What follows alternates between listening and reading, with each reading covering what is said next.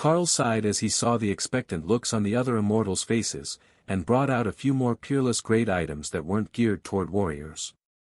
Fine, but only because I'm weak to puppy eyes. The immortals laughed at his reluctance. They knew that he was only putting on an act, as he was going to make an obscene amount of money from these items. Even if he was reluctant to sell them all today, he was still going to be making money on them. At this point, they all knew that if you waited too long, someone would scoop up what you wanted.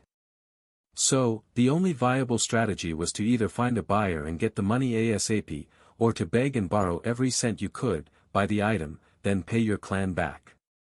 And this was going to be a big debt, unless they could find something to trade. Oh, that mage collar, maybe not. I'm not wearing that in combat. Elder Blackwoods laughed as he saw what the mage was talking about. It was a black leather choker made by Ray that had 50% added spell damage and a load of mana regeneration on it, plus casting speed and a bonus to the last spell cast if you used the same spell repeatedly.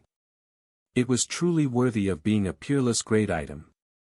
But it was also a thick black choker with a silver spiderweb pattern around the outside and a large ring at the front to attach a leash, or name tag. One of the other mages looked at it, then shrugged. I think it's cute. I wonder if the shop sells a dress that goes with it. Her friend laughed. Oh, they do. They definitely do.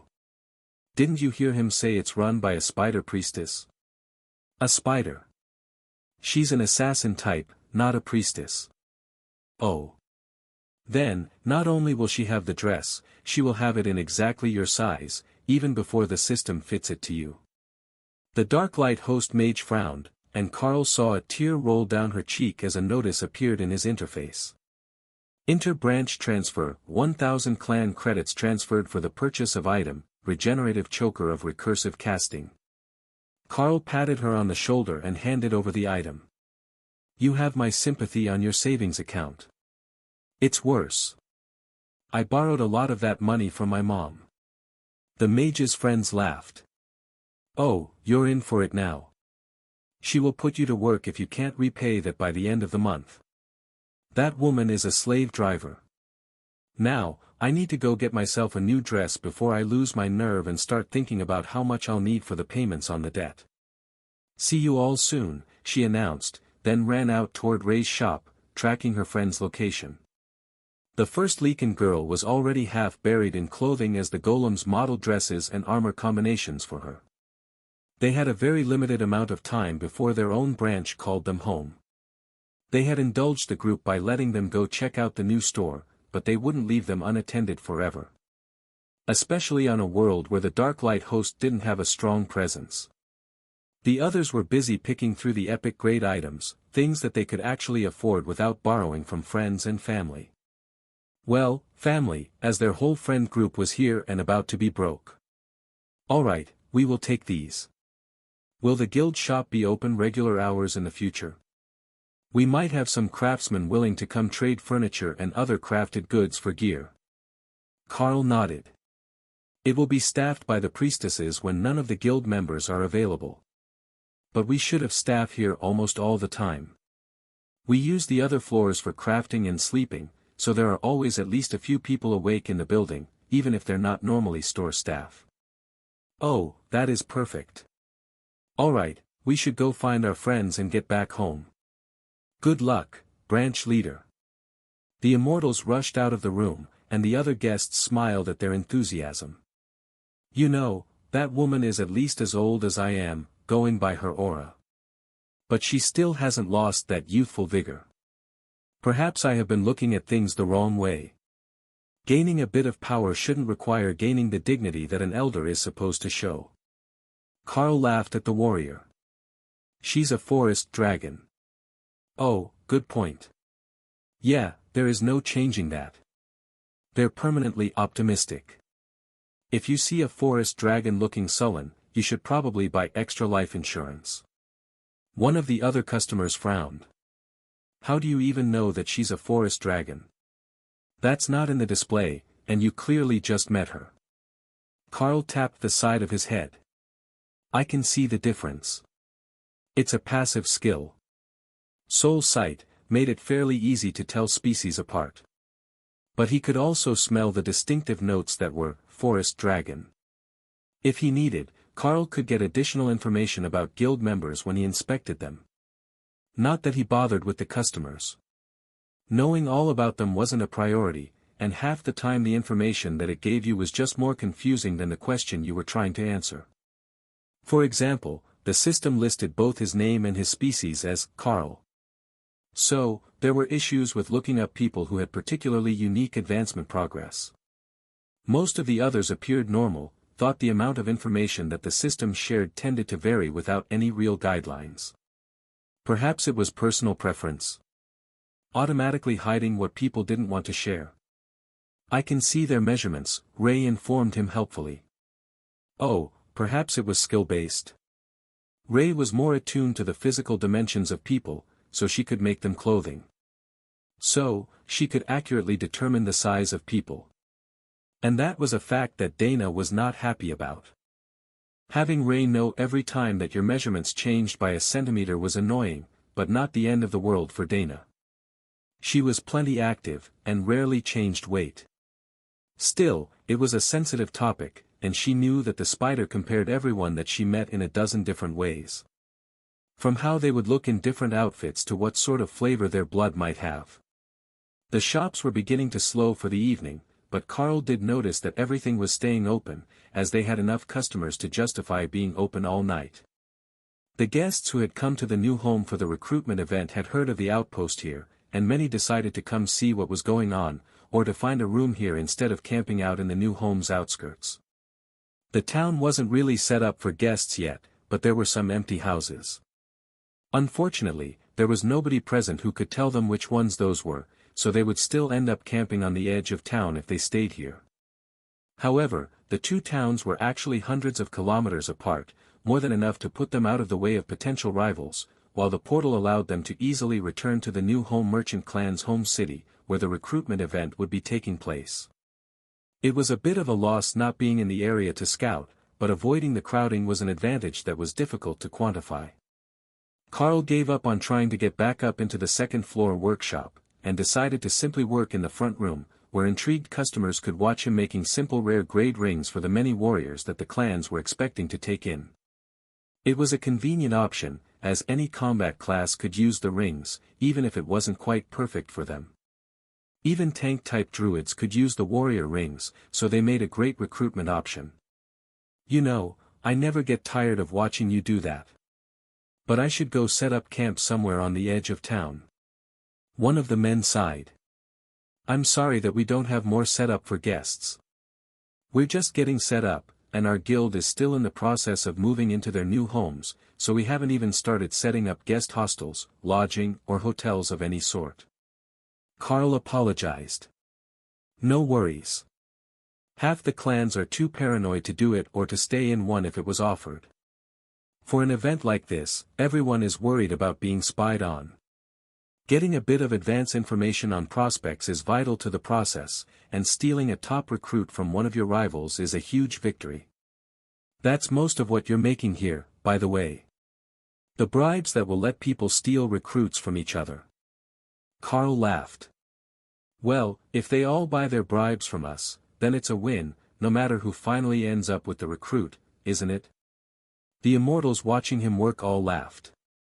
At the rate that he was going, the Darklight host was going to be the biggest winners of this year's recruitment event, and they weren't even intending to attend.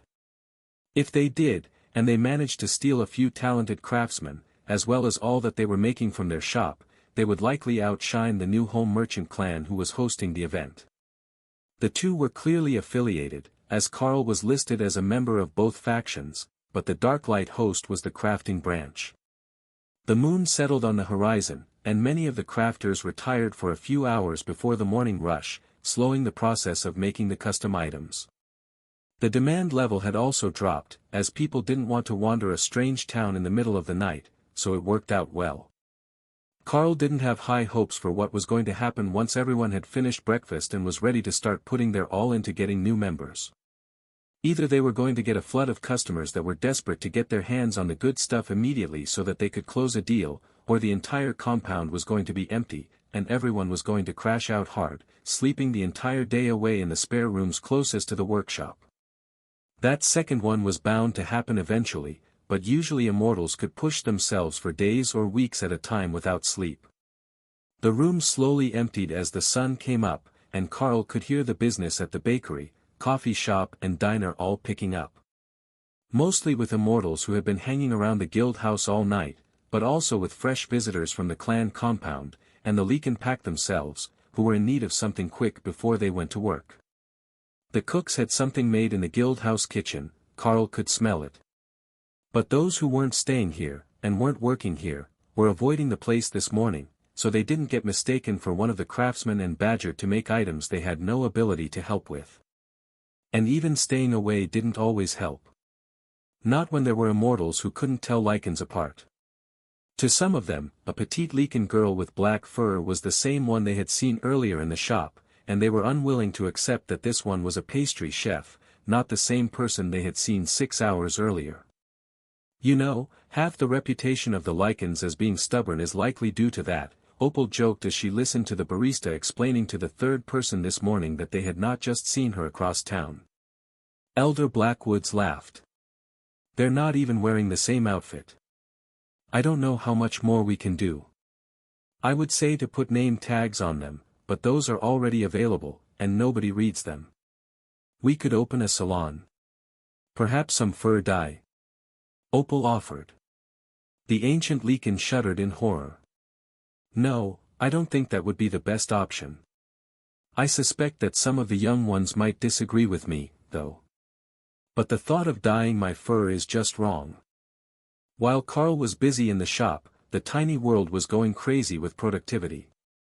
The bunnies were ramping up their need to be helpful, now that they were settled into their new homes, and the dragon priestesses at the orphanage had proven incredibly competent, leaving nothing that actually needed to be done. So, the bunnies were only doing things for each other at first, but they were all too eager to please, and they ran out of things to do much too fast. So, they had started just following people around, looking for things to do. Until Tessa had realized the issue, that was. All right. Everyone, gather around. I have made up a work rotation. She declared. That brought bunnies running from every direction. Finally, someone had concrete directions for them. They had been given spectacular new classes and skills, but they had been left unattended to figure them out, and that was not a bunny's strong point. Those of you with trade skills, you will join teams working on your trade skill from 8 until noon. Then you have 2 hours for lunch and to clean your personal dens. Following that, you will report back to the training grounds to work on your class skills. For some of you, that means going back to your trade skill areas, and that is fine. The chefs have multiple meals a day to prepare anyhow, and the gardener class bunnies can move to another field. For those of you without trade skills, I have come up with a work roster based on what we're short of. Most of you will be with the dragons, working in the fields of alchemical resources. They require greater attention than the food crops, and the pros can tell you what to do. I will post it on the bulletin board today, and update it as needed, so check it every morning. There were audible sighs of relief as someone took charge of their lives again. Tessa knew that the bunnies were intelligent and motivated sorts, but they had generations of strict obedience bred into them. The ones who misbehaved had long since been culled by their masters.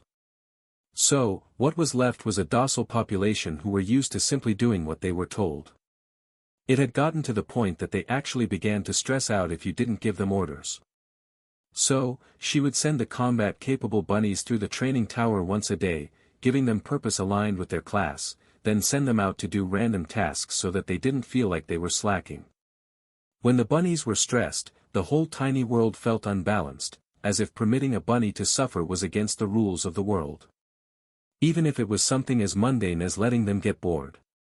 While Tessa knew that chaos reigned in Carl's team, with Thor being the only order-aligned teammate, she was a naturally ordered person, who followed the god of war. War had rules. War was controlled chaos. Not quite order-aligned, but structured in a way that was certainly not chaotic. Strangely, setting the bunnies on their morning tasks was actually helping Tessa understand something about the nature of the fundamental rules. In a way, the bunnies were like the logistics staff of an army. They did their jobs behind the scenes, and kept everything running. It wasn't glamorous work, and generally far less dangerous than the warriors on the front lines. There would be no glorious charges nor epic duels between the logistics staff and enemy champions. But they were the backbone of the war effort. The way that most teachers put it was that an army runs on its stomach, with an emphasis on having nature magic to make food. If you had food and healers, you could keep an army going, the logic went. And to an extent, that was true. But it wasn't everything. It bypassed the human factor, the manpower that went into the invisible tasks that prepared even the healers to go to war. The craftsmen, the acolytes, the supply staff, the chefs. When you went to war, the ones fighting weren't only the soldiers, it was the whole nation, to some extent. Not in a proverbial way, but because their efforts were all vital to some aspect of a full-scale war effort. As she marshaled the bunnies to battle against the great enemy of boredom, Tessa smiled at the memory of doing exactly this on a smaller scale when Lotus got bored during their time at the seminary academy. The long-eared assistants were all sent off to their daily tasks, and Tessa was about to go check on her eggs when she felt something shift inside her. At first, she thought that it might be an injury of some sort, and then a brief but horrifying thought that she might be pregnant again. But then the imbalance began to shift to a growing sense of power, and Tessa realized that her last revelation was enough to trigger tribulation. She had gained enough understanding of the fundamental rule of war to fill in the last gaps that training and experience hadn't covered, and now she was going to advance.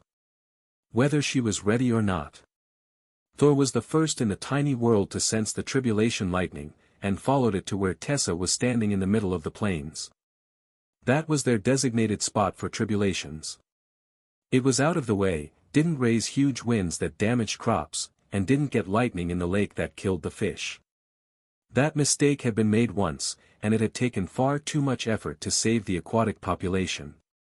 So, no matter what your element was, you either went to the back mountain, or the plains. You could fly over them if that made you happy. Or dig a hole and sit in it. Even fill a pool with water, but no tribulation at the lake. For Tessa, that didn't matter. She wasn't aligned to a physical element. Red dragons breathed fire, but that was simply a matter of effectiveness in battle. Few things survived being melted with dragon fire. Sensing impending fun, Kara appeared beside Thor with a bag of popcorn and a pitcher of juice whose color should not exist in this plane of existence. Alright, let's get this show on the road.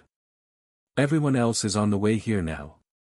The tribulation didn't wait for everyone to get there, though they all tried their best to be on time for Tessa's surprise advancement.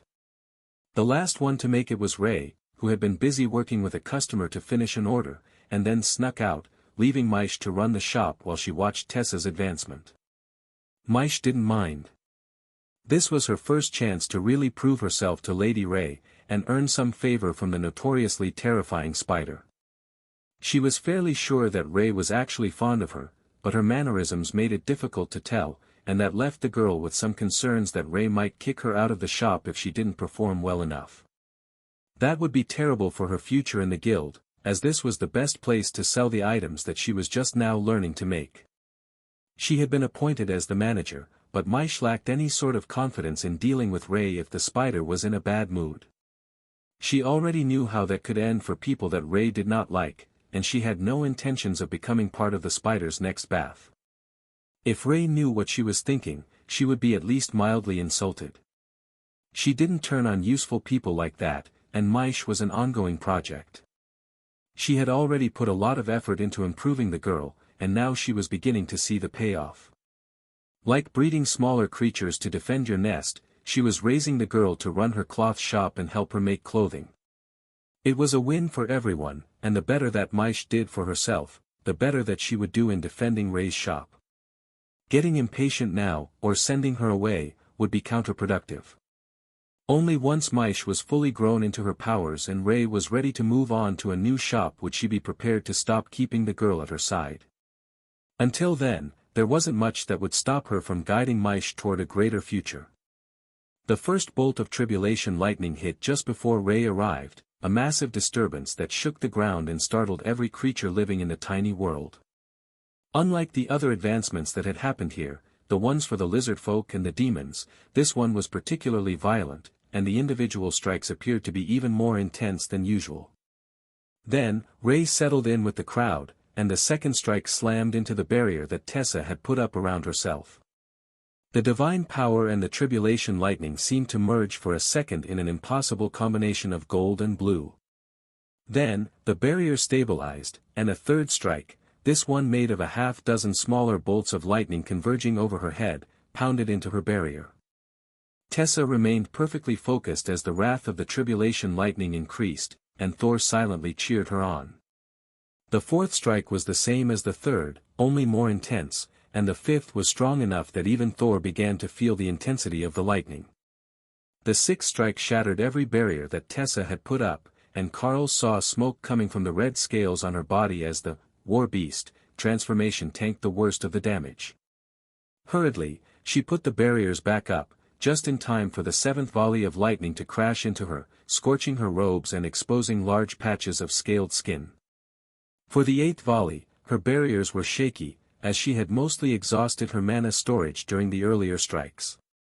The barriers shattered immediately, and Tessa was slammed to the ground, her scales charred and smoking, but already regenerating as she gritted her teeth and focused on gathering as much mana as possible for what was bound to be the strongest strike of them all.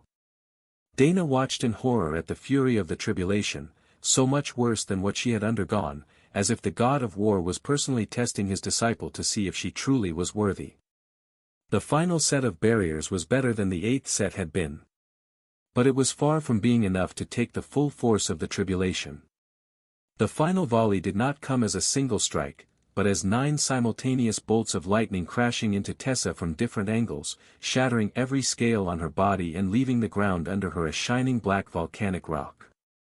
It was marked with hand, knee and footprints from where she had been braced, visible after the impact, as her body was tossed to the side. The tribulation faded, and Thor rushed over to his wife as Lotus, Leo and Tion all cast healing spells at the same time. You couldn't heal someone in the middle of the tribulation without causing even more issues. But you could start the moment that it ended.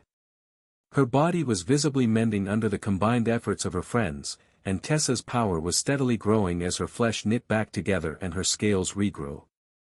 Slowly, she rolled over and gave the group a V for victory gesture, before passing out. Thor chuckled as he picked up his wife and draped a blanket over her. Well, that's one more immortal for the group.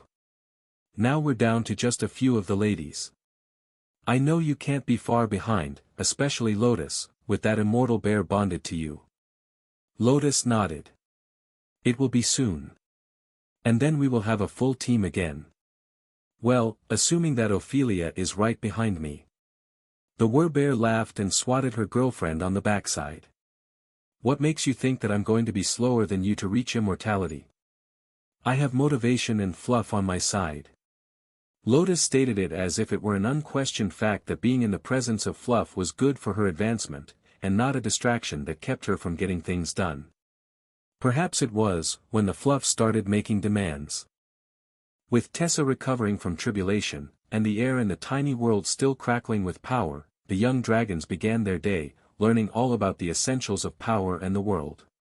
The tribulation of Tessa was a reminder to them that you had to work hard to earn the power that you were born to wield, and that there was no slacking allowed if you wanted to reach the highest peaks.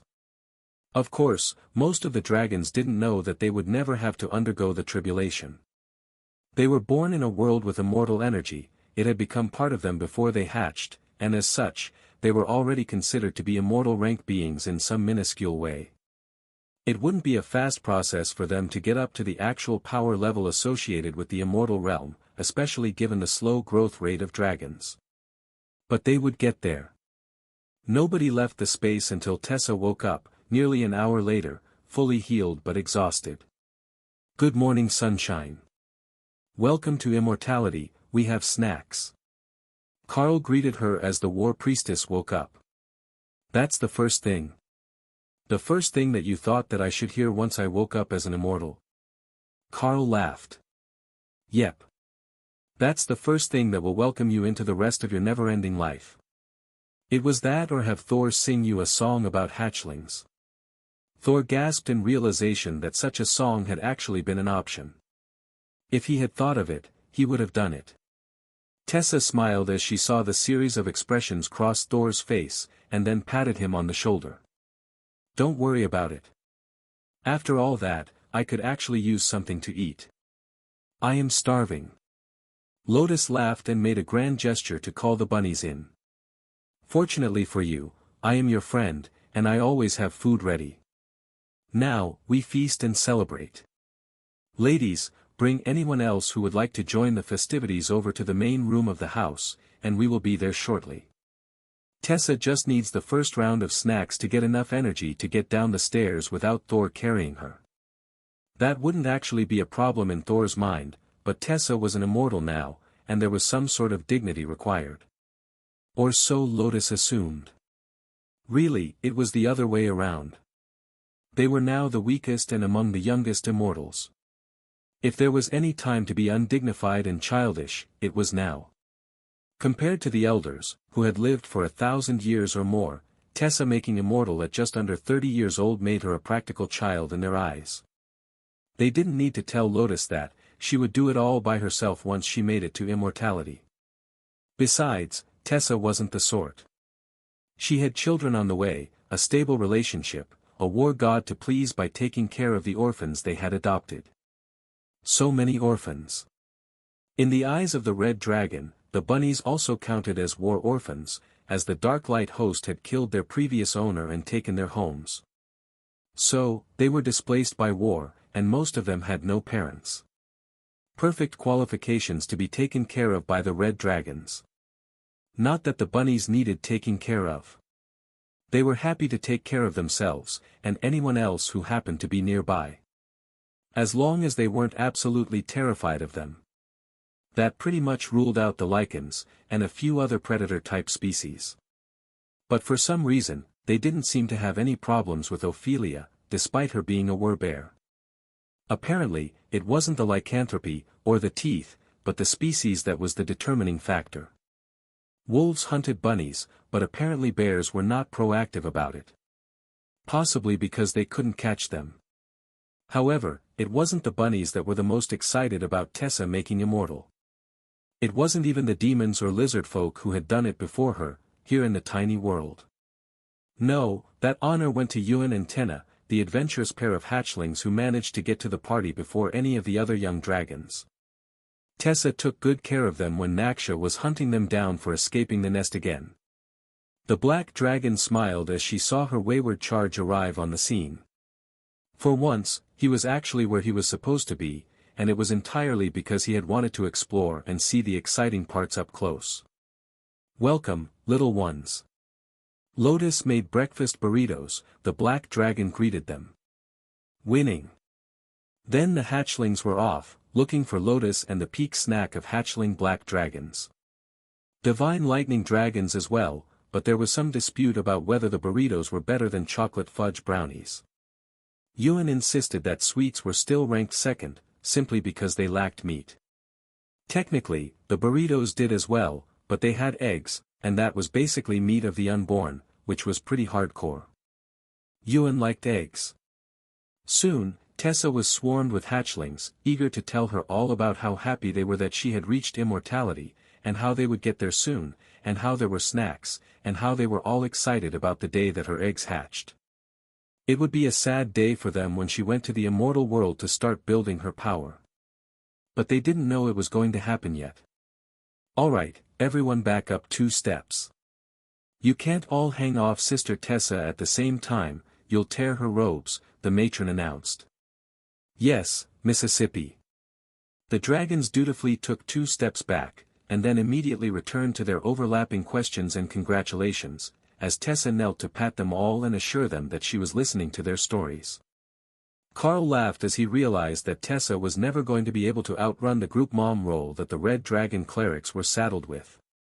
Even the hatchlings treated her that way. Tessa let immortal energy flow into herself for the first time, feeling the difference in her power now that she had advanced. It was not just a matter of using different power, the way that it was used was slightly different. This is incredible. There was so much that I didn't truly understand until I could actually use immortal energy. Now I see why it's so hard for mortals to break through without guidance. It's not something that you can learn from a book, you have to experience it before you can truly know what it is to be immortal. Perhaps we should add that to our training. A bit of immortal energy injection for those near the bottleneck, to help their bodies understand when it is time for tribulation. She was mostly talking to herself, but the other dragons were taking notes. They were all still mortals, and while they were gaining power quickly, they were still behind Tessa and the others. So, this knowledge would be useful for them. Not just in theory for their charges, but personally, for when they eventually managed to ascend. Being pure dragons, they would eventually. They lived long enough that it was basically inevitable in these circumstances. Every bit of knowledge that they could get before they ascended would make the process easier, and help keep them ahead of the hatchlings, who would grow into proper immortals simply by virtue of having been born in the tiny world. It was an unfair advantage. Well, it looks like the Dark Light host did get an immortal recruit during this event, even if we didn't find her at the New Home Merchant clan's compound, Dana joked as Tessa was continually swarmed by the hatchlings. It seems so. I guess we should throw a party, perhaps make her a welcoming gift. That seems to be the tradition among the clans during the recruitment, Carl agreed. What would I even need? I mean, there is plenty of immortal rank gear available, we're not short on that, Tessa joked. That's just a given, everyone in the guild gets the good gear. No, we need to come up with something special. If you were going to move into the guild house in the immortal world, I would offer to make you your own custom room. But I suspect that you'll be remaining here to be closer to the little ones. That won't work. But there has to be something. The hatchlings began to panic at the thought of Tessa moving away. She was the less scary red dragon, the one that was in charge of things like bath time and morning exercises. Not horrible awful things like chores, study time, or bedtime enforcement. They had completely forgotten that they used to hate bath time, until Tessa made it fun for them, and not just the water element dragons, who had to be dried before bed. They blamed that on the bedtime people, not Tessa, though. In theory, they could just sleep wet. There wasn't really a health issue with it for the water dragons. However, they did tend to make a gigantic mess if they were allowed to sleep in the water. So, sleeping dry was part of their training to get along with others. You know, we could make her something special. Something that would please her god. What about a mobile armory and training space? Dana suggested. That's brilliant.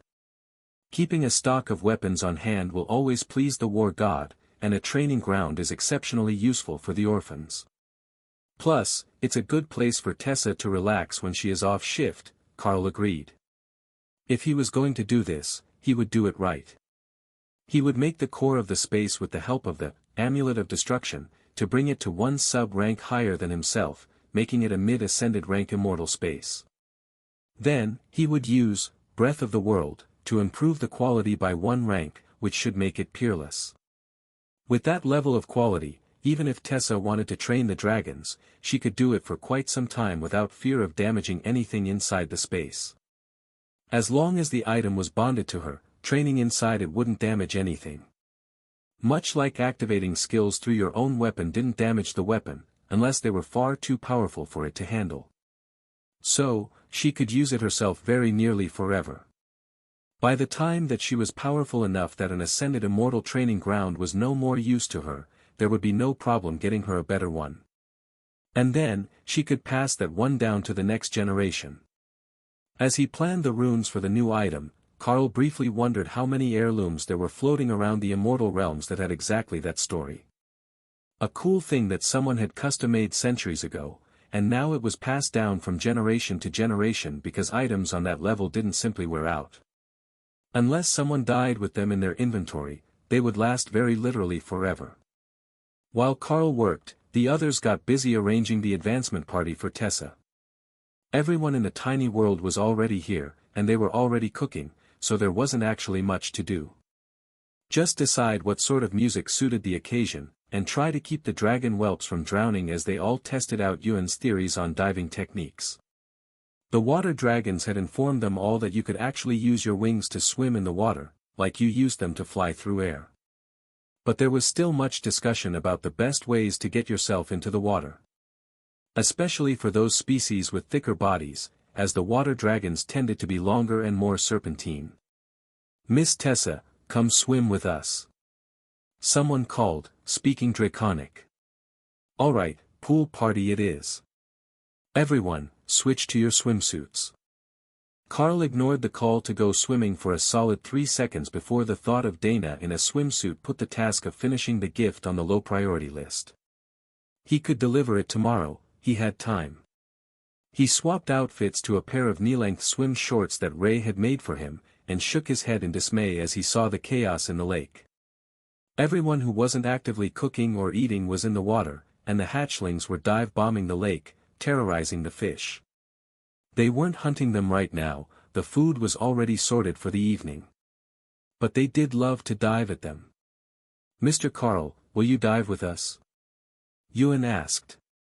Carl laughed and transformed into demon crow form, then raced into the air and dive-bombed the lake, gliding smoothly under the surface to come up next to Dana, where he transformed back. The little dragons cheered, and Carl wrapped his arms around his wife. "That was too cool. I need to learn to do that. If you kept your eyes open, you'd know where you're going. But then I'd get water in them." Dana laughed as the dragons argued. "See what you've started. Now poor Tessa will never get them out of the water. But they're washed up and clean. I'm pretty sure that getting them to go to bed was someone else's problem. Besides, she just advanced, that's definitely worth a day off." The other dragons nodded. "That's the tradition in the church. If you advance, you get the rest of the day, and the whole next day, off." That didn't seem like much, but the church was always busy, and taking more than that off would deprive someone of a much-needed healer. And one that had just advanced to a new rank, which meant it was a more powerful group or more critical patient that would be missing out. Thor splashed happily through the water as he chased Tessa around, with a group of dragons chasing them. Everyone was having a grand time, and even the orphanage matron had begun to unwind a little. At least by her standards. She hadn't gone as far as a bikini, but she had switched to a light silk dress, in red, naturally, and chased the hatchlings into the water. By her standards, that was positively frolicking, even if she was still doing her best to keep the little dragons from getting injured or running off too far from the group. A huge splash, followed by giggling, informed Carl that Tifa had found a new swimming technique. She could enter her space, and then appear in the air near Lotus, to cannonball into the water, despite not being able to fly. She was gaining a new appreciation for the joys of playing in the water, and learning a bit more about why the dragons thought this was such a great place. Simply walking in was no fun at all. You just got wet and then had to swim. The first signs that the food was ready brought Thor and Tessa out of the water, and the former Sero brought her a large blanket, where he had set up a proper picnic. Thor always one that put great effort into romance, and he had planned this well in advance, expecting that Tessa would make immortality sooner or later. Carl followed his lead, and picked up Dana to bring her to the beach for dinner. Following Thor's lead and hoping for romance. Dana joked as Carl set her on his lap when he sat down. "Thor has all the moves. But I suspect that he's going to find a reason to slip away with Tessa as soon as they've finished eating. And you're not going to follow his lead? I'm not sure that we should wait that long. Most of the kids are already exhausted, and it's a good time to retire to our room for a bit. The guild store can run itself for a bit. If it gets out of hand, I will send the watchers down to take care of it." Dana laughed at the thought of the eldritch horror-looking summons running a store. Carl didn't use them in combat, so she assumed that they weren't a combat-capable unit. But with a skill name like Pet Sitter, they had to have some sorts of skills. It was one of his few mysterious skills. The rest Carl used often enough that Dana at least understood the basics of how they worked, the limitations and some of the tactical advantages. But that particular one seemed to have been overlooked for the most part. Then, she saw one. "Carl, do you have your watchers active here in the tiny world?" "What? Oh, that's not one of the watchers. Opal just made a golem that looked like one when she was setting things up for the bunnies. Something about warm hugs and tentacles." Dana frowned. There was something deeply and profoundly wrong with that statement when it was related to Opal. But she wasn't entirely certain what the Fae had planned. However, it wasn't as nefarious as Dana thought. Or, perhaps, it was even more nefarious. Like Sero golems who had a mental link to their herd, the ability of the Watchers to share their senses with their creator and each other also activated when you made them with illusionary domain and reality warp. So, having the frightening-looking, but incredibly friendly creatures around the tiny world was better than having cameras set up. Not everywhere in the tiny world was an illusion that she could look in on. But the Watchers were constructs, and nobody thought twice about where they were going, as long as they weren't in the way. Plus, the Watchers had a natural instinct to help and protect, so the orphanage dragons liked to have them around, even if they didn't have the powers of the real ones. Though, the only actual power that the real ones had was pet space, which they used to create things that the residents of the tiny world needed. First thing in the morning, while Dana slept soundly beside him, Carl finished up the gift for Tessa. She might not need the training space for some time, but it wouldn't do to delay her advancement gift for too long. Now that she was an immortal, he could start introducing her to the Lycans and the members of the new home merchant clan. Everyone would simply assume that Carl had recruited a member when they saw a new face around the guild compound. Assuming that she came out of the tiny world at all. Tessa was still a red dragon priestess, despite her class advancements. So, she had a compulsion to keep to the tenets of her god. And all the best things to keep the red dragon pleased were in the tiny world right now, unless someone attacked them. Carl mentally searched the space, and found that Tessa was already awake, having breakfast with the hatchlings, while teaching them to play nice with the bunnies. The dragons often forgot that other species didn't have tough scales, so claws hurt all the time, not just when you were trying to make them hurt. That was an important lesson before the young dragons could transform into humanoids. Carl tossed the gem through a portal, letting it land on the table in front of Tessa, who simply smiled and shook her head, knowing that he didn't want to get out of bed to hand it to her directly. If he got out of bed, he would have to do things and start answering questions from all the other guild members who had been busy all night, making items for the shops. Even the alchemists here in the tiny world had been busy helping Remy with her efforts. They might be mostly mortals, but they could still prep all the ingredients, saving the Naga matriarch a lot of time when making multiple batches of potions and pills. The concept of pills was becoming increasingly popular among the Darklight host. They were more convenient to use as medicine than potions were, so anything that could be condensed into a solid pill had been. Naturally, some things needed to remain a liquid, and the ointments were perfectly balanced as they were. It was mostly just the healing medicines that they were focused on. Those were the ones that needed to be easier to use in an emergency. Plus, the bunnies had even come up with a better way of carrying them that was Lotus approved. They took some of the failed pills, ones that had come out at common and uncommon quality, and wouldn't be sold in the shop, and pulled a thin wire through the middle of them. Hung around the neck like a necklace, they could be eaten like candy in an emergency.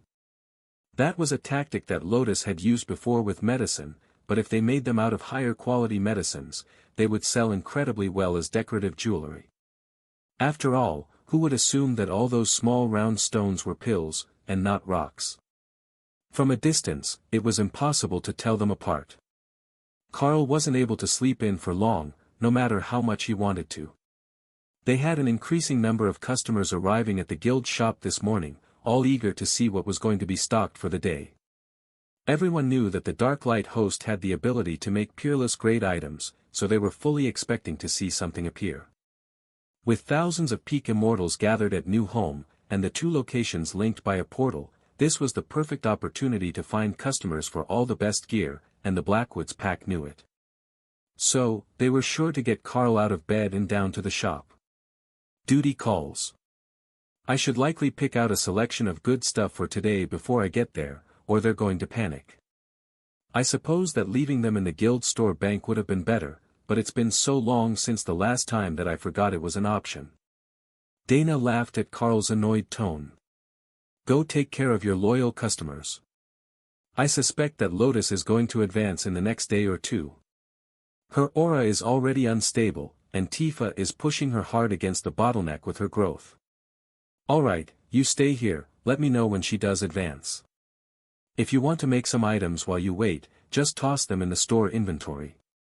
They split up, and Carl transported himself directly to the back room of the shop, making it look to the customers as if he had been in the back office. Good morning everyone. I've got a restock for the peerless grade items ready for sale, you're just in time. The Peak Immortals gathered around, watching the upper shelf where Carl had put the best items last time. One by one, he restocked the shelves, loading them with warrior items, and then a pair of mage rings that would grant a combined mana regeneration rate higher than nearly anyone present could actually spend it, as well as a steady rate of stamina regeneration. A matched pair of peerless grade rings like that for a combat mage would make them nearly unstoppable, the warriors assumed. The easiest way to defeat a mage was to wait for them to run low on mana, or exhaust themselves casting. If they didn't do either, then defeating a skilled mage was a nightmare for most warrior-type classes. There was no doubt about it, those items were going to sell, and they were going to sell to the same person. It was just a matter of who could afford them. While the warriors rushed to inspect the items that actually mattered to them, one more figure slipped into the room, wrapped in a soft black cloak. She stood at the back of the room, staring at the items. Not with the sort of greed and lust for power that most had, but with a growing sense of confusion, as if she had seen something impossible, and was struggling to understand it. The warriors began to push and jostle each other until Carl whistled, reminding them that he could and would kick them out of the store if they started fighting in here. Nobody wanted that. I will take the spiked gauntlet, a warrior announced, slamming a bag of materials down on the counter. Carl watched the system count the value and nodded. We have a deal. The gauntlet was passed to the warrior, and Carl replaced it with a pair of bracers that had similar stats, but without the combat damage that only came on weapons. There was some more arguing among the warriors before another bag of resources was placed on the counter next to a rare void element flower. I want the amulet. Then another warrior with a bag full of some sort of sand that the system insisted was insanely valuable. I will take the strength ring with the highest skill damage and the one with the attack speed.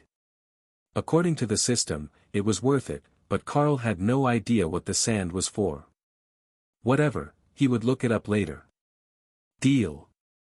He took the items and passed over the goods, which made the warriors smile. The Darklight host really will take anything on trade. Who would have thought that they would have a use for underworld sand? Oh, that's what it was. That was insanely valuable for death element creatures. Like the pair of black dragons in the tiny world.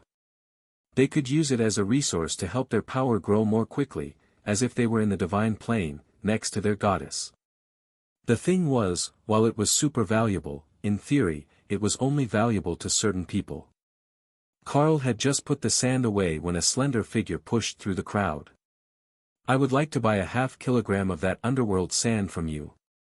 The woman placed a bag of assorted void elemental stones on the counter, and Carl shrugged, then handed over a small portion of the sand. It was much heavier than it looked, and a half kilo was no big loss. The necromancer smiled as she put the valuable resource in her inventory. If she had known that someone had underworld sand, she would have traded for it directly. But she had never thought that one of these brutish louts would have something so useful to a practitioner of the undead arts. Ray examined the item that Carl had just stored, and then grabbed a small portion of it for her space. It had a lovely ambience. She wasn't technically a death element creature, and her fundamental rules were not directly death element, being pain and blood. But it was still close enough to the aura of the spider goddess that it made her space more comfortable. Carl replaced the items, and the warriors took a moment to examine the new offerings. That gave the black-robed woman in the back a chance to slide to the front. Before I make a purchase, I would like to know. Do you know if there is a beast master in your guild? A Tengu with your same name. Carl examined the woman, and found that she had her name and information hidden. Whether by a skill or by an item, he didn't know. But what he did know is that he knew that face. The last time he saw it, she was a small girl. But she was a grown woman now. Or, dragon. I know who you are looking for, Supreme Lady Rue of Gthuzan. The woman smiled. It seems that you do. I want those 2 rings, and then we simply must speak. I have many questions about what might have happened to that beast master. As she finished speaking, Kara walked out of the kitchen in cargo pants and a tank top, holding a breakfast burrito in both hands. She walked up to Rue, handed the confused dragon a burrito, and then vanished into the tiny world to get more cupcakes. She was going to need them today, she had a feeling about it. It was. Have a seat in the back, and I will bring you the items as soon as I finish with these other customers. Rue nodded and followed his directions into the back room, already beginning to suspect that things were not what they appeared to be here in the Darklight Host Guild house. For one, it had been over 10,000 years, but that Carl was a void immortal, with a very young life force. He was also not a beast master of any sort. He had a pet sitter class, which was similar, but not directly related. The appearance of Kara was what gave it away. Either the real Carl was here, or they might be related. It wasn't unheard of to name your children after yourself, and the system didn't tag them as Junior. So, this might be her ancient mentor's descendant. She sat down in the meeting room, and then snapped her attention to the corner of the room when a tentacle-faced monstrosity appeared with a tray of snacks. Are you an ancient? She asked, utterly baffled by the creature's appearance. I am modeled after them, Mississippi. I am a summoned construct known as a lesser watcher. I have refreshments for you. Carl chuckled as the dragon stared at the watcher. Being able to see through their eyes was absolutely overpowered when you wanted to play pranks on old friends. So, you must be part of the pet sitter class skills, right? What sort of abilities do you have? The watcher didn't answer for a moment, conferring with Carl on what was safe to tell her. The primary ability of a watcher is to take care of guests and pets, so my strongest skill is pet space. However, I also have access to many other skills at a lesser power level. The watchers are not particularly combat capable. However, we are well equipped to control wayward pets.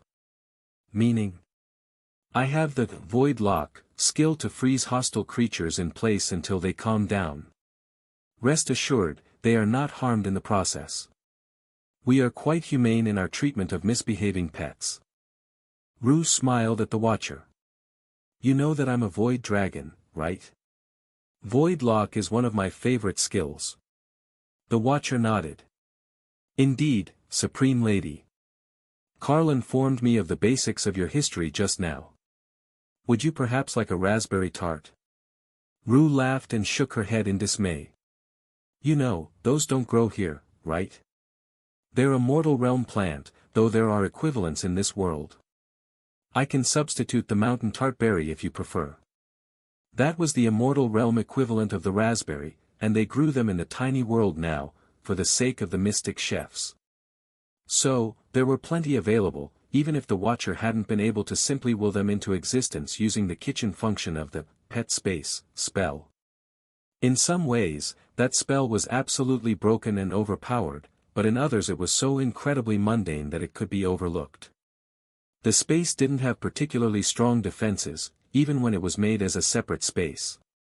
So, it wasn't a great defensive pocket dimension. It couldn't create weapons, eject unwanted visitors, or even cause damage. That was up to the occupant. However, if the creator knew of a food product, it would create it in the kitchen, up to the caster's level. And, the beds were extremely comfortable, guaranteeing proper sleep for nearly any species. He's the same Carl, isn't he? Just cosplaying as a human to fit in with the locals? I can't say, madam. I don't know what other Carl you might have met in the past. That wasn't a no, Rue decided. Given his knowledge, and his skill with the system, Rue was quite certain that she had managed to stumble upon her old mentor entirely accidentally after having come to see what the Dark Light host had for sale here. She had originally gone to a different world in the immortal realms, but had moved here a few thousand years ago when she started looking to set up her own sect after reaching supremacy. Carl finished his sales, and came to join Rue in the meeting room, while Lucille took over the counter at the store, assisted by the Dark Elves and one of the elders. Carl sat down across from Rue, who smiled at him. Why don't you switch to your natural form, instead of this human disguise? My natural form is in some debate at the moment. However, it's not the Tengu form that you are most familiar with. That was a disguise chosen so that I would not be recognized when I returned from helping you get motivated. That was a mission you were sent on, right? As the avatar of the world dragon? No, by the temporal dragon Misty. So, it really is you. How are you only now a void immortal? And your aura feels so young. Oh, we have so much to talk about. But I will give the abridged version. I actually came from your future. I didn't live the entire period between then and now. From my point of view, that was last year, or perhaps the year before. It hasn't been long for me. So, between then and now, a few years, you went from mythic to void immortal? Carl nodded. I reached tribulation about 6 months ago. The dragon blinked slowly. You went from a new immortal to this in 6 months. Carl shifted into Tengu form so he would have a long beard to stroke in a sage gesture. As you know, I am a wise and knowledgeable elder of the Dark Light host. Surely, it's not a surprise that I advance quickly. Rue laughed until tears rolled down her face. I spent thousands of years as a newly advanced immortal dragon being picked on for being born mortal. And what do you get? 6 months to void immortal and your own guild branch in the immortal world, with no signs that anyone tries to suppress you at all. Carl shrugged. Oh, they did. I mean, not the new home merchant clan, they're very nice. But other clans came to try to suppress us for taking in newbies from the mortal worlds and treating them as equals. We killed them. Now, we still have a few purists who get snobby about being born in the immortal worlds, but power speaks louder than lineage here, so nobody takes their grievances too seriously. Are you really that powerful? Rue asked skeptically. Carl laughed and shifted to cat form, and activated, bestial raiment, to bring out his battle armor and guild tabard. This is how they're more accustomed to seeing me in combat. I've got multiple forms of epic golems, including the spirit bear tyrant, who has the stats of a dungeon boss, while being immune to physical damage. The dark elves in the front room are constructs that I made to help run the shop, and they're also epic golems. Rue whistled in appreciation. A blood stripe for peak immortal challenge kill. I take it that's how your guild managed to acquire this plot of land. I seem to recall it belonging to some nobody guild. Yeah, they were disbanded after their guild master was killed in single combat against me. I didn't even bring the beasts, and he still lost.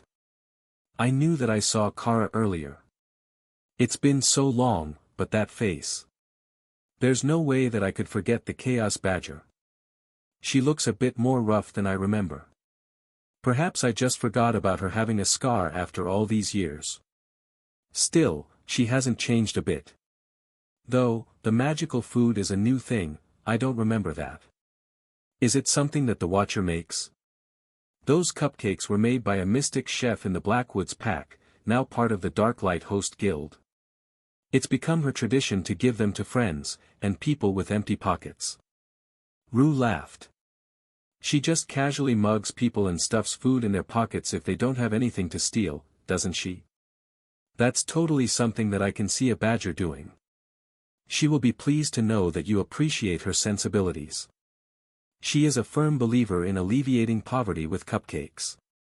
Kara came into the room so she wasn't left out of the conversation, and the Watcher handed her a large cup of juice with a plate of pastries. A healthy breakfast, I see. Rue joked. I already had breakfast burritos, so I suppose this is a morning snack, not breakfast. How were things after we left? I missed out on so much gossip, and I've only seen glimpses from the years in between. What I don't get is why. Why go all the way back to when I was a child, help me awaken my powers, and then just leave? Do you know how hard I had to fight both before and after immortality? Carl gave her a sympathetic smile. The reason we were sent was because not helping you awaken would have been worse for the world than giving you the chance to make a future for yourself. We weren't sent to guide your whole life, only to give you the chance to make what you could with your own future from a fair start. Rue sighed, that sounds like the sort of nonsense that the time dragons spew. Alright, if that's the reason, I won't hold it against you. Kara slid the snacks toward the dragon. So, do you have people now? Your own clan? I don't see a tag on your name. Come on, we need details. Oh, and Opal. She won't forgive us if she misses out. Opal. Forest trickster, and former illusionary butterfly. She's a hopeless romantic and peerless storyteller. She makes illusionary plays and dramas to retell major moments in history, as well as to relay her own imaginary stories to the world. That sounds dangerous. Usually not. Though, she has illusion stones to allow users to insert themselves into the role of heroine in the romance stories. What now? She calls them, build your own story, type romance dramas. Everyone has roles and the plot is set. But the outcome is up to the user. Rue looked intrigued, and Carl smiled as he shook his head. I should warn you that Opal has some unique tastes in romance. Some of them can get pretty wild. Rue winked at him. I was once a queen, I'm sure that I am at least somewhat familiar with the basics of the royal romance dramas. Good point. But she's got some other ones as well. I will have her send you a list later. I know that you're secretly a lady of culture. Rue laughed at the badger. I'm not 10 anymore. I believe that you wanted the 2 rings, right? Did you have something good to trade? Carl asked, diverting the conversation back on track. Rue nodded, and took out a small pouch full of plant seeds. I promise you that these are worth far more than the rings are. I'm just a bit short on gear at the moment. Carl inspected the dragon. She was wearing a robe that covered herself with a disguise effect, but he didn't see any jewelry on her. Not just couldn't see the stats, she wasn't wearing any at all. It seems there is a lot more to your story than we've gotten so far. But I think that we can arrange a friends and family discount to get you a fresh set of gear. Lady Ray, my blood destruction spider partner, is happy to decorate pretty ladies. Are you flirting with me, Mr. Carl? Not at all. I'm actually quite happily married and soul bonded. I was when we met as well. However, Ray is a true fashionista, and she prefers to put beautiful clothing on beautiful people. You really do have a strange group of beasts, don't you? Oh, it gets stranger. Kara laughed. There is a dark flame phoenix with a deep hatred for all things water element. The Naga matriarch who has gone full mad scientist with her alchemy, the Sero that evolved into a behemoth and married a red dragon priestess, and then there is Tian, who decided that a 3-kilo fox was the perfect form to be the group's bard. Rue shook her head in dismay. So, it's not just the 2 of you that are oddballs. What do you mean? I'm the normal one here, Kara insisted. That is a concerning statement. She's joking, mostly. If any of us are normal, it's definitely Dana. And maybe either Thor or Leo. The scale-obsessed behemoth. I will give you Leo, but calling Thor normal is a stretch, Kara countered. Rue watched them banter and shrugged. Isn't that normal for a Sero or a dragon? There's just something about a muscular dragon with well-polished scales, you know. Kara frowned. Or, it could just be that all dragons are a bit weird and scale-obsessed. I mean, fluffy ears are much cuter. Rue turned to Carl. Do you support that position? He married a divine fox girl. He's not going to go against the power of fluffy ears. Rue gave Carl a knowing look, and he just shrugged. Oh, it gets worse. She wasn't born a divine fox. No, his bonded beasts turned her into one so that she could be the perfect wife for him and keep up with his power growth. When you put it like that, it sounds like a nefarious plot. Really, it was just Remy wanting to try out a new advancement potion and lacking medical ethics, Carl noted. That doesn't make it sound better. Rue informed him. The fox ears are cute, though. Just like Tion's. Kara giggled at the dragon's confused look. He's our team's Stonefur divine fox. An adorable little fluff ball, but he's far too gullible, and he gets pulled into all sorts of shenanigans. Including the one where our Dana mage gained fox ears. He was brought along as both a potion ingredient and the healer, in case the experiment went wrong. But we are focusing on us too much. How did you end up here? What did you do in the middle? Did you bring more people? Are they entertaining? Right, you're not one to let things go just because I diverted the topic. Alright, where do I begin? I suppose I should go from the start, from the moment that you two left Gthuzan. Rue took a deep breath and focused on the story. As you likely know, after you left, I was taken in by the Crown Prince. We were wed not long after you left, and it was a bit of a scandal at the time. But nothing compared to what came after. You see, the other branches of the family weren't happy about a half-breed dragonkin being queen after he ascended. It led to so many assassination attempts that we gave up on trying to explain my marriage being within the rules as I could transform, and we simply held a purge of the extended family branches. Not an extermination, he was too soft-hearted for that. But about a quarter of the royal family of Gthuzan was culled after an attempted coup. He should have finished them all. We ruled together for, I suppose 100 years or so. Those were good days, and our descendants are still the main branch of the royal family. I know. We were cousins. But our children were glorious, some of the strongest dragons that the kingdom has ever seen.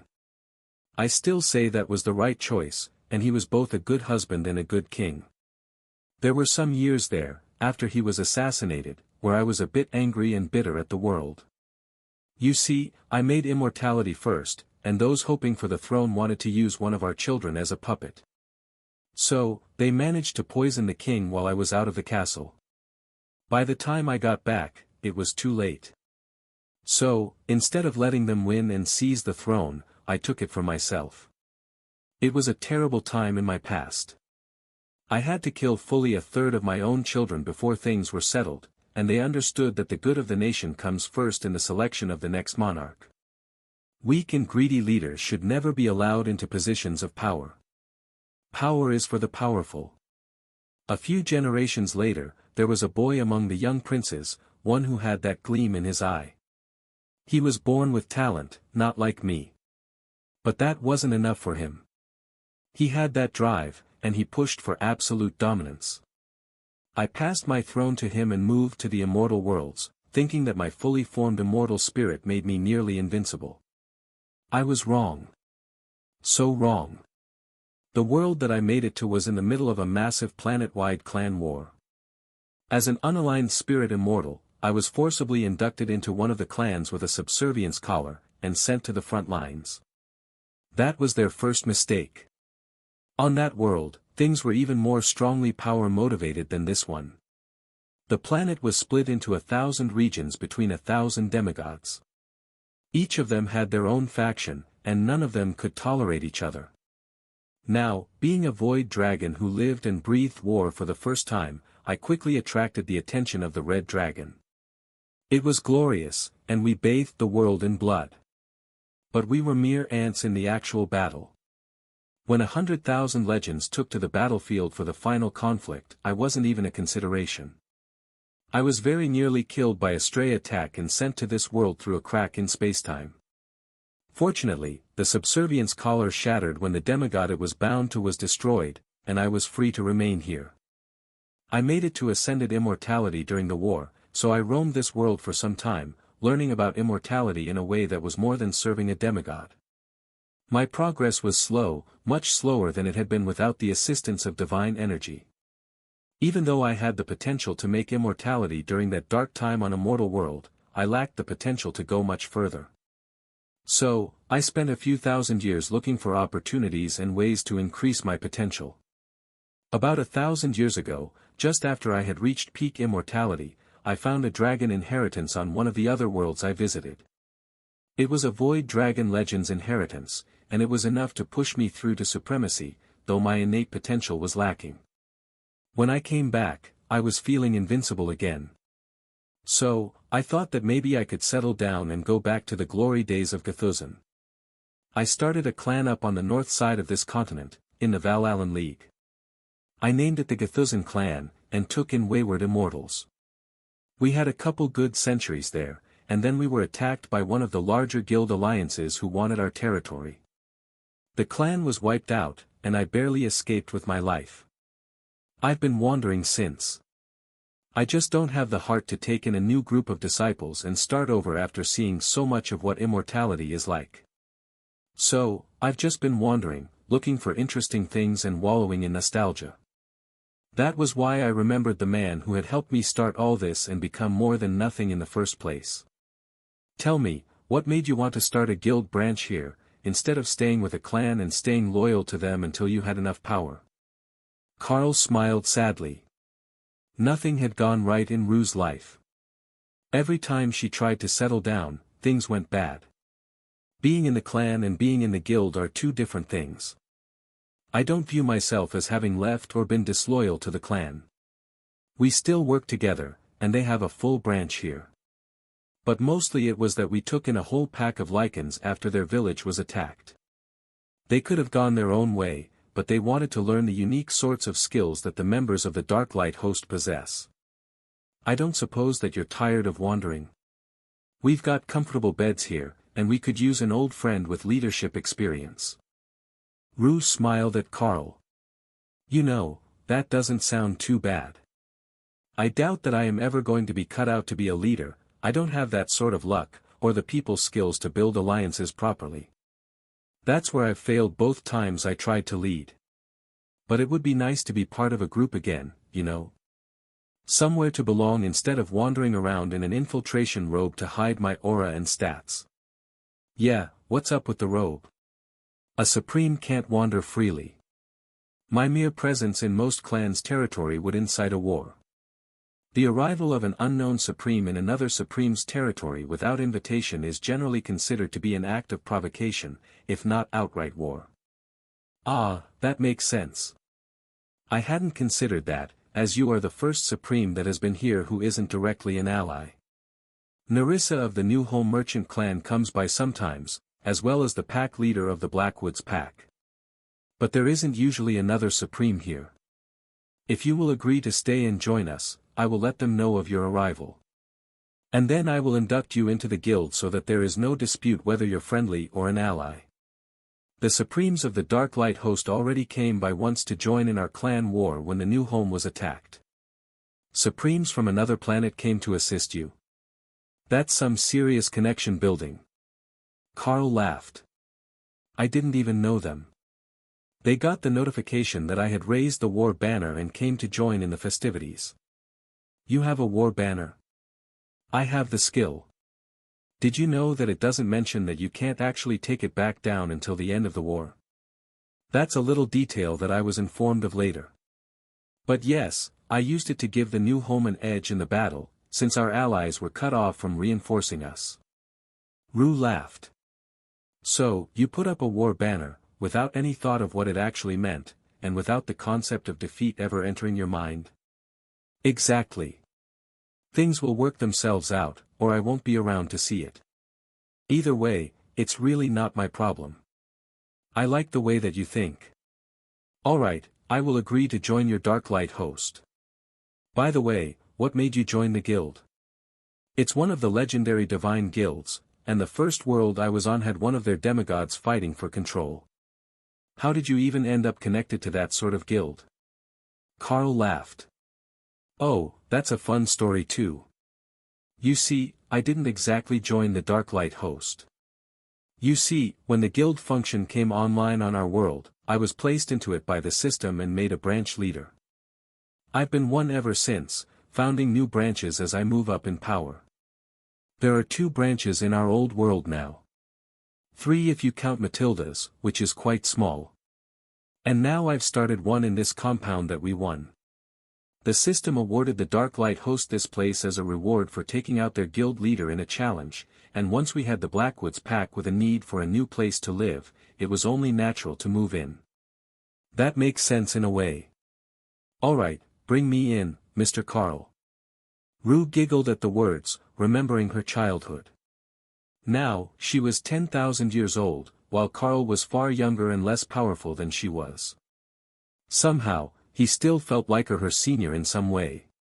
She had tried so many things that failed, but he had just been moving from one success to another. Guild contract offered. Rue has entered the Dark Light host. Kara cheered. One of us. One of us. Rue laughed. You are crazy, you know that, right? In the good way. Ooh, we should make the Carl give you a trade skill. You didn't have a trade skill, did you? Rue shook her head. No, I don't have a formal trade skill. I trained at inscription, but never got the trade skill. I got the skill book, and talisman, mage class skills instead, learned manually. Perhaps because of the activation state of the system at the time. And then for thousands of years after I became an immortal, there was no chance, it was just battle, constant battle to survive the clan wars. Either way, I don't have a formal trade skill. Kara examined her. Well, you're a void dragon, and I was once a void badger. So, we have a few things in common. The question is, what aspect of creation would be best for you? I think that it would be funniest if we gave you runecrafting, so you could make supreme ranked accessories and troll the market. Rue smiled at her. That could be entertaining. But perhaps weapons? Even if you only sell a few every decade, supreme ranked weapons are the sort of thing that entire clans are built around. They give a peak immortal the power to defend his territory in a challenge, and they're incredibly valuable. That's still runecrafting, unless we find a way to teach you blacksmithing as well. I would say we could teach Hawk to be a smith, but he's already picked mystic cooking for his fire. Oh, the Dark Flame Phoenix, right? I take it that he's a foodie. Very much so. Actually, I have a skill book that might work. How does your training thing work? Rue asked. I combine skills that either I know, or one of the beasts on my team knows, and then I combine them with other skills to create an improved version I can teach to others. It's one of the World Dragon Avatar type abilities. Kara made grabby hands, and Rue held out the book to her. You want to be a blacksmith? Don't be silly. I can't learn that. But I know someone who can. Our little friend Tion is a stone fur divine fox. He's naturally earth element, perfect for blacksmithing. Kara grabbed Tion from where he was napping in the tiny world and brought him to the meeting room. What's happening? Oh, good morning. Is someone injured? Rue smiled. No, nobody is injured. You see, we're in need of a blacksmith, and Carl says that he can combine the skill into something amazing as long as one of his partners knows it. So, your sister has volunteered you. How would I be perfect for blacksmithing? Thor is the big and powerful one that is good with metal. You are literally a stone fur divine fox. It's right there in your name, and you have innate earth manipulation, while he's just using lightning to melt it. Of course, you're perfect. Tion gave Rue the most adorable of aggrieved looks. See how mean she is to me. Ever since we first met, and she tried to steal my most precious possessions, my sister has bullied me. How many times must I apologize for that? It was shiny, and I just wanted to take a look. Rue patted the little fox, and then stroked his soft fur. You've had it hard, little one. But if you learn blacksmithing, you can help make special items for Carl. Wouldn't that be better? Blacksmithing involves fire and hammers and soot. I don't like it when my fur gets dirty. You could transform. When you transform, all the dirt falls off. So, you would be perfectly clean in fox form. Tian considered it. Humans aren't as cute as foxes. Rue smiled at Carl. He really had raised an adorably spoiled little fox. But she understood where Tian was coming from. Being cute was an important skill. How about this? We will ask Carl to make you as cute as a male Dana mage. She was a fox too, right? Rue hadn't seen Dana yet, but she was sure that Carl had already told her the basics of the story. And she wanted to see what sort of amazing skill he could make out of basic blacksmithing. If it were worth it, she would happily take a spot at the forge. And then, we can work at the forge together. If you want, you can even transform back, and I will take you for a bubble bath after the forge. That was definitely a win. She would get her own fluffy friend. Scales were great, but the void dragon had a strong affinity for fluffy things. She blamed the forest dragon who had taken her in for a while after she first failed to establish her clan. But really, it had started long before that. When she had first gotten to the immortal world, there were werewolves, who turned into oversized canines for combat. The sect kept them collared and locked in wolf form, but some of them were friendly with her after they had fought together a few times. And they had fought together many, many times. Fine, I will take the skill, but Carl had better make it into something cool. If it's not at least runic blacksmithing, I'm not keeping it. Then, Tian considered his transformation options. He could do War Beast, Beast Form, or Elemental Wrath. All of them would give him an alternate form. War Beast was just a slightly larger fox form, so that was out. Elemental Wrath was out, as it would just turn him into a big angry thing. Not cute at all. So, Tian reluctantly tried Beast Form, to see what he would look like as a demi-human. The tiny fox transformed into a teen boy, not more than 13 or 14 in human years, with fluffy white fox ears, long hair and a puffy white fox tail. He created a mirror and examined his appearance. You're right, I do look a bit like the Dana mage like this. We've got the same ears. I wonder if the Carl's son will look like this one day. Kara smiled and winked at Tian. She knew the answer, but she wasn't sharing. She had gotten very good at hiding the memories of the glimpses of the future that she had seen from Carl so that she didn't mess up his decisions and change the outcomes that would lead to them. On the other hand, she loved to share her memories of the past. That was always entertaining, and she could reminisce with the others about all the fun things they had done. Tian used the skill book, and Carl got right to work making a better version of blacksmithing for Tian and Rue to work with. With the materials they had, and the earth magic, they could make nearly anything that they needed for raw materials. And with the ability to turn basic raw materials into advanced magical items, they could make new weapons for the immortals, which was the one thing that the immortals valued the most. Many of them barely wore armor or accessories, but they all needed a primary weapon. Some of the sects even believed that strengthening themselves and their swords was the true path to supremacy. As they had actual supreme rank leaders, they might not even be wrong. Carl thought about what needed to be combined with blacksmithing, to make something that was going to be cool enough for Tian. The fox wasn't going to want to swing a hammer all day, that was absolutely certain. So, Carl decided that it would be best to combine earth manipulation with blacksmithing and runecrafting, and then see where it went from there. Elemental Blade, Epic Grade Skill. Creates an indestructible runic weapon with the stats of an epic grade item at the caster's level. 1 mana per minute channeling cost. Compatible with Golem and Guardian type construct spells. Well, that was cool, and he was definitely going to teach it to Dana, but it wasn't the combination that he wanted. Perhaps he had focused too much on the earth manipulation part of the combination. That seemed like the answer. He knew that the combination should make an advanced crafting skill of some sort. Not just a really cool combat ability. Carl focused on the other skills that he knew, and decided to try adding a fourth skill to the mix, to see if that would bring it back into balance as a crafting skill. If not, he would reduce the influence of the others in the mix. Blacksmithing, with earth manipulation, runecrafting and breath of the world seemed promising. Perhaps with a touch of elemental's wrath to balance affinity with the fire elemental abilities they would need in order to forge the items. Warning: divine crafting skills are unique in the world. Proceed. Full send. Kara shouted, while Tian stared at her in confusion, unsure what the phrase meant, and Rue rolled her eyes. The badger could clearly tell more of what was going on than the others.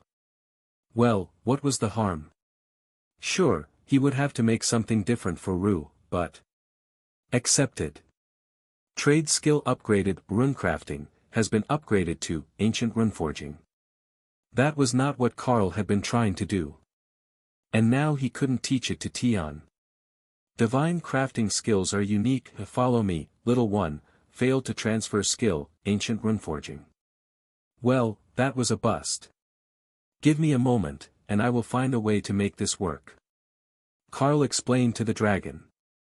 Trial and error is sometimes needed, she agreed. Carl felt a flood of new information entering his brain from the system panel. The energy was tinged with the familiar feeling of system energy that he knew came from the world dragon. Those 4 skills might have been overboard. First, he would have to start simple, and then he would teach Rue the skills to create the materials separately. That should be better. She wouldn't be able to use Breath of the World, it wasn't compatible with a void dragon. But he could combine blacksmithing with runecrafting, and give them runic blacksmithing, then hope that Rue could use earth manipulation. That should be enough. Or he could add dark flame to blacksmithing and runecrafting, and he got dark fire smithing. Dark fire smithing, epic grade crafting skill. Gains a bonus to death and dark flame element crafted items. Not quite what he needed. How about sacred light, Tian's most versatile skill for both healing and damage.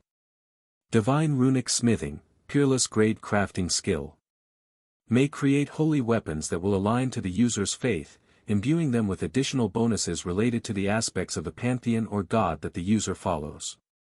Ooh, I want that one. Give us both that one. Tian insisted. Alright, that's the winner. I think that in the immortal worlds, you won't find a better option than this one. Tian cheered as the knowledge settled into his mind, and Carl crossed his fingers for luck as he patted Rue's head. Pet sitter Carl offers knowledge, a skill, divine runic smithing, will be transferred to the unfortunate soul Rue. She really must have had a tough life if even the system called her an unfortunate soul. But, she had been run out of everywhere that she had ever lived, and failed repeatedly to settle down and create a home for herself. So, it wasn't wrong. A divine crafting skill. Oh, peerless grade, but it specializes in divine items. That's just broken.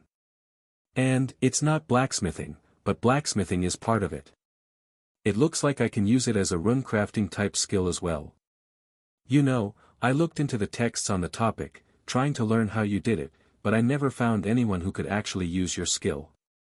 There were some who claimed they could, but they only knew a few words of the ancient runic languages, which let them make better items. It wasn't the same. Carl nodded. There are apparently a few. Clan leader Narissa knows at least one. But one man in this entire immortal world is not going to be easy for anyone to track down, even in as many years as you've had. Don't feel bad about not finding the right person to learn runecrafting. Besides, now you've got something that can do what a basic runesmith can do, plus so much more. And it's perfect for dragons, since there are so many dragon gods. Making divine-aligned weapons for dragons will bump their innate powers to an immense degree. Their god and goddesses are literally part of their genetic makeup, so there will be no conflict at all. No wavering faith, no disloyalty to weaken the weapons. I think that it's the best that I could have come up with for you. Tian nodded. And I can just make the items. Combining the two skills is perfect. Right. I forgot the second part. Pet sitter Carl offers knowledge, skill, birth manipulation, will be transferred to the unfortunate soul Rue. Rue smiled, and a blade-leaking black energy appeared in her hand. Not death energy, but void energy, with a hint of the divine on it. Tian frowned. It wasn't that easy for him. Was she cheating? That was his skill, she shouldn't be better at it than he was. Rue laughed. It's just a basic holy weapon, aligned to the Void Dragon, a minor god that isn't officially part of the dragon pantheon. They're the patron of my species, but you can't sense them from the mortal worlds. You can do the same for a basic holy weapon aligned with the fox god. Tian focused for a second, and yes, he could. A simple glowing white sword appeared in his hand, aligned with the fox god. Kara laughed as she saw the bonus that the weapon granted. Blade of the Trickster God, Peerless Grade Holy Weapon. Usable only by followers of the Fox God and affiliated Chaos Gods. Causes holy damage on hit. The wound will appear to be in a different spot on the body than it actually is. That was just nefarious. You couldn't stop the bleeding without magic if you didn't know where the wound actually was. Should we have Opal make a proper forge for the two of you to work in? I'm sure that there are some requirements to actually work the metal if you're going to get the best quality out of it. Carl noted. Yeah, that might be necessary. I can make up to epic grade with just pure magic. But if I'm going to make a peerless grade item using only my own magic and skills, I'm going to have to put in the work.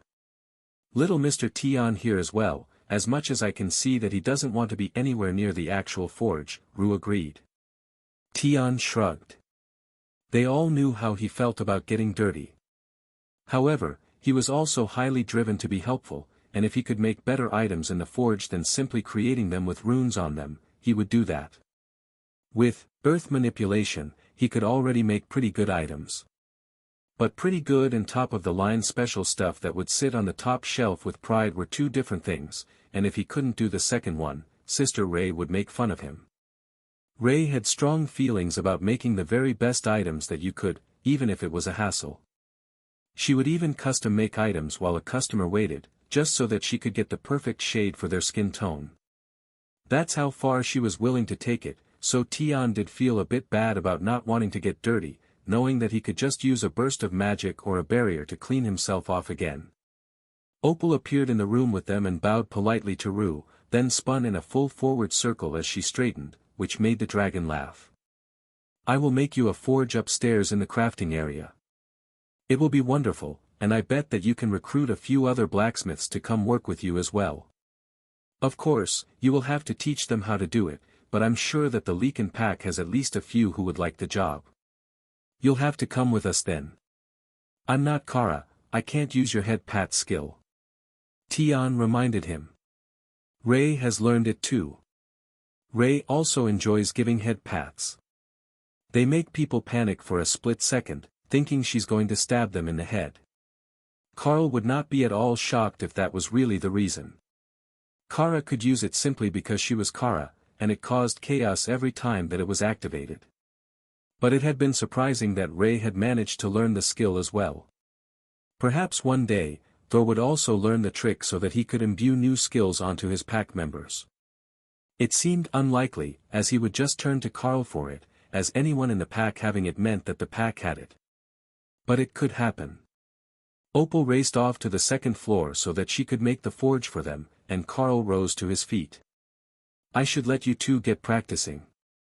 I have more items to sell, and the others are going to wonder what took us so long in here. They think that we're just haggling over a pair of rings. Rue laughed. Now that I think about it, didn't I just get swindled? I can make the rings that I bought. In fact, I can make better rings than I just bought because I'm supreme ranked. Carl winked at her. If you want, I can refund you, and we can put them back up for sale later today. Then you can make yourself a fresh set. Rue shrugged. Don't worry about it. I will wear these for now, and save the supreme ranked gear for later. Turning out too many supreme ranked pieces in this region will cause an even bigger war than there already was, and I've just lost one clan. I can't take having it happen again. Carl nodded. I will tell the others that we're taking you in while you recover from soul damage. Nobody will question that, and they won't ask about your power level. It will also cover for why we were talking so long. Recruiting a new member, especially an injured one, is always a delicate process. Tian led Rue upstairs, while Carl returned to the front shop. Sorry for the delay everyone. We had a few other matters to discuss. Now, who needed something special? He asked, while placing a few more peerless grade items up on the shelf to take the spots where the rings were. Not a problem at all. The goods will wait for you to come back, branch leader, a burly warrior replied, clearly doing his best to get on Carl's good side. Did you have a piece in mind? Or perhaps something from the other cases? We have a number of beautifully balanced epic grade items in stock. The warrior considered it. I think that I will actually go for 3 of the epic grade items. And then I would like to commission a custom piece. I would like a rapier is focused on fire elemental damage, made for a berserker. Carl considered the options. Alright. Does he have a signature skill? And is he opposed to using transformation magic? You're thinking, Elemental's Wrath. He has the skill and uses it often. After all, it's bonus fire damage to everything. Hawk laughed as he heard that in Carl's thoughts. That was a good berserker. Alright, I know just the thing, though a rapier for a berserker is a bit odd. The warrior shrugged. It seems to suit him. He's not the super bulky berserker, he's the small and crazy sort of berserker. Ah, that makes perfect sense now. Alright, I have a few partially finished rapiers in stock, and I can have something finished up for him at the peerless grade for tomorrow. Then I will take these 3 epic rings for my apprentices, and pay the deposit for the custom piece. Tian would be happy. It was his first custom order. Tian saw the description of what the man wanted, and sighed. There was no avoiding working at the forge if he was going to make a peerless rapier. However, he could make the basics, and then just hammer out the impurities while adding the extra ingredients to purify the metal. He could make all the raw materials on his own, that wasn't the issue. It just needed additional processing that he couldn't do without the forge. Rue saw the order, and hummed thoughtfully. You know, if this is a rapier berserker, why don't we add something fun to it? Sure, fire damage is what they wanted. But what if we also gave it an ability to increase agility and attack speed with every successful hit? Then the berserker would get even more berserk as the battle progressed. It would basically mimic the frenzy skill, without overlapping with similar skills that he might already have. Oh, that is wonderful. Super fast berserker sounds fun. We should make something for the Cuddle Bear as well. Cuddle Bear? Her name is Ophelia, she's a werbear berserker who's almost to immortality. She is partnered with a green dragon cleric who became a beast master recently. They're so cute together.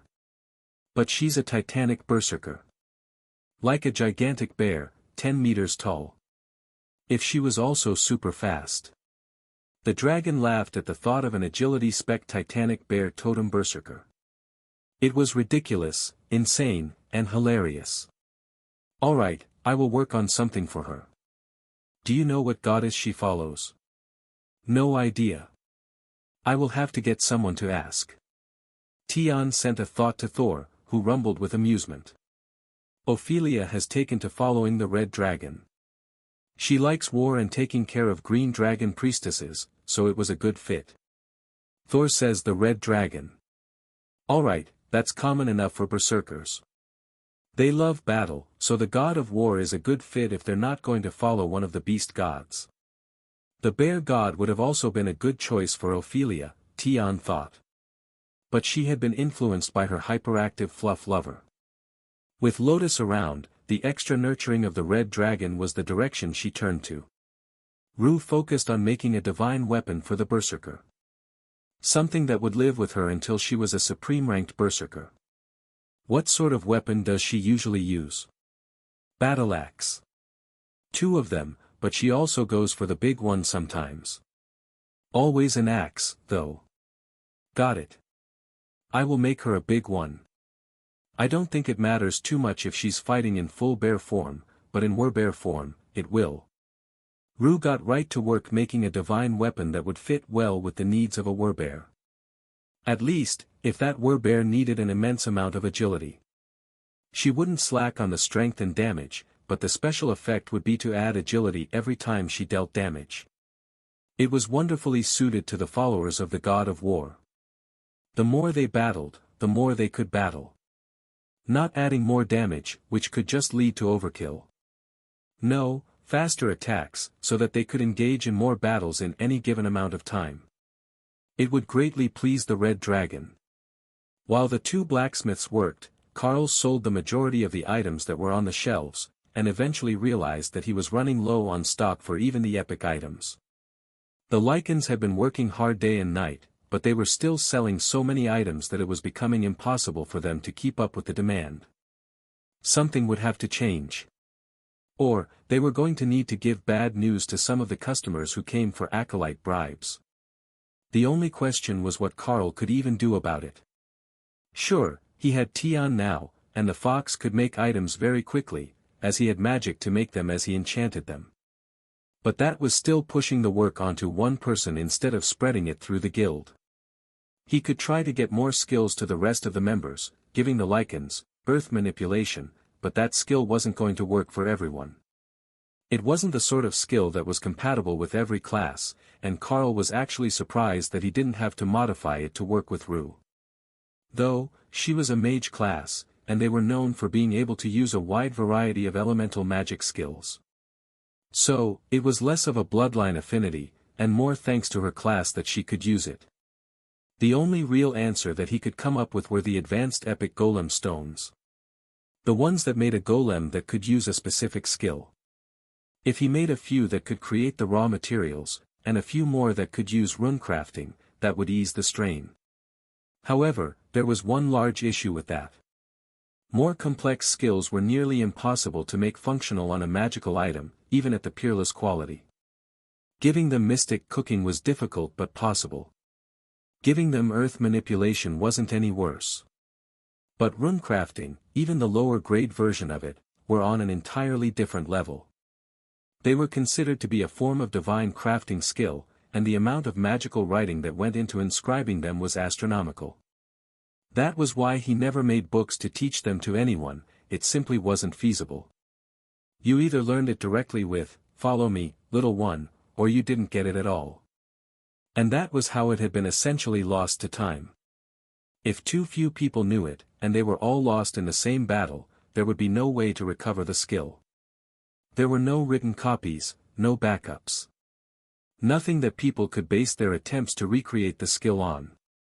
So, he was going to have to work with what he had, and apologize later for the stress that he was putting the guild under to keep up with demand. Tian frowned as he realized what he had gotten himself into. He was not the group member that liked to do deep and technical things. Sure, he could do wonders designing new buildings with earth manipulation, but that was different.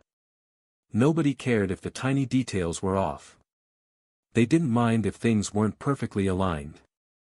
But when he was making runic items, there was no room for error. Even the slightest of differences in depth would reduce effectiveness at best, and cause a complete failure at worst. And he hadn't started with the easy things. The number of runes that he was expected to put on this weapon were over 10,000, and they all needed to be perfectly arranged on the proper parts of the weapon for maximum synergy. The knowledge was there in his brain, but he had to do all the calculations, and that was not fun at all. It was a good thing that Rue was making a weapon for Ophelia because Tian was definitely going to use that to shamelessly bribe Lotus into giving him a bubble bath and blow-drying his fur with a head massage at the end. He deserved it after making his brain hurt doing this thing for a stranger. Tian sketched everything out twice, making adjustments so that he could get the proper effect. It wasn't easy to get that stacking agility just right. The first few times he planned it, the interaction with the other runes would make a constantly reapplying agility buff, not a stacking one. And that was just worthless. Finally, Tian had the weapon just how he wanted it, and he could create the actual rapier.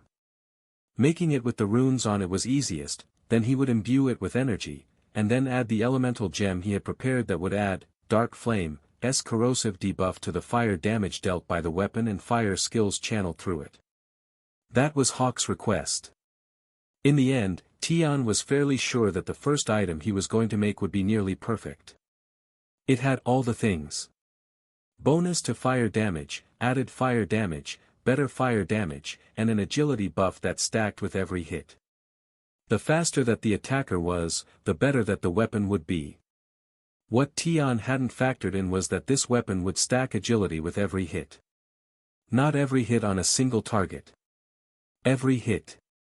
Dana watched the weapon forge with great interest, already planning to have Rue make her a new sword once the dragon was finished with the axe for Ophelia. Sure, it might be shameless to put their new supreme-ranked guild member right to work making new weapons for the core members, but she really wanted one of those weapons. Agility would be good, but if she could have it add construct damage every time that she dealt damage. The amount of punishment that her golems could output would be absolutely ridiculous. Of course, she had other ideas about what might work well on items, now that she knew such a stacking ability was possible at the Peerless grade. It certainly wasn't possible when Carl was weaker, or he would have tried it by now. Honestly, Carl wasn't sure that it would work even now, until Tian actually completed the item. His first attempts would have been similar to Tian's, and he would have seen the constantly refreshing buff as an annoyance. But only when you were deliberately trying for this specific outcome would it seem like a failure. A self-refreshing buff was still very good. Tian heard her thoughts, and began planning a way to get both. Dana had auto parry, which applied to all her golem-type summons. And if they were faster, they would parry even better. If they also stacked damage, it would be hilariously overpowered. He would sketch out the outline until he was certain that it was right, and then he would give it to Rue to make for the Dana Mage. If they could make the Dana Mage overpowered enough, she would be able to do all the Carl-type things. That would make Tian's life much less hectic. If the Carl kept taking them to do things, their tasks were constantly changing, and his naps kept getting interrupted. But if the Dana Mage could just walk in and clear dungeons on her own, then he would end up stuck in the forge making gear. Damn it. Having a trade skill now was going to doom him to a life of boredom and dirty fur. Rue saw the tiny fox's internal conflict and gently stroked his head with her free hand as she tweaked runes on the axe that she was making for Ophelia. "What's on your mind, little friend?" Tian nearly purred as she found the perfect spot at the back of his ear. This Rue dragon was good.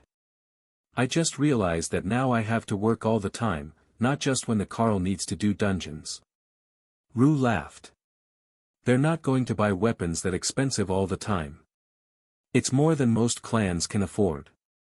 Most of what you're going to be asked to do is the epic grade weapons and accessories. You and I can both make them with a thought, and even imbue them with divinity, so they will grow with the user and align to their deity's power.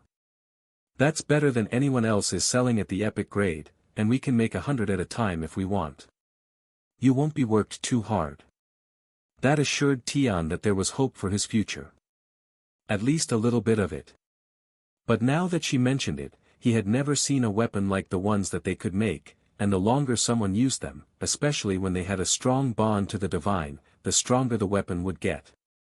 That was one of the usual side effects of divinity on items. So, they really could make a specialty of creating the easy items. That was wonderful. Then Tian remembered that there was a request for him to make, since he was here. "If you're done with the one for the Cuddle Bear, can you make one for the Dana Mage? With all the fast, and the same thing for stacking golem damage?" Rue considered it. "I can likely do that. What sort of weapon does she like?" "Swords with only one sharp side." Rue nodded. There were many options in that category, including the rapier that Tian had just made. But she suspected that what he meant was a longer, slightly curved blade, or a staggered set, with one sword and a short sword that was little more than a dagger.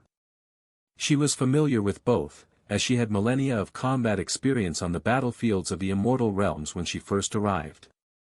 If there was a weapon that she wasn't aware of how to handle properly, she would honestly be shocked. That sort of thing simply didn't happen. But that was also part of the reason that the other Supremes had ganged up on her. Her sect was too versatile, and lacked proper backing to support its position. Carl had made the right choice to align himself with the New Home Merchant clan and the Blackwoods pack at the same time. That was 2 guaranteed Supremes on his side, 3 now that she was here. With 3 Supremes in the tight alliance, there weren't many who would dare to attack them, even if she was in hiding. The word would get out that there was a Supreme-ranked crafter in the guild, and until someone could verify who it was, they would be cautious. The only condition was that until everyone was sure of who she was, she couldn't tag weapons with her name. Instead, she would encourage the system to mark them as, created by the Darklight Host Guild, instead of, created by Supreme Lady Rue. That should be enough to keep everyone guessing. The one that she made specifically for Ophelia had her name on it, so that the Werbear would properly appreciate the craftsmanship that went into making the perfect weapon for her.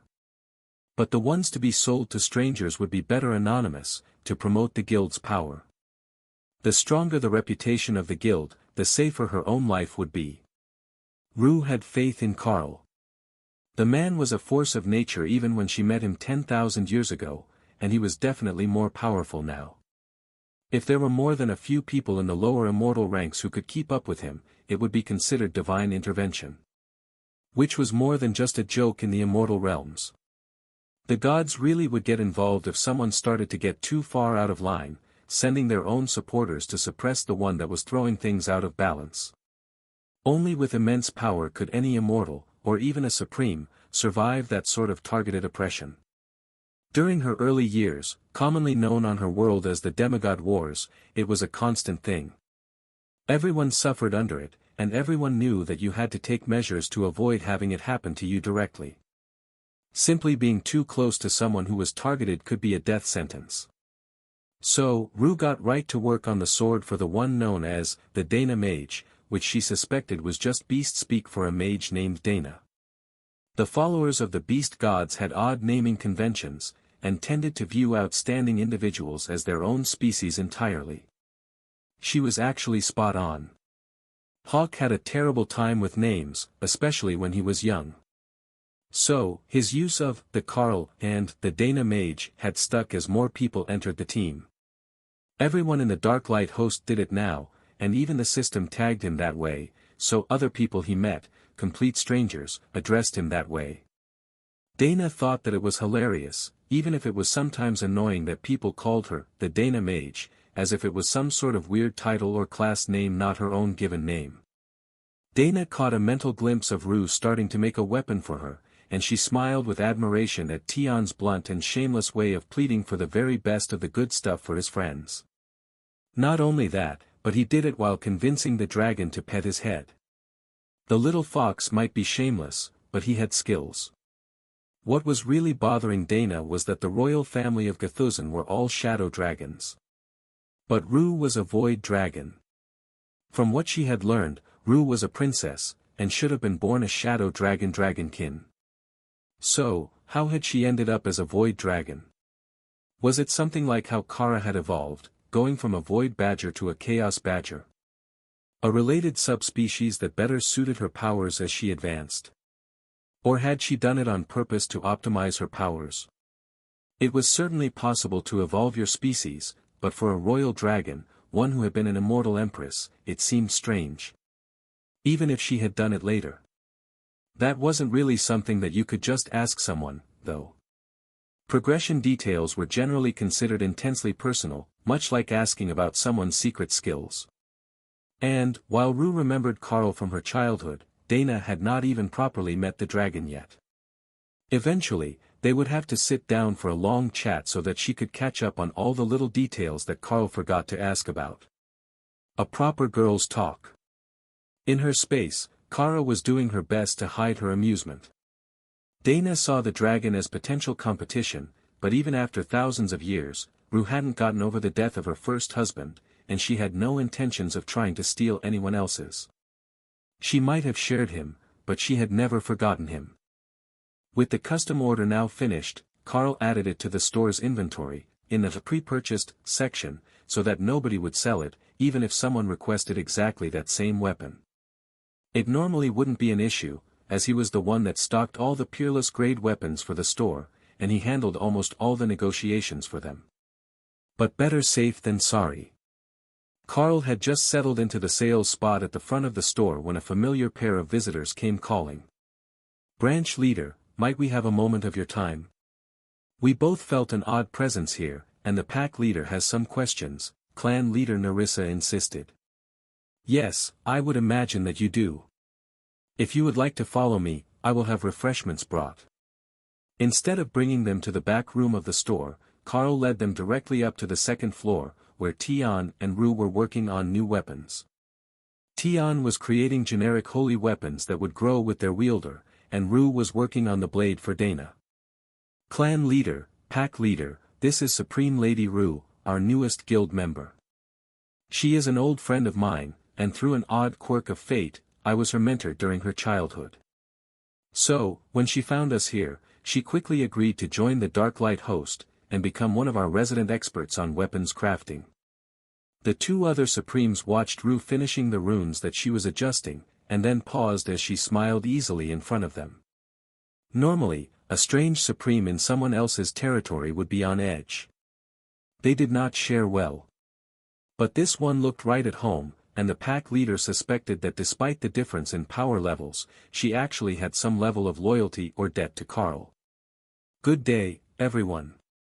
I am Rue Gathuzan, wandering cultivator and now a divine blacksmith. I have specialized in making advanced runic weapons and items attuned to the faith of the wearer. It's a pleasure to meet you both, clan leader Narissa, pack leader Blackwood." Narissa frowned. "You are quite polite. But I still have concerns. What is your purpose in coming here? Are you intending to set up another clan in the region? The new home merchant clan already has an outpost here in the city, and we would need some sort of notification if that is the case." Rue waved her hand dismissively. "I tried that once in the past. It's not for me. I am happy to remain within the Dark Light host. Carl is the branch leader, and I have no intention of changing that. I believe Elder Blackwood understands the urge to be a less active participant in pack politics." The aging Leakin nodded, and Carl noticed that his old injuries really were nearly all healed. He was near the peak of his power again, a supreme-ranked powerhouse, no weaker than clan leader Narissa. Of course, Carl also noticed that their scents were intermingled. They had been closer than simply training in the same room. The old Leakin laughed as he noticed Carl noticing. "Mind your business, Junior. It's all for the sake of professional growth."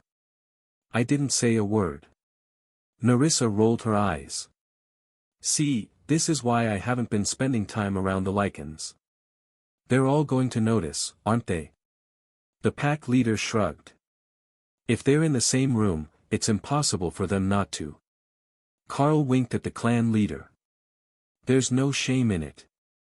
I'm a married man, and Lady Rue is a widow. It's not like we've never come out smelling like our partner." At the workbench, the boy that was Tian's humanoid form laughed. "You smell like Dana all the time, even if you haven't been together. It's part of the soul bond." Narissa ignored the little fox. "So, you're just planning to remain here in the background and work as a weaponsmith? Not to become an active part of the clan's public front and known power base?" "Exactly. It hasn't been that long since the other regional clans around my old home teamed up on us. It's better if I lie low for a century or two, just so my presence doesn't bring trouble to the Dark Light host. I may be old friends with the branch leader, but my clan did not go down easy." "How bad was it?" Rue's eyes went vague for a moment as she reminisced. "I would rate it a 7 out of 10. Rue's evil smirk gave Narissa a moment of concern, but the pack leader had a sudden insight. "You are Rue Gathuzan, former clan leader of the Gathuzan clan. Gathuzan's war goddess. I didn't realize that you were a void dragon and not a red dragon." You killed 7 of the 10 clan leaders of the Ornanchar Alliance when they came to claim your territory. And my entire clan paid with their lives. I fled the Valalan League after the battle, and I've been wandering since. I heard that Karl had some interesting things up for sale, and as all my gear was lost in the battle, damaged beyond repair, I came to see what I could get. Then I realized who was running this branch, and agreed to stay on. Those words caught Ray's attention. If there was someone here who had gotten a known nickname for being extra lethal, she needed to meet her, even if the Void Dragon didn't seem like the bloodthirsty sort. Unfortunately, she was busy right now, in the middle of a custom fitting to make a new wardrobe for one of the new home's elders. Only when she was finished with that could she head over to the guild house to chat with their new member. She should bring the Tessa. Tessa was an immortal now, and they both apparently served the Red Dragon. Or at least had a good relationship with her, as Ray seemed to recall that Rue served the Void Dragon. There were layers to her. Like peeling a carcass or an onion. You hide well. We didn't even notice that you were here until you made a supreme-ranked weapon. The elders of the pack noticed, and called the pack leader so he could get first dibs on the item if it was something that suited him. Rue laughed. Well, I can certainly make one that suits him. However, the ones that I've already made are for the ladies of the guild. Gifts to celebrate their advancements. I will start making items for the rest of the guild soon, and that will naturally start with the pack leader. And yourself as well, clan leader. I understand that the Darklight Host and the New Home Merchant clan have a tight alliance, and it wouldn't do to make you wait when supreme-ranked craftsmen are so rare. And that's exactly why the appearance of a newly created supreme-ranked item within the guild house caught the attention of the others. The barriers likely kept the others in the store from noticing, but they're not set to block the senses of the Darklight Host members. Rue realized what had happened. She had thought that this room was fully shielded, to keep the residual shockwaves and energy pulse from affecting the outside world. But it was open to the perceptions of the guild. So, even with the fluctuations contained to the room, they would still sense it. In the future, she would ask Tian if there was somewhere even more secure for them to make items that they actually wanted or needed to keep a secret. If Karl could make a place like this guild house, he could certainly make a private crafting space separate from everything else. Of course, if she had just asked, Tian would have taken her to one of the many such spaces they had, so that outside interference didn't distract the workers. It was just an oversight on his and Karl's part that they had been doing it in the main room of the crafting section and not somewhere more private. Rue's words had caught Nerissa's attention. You speak as if you have the materials to make a number of supreme-ranked weapons. Did you manage to salvage something from the attack? I had heard that they looted everything that was left in your compound. Rue shrugged. I had some things with me, as is natural. But mostly, it's that Karl taught me young Mr. Tian's birth manipulation skill, and that let me create the basic core of the weapon without the need to farm and harvest supreme-ranked metals. It's not perfect, but with the right buffs, I can still make high-quality weapons with minimal farming. All that I need are the elemental stones, and some of the rare materials that, birth manipulation, won't make. But if you're willing to accept strictly buffs that can be done with stone and metal items, then I'm much less limited. Of course it was Karl. If anyone was going to cause this level of casual disruption of social norms, it had to be the avatar of the World Dragon. Karl leaned over to Tian. Do you think that she means that as a compliment or not? 50-50. She doesn't look too mad about it. The little fox giggled, and Nerissa smiled. It was clearly an insult, but one that Karl wouldn't actually be upset about. Because he knew perfectly well that his actions disrupted the world around him, and he simply didn't care. Nerissa winked at the little fox. I think that nobody will be mad, even if the options are greatly limited. Getting peerless-grade immortal items is already exceedingly rare. The chance to obtain a supreme-ranked relic is a once-in-a-lifetime existence for most immortals. That's how infrequently they're traded. Even those who have the skills usually only make items for themselves and their direct disciples. So, if Miss Rue wants to sell off a few to support the guild, you're already far ahead of the other guilds and clans on this continent, who would never dare to do such a thing. The item would be held as a precious relic to bolster the power of their future generations of leadership. Especially for the combat sects. Their members die on an alarmingly frequent basis. Rue nodded. They're the ones dragging down the average lifespan of immortals. Most of them still allow contests to the death to decide which of the top disciples in the region get precious resources. They're insane. But they do turn out highly skilled combatants, so people keep doing it, even knowing that they have as much of a chance of being killed in a tournament as they do of ever making it to peak immortal. And that's not even counting all the ones that will be killed while out trying to gather resources on their own. Tion laughed, killed while out collecting resources? Nope, can't imagine how that could happen. Never saw any of their disciples. We've been out here alone for days. Nerissa laughed, and Rue ruffled his hair. Your brothers have been teaching you bad habits, haven't they? That made Kara laugh. It was 100% his sisters who had taught Tion that line. Thor would never utter a bald-faced lie like that, and Hawk didn't really speak to outsiders. Leo might, he had a sense of humor. But he was also their newest brother. The three Supremes all turned to the giggling badger. Right, it's probably his sisters. How does that happen anyhow? Aren't the testosterone-driven ones supposed to be the most violent? Rue asked. Thor is a herbivore, Hawk is antisocial, Tion is too fluffy to be threatening, and Leo is too young. But Sister Ray is one of the eldest, and she's highly fond of stabbing people to collect their corpses, Kara offered. So, you blame the spider? Actually, I think that I'm the one who told someone that we hadn't seen the members they'd come looking for, so this time it's probably my fault. But I wasn't the one who killed most of them.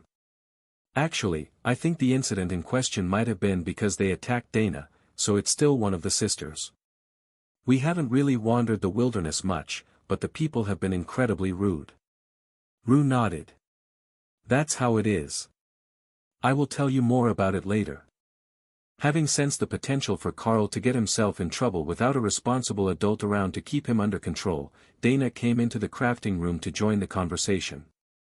Sect leader, pack leader, it's a pleasure to meet you both again today. Rue waved happily at Dana. I'm just finishing this sword for you. Let me know what you think of it. Dana took the sword and examined it. Dancing blade of the Dana Mage, supreme ranked peerless grade. Holy weapon, this weapon's stats will grow with the user's power and faith. Increases agility by 400% of base. Increases base agility by 800.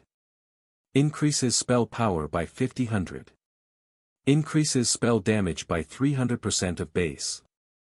Every hit increases agility by 5% of the user's unmodified total for 30 seconds. Divine bonus, strikes with this blade apply the Falling Plum Blossom Petals, spell effect. Dana stared at the blade in horror. Falling Plum Blossom Petals was a finishing move that applied 1,000 flower petal cuts on the target. Even if it only triggered in close combat, and not on every spell, that was absolutely broken.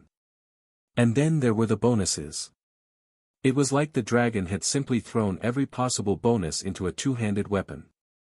She would call it a sword, but it was actually created with a collapsible haft, so it could be used as a two-handed blade instead of a Guandao-style polearm. This way, it can be everything that you need it to be. If you've got the strength, you can even use it one-handed, thanks to the counterbalance. But the large blade with the hooked back shape is perfect for catching blades, and the curved lower blade has the weight to cut through nearly anything, Rue announced proudly. I see that you gave it spell power and spell damage separately. Rue nodded. Yep. Golems don't use spell damage, they use spell power. So, doing it this way gives you a bonus to the golems without costing you much bonus damage on spells that don't scale well with spell power. But the real advantage should be when you attack a large group.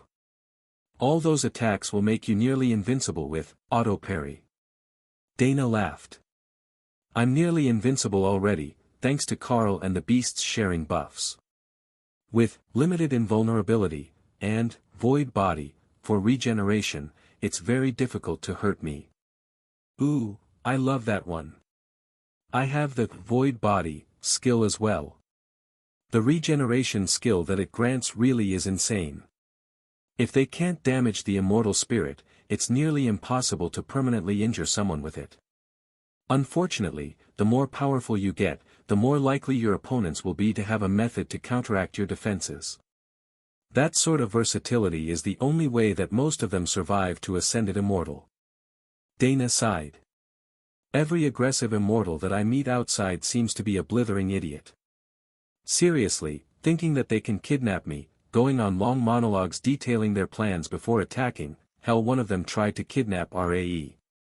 The two leaders laughed, while Rue looked confused. Ray is the blood destruction demonic spider, Carl elaborated.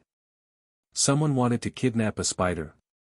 I can understand immortals doing plenty of strange things, but not even the feet people would try to capture a blood destruction spider. Dana snorted, attempting to hold back her laughter. It sounds like you hold a grudge. Oh, I definitely do. But that's a story for another day. I suspect that our friends in the clan leadership are going to make a very polite request for me to make something shiny again.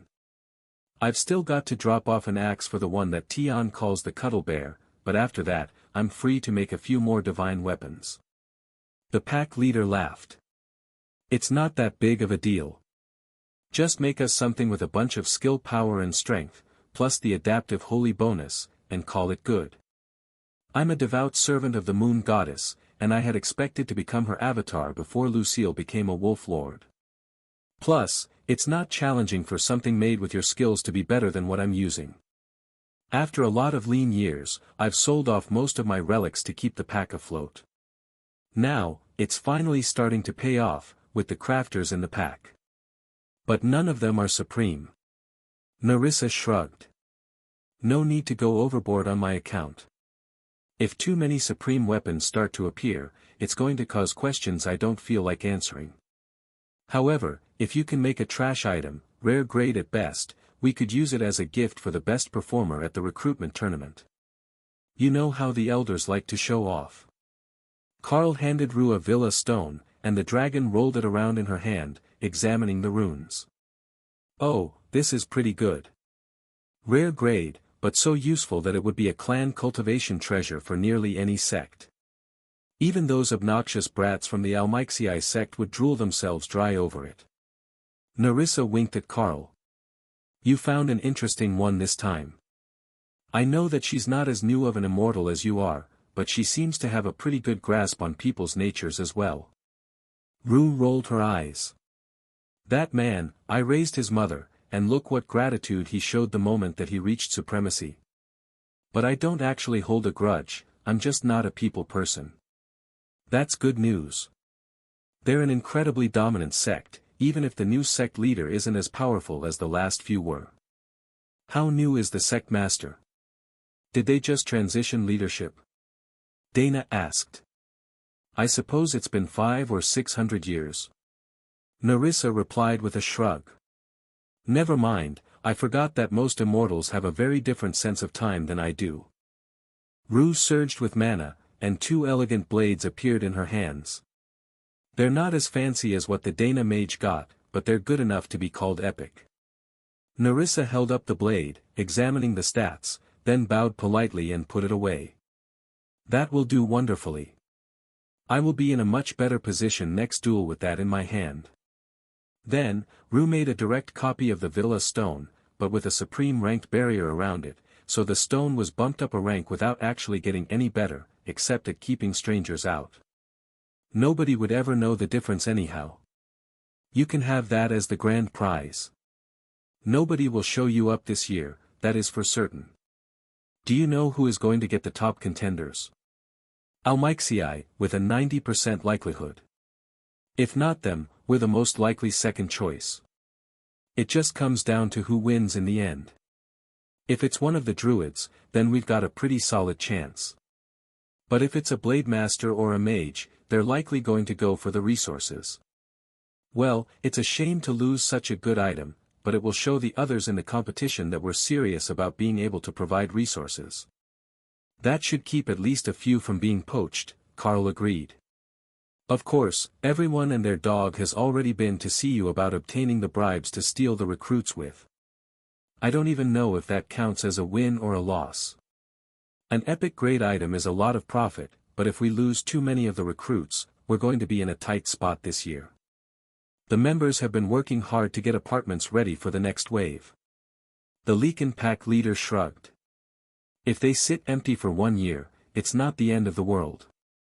Everyone knows that your compound took damage in the battle, so they're not going to hold it against the new home if you take in fewer members than usual. Narissa nodded. It's more a matter of pride. We host the regional recruiting event. Almixii shows up to steal the top seed, but they only hold their own event every 5 years, so they're just filling themselves with geniuses at our expense. Carl laughed, and the Supremes all turned to look at him. Did you forget? We've got the class change obelisk now. I don't know if the visitors have noticed yet, but there are going to be a lot of recruits looking like geniuses if they stay in the new home. Narissa winked at him. Oh, they've noticed. However, we've marked it off limits unless you're a sect leader, or on particularly good terms with an elder. Everyone else has to wait until after the event to come back and try to buy a turn at the stone. It's made us quite popular. But we don't want them all advancing and making themselves look better before the recruitment. Maybe next year, but not so soon after we have received it ourselves. There are still clan members working on skills to try for better classes, we can't have outsiders getting ahead of them. Carl couldn't argue with that. The World Dragon didn't care who used it, you would get the class that you had earned. But from a practical standpoint, letting others use it to get ahead of the local members months after they had been attacked would just make the new home look like suckers. With all the considerations, Carl understood why clan leader Narissa was such a high-stress person. It seemed unavoidable once you reached a certain point of power, though. Unless you could tuck yourself in under the protection of another supreme who was willing to do the public relations work and put on the friendly face for the clan, you simply had to live in the world of supreme-ranked politics. It hadn't worked out well for the Blackwoods pack, and it hadn't worked out well for Rue either.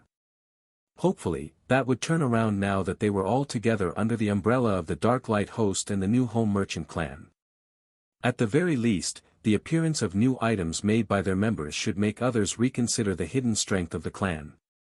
Once they saw that Villa stone, clearly marked as being made by the Darklight Host, they would have to wonder if Carl had received it from the Supremes who came to assist in the last battle, and if one of them might have remained here in the region.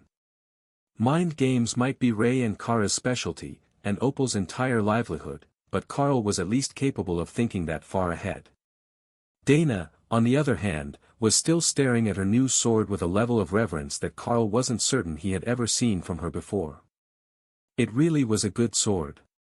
Finally, she put the weapon away, and focused on the other things that hadn't been addressed. You said that there was another weapon for someone. Was it Tessa? The Red Dragon clerics that just advanced. Rue shook her head.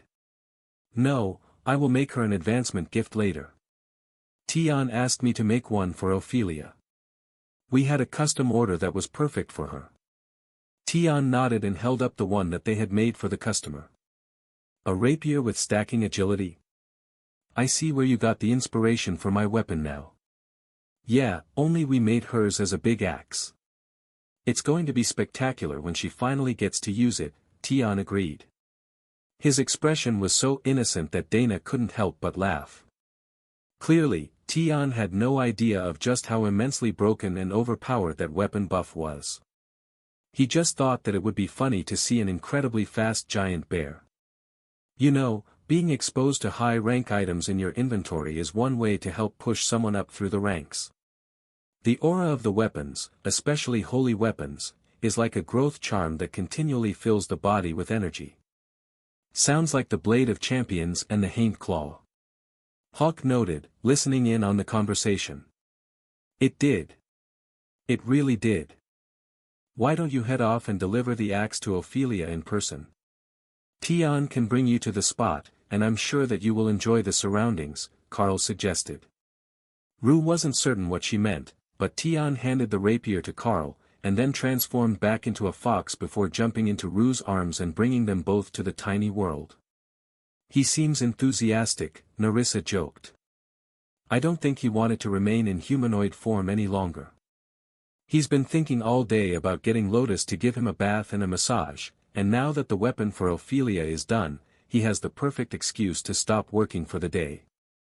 The clan leader laughed. "Oh, to be young again. At least he managed to complete the request for your customer first." Carl declined to mention that now that Tian had the skill, he could use it as well. So, there was no fear of not making the deadline just because a young fox was a distractible creature. It certainly did make Carl's life easier now that he had more people to rely upon, though. And, he could now give runic blacksmithing to more members of the guild, as he could distill it from regular smithing and runecrafting. In fact, it was even easier now that his own skills had advanced to ancient runeforging. The skill was incredibly powerful, and simply combining lesser skills was no longer an issue at all. In fact, Carl suspected that he could actually combine ones that he didn't know, as long as he had a good enough description of how they worked. He would have to experiment with it later, but for now he would keep the two clan leaders happy with answers to whatever else they were worried about. Rue had been taken away to the tiny world, the other two supremes had new weapons, and there wasn't anything visibly wrong at the moment, so Carl had high hopes that he could get back to work. But the chance for him to simply relax was not going to last long. He could feel Lotus' aura destabilizing, either in joy or despair. Bringing a supreme-ranked weapon to Ophelia must have triggered something in her partner, as the little priestess was definitely going to reach immortality in the next 10 minutes. Dana smiled. "I think that I know what happened." Ophelia taunted Lotus by stealing her fluff, and used the axe to buff her speed until Lotus couldn't catch her. Every hit increases agility. You don't actually have to do damage. So, if she just keeps poking Tifa with enough force that it would usually cause 1 point of damage, it counts, but the Spirit Bear Tyrant is immune to physical damage. Dana was watching the whole thing through Tian's eyes, but the little fox was laughing too hard to provide a coherent explanation, and Thor wasn't close enough to see the situation and translate. "Oh, that's just devious. I would have never thought of using it that way. Is this what they call a trauma-induced advancement? I've heard that many people actually break through ranks in moments of great stress. Could this Lotus have broken through due to the trauma of losing her bonded pet?" Dana laughed at clan leader Nerissa's question. "Most definitely. Just not being able to touch the little bear would be enough to stress her out to the point that she would forget that she could simply call it back into its beast space. A beast master's bonded partner can't actually be stolen from them by conventional means, so the little bear likely thinks that it's all a hilarious game." Through his laughter, Tian managed to pass a message. "Ophelia has both me and Tifa." So, Ophelia had stolen not just her bonded partner, but she had all the available fluffy things. And right after Lotus had been promised that she could bathe and brush Tian. Well, if it works, it works. As long as she manages to complete the breakthrough, that's one more immortal for the team. Then, we will have not only another beast master, but a highly capable healer to add to our team. She was a healing specialized green dragon priestess before she changed classes, and she's got the Tree of Life ability. Nerissa whistled in appreciation. That was an incredibly powerful healing skill, and now she knew exactly who was advancing to immortality, as Carl had brought Lotus to the immortal world to help with healing and resurrections after the attack.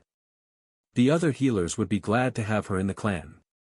Her technique was already becoming the standard for resurrections in the new home merchant clan if the target had lost their physical body, as it gave the immortal a fresh start, costing them time but allowing them to correct any mistakes they had made in their growth. The healers loved it. The combat instructors and skill library elder loved it.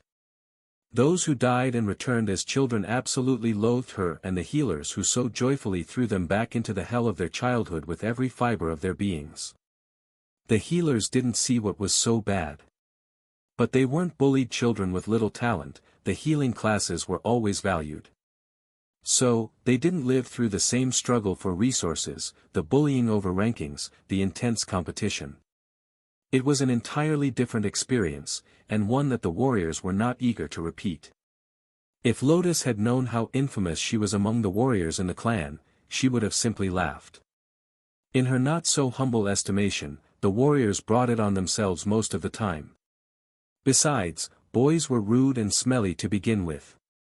They weren't like Tian. If every male were like Tian, the world would be better.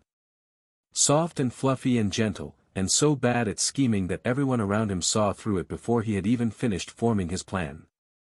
In fact, he was so bad, that he would even ask for help with his plots from Opal. Opal. The drama-addicted fae who only wanted the most entertaining outcome for her fictions. If anything, he should have been asking Kara or Ray. They would have at least helped him properly. Lotus was completely lost in her frustration at Ophelia running away with both the bear and the fox when the storm began to form, and she finally realized that her tribulation was starting.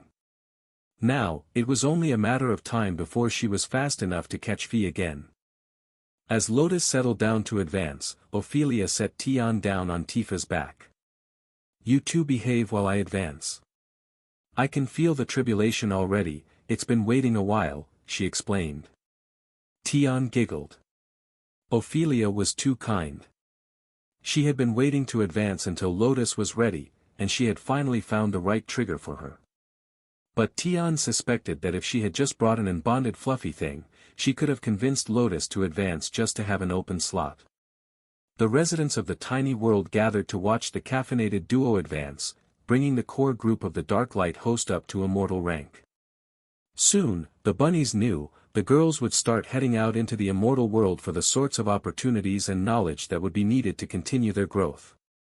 So, this might be the last chance that they had for a while to make a good impression on them and convince them to come back with the good stuff. Rue sat with Tessa and Thor off to the side of the grasslands as the advancement of the two began. "Ah, this brings back memories. Did you know that those born here don't get a proper tribulation? It's a shame. I think that hitting them with divine lightning a few times would help build personality. The ones who come from the mortal worlds might get looked down upon by most of the locals, but I have to say that they definitely have the better personalities. I mean, they're mostly losers and loners. But they're not quite as insufferable as those who have never had to suffer or struggle for anything, you know." Tessa laughed. "I think that I know what you mean. A teenage child is as powerful as a newly advanced immortal who hasn't started building their immortal spirit. But those new immortals from the mortal worlds have years of struggle and actual combat experience behind them. So, while others look down on them for being old and weak, they actually have the best base out of everyone. We were already thinking of giving the hatchlings some harder training in the trial tower so that they actually have to work for their progress." Rue followed her gaze to the trial tower that Carl had created for the residents of the tiny world to practice in. It wasn't going to be enough for very long. They were all reaching for immortality, and even though Carl had pushed the power level up, it was still a void immortal stage construct. However, when she examined it, Rue realized that she understood how the runes worked. It wouldn't actually take much to advance the tower, she would just have to overlay the existing runes for peak power and capacity with her own power, then let it settle into the tower. Then, it could generate barriers and enemies right up to early supremacy. That would be enough for even a peak immortal to test their powers inside. The dragons could train right to adulthood in the tiny world, in a tower that could recreate massive battlefields, entire forests full of enemies, or a million other scenarios that Carl's mind could envision. A trial tower was limited by the innovation of the creator, but Carl had used runecrafting with illusionary domain, randomize, and reality warp, to create anything that the system thought would be an appropriate challenge for a combatant on that level of the tower. It wasn't the same fight every time, like most normal people would create a trial tower to be. That sort of construct was normally left by powerful mages to determine an inheritor for their powers if they thought that they would die without a disciple worthy of them. So, the trial was set to eliminate anyone who wasn't worthy of their very specific sort of inheritance. "I think that I will give that thing a little tweak while we wait." I promised the Carl that I would help the guild with my powers, now that he's given me such a wonderful crafting skill. So, I will upgrade the tower to supreme ranked, and your clutch of baby dragons will be able to use it like a dungeon that doesn't drop loot." Tessa laughed. "Well, not exactly. You see, we give the ones who take the trial rewards for the levels that they clear. So, there is loot, it just doesn't come from the tower itself." Kara thought about the possibilities. With just a bit of work, they could definitely turn a new trial tower into a loot vending machine. The system might stop her from continually raiding it for shiny stuff, but they could definitely get the system to give everyone who tried it a reward on their first time through. That could wait. Once Kara had all the details of the loot dispenser worked out in her mind, she would get Rue and Carl together to make it, and it would be glorious. They could put it in the courtyard of the town, and charge people to enter. If you could get more loot by beating your personal record, they could even get people to pay more than once. What could be better than that? All they had to do was make sure that the vast majority of contestants would get something good enough to get them to the tower, but not good enough that they wouldn't need what the store was selling. After all, what good was a loot vending machine if it cut into their other businesses? Maybe they could stock it with the items that they didn't deem worth selling. That would be better than letting it make its own, and they could set the item tier by the level that the contestant cleared. The first time a particularly powerful peak immortal got a peerless grade item from the upper levels of the tower, it would bring them from all over, dumping cash into the Dark Light host for the chance at loot they could never afford on their salary as elders. People really underestimated her financial genius. The tiny world was actually beginning to feel like a tribulation all the time lately. The energy of a tribulation took weeks or months to fade from a mountain range in the real world, and the tiny world trapped the energy that was pulled into it. So now, with two advancing at once, Rue could actually taste the divine lightning in the air for the tribulations. The mortals hadn't really realized it yet, and she didn't think that the immortals had either. They could feel the lingering lightning energy in the air, but they weren't far enough along the progression that they could feel the faintest traces of divinity in the air. Except maybe that divine lightning hatchling. She seemed far too happy to not be perfectly immersed in her element. Technically, the divine lightning dragons were actually a low immortal species, and the tribulation dragons had a higher maximum potential than them, but when exposed to divine energy, they had a faster growth rate through the immortal realms. She had spent millennia studying the evolutionary pathways of dragons and the various adaptations that they had developed while she was trying to survive the first world she had landed on. She also knew an immense amount about the vulnerabilities of other species, but she had put the most work into dragons. Not just because they were the core of many enemy forces, but because studying them helped her own growth. Both in that world and this one, she was known as a brilliant strategist, and her experience was telling her that the little blue troublemaker was going to soar to the stars living here in the tiny world with its nearly perfect growth environment. She understood how the spell worked, though she didn't know it herself. But she had never seen one that was quite this well adjusted to growth. It had to be a side effect of being made by a beast master, and then altered when he became a pet tamer. This was definitely Carl's space, and she could feel the distinctive power of the pet sitter class. That class was not something that humans were supposed to get. A fact that was confirmed when she saw the Lesser Watchers. They were a reduced version of the divine helpers that the world dragon himself sent to oversee worlds. Normally, such a class and skill would only become available to one of the ancients, a primordial species far older than humanity, or to the world dragons themselves. Though, she couldn't guarantee that Carl was actually a human. He was using that form now, and that's what people here saw him as. But what if he had done like she had, and evolved beyond his base species? She accepted that she had been tricked by him as a child, and he wasn't a Tengu. She could sense that it was a disguise when she saw it again. But his human form didn't feel natural either. More like it was a placeholder, designed to blend imperfectly with the population. If he thought that he was actually passing as a human, he was sadly mistaken. She could see that he had been shaving daily, but his beard was already coming in by the end of the day, his eyes were void black with no scara, and his fingernails were very clearly metallic. If anything, it looked more like a monster pretending to be human, but without the awareness that Ray or Tian had about their forms being non-human. Kara, on the other hand, seemed utterly uncaring that everyone knew she was a chaos badger. She didn't even try to hide it. To Kara, that would take all the fun out of life. If people didn't realize she was a badger, they would have no chance to prepare for life around a badger.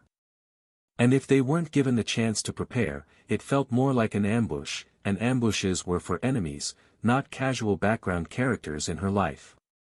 Carl laughed as he watched Kara scheming to create a new trial tower during the advancement of Lotus and Ophelia.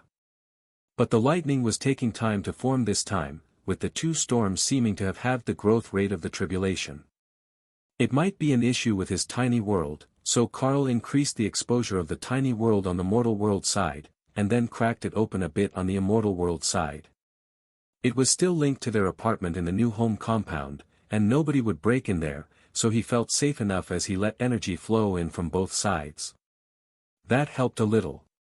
The three Supremes noticed immediately that there was a separate space mixing the energies of two different worlds to support a tribulation, and the clan leader turned to Carl for an explanation. I think that perhaps it's time we took a little tour of your tiny world, isn't it? That place clearly isn't a normal separate space. Carl laughed. The more, the merrier. Besides, it's only right that you get to see all the mortals I've tucked away until they advance. I will be asking to induct some of them into the clan sooner or later. Especially these two, and the Red Dragon Priestess who advanced recently. They often travel together with me and Dana, so they will want to go on adventures in the immortal world. However, there are a bunch of lizard folk and demons who are more comfortable staying hidden as they form their immortal spirits. Now, I'm truly curious. It's like you've got a whole hidden clan, just waiting for the right moment to enter the world. When she put it that way, Carl couldn't deny that she had a point. With the freed slaves, he really did have an actual clan of immortals going at this point, but they lacked all the basics that immortals would normally get from a clan because they were utterly terrified of the outside world. Carl placed a lesser watcher in the shop to assist the Dark Elves in dealing with customers. They had access to his inventory and beast spaces, so they could collect the items that were designated for sale, even if they weren't in the store's inventory. Then, he opened a portal to take the two Supremes to the tiny world. The pack leader took a deep breath, and then sighed. You really have done a wonderful job of this place. I must say, there aren't many places in the immortal world that would lose to it from a pure energy quality standpoint. But how do you stabilize it? Carl gestured into the distance, where the fields could be seen on the far side of the lake. Magical resources. There are hundreds of millions of mythic and immortal-grade magical plants growing in here, and they not only generate but refine energy as they grow. The balance of elements, the quality of the exuded energy, it's all based on the fact that this place is essentially a giant cultivation farm for alchemy resources and food products suited to immortal beastkin. The pack leader looked left, to where a bunny held a half-eaten white radish in both hands, snacking on the immortal-grade resource as she waited for the show to begin. The bunny froze as she felt the Leakin's attention, then took a subtle step away as he looked away. I get it now. And now I know where all the bunnies went. You said that you rescued them, but I didn't see any surplus of them in the clan. So, you have brought them all here to what? Just be bunnies? They help with the farming, the cooking, and the trade goods creation. You see, we've given them trade skills. Most are specialized in gardening and cooking type life skills, but we have some alchemists and other skills as well. We even helped some evolve into bloodstrike jackalopes so that they could protect their dens. Nerissa immediately spotted the ones that he meant, as they were wearing armor and weapons, and had antlers that looked like they belonged on an antelope, not a rabbit. They looked quite comfortable in armor, which was just confusing, but the lightning was beginning to charge, and none of them wanted to miss any part of this tribulation. With the mixed energies of two worlds, plus the unique energy signature that was the tiny world, and already brimming with tribulation energy, it was bound to be spectacular. Ophelia sat cross-legged and let Tifa return to Lotus, while Tian hopped up on Dana's shoulder to watch the show without getting in the way. He was already immortal, he didn't need to get hit with lightning. It would make his fur stand on end. The first strikes landed on both ladies at the same time, and Tian frowned as he realized his fears were justified. Even from this distance, his fur was all crackly with static. If he had been any closer, it would be a nightmare to fix. He couldn't even brush it back down because the static would shock him. Lotus was going to have to fix this later, since it was her fault anyhow. Dana used eternal lightning as a barrier to protect her body as she petted the irate little fox. The lightning barrier absorbed most of the static, but every strike was adding more. She had to do something to avoid laughing. Lotus had Tifa held securely in her arms, and the little bear was suffering the same fate as Tian, but from point-blank range. It was only immune to physical damage, not divine lightning. For the first 2 strikes, Lotus' barrier had held, but when the third one hit, the bear got a shock, and it was not impressed with this situation. However, Tifa wasn't willing to let Lotus suffer this alone, so she stayed in Lotus' arms instead of retreating to her space. At least until Thor warned her. If you keep absorbing the lightning from the tribulation, it's going to mess up her advancement. I will give her a stuffed toy to cuddle instead. Reluctantly, Tifa retreated to her space to pour energy into her beast master, helping her along with the advancement process. The beast space was already at immortal rank, and Tifa could feel that another space was becoming available. That seemed like a good sign of advancement. So, she focused on adding energy to the new space, letting it finish forming without taking energy away from the tribulation that was remaking Lotus' body. The priestess had changed into her tree of life form now, regenerating branches as fast as the 4th volley of lightning was tearing them away, her branches exploding with the power of the strikes. In the distance, Ophelia had a much more berserker-type reaction to tribulation. She was trying to fist-fight the lightning. With her shiny new axe equipped, she had transformed into giant bear form, and she was on her hind legs, swatting at the incoming lightning and roaring in frustration. Pack leader Blackwood chuckled as he watched the bear trying to get revenge on tribulation lightning, while clan leader Narissa just sighed and rolled her eyes. A berserker was a berserker when you came right down to it. Deal enough damage to them and they simply went feral. Still, she thought that the titanic bear totem berserker had a chance of winning this round. Whatever skill she had used last had actually stopped the tribulation for a split second, and the energy had lost cohesion before soaking into her body. That was new. As the leader of a clan who took in newly advanced mortals, she had seen thousands of these scenes, and that was the first time that she had seen someone stop a tribulation lightning strike with pure brute force. Sure, plenty of classes could stop it with a barrier, but stopping it with an attack skill was an entirely different matter. The tribulation storms began to fade after the 5th strike, but both Lotus and Ophelia took a 6th before they completely faded, and the pair advanced to immortality. Sensing that the advancement was done, and the danger was over, Tifa returned from her space to land in Lotus' arms, only to nearly have her spot stolen by Tenna, who was naturally attracted to the lingering divine lightning from the tribulation. The bear and the divine lightning dragon stared each other down for a second, then Lotus wrapped her arms around Tifa and her legs around Tenna, as they were too large to hug at the same time with just arms. I win, I'm immortal, and now I have my fluff back. Fee can't run away from me anymore. Tifa laughed and turned her dainty mistress' head to the left, showing her a faintly smoking giant bear, who was clearly also an immortal. You're still not ahead. But it's her new weapon that made her so much faster. You should ask the new dragon to make you a healing stick. If it heals as good as Fee's axe zooms, you won't have to do anything at all after the first heal. Lotus didn't quite follow, as she hadn't seen the weapon when it was in the open. But if there was good stuff and new dragons, she was in. Rue came over and patted Lotus on the head. Good work, little priestess. Now you're an immortal beast master, and you can pick a second beast. I can sense the second space within you. Lotus searched her mind and found the empty spot. There is. Oh, that is wonderful. And I have the perfect idea. I will just keep this one. You don't mind, do you, Tenna?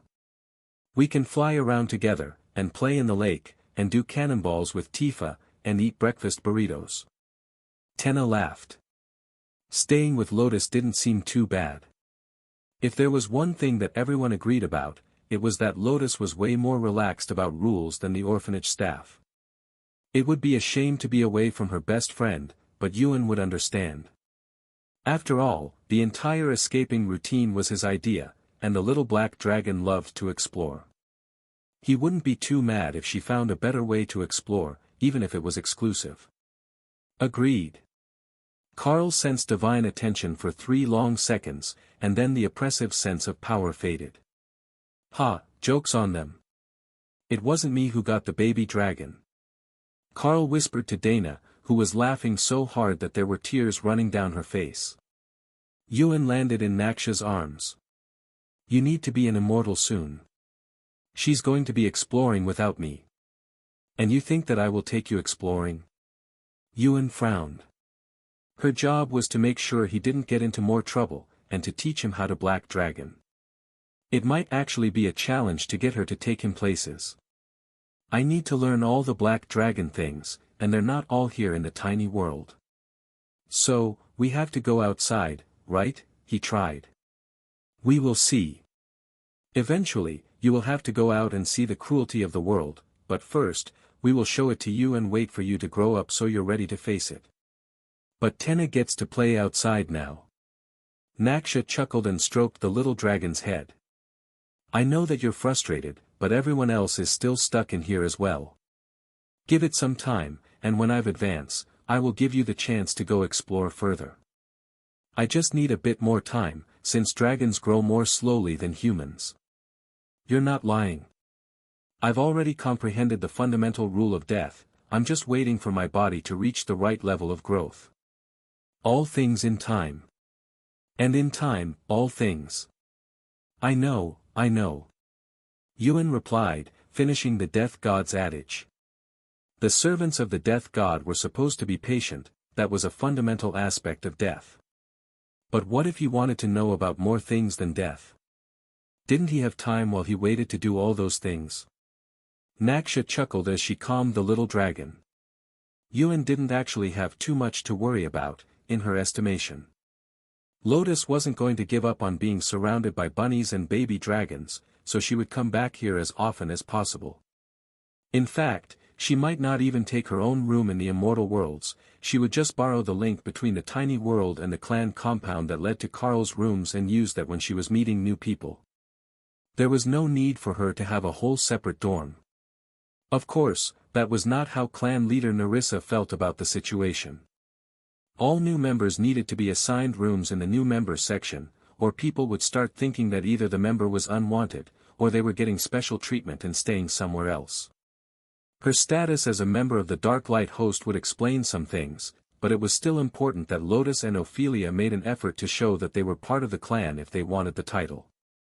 Clan members might be rivals in nearly every way, but appearances mattered. Especially during an intake event. It would still be going on for over a week, and this would actually be the perfect time to bring in the pair so that they would settle in with the rest of the young immortals that were looking for clans. Neither of them was more than their mid-20s, by the clan leader's estimation. Still practically children by immortal standards, barely grown. But she would be looking forward to the hazing ritual when someone challenged one of them. The berserker could obviously handle herself, but someone trying to damage a healing tree with a spirit bear tyrant and a hatchling divine lightning dragon on her side would be highly entertaining. After giving the pair a few minutes to celebrate their advancement, the 3 supremes brought the attention back to matters of clan membership. Welcome to immortality, Lotus, Ophelia. I am clan leader Nerissa of the New Home Merchant clan, and I would like to invite you to join our clan, in addition to your position in the Dark Light host. Lotus and Ophelia both turned to Carl, who shrugged. I don't see a reason not to. The new home is good to us, and we have agreements to share resources. Plus, Lotus is already popular among the healers. Nerissa chuckled, while pack leader Blackwood nodded. Ophelia patted Lotus on the head, then fed Tenna a small piece of meat. We will accept. The new home merchant clan is good to their people, and they've been good to the Darklight host members. You're even pretty good to your bunnies, they come to visit us sometimes when they're off shift. Nerissa blinked slowly. She had not known that. The bunnies from our compound come to visit you here in the tiny world. How do they even get in? Through the apartment door, obviously. They knock, we let them in. Lotus announced proudly. Right, I didn't think that one through. Of course, the Green Dragon Cleric would let the bunnies come visit their hidden pocket dimension full of ridiculously expensive magical plants. Though, as she recalled, the Alchemy Hall Master had been here more than one time before. That was how she knew the basics of its existence, but she hadn't realized that the space was quite this advanced.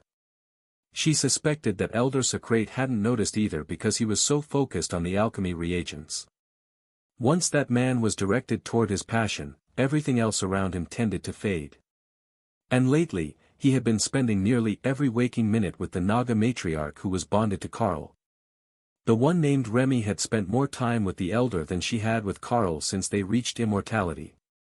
Well, if you would like to come with us, we have an intake event happening, so there are lots of other new and unaligned immortals gathered in the city.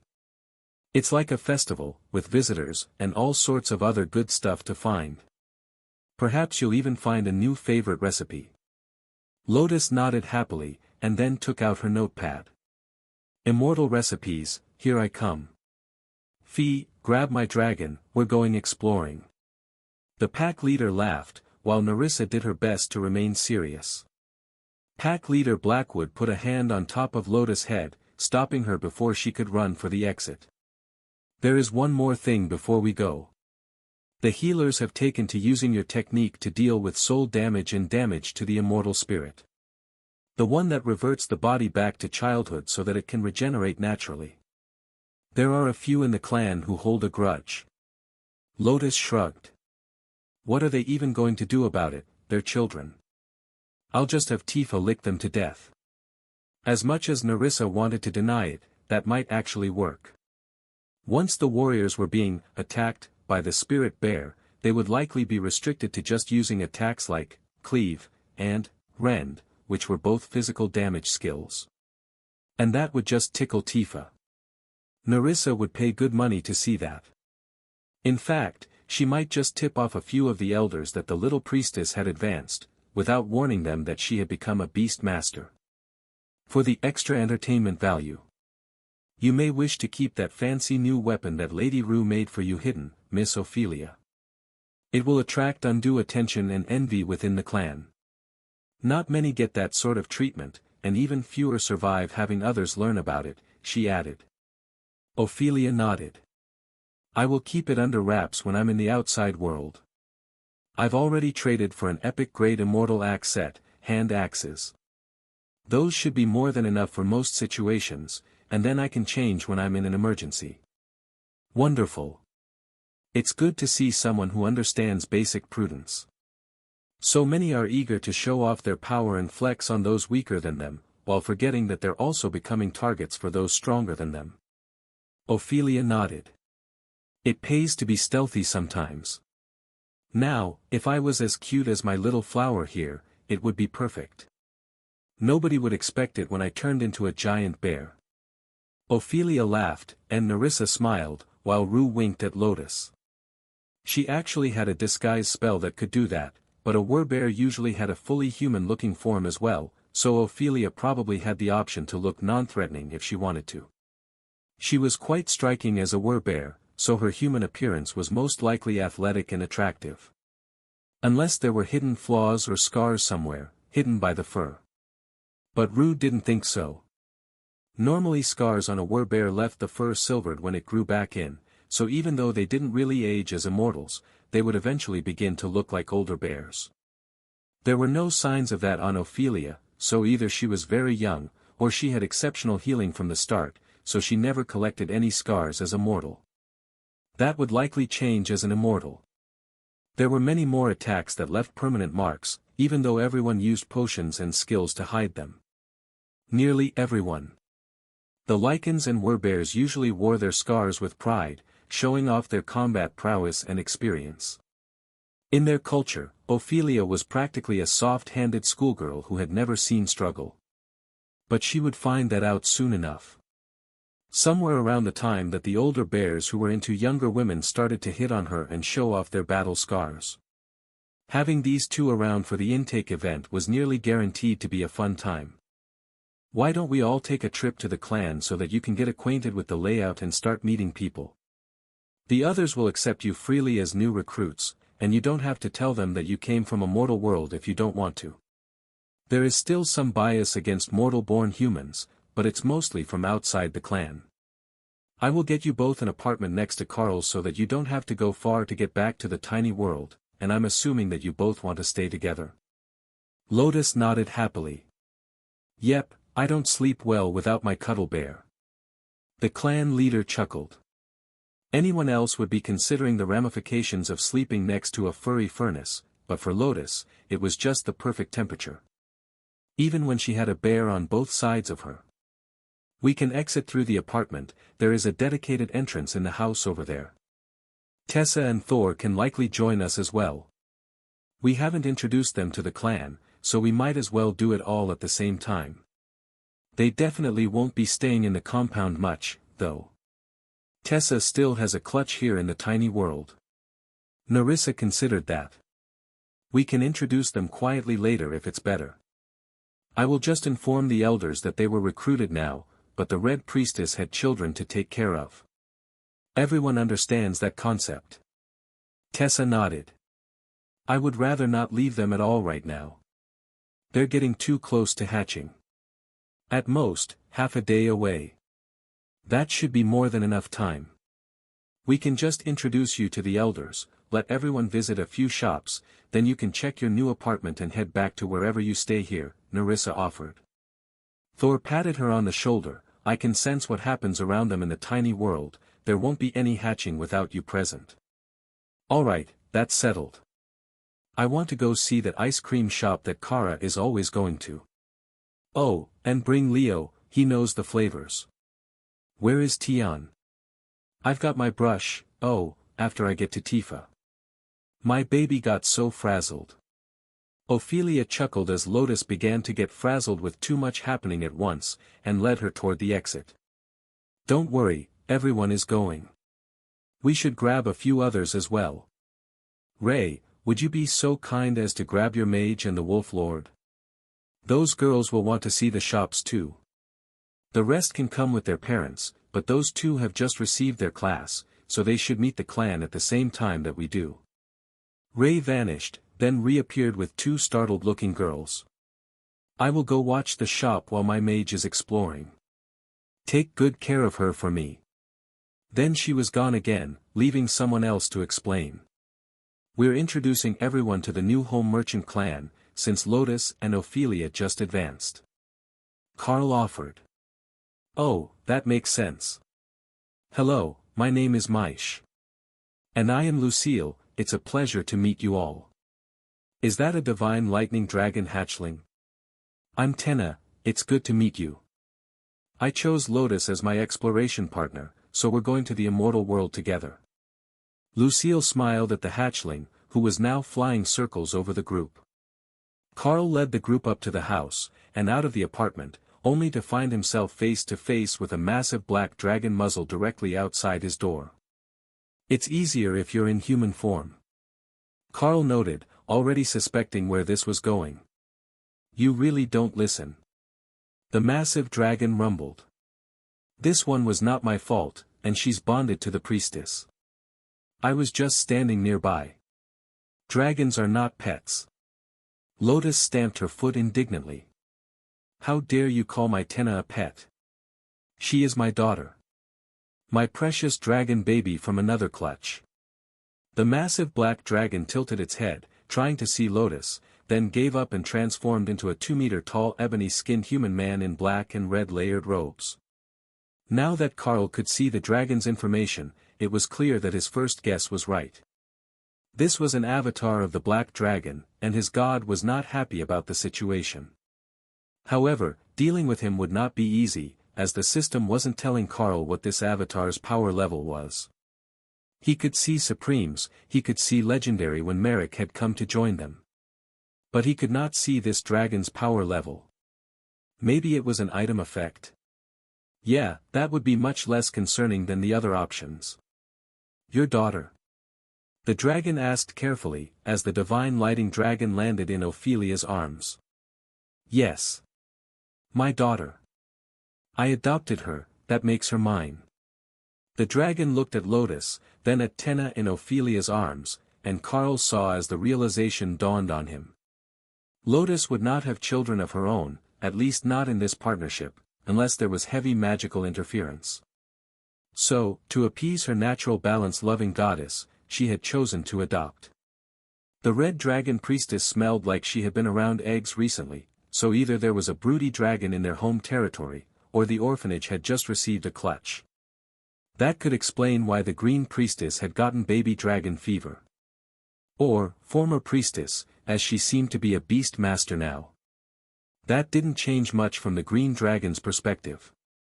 Once you were one of her priestesses, you remained one as long as you had access to the magic she granted. So, even as a beast master, she was still a green priestess. The avatar of the black dragon turned his attention to Carl. And you just allowed this to happen with a flimsy excuse? It was a sudden thing, they were celebrating her advancement and the new space had just opened when the final bond was formed.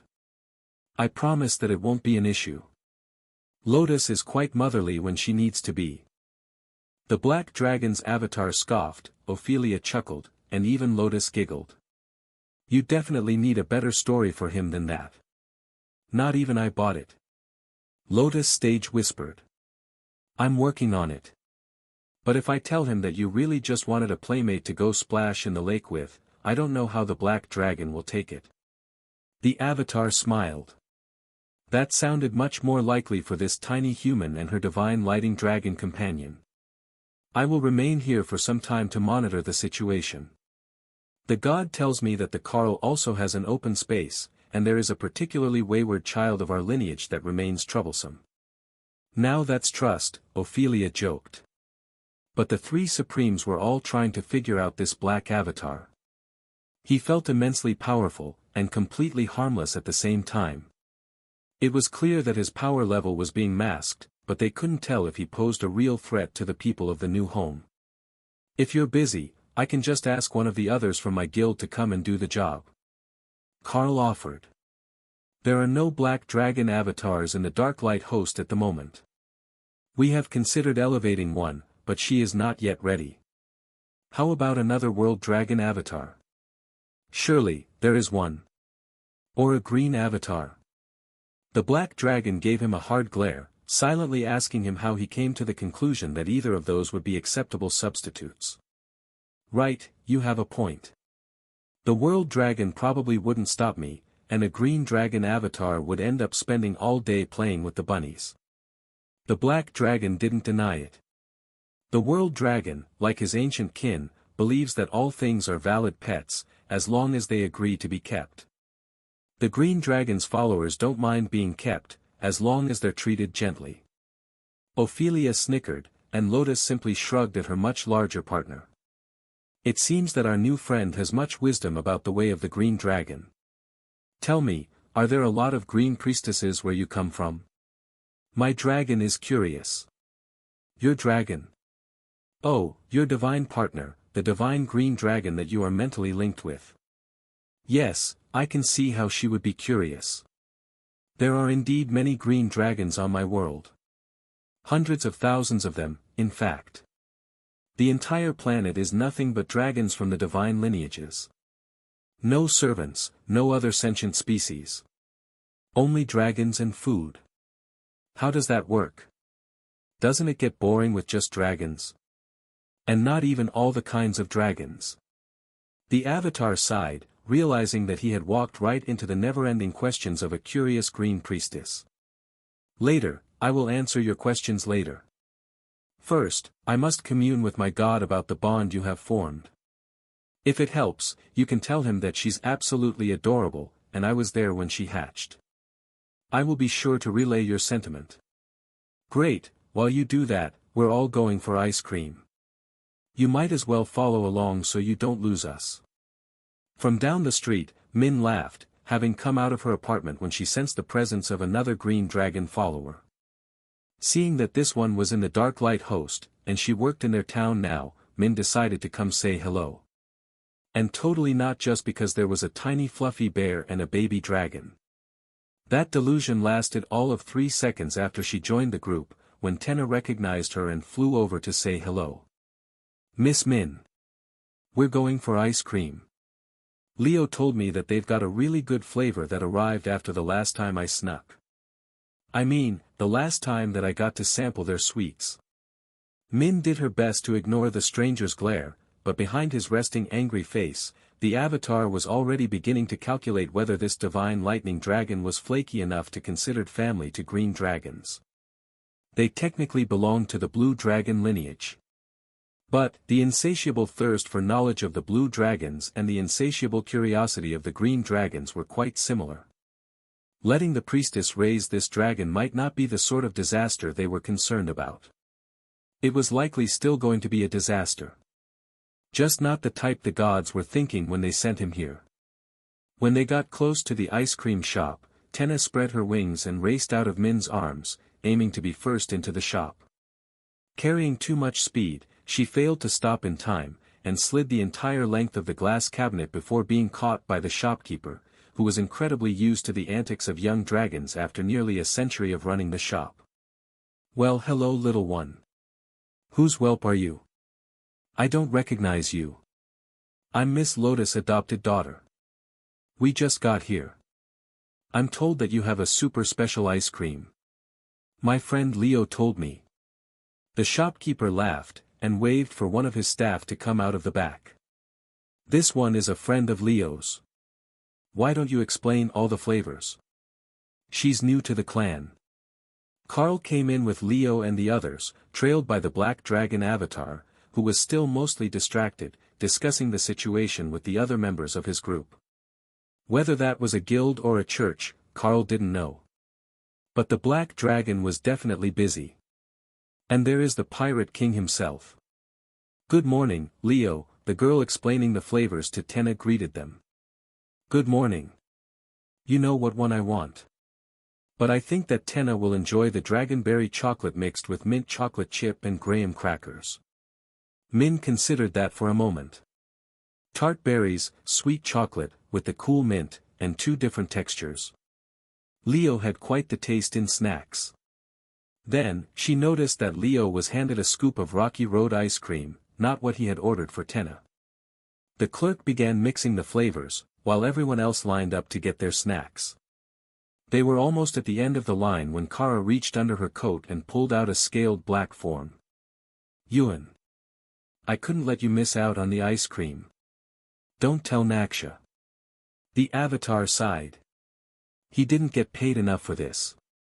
Soon, they were all settled with their ice cream, and the black avatar silently watched the group interact, while the shop filled with customers from a dozen different sects.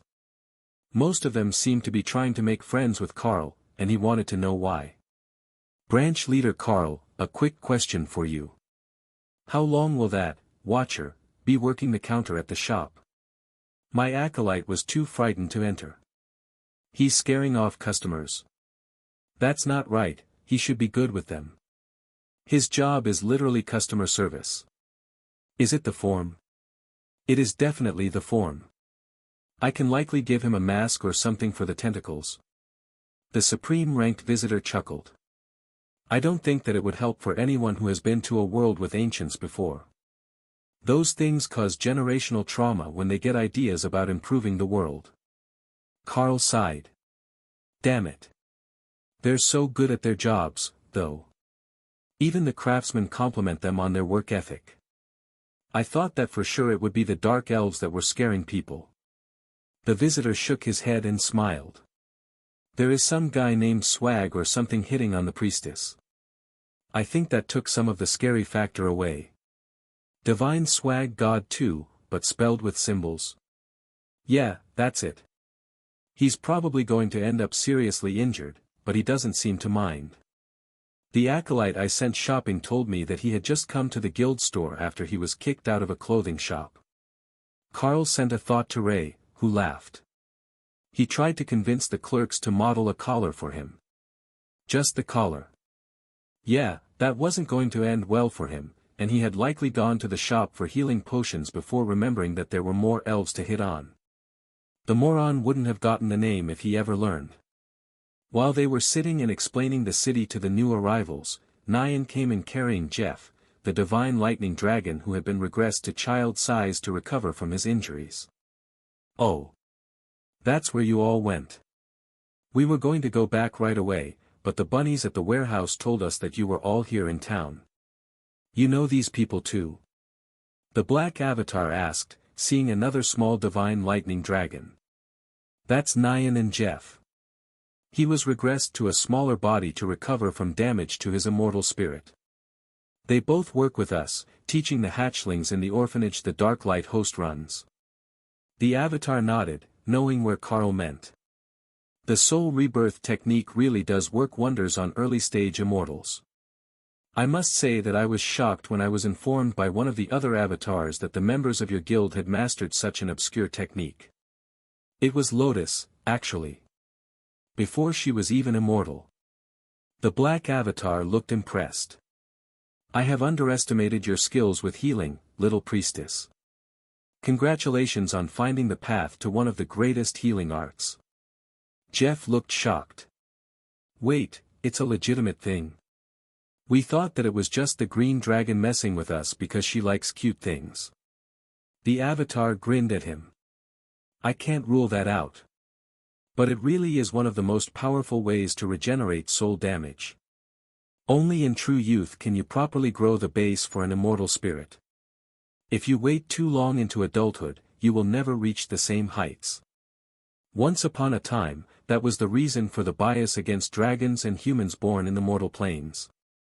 Now, it's just elitism, even if it's still true that mortal-born dragons are often centuries or millennia behind their immortal realm peers, and that's not even to mention their divine realm peers. Jeff looked a little embarrassed. He was also centuries behind his immortal world peers at this point, as his power level had been reset when he had been temporarily killed. But that was all part of the process of healing. Apparently. There are actually sects that treat the technique like a reroll. You see, it's easier to gain skill points at the start of your life, when you are just beginning your growth. So, some will spend the time to teach many skills, kill their disciple and reset them to childhood, so they can start their class progression over from nothing, but with a bunch of added skills. It's an excellent way to make apparent elites for competitions, if they only test bone age and not soul age as well, the avatar explained. Carl laughed. There is always someone trying to get ahead, isn't there? Just a little bit of a cheat, knowing that they can exploit the rules and bring a disciple who would have passed the age limitations back to childhood for an important contest. And it's more humane than the so-called demonic cultivators, who sacrifice others to grant extended youth and faster growth to their disciples. Honestly, that needs to be renamed. Even the demons are embarrassed to be associated with them. Carl nodded. The demons value true strength, not borrowed or stolen strength. That comforted the avatar a little. Carl knew the ways of the various species better than the dragon had expected.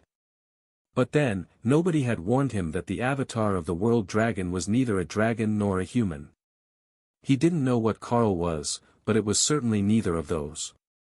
Looking more closely, he suspected that Carl had started with mixed blood, and it had simply mutated as he gained physique-altering skills and inheritances. Now, he was something that wasn't quite anything. Not like the mage beside him, who had clearly been human at one point, but had taken on much of the bloodline of the Stonefur divine fox. A little more, and she would likely be able to use holy magic innately, just like the actual Stonefur divine fox that was playing with the spirit bear cub. Well, now that you've seen the favorite spot of the cubs and green dragons, why don't we all take a tour of the city and meet some of the other members? There is an intake tournament going on as well, if you would like to enter. It's not necessary, as you've already been accepted, but it will help build a positive reputation among the other clan members if you decide to show off your power a little, Narissa suggested. The black dragon nodded. He didn't sense any killing intent within the city at the moment, so the tournament wouldn't be a loss for anyone, and it was unlikely to get the dragon whelp injured before he could determine whether it was proper for her to stay with the priestess. He was already getting the impression that it wouldn't be necessary to break the bond. But he had to do his due diligence and make sure that the dragon wasn't going to belong to the pet sitter by proxy. That would definitely not be allowed.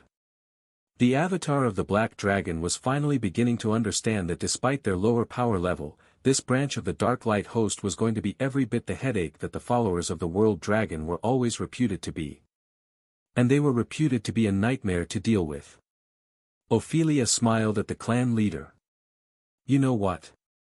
An intake tournament sounds like a lot of fun. I haven't had a good brawl in a rather long time. I know that it's not strictly required, since we came in on a recommendation, but it would help get to know the members of the clan if we had a little friendly spar. The avatar of the black dragon tried not to laugh. The words coming out of the werebear's mouth sounded very reasonable, but her intentions were anything but. Alright, follow me, and I will bring you to the youth group. Anyone under 30 without a formed immortal spirit goes there, Nerissa agreed. Lotus cheered, and one of the warriors sitting on the other side of the ice cream shop laughed. You do know that you're likely to be part of the new members' hazing ritual as well, right? He called out. Lotus giggled. I'm not too concerned. Just wait until someone tries to fight me, for I am all that is healer. She had also inherited the innate physical element immunity from Tifa the same way that Carl had inherited so many skills from his beasts. Nerissa looked back and forth between the two. Actually, we can do both at the same time if you'd like. One in the intake challenge ring, and one in the other arena for a challenge. You can see both from the west bleachers, so we don't have to miss either battle. Lotus thought about the options. If she watched Fi fight, it would only stress her out. There was nothing she could do to help, and she wasn't allowed to heal from outside the fight, so she would have to just watch.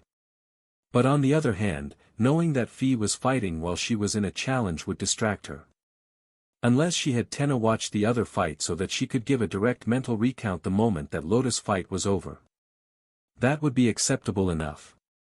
Tenna had a pretty good memory, and she was good with stories. Plus, she could now put it right into Lotus' mind, so there was no need to watch the whole edited show from Opal. She was still going to. But she wouldn't have to. They all left the shop and headed for the arenas, where there were multiple teenage and pre-teen-looking immortals waiting to get a piece of Lotus. The word had spread that she had made immortality, and they were all people who had been subjected to the rebirth technique, and regressed into childish bodies. Nerissa thought it was oddly appropriate. They might be hundreds of years older than she was, but at least they were picking on someone their own size. You will have to draw lots to see who gets to challenge her, as there is no clear order of challenge. However, if someone wishes to have a ranking match with our other new member, Miss Ophelia, there is no line. One of the other berserkers laughed and raised his hand. I'll go. Ophelia laughed. Berserker on berserker combat was rarely an actual hostile challenge, it was somewhere between a hobby and stress relief. A match was just ending, and the two berserkers simply barged past the potential members and others waiting in line. Excuse me, coming through. Out of the way. Yes, you too. Coming through. Ophelia laughed as the other berserk simply lifted people out of his way, muttering polite words as he pushed through the crowd. They reached the sands, and Elder Fersham chuckled, quickly changing his introduction. It looks like we've got an immortal spirit level ranking match. Gustav versus Ophelia for an all-berserker special.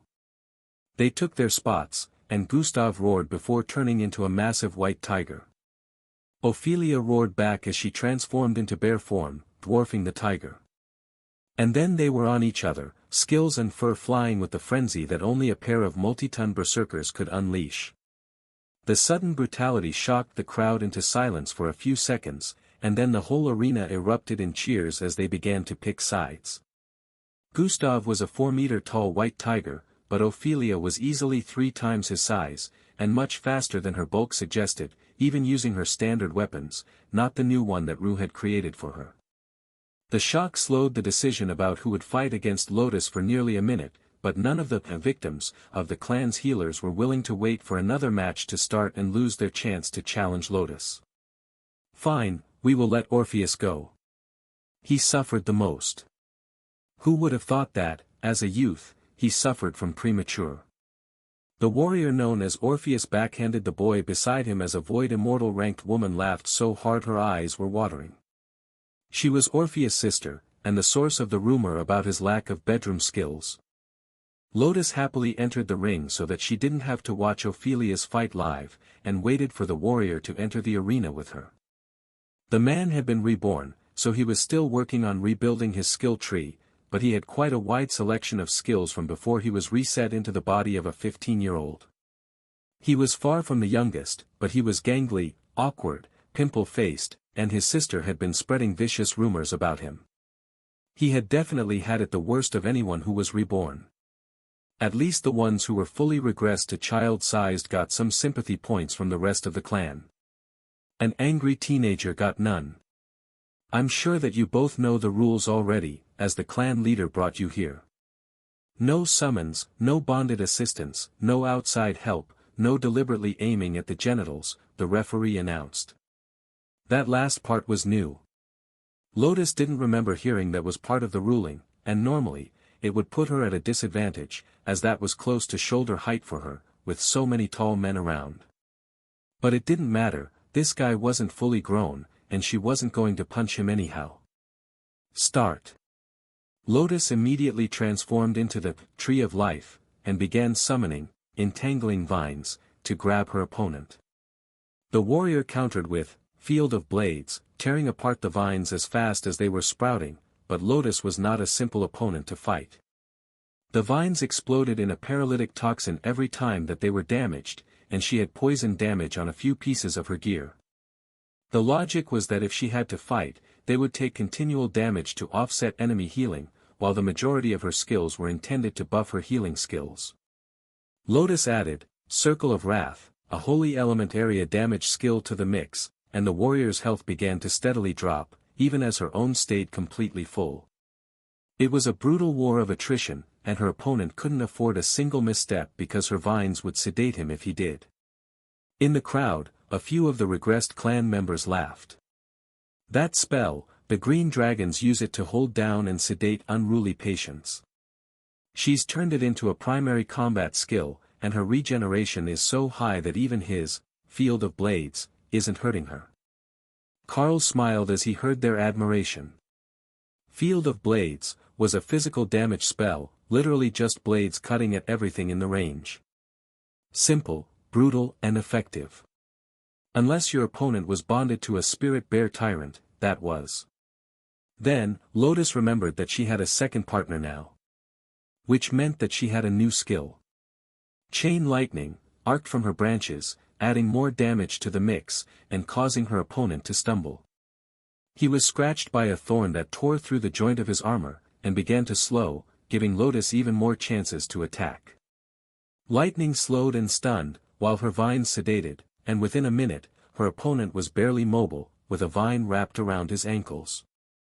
However, he had bestial regeneration, and Lotus had truly terrible spell damage. She still only had him at half health. The crowd didn't care.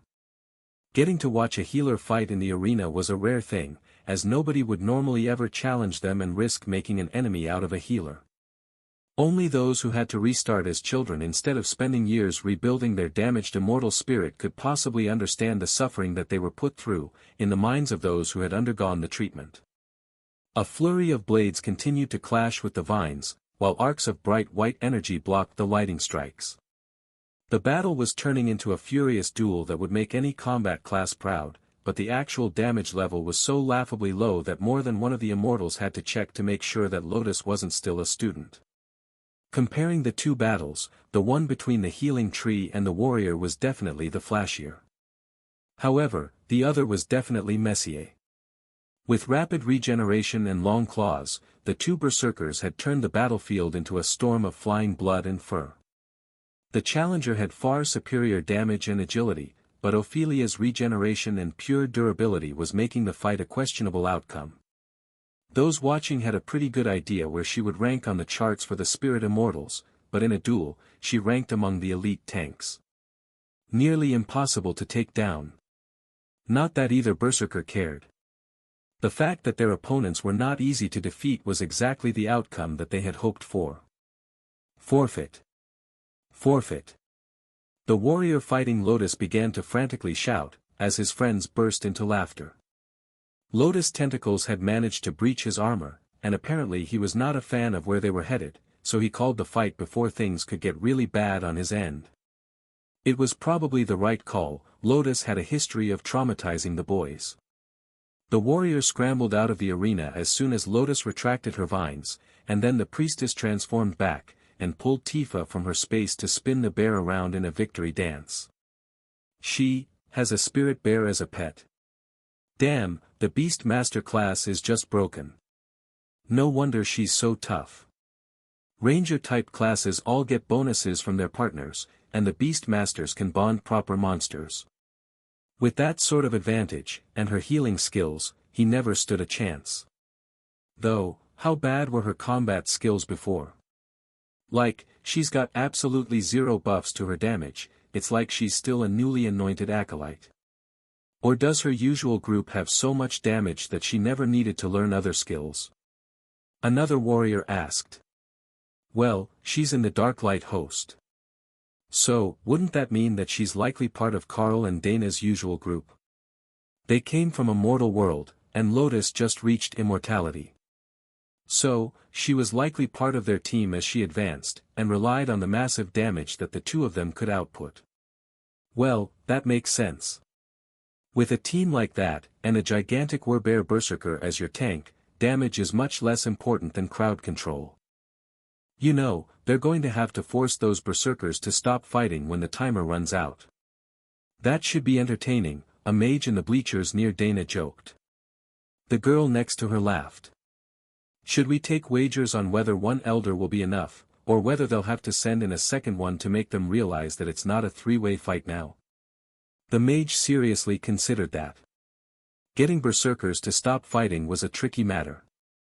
They tended to get lost in the frenzy, and even if you tried to stop them, they would be so lost that they would think that you just wanted to join the fight. Eventually, Elder Forsham blew the whistle to end the fight. And, as predicted, neither Berserker paid it any mind. They just kept fighting as they had been before. However, Forsham was not a new elder, and he regularly refereed the matches, so he had developed a technique for it. He placed barriers over both of them, separating the combatants, and then had one of the bards use a calming skill to break their enraged state. That was enough for them to realize that someone wanted their attention, and both Berserkers turned to the referee stand. Your time is up. Get off the sand so we can clean up and get the next fight going. In unison, the Berserkers sighed sadly, and the crowd cheered for them. If you went full time, the fight was a draw. It was obvious that both were holding back, and that the challenger was significantly more powerful. But they sure did look pleased with themselves. Ophelia transformed back into Werbear form and held out her arms, as Lotus used, entangling vines, to transport herself over the bleachers and into Ophelia's arms. The other Berserker laughed as the tiny cleric landed in the Werbear's embrace. Ophelia was clearly showing the crowd that she was spoken for so that they didn't hit on the Werbear with the most lovely brown fur. But that would backfire. Immortal men tended to be incredibly shameless. If there was a chance to hit on the Werbear and the cute priestess at the same time, more than one of them would be willing to give it a shot. Even if the odds were 1 in a million, they would just ask a million times. Just maybe not today. Today, they were worried about what the priestess might do to them with those vines if she agreed. You know, for a crafting guild, the Dark Light host members are kind of scary. Do you think that the Berserker got so strong to keep people from stealing her girlfriend? The mage beside Dana whispered to her friend. Dana laughed, and the girl realized that she was talking about the people sitting right beside her. Sorry, I didn't realize. No worries. But it's actually the other way around. The Beast Master used to be a green dragon priestess, and not everyone can handle that level of crazy. So, it was Ophelia that constantly got hit on. I think that she got strong hoping that it would scare the men away. Did it work? No, not at all. Even when she's got Lotus with her, people still try to hit on the warbear. I swear, half these warriors would have made great green dragon clerics the way that they go after the fluffy bear. The mage giggled, and gestured to the elders across the arena from them. Do you not have your recruiters with the group? Dana shook her head. No, we weren't actively planning to recruit this time because we're still getting our new branch set up. So, we will start next year. Do you guys have a shop here in town? I've got some coin. We have a portal to our shop, as our guild house is further northwest up the coast. But if there's something particular you'd like, I can grab it directly for you. The young mage smiled. I have 5 fire element and 2 ice element elemental stones I collected, plus some coin. What do you have for a necklace that will help an arcane mage? Dana checked the guild store, and brought out a rare grade necklace that added a load of spell damage and mana regeneration. It was a rare grade item, the sort that most of the sects were buying as bribes for recruits. How about this? 3 fire element stones of good immortal rank quality. No flaws or cracks. The mage picked out 3 stones, and Dana handed her the necklace. Pleasure doing business. Oh, this is wonderful. The extra mana regeneration is just what I needed. Arcane magic tends to be heavy on the mana use, especially if I use a magic missile barrage. Even the fastest of warriors can't parry 50 missiles, and they'll shatter nearly any skill barrier near my level. But it's so hard on the mana pool. Dana nodded. I know that feeling. Arcane missiles were one of my earliest spells. Oh. What direction did you go after that? Direct to Golem Mage. Dana shook her head. It took me a while to obtain the Golem spell. I went for Fog as my second spell. That way, I could obscure the battlefield and attack without being spotted from so far away. If the warriors can't see you, they won't chase you. The young mage nodded eagerly. Oh, that's a great spell. A shame that it won't work well in the arena, being so close together, but when wandering the wilderness, it can be amazing. The mage's friend smiled at Carl as the 2 mages went off on a magic-related tangent. I don't suppose that you'd be willing to open the shop for me as well. I could really use a new sword. I got robbed on the way here, and they left me just an uncommon grade blade as a joke. You didn't hold back anything in inventory? The paladin laughed. You say that as if everyone just has spare gear. I was fighting a salamander when they ambushed me and hit me with paralysis. They made me trade everything on me for my life, using a blood contract. Carl frowned. I don't know that practice. What does it do? The paladin frowned. Everyone knew the blood contract. It enforces an agreement, using the system.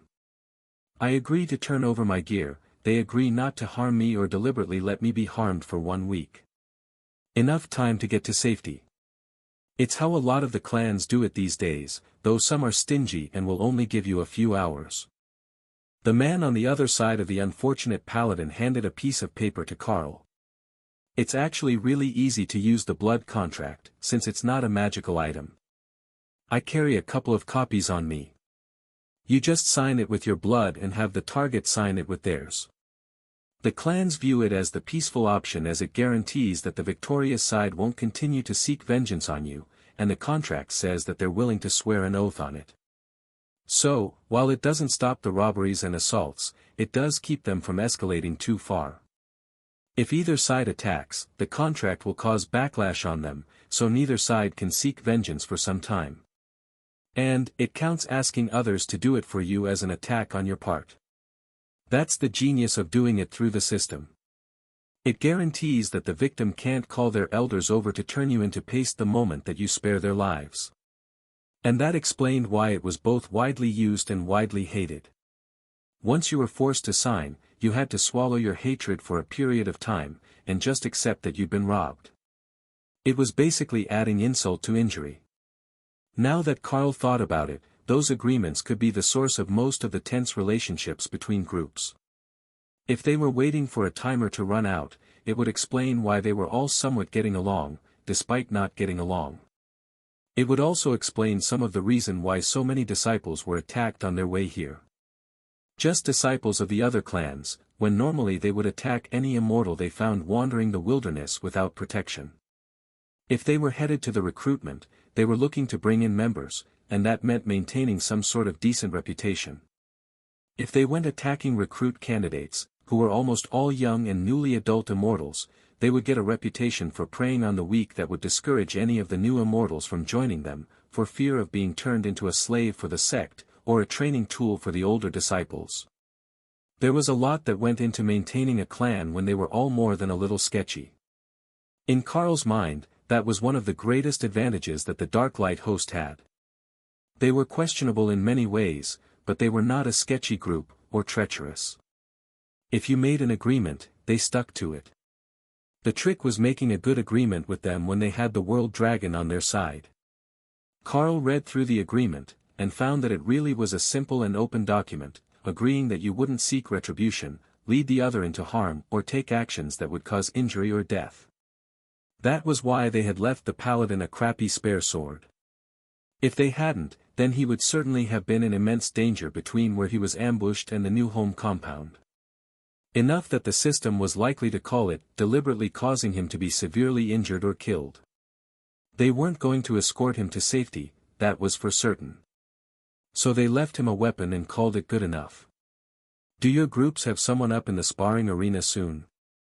We only had a couple new members join us this time, and they've both finished their fights, so we're just relaxing now. We're not a large enough guild to need to take in more than a few people a year, Carl explained. None directly. We haven't finalized any, so we're here to watch the fights, and then we will judge by their displayed skills whether they're a good fit for our sect. It's not so much about whether they win or lose, but how they handle themselves, and what skills they already show an affinity for. Take the Berserkers, for example. Both of them are earth magic users, which doesn't suit our technique. But we also don't specialize in Berserker-style combat. So, while they're incredible fighters, we wouldn't try to recruit them, as it would only lead to headaches on both sides. Oh, that makes a lot of sense. We don't really have one defining sort of combat style, much like the new home clan. We just kind of go with the flow, and form nice balanced groups, then teach them a trade skill so that they're not living off free cupcakes. The men nodded, pretending that the reference made any sense at all to them. Kara, feeling generous, as the paladin's story checked out, decided to explain. She held up 2 chocolate cupcakes, topped with green frosting and chocolate chips. Then, she handed them to the 2 closest immortals and sat down, as they frowned at the food in their hands. Free cupcakes. They're made with the mystic cooking skill, so they not only reduce hunger, but they also give a small magical buff. For someone with nothing else, they're a real blessing. The paladin shrugged and took a bite. He hadn't gotten a good meal in a while now, since he was short on cash and out of gear. But the cupcake would have been welcome at any time. From behind them, Carl heard a cheer, and saw that Swag was also holding up a cupcake in victory. His luck was back on track, that was 2 in 2 days.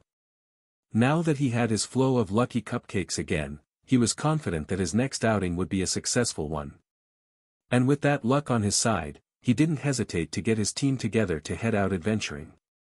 They had only been back a day from a gathering trip, but he got cupcakes 2 days in a row, and that had to be a divine sign that he was supposed to use this chance to build up his wealth.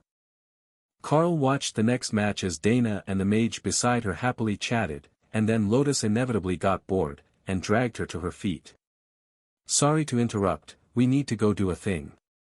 The mage laughed. Alright, welcome to the clan, young beast master. You did well, and your daughters are adorable.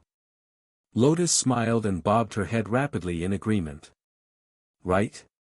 They're absolutely perfect. As if to make the point, Tifa stood on her hind legs and nuzzled Lotus' face, which made the mage laugh.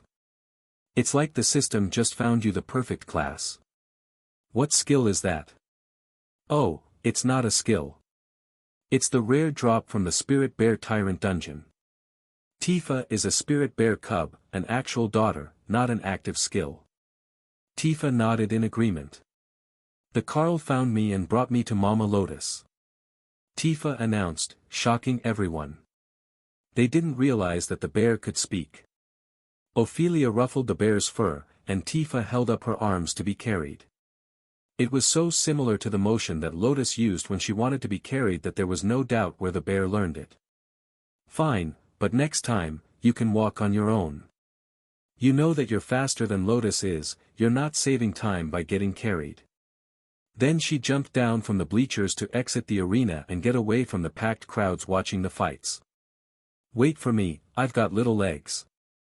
Carl picked Lotus and Dana up, one on each arm, and simply flew off over the top of the arena to join Ophelia outside.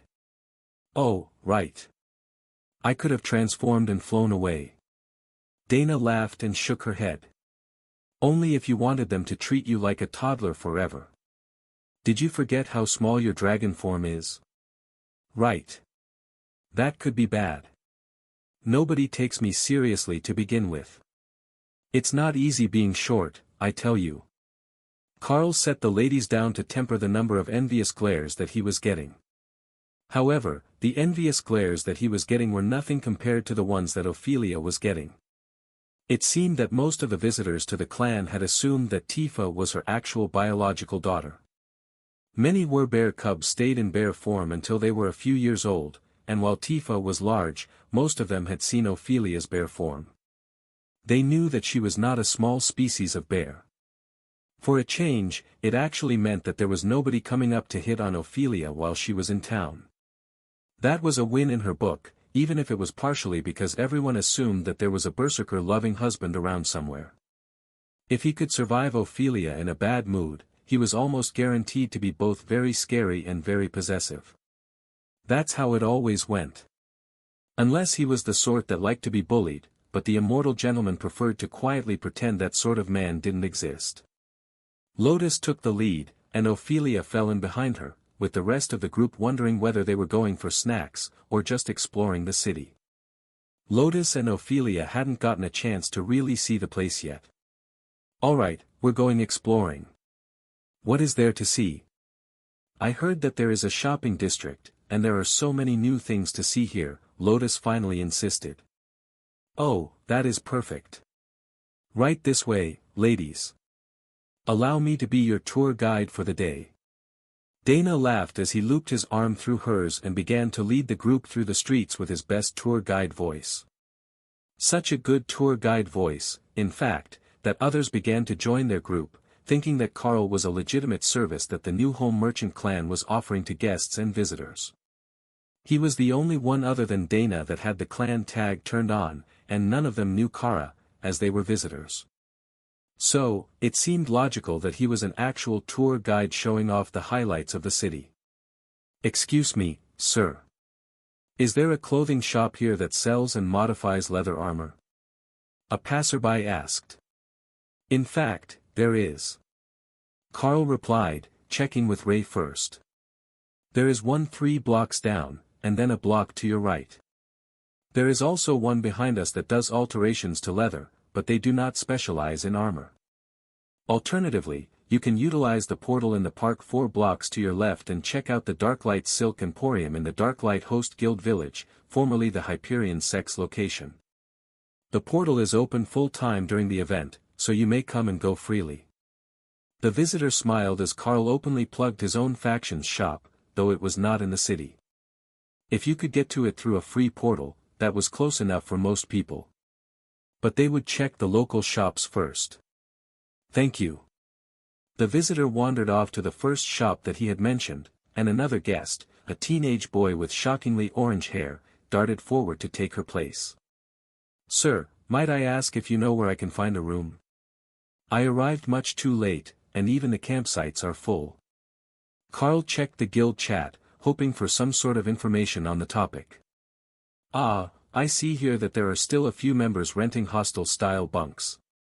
If you go left to the portal then west down the street to the large bulletin board, you'll find the listing and a contact person on duty who can arrange a hostel room. Thank you so much. He ran off, and Carl led the ladies down the street, pointing out various shops that the beasts liked. And then there is the second most important building in the entire town. Everyone stopped and looked in the direction of Carl's gesture. It was a cafe and bakery. Ophelia was about to complain about Carl having led Lotus directly to caffeine, but she was already being dragged inside. For such a small creature, Lotus was exceptionally strong.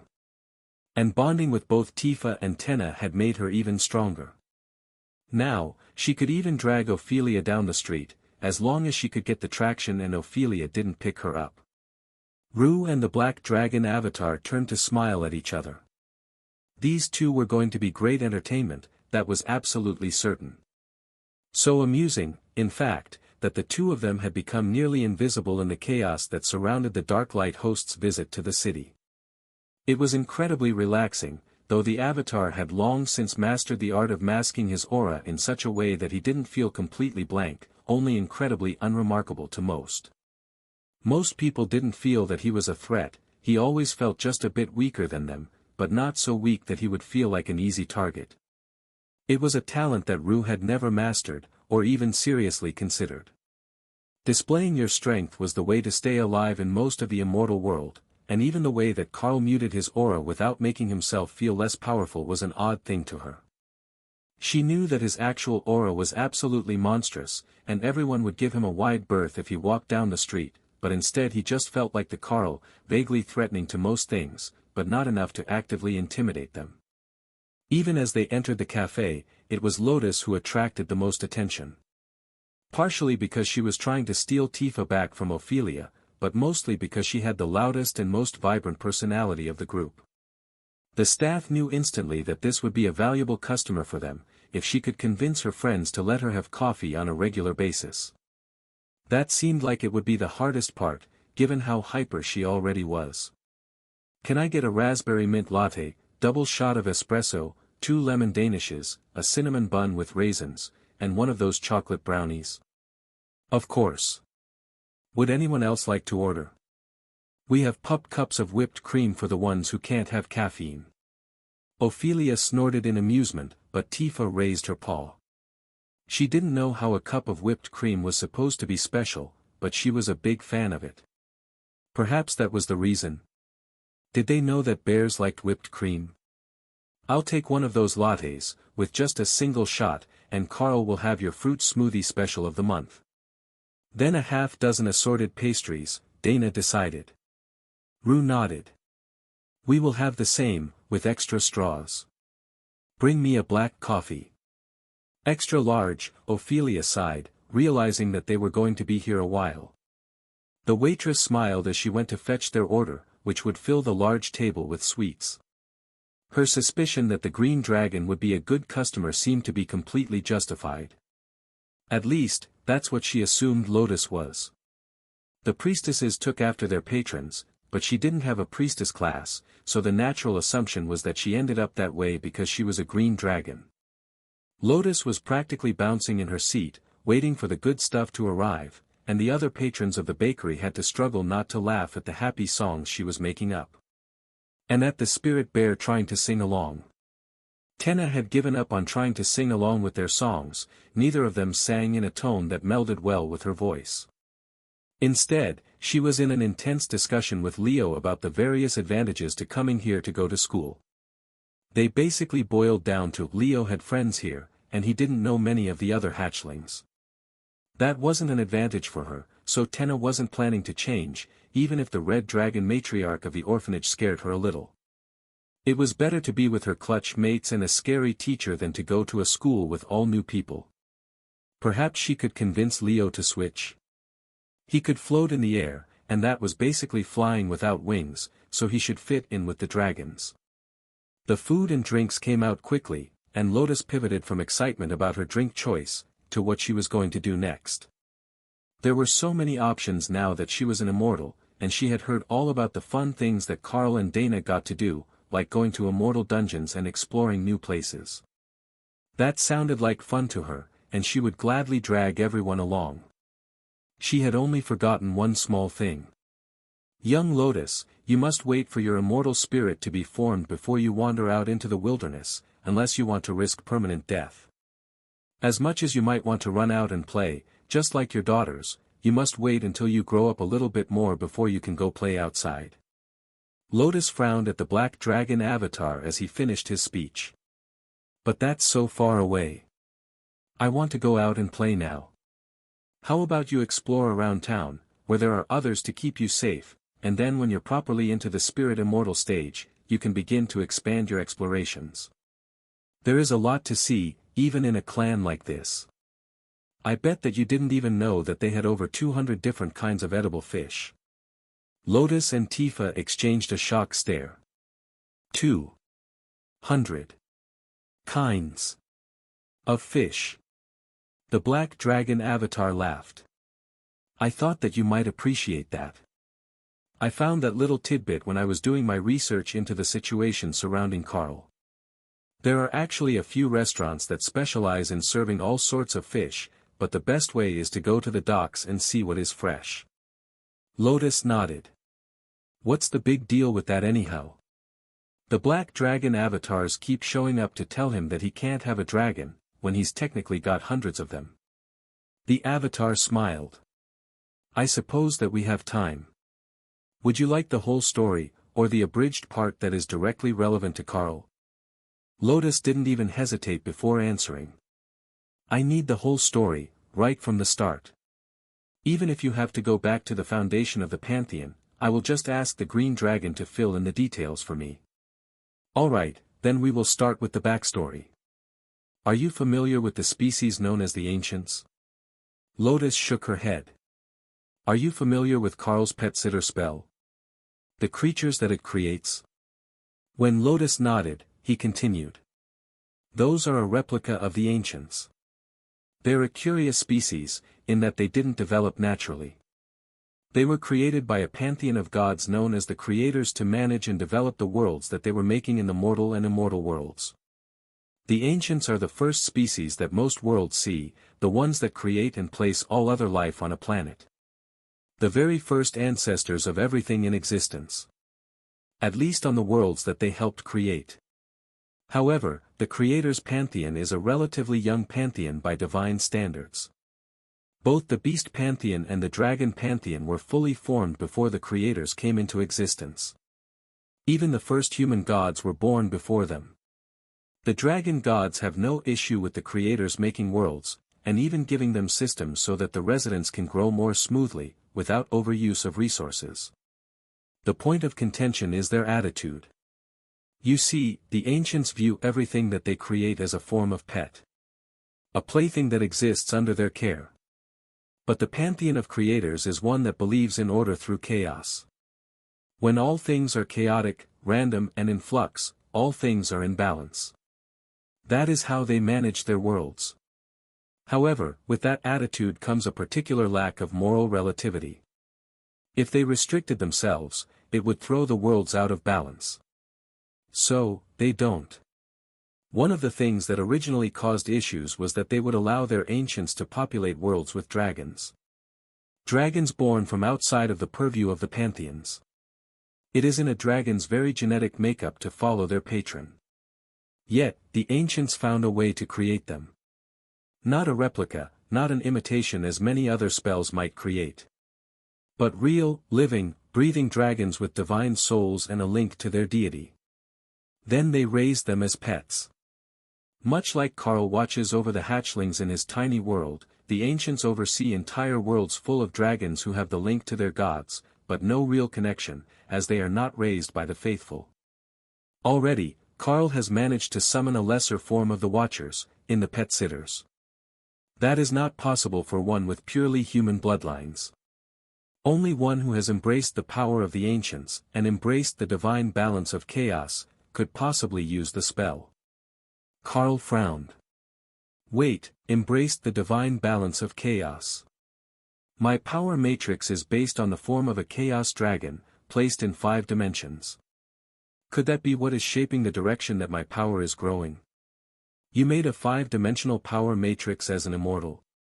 It was already based on the Chaos Dragon as immortal, I just altered it to be 5-dimensional when I was making my immortal spirit. But yes. The Avatar sighed. The problem is worse than expected. But yes, that is likely part of what is changing your power, and why the system doesn't recognize you as being part of any particular species.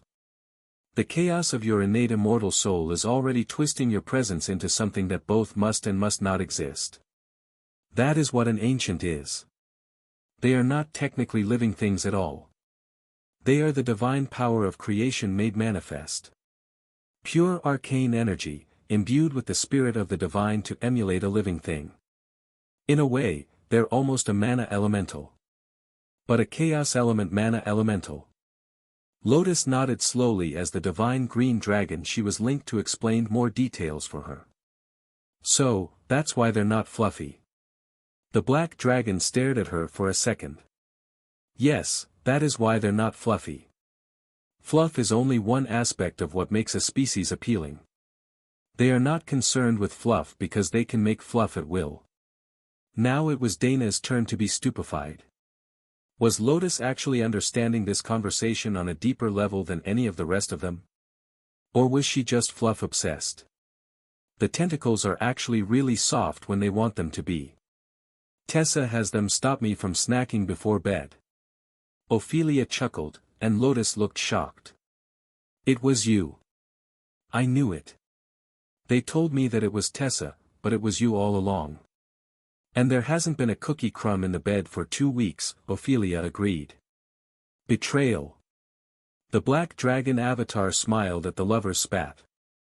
It's the existence of the ancients, and their nature as a chaotic force of neutral creation, that has tilted the opinion of the black dragon against Carl. You see, most of the dragon gods just see more children when the ancients go wild and make another world full of dragons. But the black dragon has to clean up their mess, and maintain the balance, while dealing with an entire species of creatures who create life at will, with no regard for balance, reason or moderation. Dana gave the black avatar a sympathetic smile. That actually sounds a lot like Carl. If he had the power to simply create living creatures, there would be no stopping him. Exactly my point. Fortunately, that's unlikely to happen before he becomes a demigod. Even the legends rarely grasp the power of creation. In Carl's mind, Kara laughed hysterically. Wasn't that basically a challenge? If it wasn't impossible, then it was definitely a goal. Learn to create living things before reaching divinity. It could be his final partner, something completely unique, created entirely by the Carl as a proof of concept. It would be glorious. So, is it that the black dragon sees the potential for me to grow to the point where I could start simply creating my own dragons if I wanted one, or that he sees the potential for me to fully embrace the way of the ancients and just do as I please without regard for the implications? Carl asked. Don't forget that he can also see the past and future. So, it might be something that you're going to do if you get a dragon that has personally offended him before you ever thought of doing it, Kara added helpfully. The black dragon avatar sighed. You know, there is no good way to answer that because no matter which answer I give, it only encourages you to do the other, which will still lead to the same outcome, just in a different way. Divine inevitability. A point in the timeline that exists in almost all possible timelines that the black dragon is trying to steer this reality towards avoiding. The avatar stared at Carl. I am honestly shocked that you even understand the concept. But then, you did manage to make a 5th-dimensional power matrix, so it stands to reason that you understand more than a little bit about it. Carl shrugged. I also spend my days arguing logic with a chaos badger. Lotus giggled as she saw the expression on the dragon's face. That's mostly a joke. There is no logic involved in their arguments. I didn't imagine that there would be. And if the badger starts saying something that sounds logical, it's almost certainly a trap to lull you into complacency before she does something absolutely outrageous.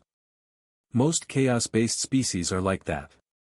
Even the ancients are known to do it, though they usually treat it more like giving a pet treats before taking them to the vet, or other unpleasant situation. Lotus looked scandalized again, and pointed at Ophelia. "You're in cahoots." "I knew it.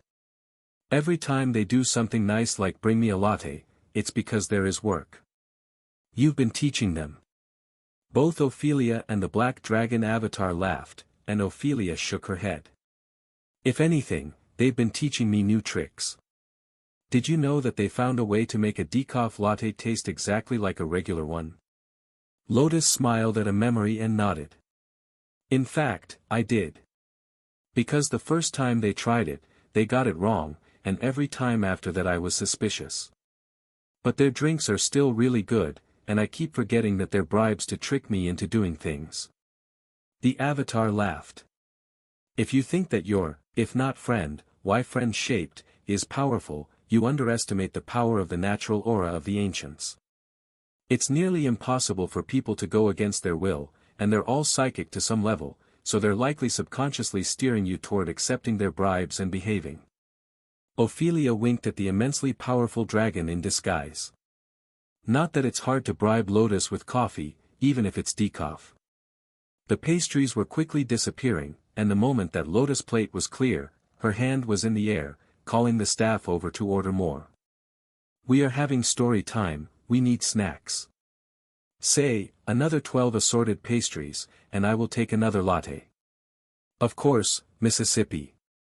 Ophelia sighed, knowing that there would be no concept of sleep tonight for Lotus. But since they had advanced, she felt much less motivation to sleep at all. So, perhaps it wouldn't be as big of an issue with letting Lotus have coffee, if her advanced constitution wasn't going to cause her to be sleep-deprived all the next day. That was one less thing to worry about. Lotus gazed longingly at the display of pastries, wanting all the recipes so that she could add them to her own kitchen repertoire, as these were obviously mystic cooking-produced goods. You couldn't just ask a pastry shop for their secret recipes, though. That would be tacky. So, she had to guess when they came out, using her experience to guide her next attempt to make new sweets. Plus, she still had questions. So, if that's the big issue, that Carl is too in tune with the ancients, why are they concerned about me having dragons as a beast master? I'm faithful to my goddess, I'm not an agent of chaos, and I'm not going to do bad things or mistreat them. She was practically pouting at the injustice now, and the black avatar smiled. We're just worried that the Carl and his patron deity might be a bad influence on you. I know you feel aggrieved, but when you've lived as long as I have, perspective changes a little. You're old. You don't feel old. The avatar chuckled as he shifted to let the staff load more pastries onto the tables. Far more pastries than they had ordered, he noted. However, he didn't see himself getting out of story time with a green dragon cleric in under 2 hours. That would be practically a miracle once she got on a roll about all the other things that he knew. Still, he had plenty of patience, and watching the young get excited was entertainment in its own way. Lotus waved a half-eaten donut. You didn't answer. The avatar chuckled. I'm a little over 20,000 years old.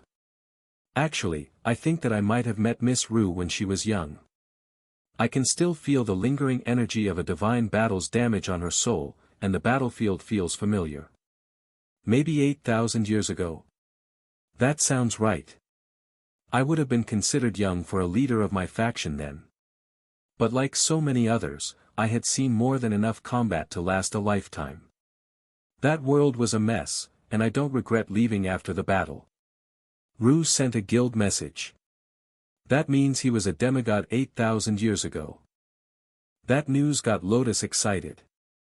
That means you've seen countless immortal worlds, right? Are they all similar? Does every one of them do things a little bit different or have different populations based on how they were made? Or do they kind of blend out to neutral after enough time? Do you know what I mean? Like in the mortal worlds, after 100,000 years of invasions, every region has its own peculiarities, but when you look at the larger picture across a continent or the whole world, the populations are actually pretty balanced, just segregated into their own faction territories. The avatar shrugged. The immortal worlds are different.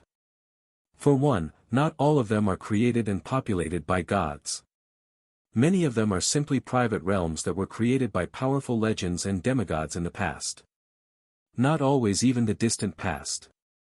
I was recently sent to one that was causing issues with constantly trying to steal souls from the underworld, only to find that it was some idiot of a legendary necromancer who thought that stealing souls from the underworld might be a functional path to divinity.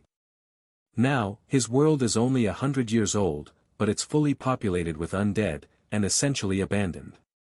Lotus nodded. The black dragon got cranky when you tried to steal from him.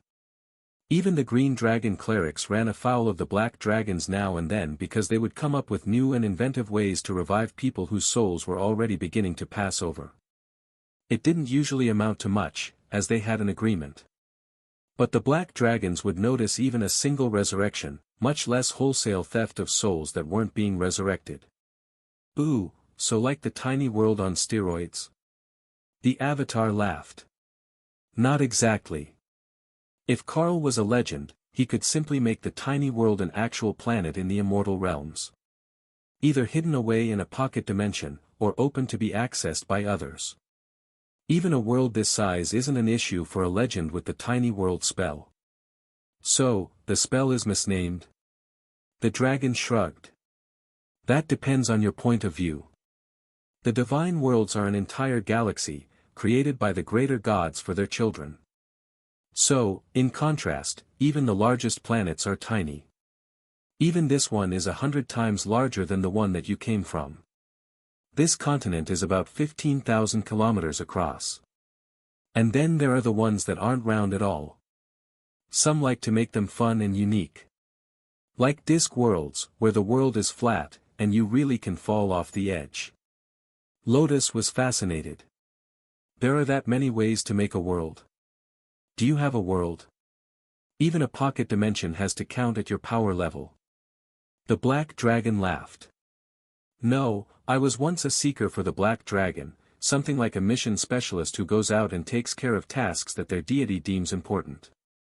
Now, I'm an avatar, more of a political representative. Between the two, I never had the need to form a world of my own. But since you're still curious, I will give you a fun fact.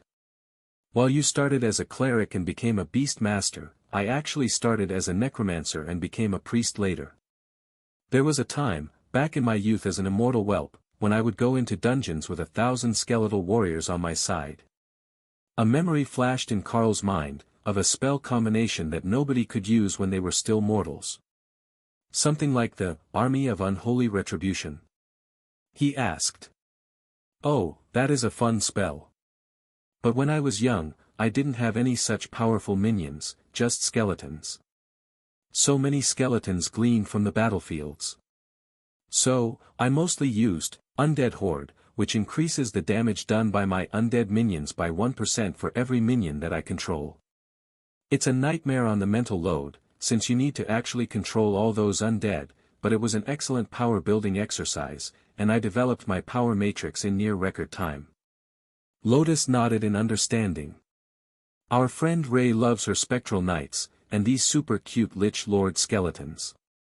The black dragon laughed. Lich Lords are cute. Lotus nodded. You should see them in combat. Waving their hands around to make grand dramatic spell effects, and then hovering near her shoulder begging for praise. If she wasn't a green dragon, he would assume there was something very wrong with her brain. But Carl was nodding. The Lich Lords do love to be praised.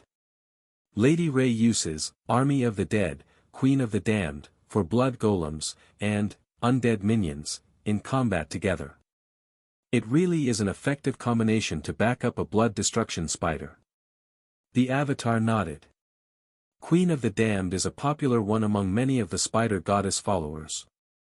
They have a particular love for making things explode in the most gruesome ways. Ray definitely wouldn't deny that. Are we going to teach Ray a new summoning spell? She can be the undead queen the way that Dana is the golem mistress. Can spiders be necromancers? They're not technically death element, right? The black dragon shrugged. There is no rule against it. Normally, they don't gain system access.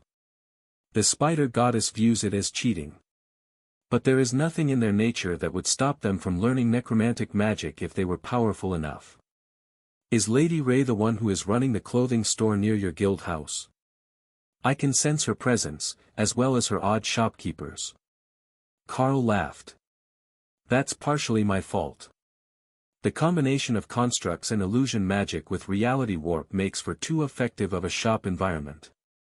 So, I helped her make the priestesses for her clothing store. I actually meant that half-elf mage with bloodline, soul sight. That's a rare combination, and she's a bit of an odd one. I think she might actually be training that girl to become a spider mage.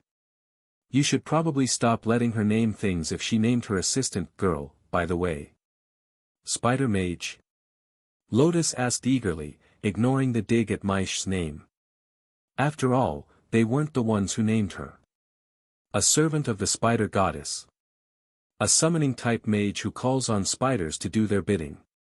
They're not quite a cleric class, but close to it. Quite rare, actually.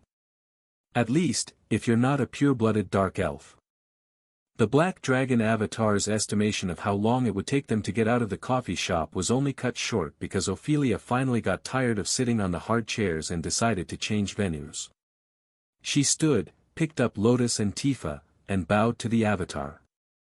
No offense intended, but can we do this somewhere more comfortable? I would rather not sit 12 straight hours on a wooden chair, and I know that Lotus has at least that many more questions for you. If you've been assigned to make sure that she's not being unduly influenced by Carl and the World Dragon, I'm afraid that you can't escape them. The Black Dragon chuckled. Well, since that's how it is, why don't we return to her apartment? I would assume there are snacks and comfortable seating there. We haven't set it up yet. We were assigned rooms next to Carl's, but we were intending to remain in the tiny world. You could join us there, if it's not an imposition. The Avatar shrugged. If it's comfortable, it's fine by me. Carl was initially hesitant, but it was an avatar of the Black Dragon. If there was one universal fact about the avatars, it was that none of them were genuinely shitty people. So, the chances that any of them would steal his tiny world, or its contents, seemed very low. Even if this one wasn't a demigod who didn't need anything that Carl might have, except for Yuan. Kara had sent the little black dragon home after ice cream, so he didn't get in trouble. But if they were going to be in the tiny world, he would surely come searching for Tenna in under an hour. Those two were inseparable. Sure enough, the presence of the Avatar brought both Yuan and Naksha over, the moment that they were all in the tiny world. For a black dragon, that aura was unmistakable, and in Naksha's estimation, Carl must have gotten himself in trouble again if they were sending avatars to come check on the tiny world directly. That wasn't usually necessary, as she was here, and she could relay the situation to them. But this one felt incredibly powerful, despite his restrained aura. Avatar, welcome. Would you like for me to arrange rooms for you? Naksha greeted the Avatar as Yuan launched himself at Tenna to explain everything that had happened since she left, and to get all the updates on what she did. He would be incredibly envious when he found out that she got an extra snack. The Avatar smiled at Naksha. It's a pleasure to meet you, Black Dragon who has joined the Darklight host. Naksha chuckled. You say that as if I have forgotten the goddess. The two aren't mutually exclusive, you just have to get used to a certain level of unexpected developments if you're going to be around these people long enough. I must say, though, that raising a hatchling is much more trouble than I had expected. I see why this task is delegated to the Red Dragons. The Avatar turned his attention to where Yuan was intently listening to the detailed story of Tenna's adventures in the outside world. He was clearly enthralled with the concept of getting to go out and do things away from the orphanage. Especially with Lotus, who always had fun ideas. It takes a few years before they begin to calm down. But it seems that one is particularly energetic. Is the escaping sort? You have no idea. The day he hatched, he was already trying to escape from the nest to explore all the auras that he could sense. The Avatar looked briefly at Carl, then back at Naksha. I can see how that would attract a hatchling. Dungeon teams often have a particular problem shaking off black hatchlings, since they always feel like death energy, so the little ones treat them like big siblings who should be obliged to answer all the questions they have about the outside world. Naksha laughed. That doesn't just apply to Carl and the others who go to the dungeons.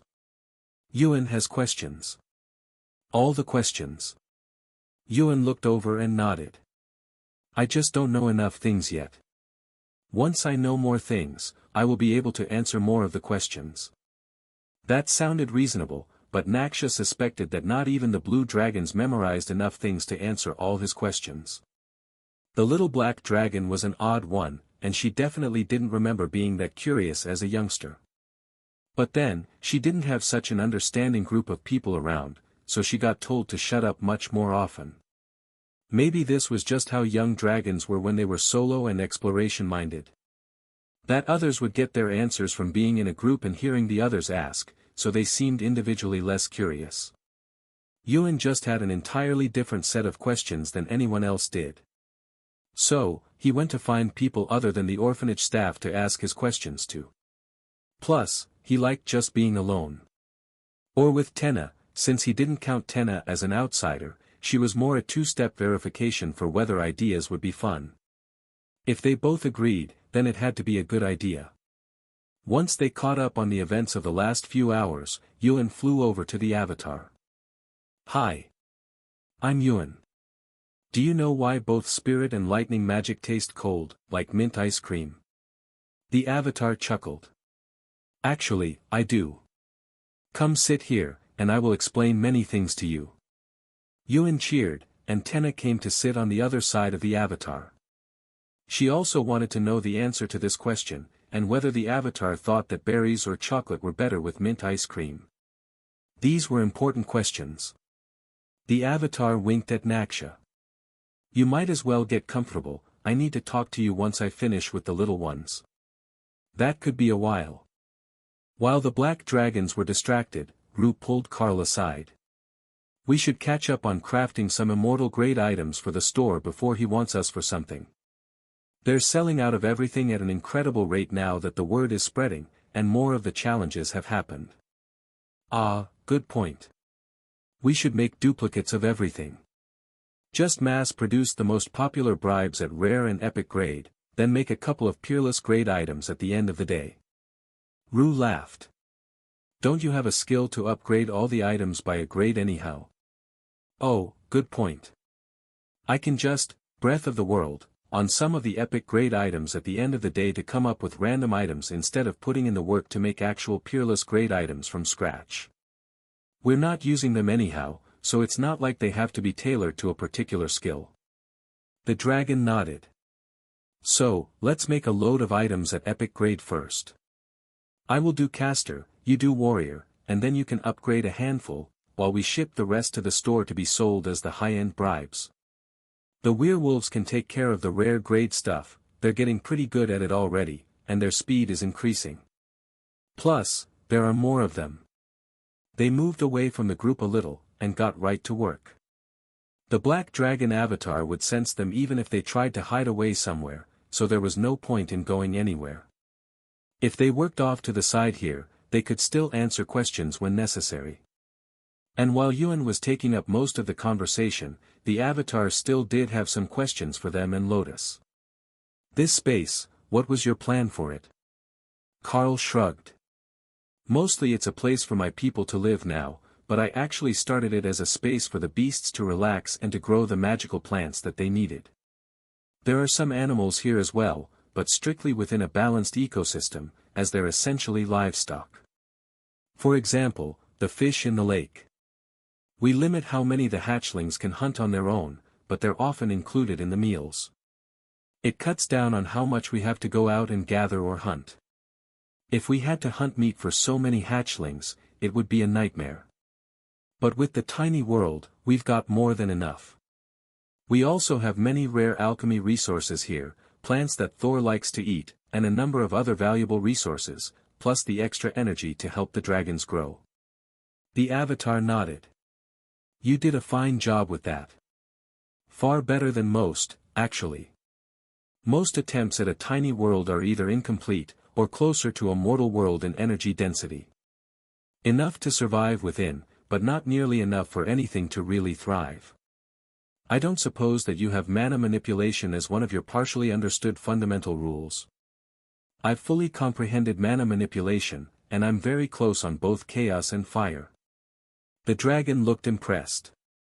I wouldn't have expected you to do so well with fire. Is it caused by feedback from the phoenix? Carl nodded. Hawk has been with me longer than anyone, and we understand each other very well. I understand a bit of all the rules that the beasts mastered to get to immortality, but Hawk didn't start out as innately fire element, so I learned it as he did, without the innate understanding that the others skipped. It led to a more complete understanding of the rule than most. I see. That makes sense when I have the context. However, it is somewhat startling that you managed to fully understand the rule of mana manipulation. It's not one of the easy ones to understand, and is generally considered a third-tier rule. Third tier. The avatar nodded. There are basically three types of rules. Fragmented rules, which are situational, or part of a larger rule. Primary rules, which are major elemental rules, and core concepts of sentient beings. Then, the core rules. Life, death, mana and divinity. Most immortals will struggle to even touch on one of them if they're not innately aligned to them. Take your little fox. He understands a portion of the rule of divinity, as he is a divine beast by birth. Though, that is different than understanding divinity itself. And the black dragons will innately understand the fundamental rule of death. But most others will pick a simpler rule to understand. The Naga in the alchemy lab understood the fundamental rule of transformation, an alchemy-related rule. It's one of the second-tier rules, as transformation is an overarching rule which is involved in many others. So, many will understand a bit of it, but not all.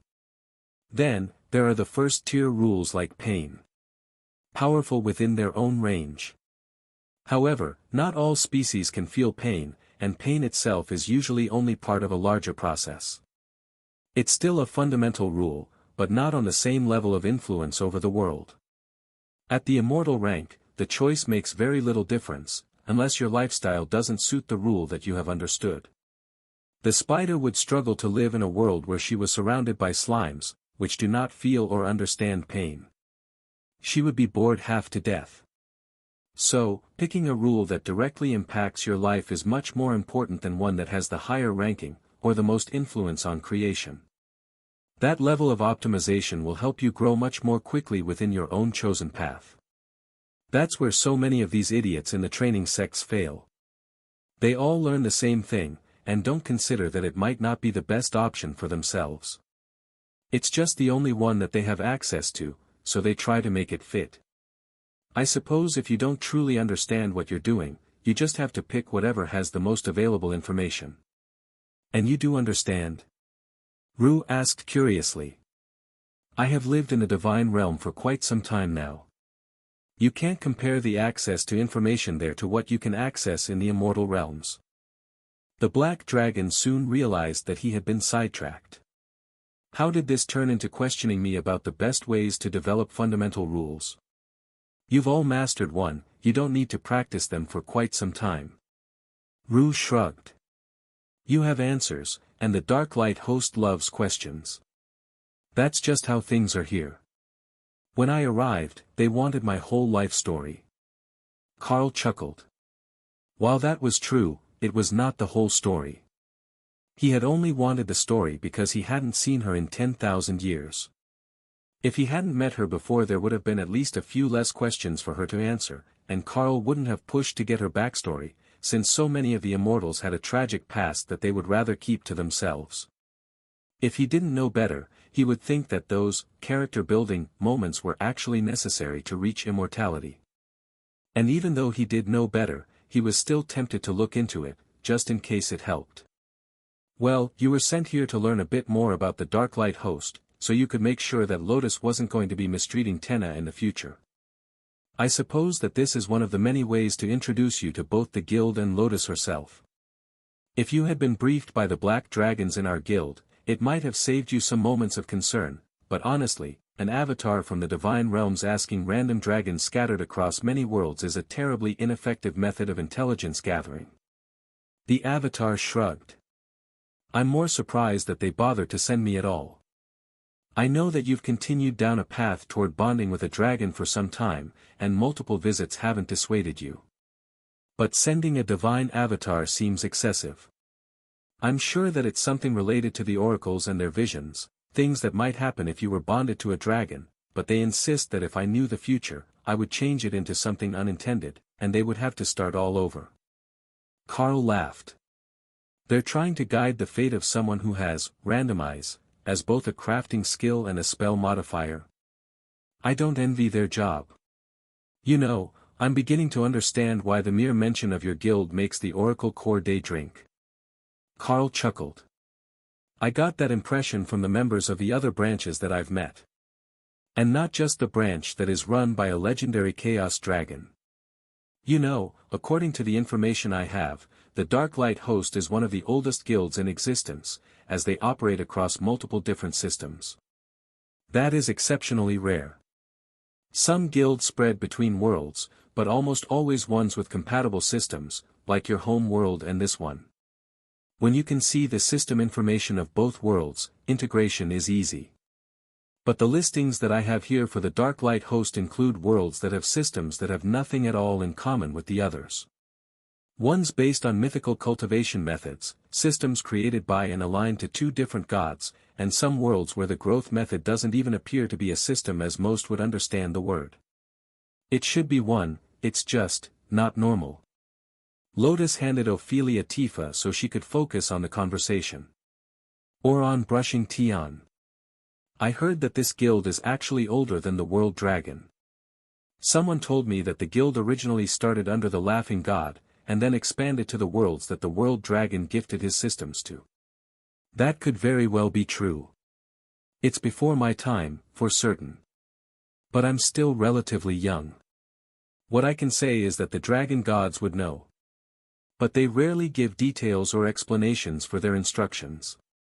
We obey on faith. Lotus giggled. Well, if they were willing to answer questions, they would never get anything done. I tried to do the math of how long it would take for them to answer all the questions of just the faithful on one world, before I knew that there were other worlds.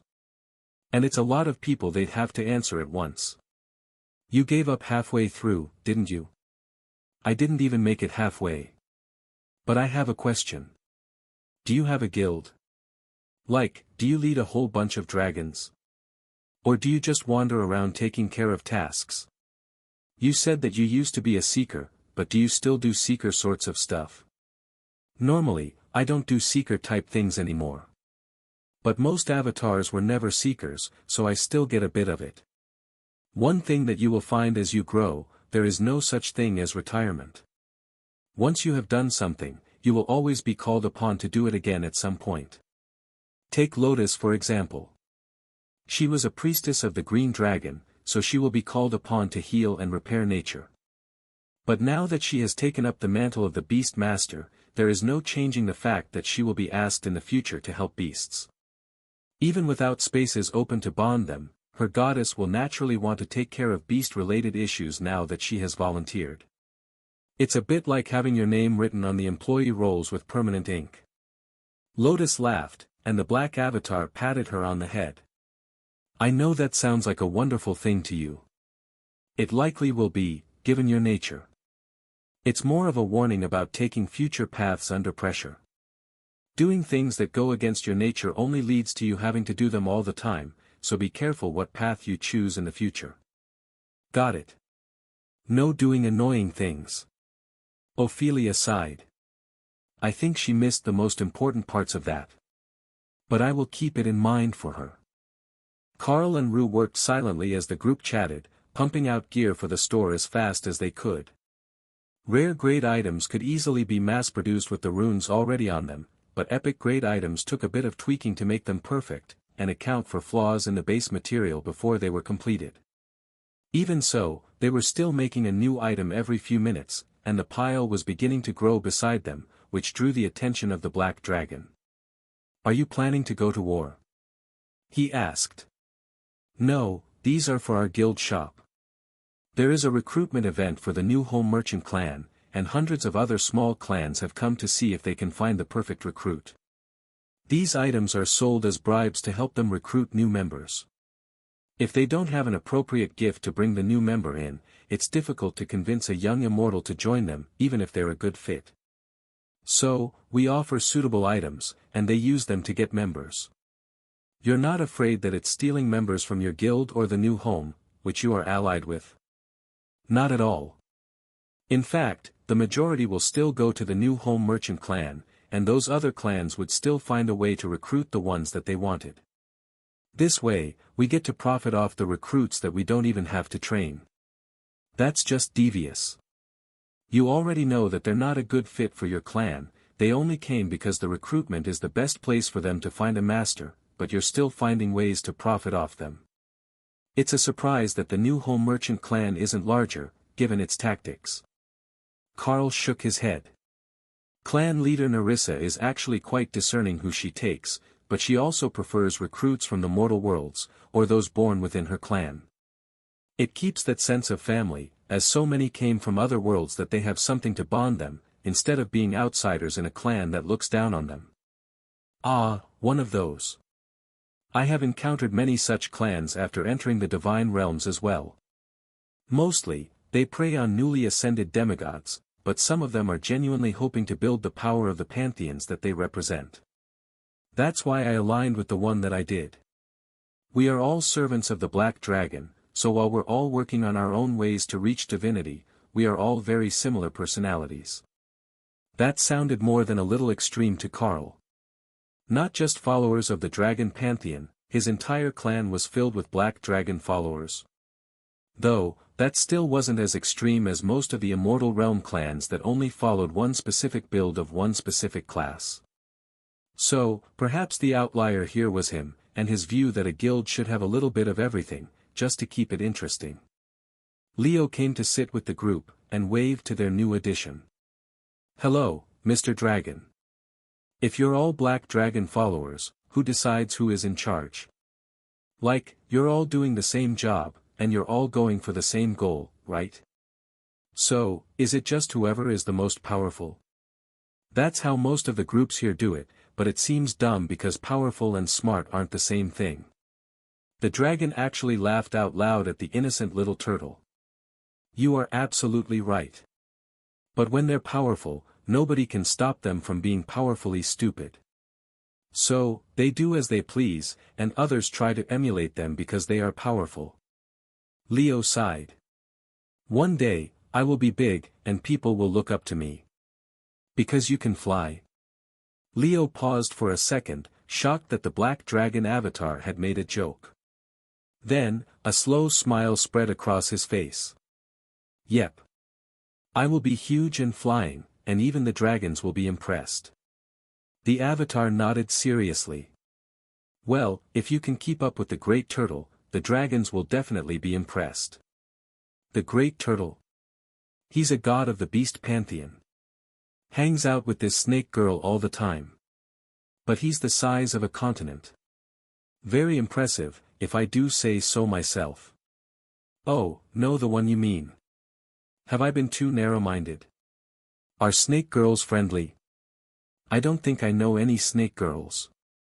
The avatar winked at Leo. "When you grow up, you will find out that snake girls can be very friendly, but they can also be very sneaky and mean, so you need to be careful and find the right one if you want to make lifelong friends." Leo nodded as he took in this sage new advice. "I will remember that. Humans can be sneaky too. There is a boy at school that is always lying and trying to cause trouble for others. My friend Cindy Lou warned me that he was a bad person, so I didn't get fooled when he tried to get me in trouble. She is human, but she got her class at only 8 years old." The avatar was truly impressed by that. Earlier awakenings usually meant higher potential, so if a human could awaken before puberty, they were definitely going to grow into someone who could achieve great things. As long as they didn't die young. "Did she get a good class?" "She's a druid. They won't let us go out on missions yet, since Cindy Lou doesn't have an immortal spirit yet, but I talked to the matron, and she thinks that we can train in the tower here in the tiny world when we have days off. Rue smiled at the excited little turtle. I will work with Carl to upgrade it, so that all the immortals can use it, and you don't have to hold back. Then we can bring all our friends and go as a group. That will be so fun. I will have them ask their moms tomorrow. The concept of a trial tower was one that greatly intrigued the Black Dragon Avatar. He had seen them, everyone had. But not many knew the trick to making them. It wasn't a matter of a lack of power, demigods had more than enough power to do nearly whatever they wanted. The difference was in the knowledge. There was something missing in most people's knowledge, so even if they learned to read the language of the ancients, they couldn't replicate their creations. And, he didn't have the runecrafting skill, so he couldn't do it that way. He was assuming the second option was how they had done it here, as an actual ancient Luce in the immortal worlds would have caused a much bigger uproar than his god sending him here to ensure that the hatchlings were not led astray by a follower of the world dragon. Already, he could tell that Carl was intending to follow their agreement to the letter, and just ignore the spirit of the warning behind it. But for a follower of the world dragon, that was already better than expected. Most of the time, they would make an agreement, then immediately think of a dozen ways to circumvent it so they could do what they wanted without technically breaking it. Naturally, Carl had already done that, but he had decided that it was best if he simply went along with the Black Dragon God's plans for his children. Picking unnecessary fights with the god of death simply didn't seem like a good idea. That didn't mean he would extend the prohibition to the rest of his team, though. Besides, Thor was teaching Tenna to use the eternal lightning barrier, and the divine lightning dragon was a natural study. They weren't even going to have to make a skill book or use, "Follow me, little one," to teach it to her. That would upgrade her basic skills, and make Lotus even more durable. With immunity to physical attacks, eternal lightning, and her physique buffed by both the spirit bear and a dragon, Lotus would soon be one of the most difficult to damage green dragon followers in history. In fact, she could likely pet most of the unpettable things without even using any skills. Their natural response would be to attack with claws, and Lotus was immune to that, so she could just ignore it. And if she could ignore the claws, it wouldn't be long before she could pet it. They could see the trial tower from where they were sitting, and the fact that there were people outside waiting and chatting between trips through it to build their skills. It was only made for mortals, so the ones using it were those still stuck at mythic rank. But that was enough for them, as they weren't particularly interested in building their combat skills beyond the immortal rank at the moment, and mostly just needed to get a solid base for tribulation. Once they had that, once their bodies and skills could withstand the lightning and the changes that came with it, they were content. For the bunnies and the ones who had been kept by the octopus and its minions, that was enough. They didn't even dare dream to be powerful immortals, they just wanted to be seen as actual people in the immortal worlds. The approach of Carl and Rue brought more of them scurrying over, and Carl raised his hand to get their attention. Once everyone is out of the trial, we will shut it down for a few minutes while Lady Rue upgrades it. Once that is done, even those of you who are immortals will be able to use the tower at your full capability, and that should help you start forming your immortal spirit. The targets you find inside will have one, so if you're learning by combat, you can do it that way. However, I will also alter the trial a little to add mental challenges so that you can directly use it as a training resource for your immortal spirit. I know how most of you feel about fighting. That made the bunnies laugh. Only the handful who had evolved would even dream of going into the trial tower. The rest were not fighters. But if they could learn how to reach immortality, or to advance after they were immortals, that would be wonderful, and they could help out so much more around the tiny world. That was the most important part to the bunnies. They had to be helpful, there were no other acceptable ways to behave in their minds. Not after generations of selective training, where only the most compliant survived. Now, they didn't even long for power for themselves, they just wanted to be viewed as actual helpful members of the Dark Light host, who had taken them in. Technically, they already were, and among the most powerful, as they were all mythic ranked. But that was just the mortal realm branch. They wanted to help all the branches. Having a whole new guild house that didn't have bunnies there to maintain it felt wrong, no matter how many lichens were there. Perhaps they could find a way to do their work when the wolves were not around. They were terrifying. The last few members left the tower and got an update on the situation from the others waiting outside, but nobody sent a message about the tower closing so that they didn't interrupt or cause someone to fail a trial that might have led to them learning something valuable. The right timing was everything. Alright, I will get started. I've been writing down the changes I want to make for this to be a place of learning and puzzles as well as combat. And then I will give that information to Lady Rue, and she will upgrade the whole thing to the supreme rank, Carl explained. The Black Dragon avatar watched with rapt attention. He would memorize and record everything, and bring that information back to his own people so that they could make something like this to train their immortal members as well. He could read the runic languages, and his memory was good, so they would only have to adapt what he showed them to a functional design that would produce the required output. The runes were only half the challenge, after all. Carl began the work of deactivating the tower, so it was no longer considered an immortal rank magical item, and then began layering the extra runes that he wanted onto the stones of the tower, adding the extra functions to study and create mental puzzles. Those were all fairly simple additions, as they were just changes to the options for the existing trials within the towers, and the change was as much about intent as it was about the actual runes. But that was where things could get tricky. If Rue didn't fully understand what Carl was trying to do with the tower, then there was a good chance that her upgrade attempt would fail, or she would only manage to upgrade a portion of the trial. Though, even if she just upgraded the combat trials, that would likely be enough, as they were the only ones that involved dealing damage. Rue watched as Carl upgraded the tower, and then read the system message that he sent her, detailing the changes that he was making so that he didn't have to explain it out loud for everyone to hear. Keeping some things to themselves was better. If the Avatar was going to watch everything so that he could pass it on to his own people, they would make him guess about some of the aspects. It might actually be better, as it would lead to innovation, and the demigods of his clan would certainly have at least a few unique ideas about how a trial tower should work. And if they had new ideas about how it should work, then Carl could use those ideas the next time that he made a tower after seeing them. He knew his own limitations in the realms of creativity. He wouldn't presume that he had more unique and effective ideas than everyone else combined. Far from it. In fact, it appeared that he wasn't even going to be considered the most innovative in this branch of the guild, as Kara and Rue were conferring about changes to make to the tower as it was improved to the supreme rank.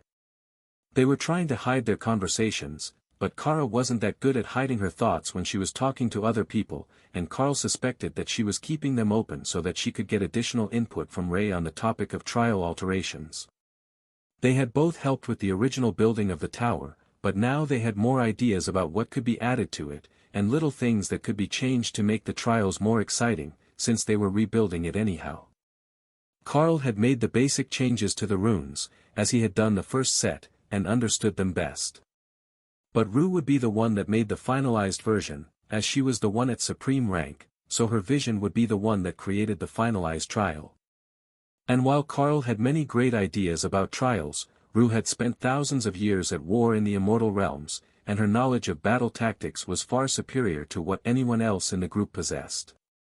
With that extra experience, she could make trials that would test the group in all new ways, forcing them to think in new ways, and making the upper levels difficult on a level that was completely unrelated to the actual targets. Scenarios that were designed to be similar to the most effective traps she had experienced or learned about, where trial targets had complementary abilities that could overlap into something unexpected, or use terrain in unexpected ways, would make the entire experience far more realistic. The tower would no longer be a simple test of power, but also of intelligence, adaptability, tactics, and versatility. Not every class would even be capable of reaching the top levels anymore, no matter how overpowered they were in theory. If they didn't have the range of skills to overcome the worst things that Rue and her faction had survived, they wouldn't ever pass. And then there were the puzzles. Carl had implemented many great ones that would help with comprehension, but Rue had learned in a different way, so they would have two different sets of training scenarios, as well as a wider variety of challenges for everyone to work through. It would be great if they could con the Avatar into adding his vast knowledge of progression to the tower, but that seemed like far too much to ask of someone who actually been sent to keep them from doing weird things that would lead the dragons astray. Put that way, this was likely one of those things, but Rue was a dragon as well, so it might not count. Everyone watched as Kara gestured wildly, trying to explain a concept that simply shouldn't exist in this reality, while Rue laughed and made counterpoints. She was a void dragon, and while it wasn't fully chaos-aligned, she did understand enough that she seemed to grasp the basics of what Kara wanted. That was more than what Carl would have expected of most people, and he was looking forward to seeing what they came up with for the tower. After half an hour of channeling mana, making small alterations to the runes, and adding a few new connected clauses, Rue was ready to finalize the new tower. All that she needed was power. There are mana stones all around the main building. They're mostly for the residents to train and recover, but you can use them freely. They'll recover on their own, given time. Just don't deplete them to nothing, and everything will run smoothly. I made enough of them that they regenerate more than the world passively uses. Carl explained. The Avatar turned toward the Guildhouse replica in shock. He had felt the mana repository, but he hadn't realized that it was all mana stones that Carl had created. He had assumed that it was a divine treasure. And with that realization came a secondary realization. Divine beings radiated divine power with every breath. Power that was being absorbed into the tiny world because that's what this world was designed to do by an immortal who had mastered mana manipulation on the level of the fundamental rules. And that would change everything for the residents of the tiny world if he stayed here doing his job for much longer. While the dragon was becoming concerned about the changes that his presence could be making to the tiny world, he also realized that there was another thing that he should be worried about. A chaos badger conspiring with a supreme-ranked dragon to create a trial tower with random puzzles and trials. While it was not something that concerned his god directly, and it wasn't likely to get anyone killed if he allowed it to continue, there was a very good chance that someone was going to stumble across forbidden knowledge in that tower. Anything that involved chaos and training tended to appeal to the laughing god, the creator pantheon's god of mischief and pranks. He was also a system god, who made many systems for different worlds. In a way, the Avatar felt sorry for them, even if they were better off than they would have been without a system at all. Having a system that loved to troll you was a true nightmare for the Black Dragon. The problem was that while he had committed most of the array to memory, the way that the runes interacted was a mystery to him. They were overlaid in so many different patterns, it wasn't like reading from a tome. You had to understand the art behind them to understand all the actual phrases, so mostly he was trying to memorize nonsensical strings of words that were intended to complete clauses near them. He didn't understand, but he did his best to memorize so that the others would get an idea of how the Darklight host was making their training equipment. Perhaps it would be useful. The tower completed with a flash of impossible colored light, and Kara laughed victoriously as, randomize, settled in over the tower, expanding the trials far beyond what they had directly designed. It would only operate within the parameters that they had given it, so nobody would die within the tower. But if the puzzles and training areas were fully randomized by the system, they would no longer be limited to the knowledge that the creators had. Now, it should be able to teach them whatever it was that they were aligned with, so it could help all the mortals to ascend to immortality. The Black Avatar stared at the tower, examining the magical aura of the place, which was much easier at his power level than trying to understand how it was made. Mana fluctuations to a divine being were no more complex than watching the swirling flow of a river. Too much and you couldn't follow it all, but you could still get a good idea of the basic current patterns. Oh, that is a lovely training tower. I can feel the concentrated energy inside of it. If anything, I think that it might actually be more valuable to immortals who are operating without a system, or on a concentrated growth path, than an experience-based system, he noted. Ours isn't an experience-based system that I know of. I've never seen it mention experience, anyhow, Carl noted. The dragon examined him for a second. Yours is a bit odd. It's not explicitly experience-based, but you still grow with life experience. For a pure concentrated growth system, even if they killed 1,000,000 monsters, they wouldn't get anywhere if they didn't follow their training method to enhance their power. Carl frowned. What a nightmare of a system. What do you do if you can't get the resources you need, or you're injured and can't perform whatever spell or ritual you need? Do you just lay there and wait to recover, knowing that there is nothing you can do? More or less. Many of them are here in this world. Even in the new home merchant clan. Some of them have been looking for centuries for a particular item, a bit of knowledge or an opportunity that will let them advance again. That sort of system needs much more patience than one that grows with practice.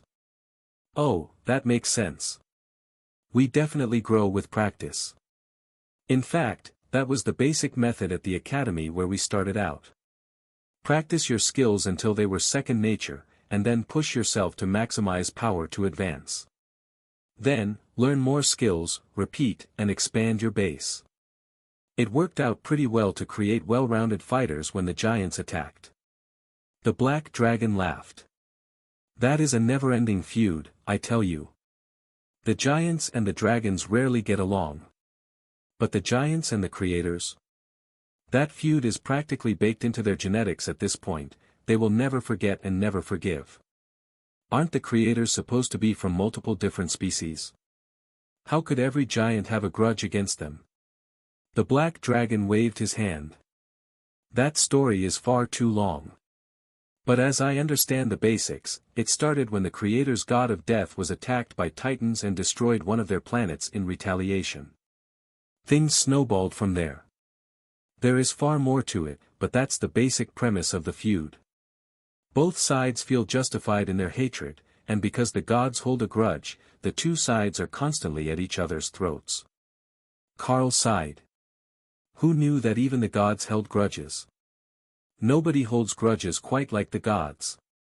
You see, there are so few major gods that they never forget slights from each other. Once one of them has a true feud going on, it can last hundreds of thousands of years. It usually feels like a short spat to them, but for the rest of us, it's often so long that we don't remember it ever being another way. The feud between the creators and the titans, though. That is different. Even the various seer classes, the oracles and foretellers, they all talk about how such a feud will never be resolved. Carl shrugged. Well, the feuds of the gods are still far beyond my pay grade. You might be close enough that it directly affects you, but for us, it's more of an abstract concept. The giants are a nuisance species in general, regardless of the reason. That made the Avatar laugh. See, that's the side effect of the feud. For those not aligned with the creators, the giants don't seem as reprehensible. Why don't we send some of the bunnies in to test the system? They can pick the new training and educational options to be sure that they work. If it glitches, they can just come right back out without fighting. Rue suggested. The bunnies rushed forward then stopped. How many of us can go inside at once? About 20. If it's a combat stage, it takes more magic and more of the space. But if you're all doing training areas and puzzles, they're smaller, so more can go. But 20 at once should be fine, no matter what everyone is doing. With that, the bunnies rushed for the tower, which pulsed with light as they entered. The lights on the tower started at the bottom, showing that they were on the first stage of the trial, and slowly moved around the tower as the space began to fill. That was a convenient feature that Rue hadn't even intended to add. What are the odds that they're all doing puzzles? Thor asked as he watched the tower fill. The black dragon snorted in amusement. I would say 9 chances in 10. One of them might be trying to advance a skill to be more helpful to the group, but bunnies absolutely love puzzles. The children of the fertility goddess, who is a bunny, often spend all day doing puzzles and playing games. If you present them a new puzzle to solve, it will make their entire month. So, even here in the immortal realm, the bunnies should be the same. Lotus laughed, then snuggled her face into Tifa's fur. So, bunnies are just like that all the time. Like, I thought it was some sort of trauma thing that made them want to be helpful all the time.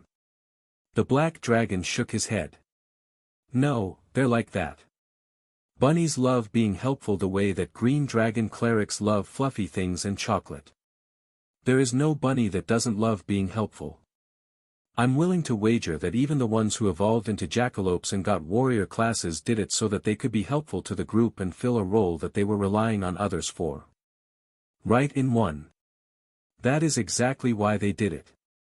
I must say, though, the bloodstrike jackalope is exceptionally rare and powerful. When it comes to evolution, they're exceptionally well suited. And those ones seem to be blood knights, so they have natural life leech and regeneration, meaning that they don't impose on others to keep them healed. That's very nearly peak bunny. The only thing that could be more in tune with the nature of their species would be if there were some male bunnies here, so they could protect the den and the little ones. Though, I suppose that you have the orphanage, so they can protect the hatchlings until there are baby bunnies. One of the bunnies made a startled gasping noise, and Carl noticed her fidgeting. Did we miss something? Well, you see. There are male bunnies here. The golems that you made for the spa area. Do those even count? I think so.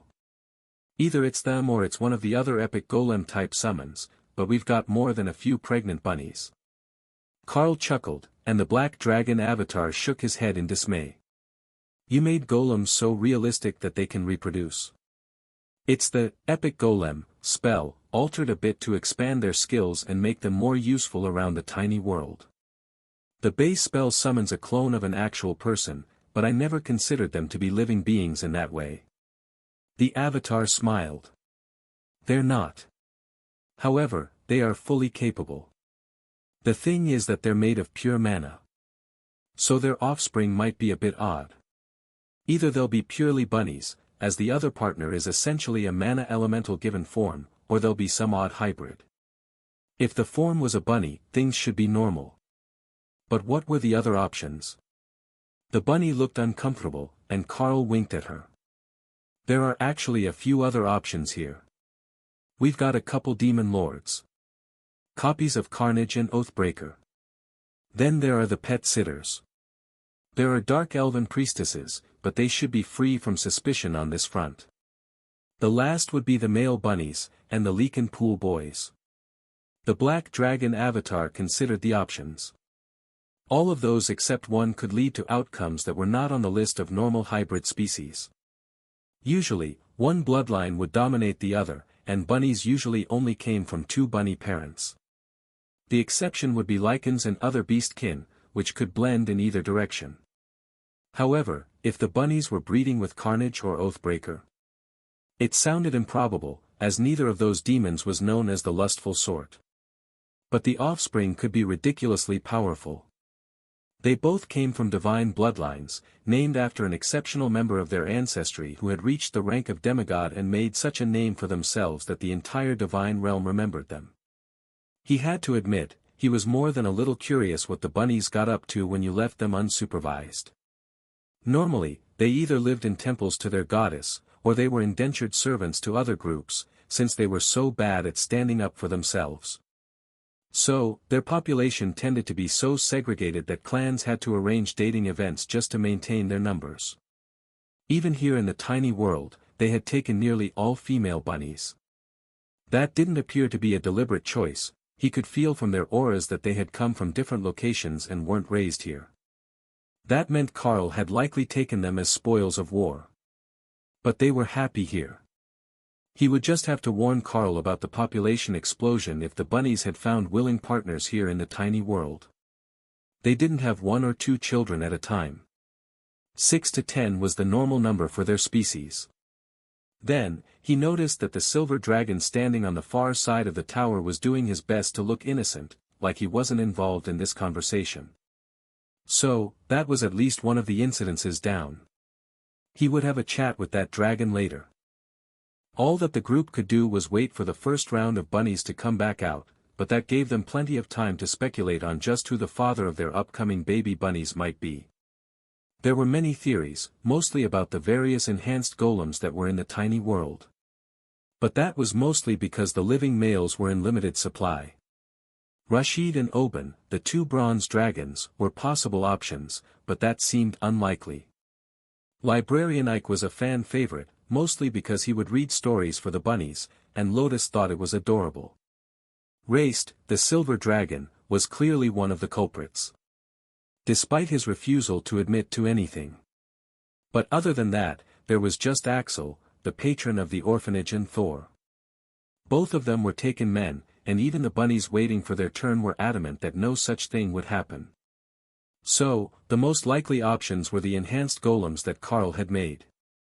Sitting in the library with a sleeping bunny draped across his lap, her head on the armrest and her back serving as a book rest, Ike sneezed. Someone was obviously talking about him behind his back, but he had no idea what they might be saying. They were out of range of his mind-reading abilities, and the only other person nearby was sleeping.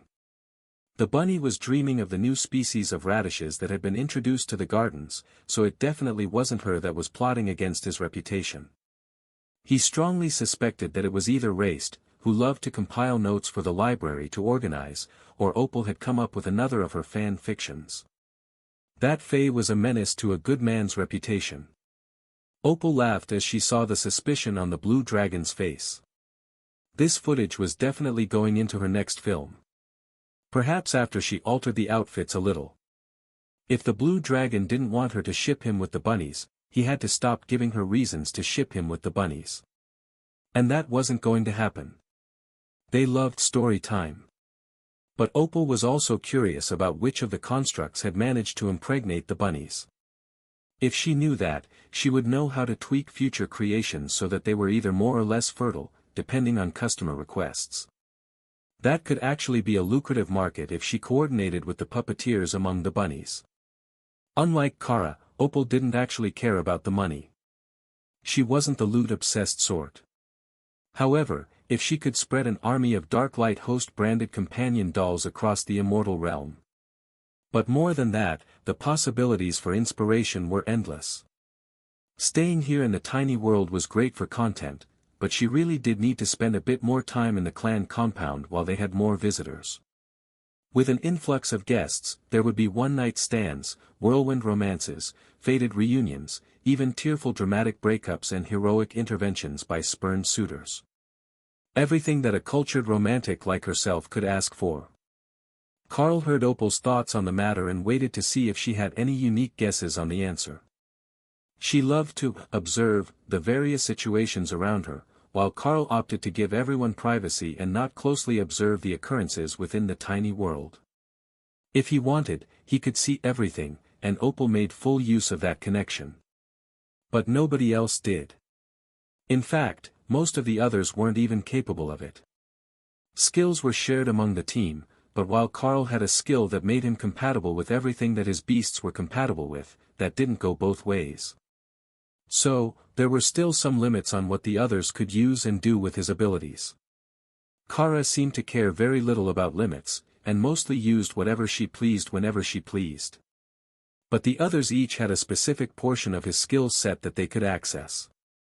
All this talk of fertility had dragged Remy out of her research lab, and the Naga had appeared next to the black dragon avatar with an armload of measuring devices and a notepad. These were the days that she was glad to have 4 arms. She needed them all if she was going to measure the aura he gave off while properly taking notes. If her suspicion was right, the aura of divinity might be just the thing that she needed to complete a fertility charm that didn't use nature magic. The immortals from species that were slow to reproduce would pay well for a pill that would greatly improve their chances when nature magic struggled. Good afternoon, the avatar greeted the curious Naga, unsure what she was up to. Hello, avatar. I'm just taking a few readings from your aura, in the name of alchemical research. Do you prefer not to socialize with the rest of the group? Actually, I enjoy being around people. I've got a whole team down in the labs to talk to. I just get a bit focused on my work and forget that there is a world outside the lab. That reminds me, it should be almost time for a dungeon or something, right? We haven't gone on a trip for some time. Were you sent here to make sure that Carl wasn't trying to get a baby dragon? I figured there would be one of you soon enough after Lotus got one. The avatar chuckled at the distracted tone Remy was firing off questions in while she wrote her notes. Indeed, I was sent here to make sure that Carl was not intending to subvert the hatchlings into following another pantheon. While the world dragon is a dragon, in the most literal sense, he is not a part of the same pantheon. Letting the young ones be corrupted was deemed unacceptable. Remy nodded as she continued to scribble notes. That makes sense. While Lotus is questionable as a guardian in many ways, she is a follower of the green dragon. Hey! Remy shrugged all four shoulders. What? Am I wrong? If it was possible to suffocate to death in fluff, you might have done it by now. Ophelia burst into laughter, while Lotus glared at Remy. I will have you know, I contribute to this group. I didn't say that. You're our best healer, and arguably our best chef as well. But if you didn't have a werbear to cuddle you, there is a solid chance you would end up in the lake, sleepwalking toward the prospect of new friends. Lotus frowned. She couldn't argue with that. Tessa had often stopped her from sleepwalking out of the room by blocking the door.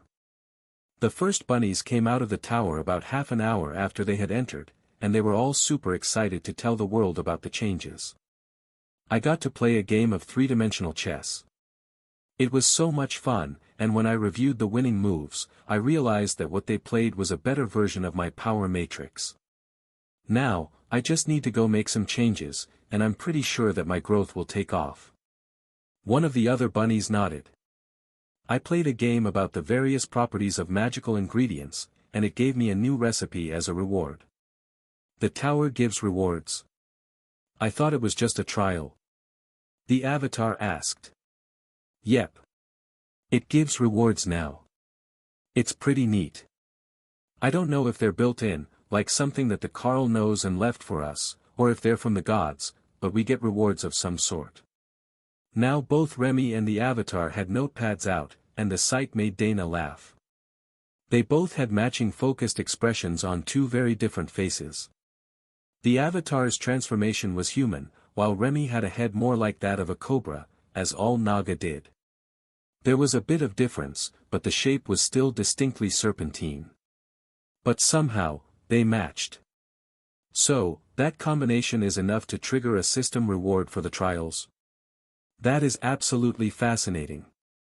I don't recall seeing any of the familiar markings of the system stones on it, but it's still linked to the system and granted the rewards.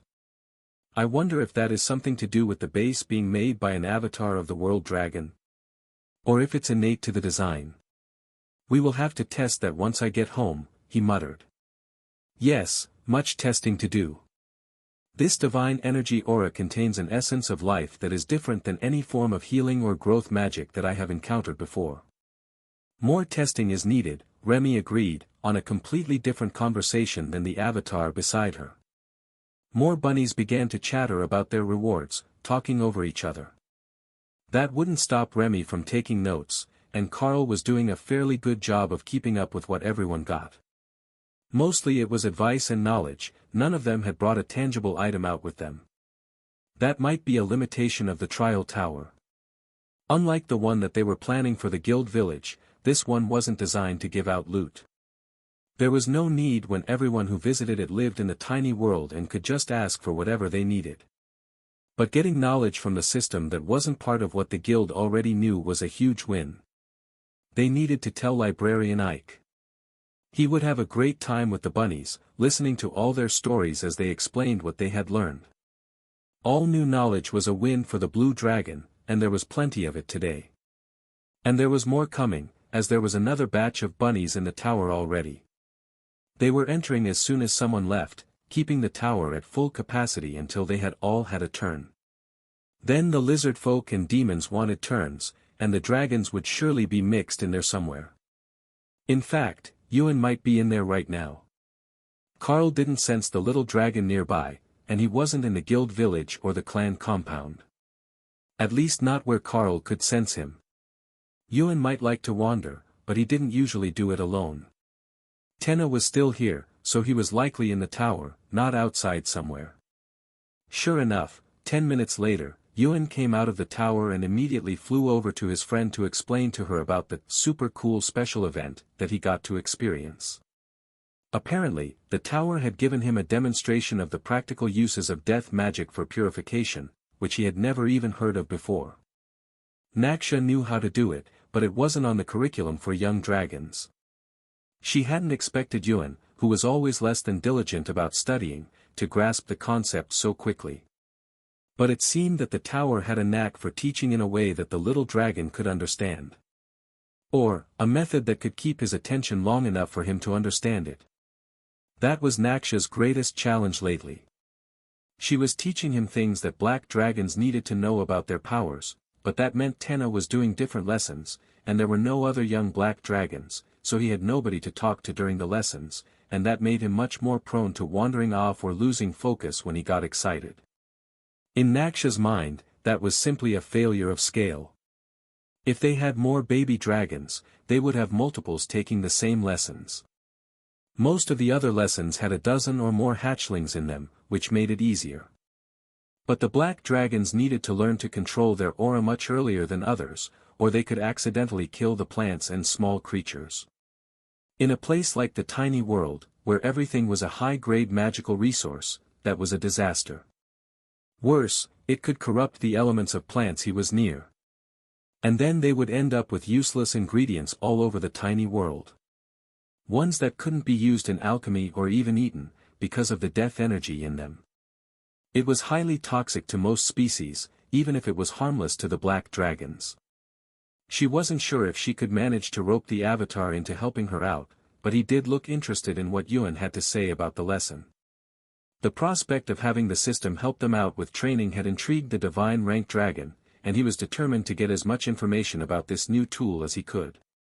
The followers of the Creator's pantheon had been keeping this good stuff to themselves in the divine realm, but soon he would know the answers that his clan's artisans needed to make their own. While the other black dragons thought of ways to properly raise Yuan, who was more interested in exploring, the recruitment event at the new home merchant clan was moving into overdrive, as the older cultivators had mostly finished their challenges, and now they were into the newly turned adults and the teens who were looking for a clan. Those were the ones that the clans really wanted. The younger you started on a specific path, the easier it was to adapt, so they all wanted to take disciples as soon as they possibly could. And that was causing an influx of customers for the Dark Light host, who were desperately waiting on Carl to get them the higher grade items he had been distracted from. Their frantic messages finally got him back on track, and Carl grabbed Rue to help him finish the items.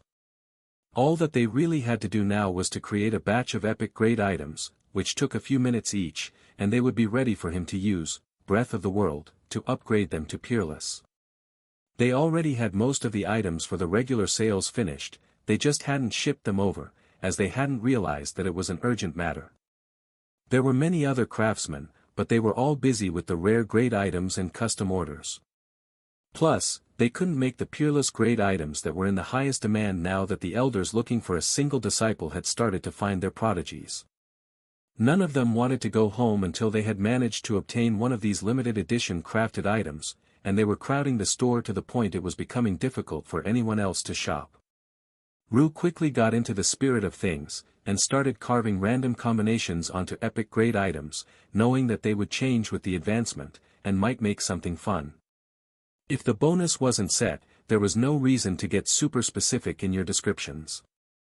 Just get the right general spirit of things, and then let the skill do the rest. It might even end up better, knowing how the system loved random bonuses. While he absently answered Yuan's questions, the avatar of the Black Dragon watched the two of them work, wondering what sort of insane person would buy an item that caused both petrification and testicular torsion on hit. Kara thought it would be hilarious when she suggested it to Rue. Carl and Rue both finished making a dozen immortal rank epic grade items with different bonuses, and Carl gathered them together so he could use the skill in bulk. Both Kara and the Avatar watched with tense anticipation as the skill was activated, and the items underwent a fundamental transformation as Carl drained a massive amount of his mana to upgrade 24 epic grade weapons. With a victorious cheer, Kara ran forward and grabbed the wand that she had Rue create. Poking stick of crippling anxiety, cursed item. Immortal rank, peerless grade. Adds a secondary effect to all skills that causes crippling anxiety to the target. The mere thought of retaliation or decision-making has a chance to cause paralysis, and any actions taken against the caster will cause crippling agony, and have a chance to inflict a constant health drain of 1% maximum health per second for 10 seconds. Usable only by creatures of the Chaos Plane. Yes. It's perfect. The avatar stared in horror at the weapon in her hands. While the status effect were not guaranteed, the wand was an absolutely horrifying weapon that caused 0 actual damage. Most of the time. The level of mental fortitude that it would take to ignore that spell effect was immense, and in the hands of a creature like a Chaos Badger, who surely had more than a few ways of weakening mental defenses, it would be catastrophic. But that was not the only truly odd item in the pile. Igor is currently in the form of a simple broadsword. Immortal rank, peerless grade sapient weapon. Soul Drinker. When activated, Igor will cleanse the soul of impure targets with dark flames, then absorb the purified energy released to improve his own power. Adds 200% base skill damage as Dark Flame damage, deals double damage against water element targets. Hawk cheered in victory as the broadsword that Carl made with Dark Fire and Lifesteal on it evolved into a sentient weapon. It was good before, but it was astonishing now. Igor would be a good friend to someone. You know that you can't just sell that to some random cultivator, right? The avatar asked. Carl stared at the sentient weapon, which flickered with blue flames in recognition. I suppose that you're right. In the wrong hands, Igor would be a menace. We should probably find just the right person to have him work with. I could give it to one of our own people, I suppose. Perhaps one of the new kids. Maish might be a mismatch, as her primary skills aren't flame-based. But Lucille is a wolf lord, and Igor should add dark flame damage to her golems. 8 werewolves with dark flames would be pretty overpowered. The avatar frowned, looking for someone with common sense to back him up. You couldn't just give a sentient weapon to a child. There was absolutely no way that could possibly end well. Why don't you sell Igor to me? I will find him a good home among the junior acolytes of the Death God. It's a dark flame-based sentient weapon, so it should be at home in a shadow and death element environment. Carl shrugged. He hadn't been intending to make a sentient weapon at all. Normally, that should take a deliberate trigger, unless the weapon was particularly well suited to the evolution. Or random chance intervened. I don't see why not. Keeping a sentient weapon happy can be difficult, but I'm sure that you can do it. The avatar looked to his right, where the Haint Claw was currently helping a group of druids to plant trees. Keeping a sentient weapon happy was difficult. Wasn't Carl making his do menial labor? Sensing the attention of the divine dragon on her, the Haint Claw looked up from where she had been planting saplings cut from her own branches. In this environment, they should grow up into Haint Treants, not bonded weapons, but proper living plant monsters with very similar skills to what she had. That would be perfect, as the living weapons were considered an inferior form of the Haint Treants, created from a cutting and bound to the system. The avatar didn't seem to have any intentions of stopping her, so she ignored his intentions and went back to her work, while the druids used their magic to help the saplings take root in the fertile soil. Once they had a full grove of Haint Treants, nobody would dare threaten the tiny world again, she assumed. With a skill set that included Soul Steel, Force Slam and Ghost Fire, they were a terrifying force to engage. Especially when they were the forest that you were fighting in. The avatar collected Igor from the blanket where Carl had done the advancement, and opened a small portal home. Nisha, I have found you a weapon for your test of skill. Bond with Igor and help him advance to legendary rank, and you will understand what you need to about the nature of dark fire. The teenage black dragon stared at the sword for a moment, before Igor flew over and poked her finger, testing her to see if she was worth bonding with. But she was a dragon born in the divine realm. Her essence was incredibly powerful. There was nothing to complain about. Hey, what are you doing, trying to bite me at first meeting? Plus, you burned my finger. Igor remained unrepentant, and did not answer her, even mentally. I see that this will not be an easy mission. I understand, Avatar. I will succeed in this task. Then the Avatar closed the portal and smiled at Carl. She's a fire mage, but she's been having some issues with the difference between the fundamental rule of fire and the divine law of fire. Fire with free will should help her with that difference, as one is simply a progression of the other, and it's not necessary to master a divine law unless you're trying to improve your combat power. He seemed to realize that he had said more than he really should have, regarding the divine realm. But it was too late to take it back. There are better versions of the fundamental rule. Why don't I know those? Is there a book? You have to know them, right? You're a divine realm avatar, so you definitely do. Could you please teach me? Yuan asked, rattling off questions. The avatar patted the little dragon on the head. It's too early for that, little one. You have to already be divine to master the divine laws. You can't grasp them without fully understanding divine power, which you can't do until you can use it. So, keep working on things in stages, and you'll make it there eventually. Yuan sighed. That was what everyone told him. Do things slow, you're not ready for that yet, focus on the task at hand. But he had questions. If he hung around the avatar long enough, he was bound to let things slip. He didn't know what the matron and Naksha were trying to keep from Yuan, as so much of it was casual knowledge where he came from. So, it was just a matter of asking the right questions to get all the answers that he could before the powerful dragon left. He didn't know how long the avatar would be here. Usually, they left in a day or two, but even that was plenty of time for him to ask questions if he skipped his afternoon naps.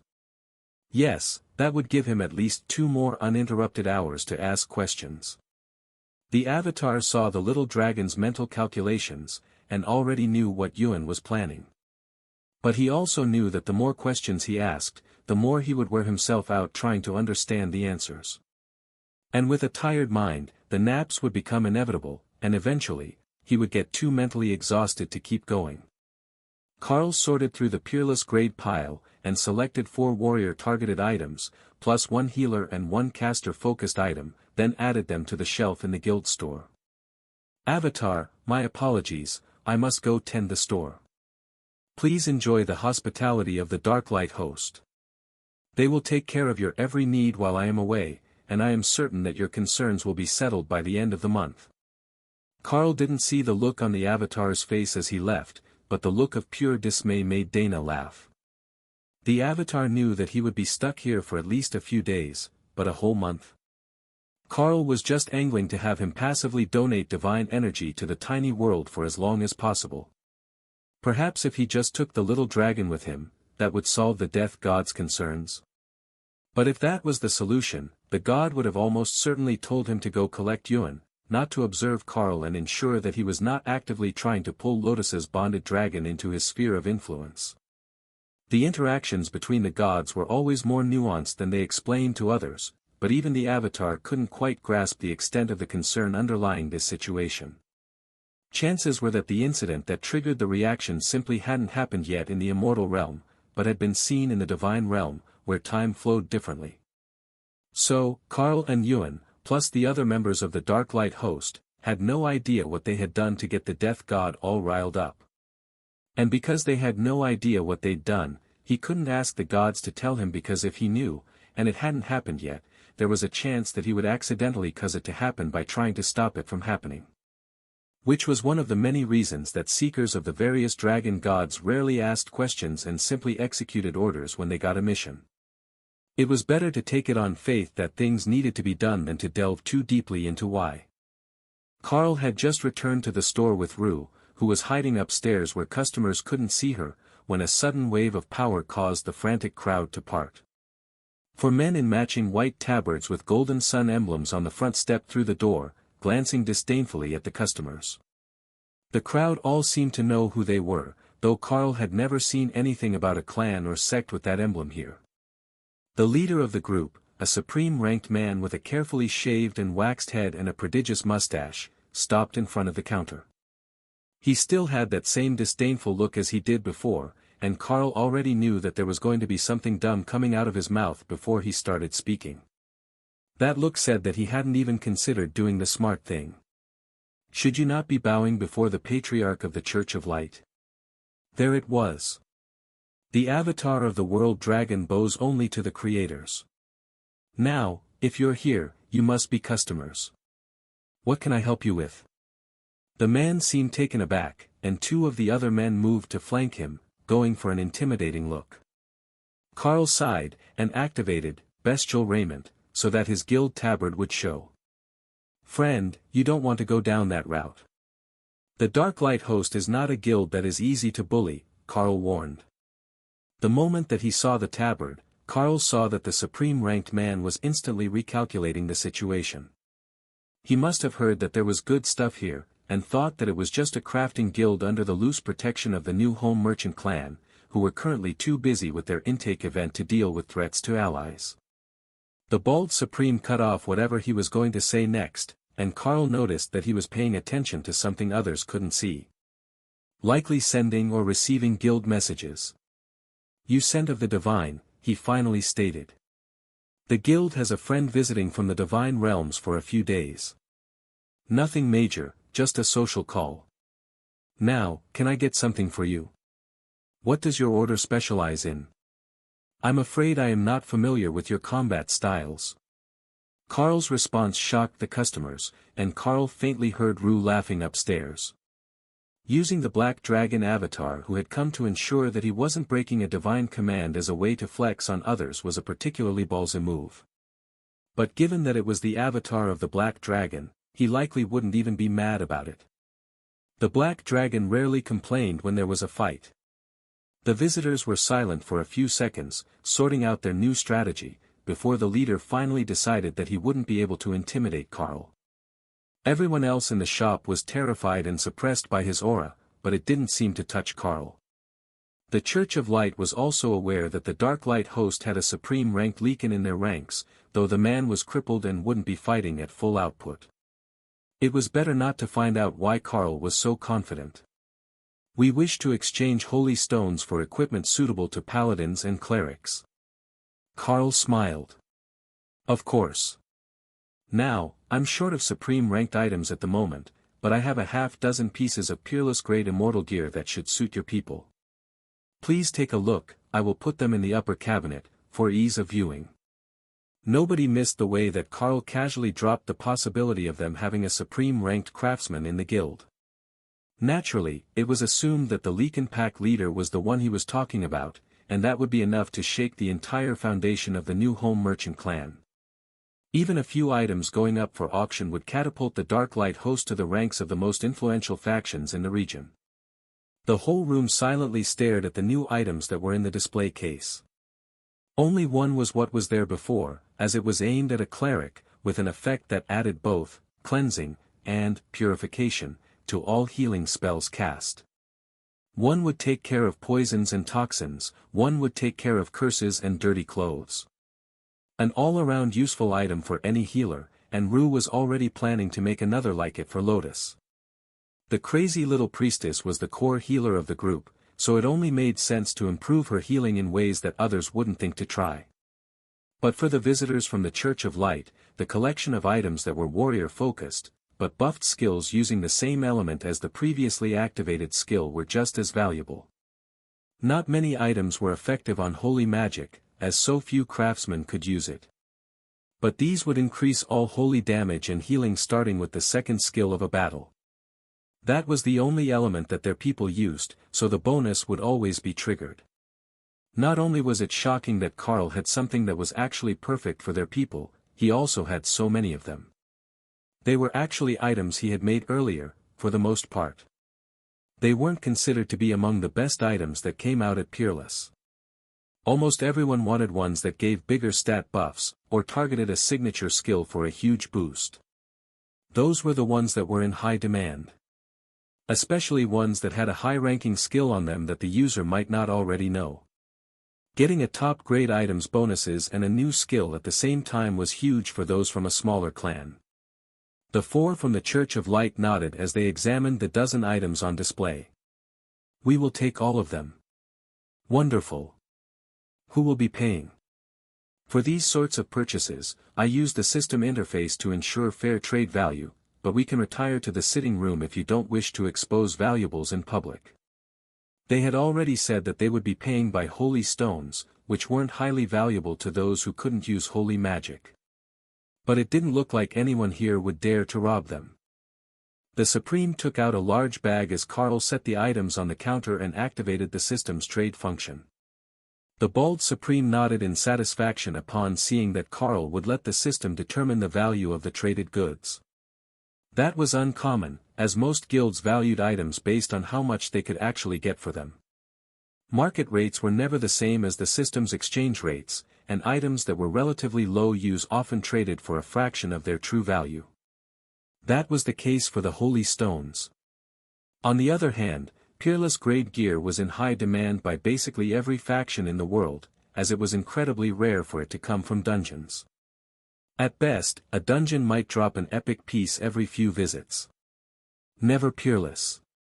He set a bag full of supreme-ranked holy stones on the counter, and the other customers in the room gasped in shock. Sure, he was trading for a dozen pieces of gear at a time, but to do it in all supreme-ranked crafting materials.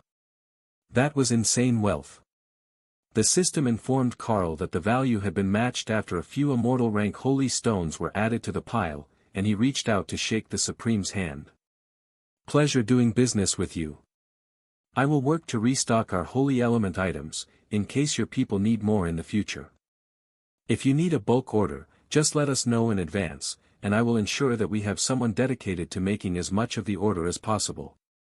The bald man nodded, and the gear vanished into his inventory as Carl transferred the holy stones to Thor's space for storage until he decided where to put them. They could use them for crafting, but they could also use them to infuse a space with holy magic, which would help growth for cleric types. We will visit again. Then, the four of them turned in unison, marched out of the shop, and vanished through a portal the moment they were outside the guild house compound. You actually took supreme-ranked holy stones in exchange? A mage in the crowd asked. Of course. We can use them for crafting, and we have clerics in the guild. Holy stones work for many different pantheons. Even our young wolf lord will get a strong bonus if I use a supreme-ranked holy stone in a power-gathering array for a power matrix building room. Clearly, most of them hadn't considered that. Or known it was possible. But if you could use the holy stone to align a runic array with divinity, and then have the user align it to their own patron deity, it would definitely help build the power matrix, or even rapidly increase the strength of those with cultivation-based systems. The Dark Light host really was too enviable. Carl changed outfits back to a casual black shirt and pants that Ray made, cut in the fashion of the Blue Elves, with the pant legs tucked into knee-high boots and the sleeves of the shirt rolled up. Leo highly approved of this fashion, but insisted that Carl add a blood-red sash around his waist to finish the look. Ray had plenty of those. The customers were briefly confused by Carl's choice of fashion.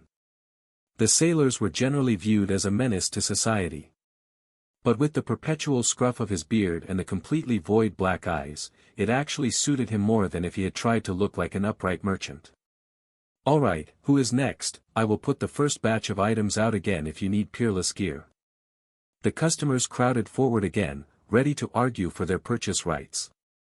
However, the flood of epic-grade items that Carl placed in the side cabinets was getting more attention than the handful of peerless-grade gear.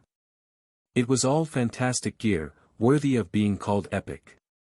But it was obvious that the crafter had made duplicates of it, as there were many similar items, with only the levels of each buff varying. That was huge for the clans. Getting everyone the same sort of buff made the recruits feel like they weren't missing out. Sure, if they were different classes, it made sense to get them very different items. But most of the clans only took in one type of people. Carl could see it in how they clustered in the room, gathering around items that were best suited to their techniques. Carl, if you would be so kind, I would like 5 of these epic grade dark fire rings. They're well suited to the purgatory flames that my clan uses, one of the mages declared proudly. The comment wasn't really for Carl, he was flexing their advanced technique for the others in the room. But Carl nodded, and had one of the dark elven priestesses bring out 5 matching rings for him, all with the dark flame damage bonus on them. Those golems were intriguing to Rue. She didn't know all the spells necessary to make them, so she would have to ask Carl about it later. But the idea of a supreme-ranked shopkeeper golem, especially an epic grade 1 with the stats of a supreme-ranked boss monster, was incredibly appealing to her. Having just a few of those around the guild village would be more than enough to keep nearly every arrogant sect elder in line. Carl had thought the same thing, and Rue was a mage-type class, so she should be able to learn the appropriate golem-type spells. He just hadn't had time to teach her yet. Epic grade items flew off the shelves for half an hour, as Carl and the 2 priestesses completed deals, doing their best to clear out the backlog of customers. Rue didn't want to appear in public, as she was supposed to be keeping a low profile after the disaster with her clan's downfall. But she began to work on new items for everyone while she waited. The dancing blade she made for Dana was the standard that she wanted everyone to have. Dana and Ophelia were covered, but she still needed to do the rest of the team, and then something special for Carl, if she could. The best items still relied upon him to use, Breath of the World, to upgrade them. But she could certainly do something interesting with the base item. With Carl constantly refilling the shelves, and Rue making more of what was selling in large batches that had simple designs, the crowd began to rapidly disperse. There was only so much that they could afford, and now that they had what they came for, it was time to go back to their chosen disciples and finish the orientation rituals. Every clan had something that they did to welcome new members.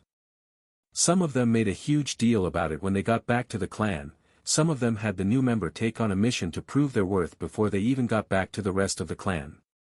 But there was always something to make the new member feel like part of the group. In Rue's mind, it was mostly just trauma bonding. But she also had very poor luck with clans in the past, and even her own had still maintained a form of hazing ritual to weed out those who would betray the clan with little motivation. It had worked wonderfully, and many moles had been eliminated before they could ever report back to their home clans. Usually, she wouldn't leave them dead. She would simply drop them on the far side of the continent next to an active treasure location and let them fend for themselves. If they were lucky, they got a reward. If they were not, they were killed by the others who were actually looking for the treasure. Carl finished with the customers that were currently in the shop, and then waited for the ones who had surely been delaying their entrance until there was less of a lineup. Many of the elders disliked crowds, and didn't trust members of other clans in such close proximity. Especially given the constant feuds. As the room cleared, 2 peak immortals came in wearing badges with what Carl immediately identified as a recall spell on them. That was a whole new level of paranoia, in his opinion. You could keep a life-saving device on you that had the effect, but keeping it out in the open to discourage people from trying to kill you? That was just a bit weird. "Good evening, how can I help you today?" Carl asked. "We have come with a proposal from the Yizaman clan's mining conglomerate. It has come to our attention that your guild has a particularly well-built dungeon raiding team, and we would like to arrange a deal to trade dungeon clearance attempts for raw materials." Carl frowned. Perhaps this would be better discussed in the office. "Please, follow me." He took a seat across from the 2 peak immortals, and set the privacy spell to block all sound in and out of the room. It would be better if there were no misunderstandings about the level of privacy here. "Alright, so how would you propose that this deal works?" Carl began. "Well, our Yizaman clan controls 2 low-grade dungeons. However, while the dungeons are considered low-grade, the difficulty is actually quite high, as they consist of nothing but 3 roaming bosses at peak immortal power output. While that is not great from the viewpoint of those who do dungeons looking for rewards, the dungeon area itself is actually quite large, and set up as an underground mine. So, we send teams in to control the bosses while the workers dig. That is how we formed the mining conglomerate, and the mines contain a wealth of high-grade crafting materials, gems, and rare ores that can't easily be synthesized with magic. Even with earth manipulation. So, we would like to contract your team to do the control work, keeping the bosses away from the mining teams, in exchange for a share of the gathered resources. You are a crafting guild, so it's only natural that you would need the resources that the mines provide. But the instance is otherwise under the control of the Yizman clan, not open to the public. Carl nodded slowly as he began to understand the issue. So, you are short on members who are strong enough to keep the bosses contained, and if a second or third boss patrols over, you are currently forced to abandon your mining efforts and waste a visit to the instance, correct? The two men looked uncomfortable, which told Carl that he was correct. I don't see an issue with that. As you said, my team is exceptionally skilled at dealing with dungeon bosses. However, we may also be able to defeat the bosses, which would put us in an awkward place, as we wouldn't need your miners anymore, only permission to use your dungeon in exchange for a portion of the collected rewards. The two immediately saw where Carl was going with this. If the Darklight host could actually kill the bosses, they were in the stronger position. They weren't just holding off as long as they could so that a mining team could work. At least, not if they could actually kill the bosses. How many people do you need for a peak immortal boss fight? The instance allows up to 25 in total, including the mining team. While it is certainly possible to clear the dungeon with a full team of ascended immortals, we are not particularly interested in that trade. Carl nodded. I was thinking of 10 for the fight, with 15 of yours to mine. And then we take a share for protection, plus any extra that we can mine after the bosses are dead. Assuming that we can defeat them entirely, that is. The two men considered that. I think that can work. By the time that you finish the fights, a large portion of the dungeon should already be cleared, but clearing the entire thing would take 2 to 3 hours with 15 people. If you're willing to have your combat team help mine after the bosses are dead, we won't begrudge you what you can get, and we will pay the combat fee out of what is collected by our team. 25%, by market value. No exclusions, but no more than half of any resource with more than 4 pieces. If that is the case, just let me know when you would like to go, and I will arrange a team that can do it. What are the bosses like, and what are their special attributes so that I can thoroughly prepare? As you noted, we are a crafting guild, so we do like to have the right gear for the right situations. Of course. The first boss is a tunnel worm, 30 meters long, highly durable, with hundreds of rows of razor-sharp teeth at the mouth end. It mostly relies on earth magic attacks, but if you can avoid being swallowed, the damage output is low, and the real challenge is the durability. The second is an earth golem, again super durable and earth elemental. Lightning does nearly nothing against the elemental, though it's quite effective on the worm. The third of the bosses is a chimera. Lion body, scorpion tail with wings. It can't fly much inside the dungeon, there isn't space. But the wings can inflict a wind attack that knocks targets down, and it is wickedly fast. It's vulnerable to fire and light magic, but immune to poison. The right gear makes all the difference. We did hear that there is a chance you've got a supreme ranked crafter in your guild as well. The pack leader of the Blackwoods pack. Carl nodded. He is not highly active, as he is currently working to recover from an injury, but there is a chance we might get a few supreme ranked items before the run. Depending on when it is, of course. Well, we were thinking that 2 days from now would be perfect if it's manageable for you. That is our usual day, as the dungeon is only accessible once every 7 days, on a cooldown from your last entrance time. Carl nodded. That works for me. I will arrange members from the guild, and possibly from the new home merchant clan, depending on the numbers and composition that we have. Rest assured, we will put together the right team for you. I assume that you will be on the team. Your status is rather unique, indicating that you have an abnormally powerful physique, so despite the fact that you are not yet an ascended immortal, I believe you would do well.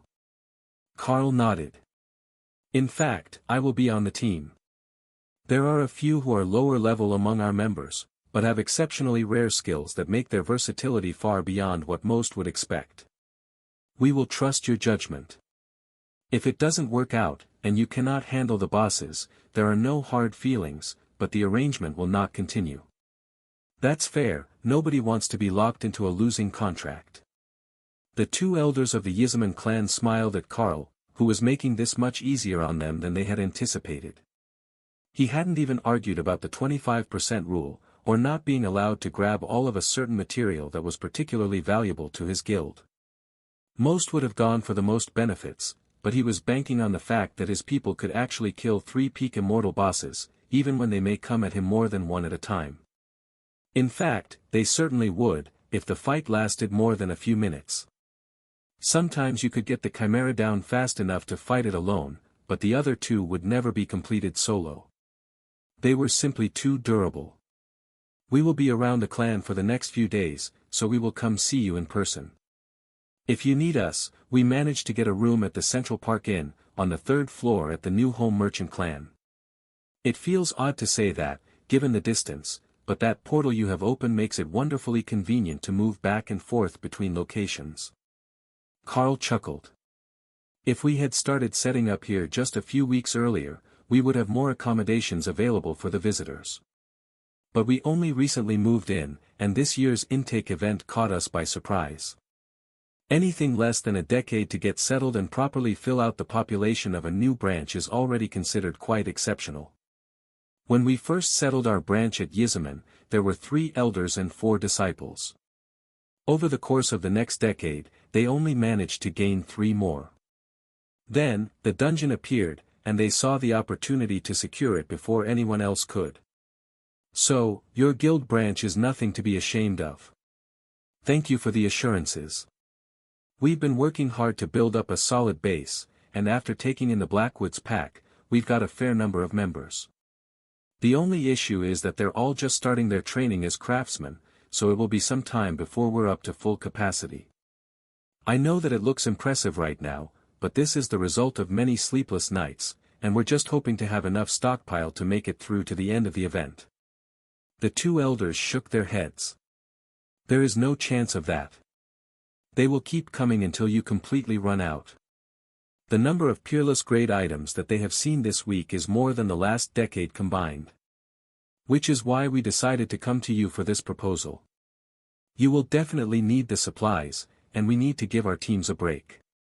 They have other things to do, as they are all elders of the clan. But your guild branch is new enough that you don't really long-term issues to solve yet. That is true, we've got all brand new problems to solve. Those are the best ones because there is still a strong belief that one day soon we will be able to sort them all out.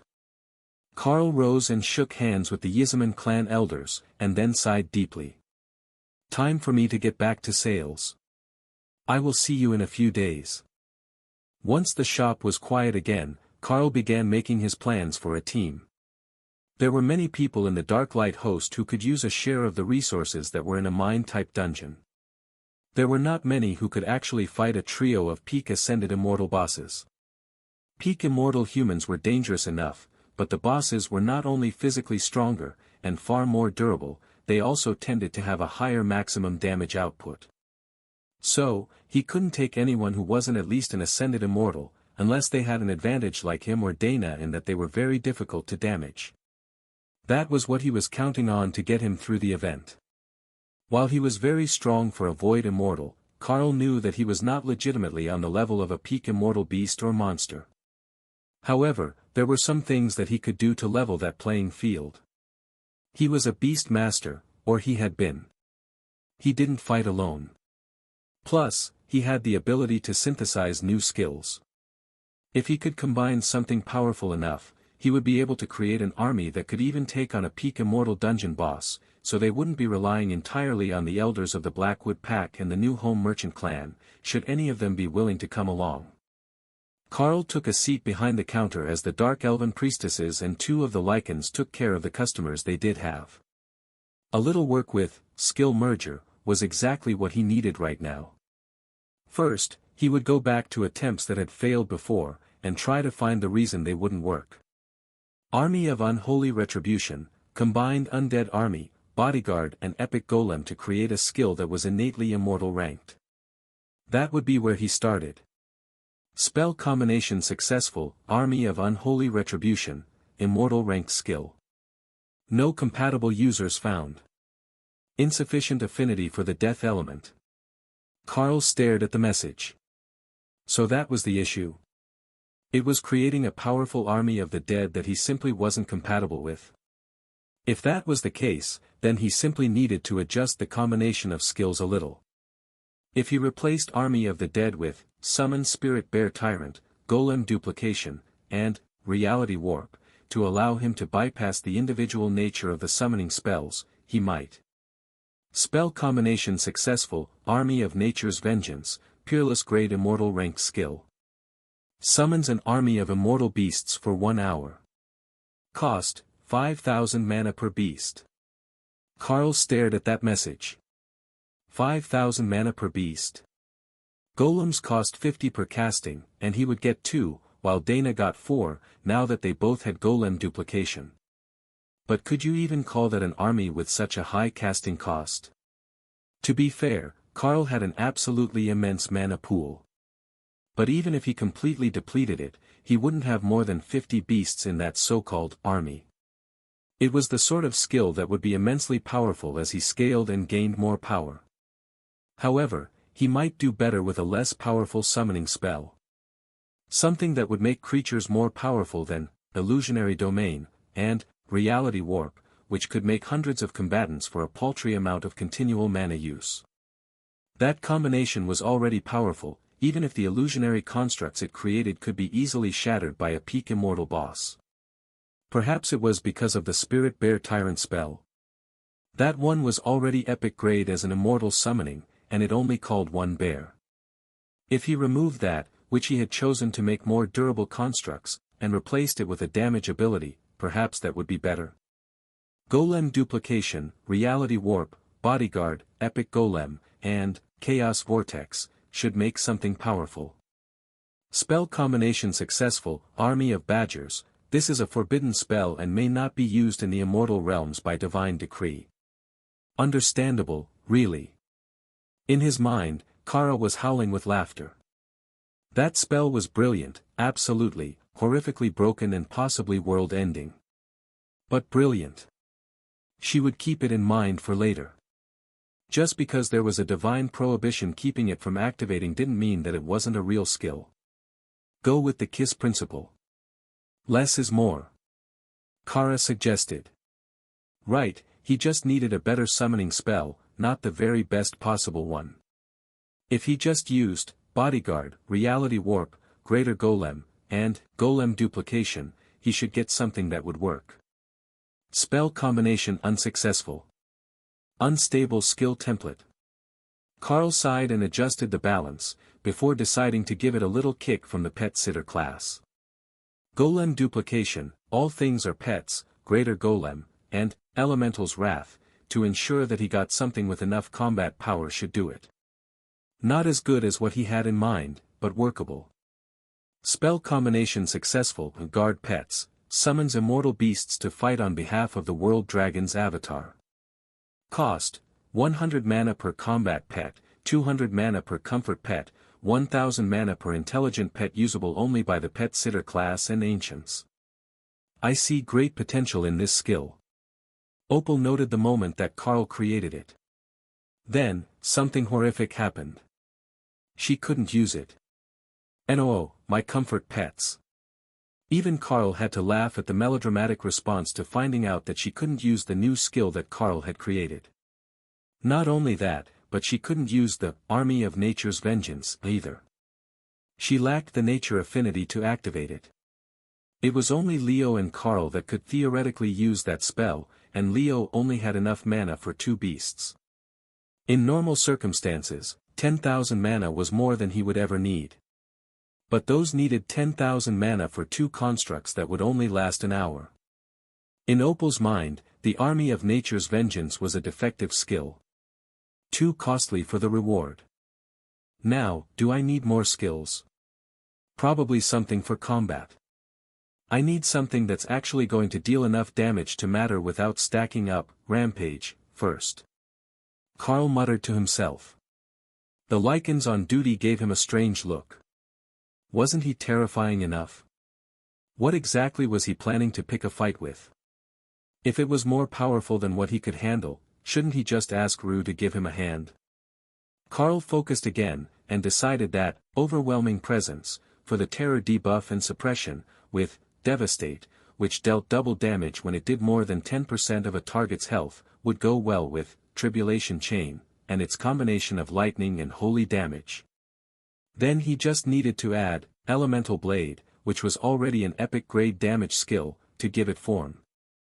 Spell combination successful, Blade of Divine Wrath, creates an indestructible runic weapon with the stats of a peerless grade weapon, 1 sub-rank above the caster's level.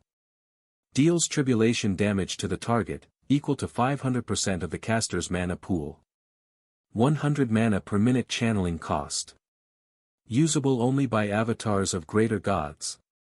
Carl sighed. Again with the insane mana cost. But he could handle 100 mana a minute.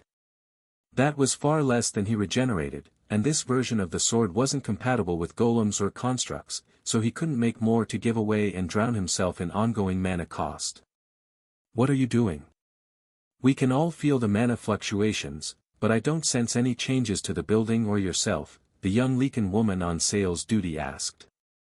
Oh, I'm using one of my skills to increase my comprehension. It's a way for me to learn new skills, instead of buying them with skill points like most classes do. That's pretty cool. Did you come up with anything? Carl nodded, and activated Blade of Divine Wrath. The weapon that appeared in his hands had an oppressive aura so strong that it forced the lichens and the handful of remaining customers to their knees, nearly forced to prostrate themselves before the divine might that was emanating from the weapon. Sorry about that, I didn't know that would happen, Carl apologized as he put the weapon away. What sort of skill is that? Some sort of holy weapon? A customer in bright white robes asked, sweat still rolling down his forehead.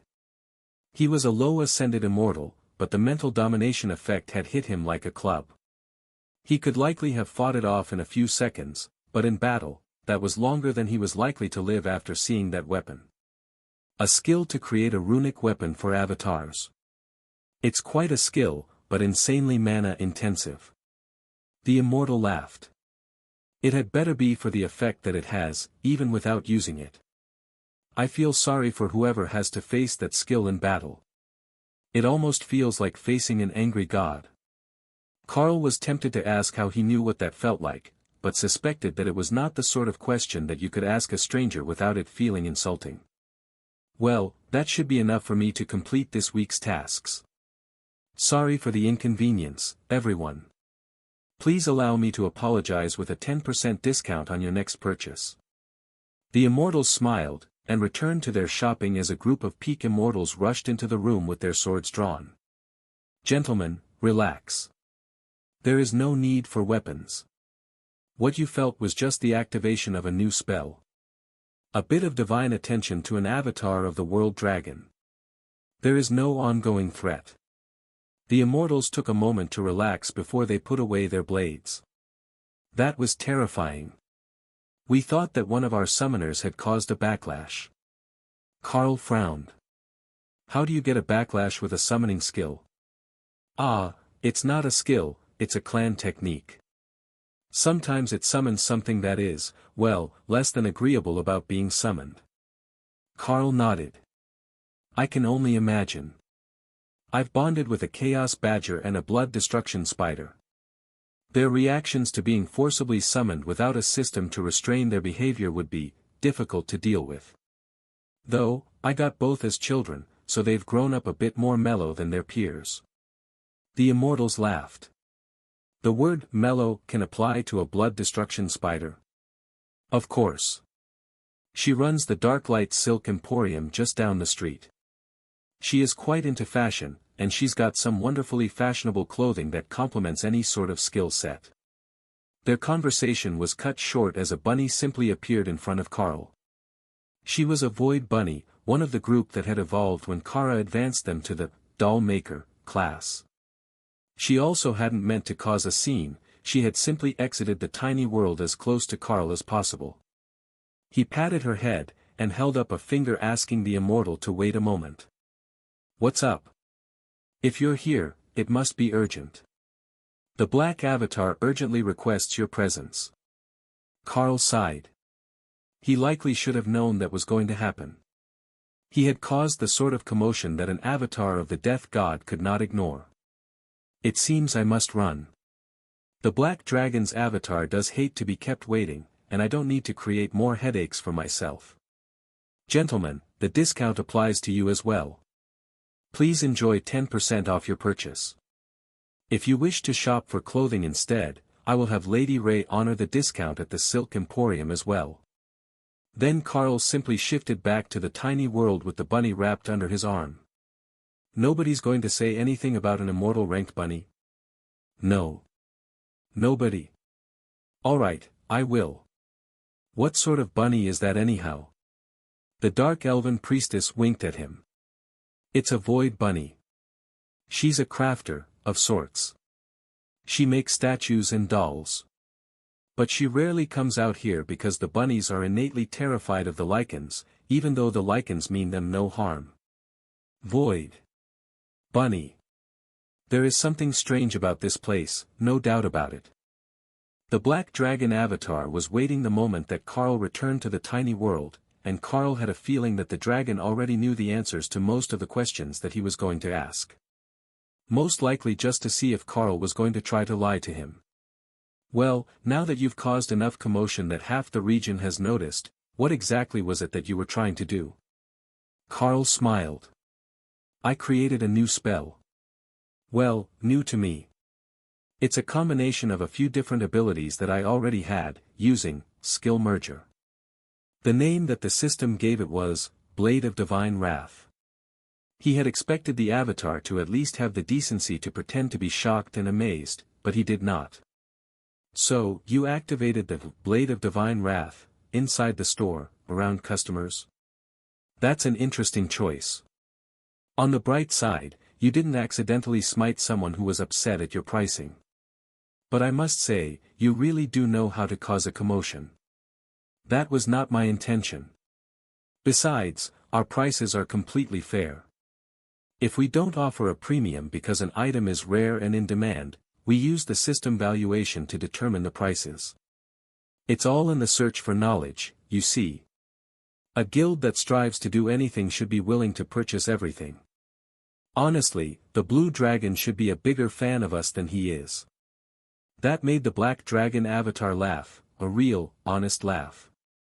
"I will give you that one. There is a lot of new information to gather whenever the world dragon calls on a new avatar. I see that you do have a librarian here, but I strongly suspect that he is heavily overworked, and even his journal is beginning to fall behind by now. Oh, good point, I have new skills that I need to find a way to donate to the library. Making skill books for peerless grade skills isn't really practical, and only me or you could actually use the skill, so I can't just teach it to him or one of the inscriptionists. You use ancient wisdom to allow the inscriptionists to copy a skill book. I suppose that's valid. Oh, that's a great idea. I've been using follow me, little one, but then they have to be compatible. If I use ancient wisdom, it's much more flexible, even if it is temporary.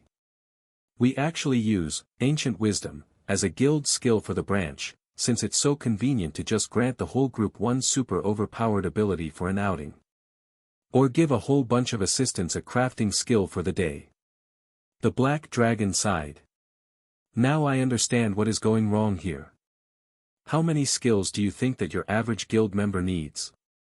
Carl shrugged. "I asked the leader of our Drod branch, and she said all of them." "Is she a blue dragon?" "Maybe." Lotus began to giggle uncontrollably, while the black dragon smiled. "There is no other acceptable answer to a blue dragon. They must know all the things. If I didn't know better, I would think that young Yuan was one of them. He also feels a strong urge to know all the things at the same time."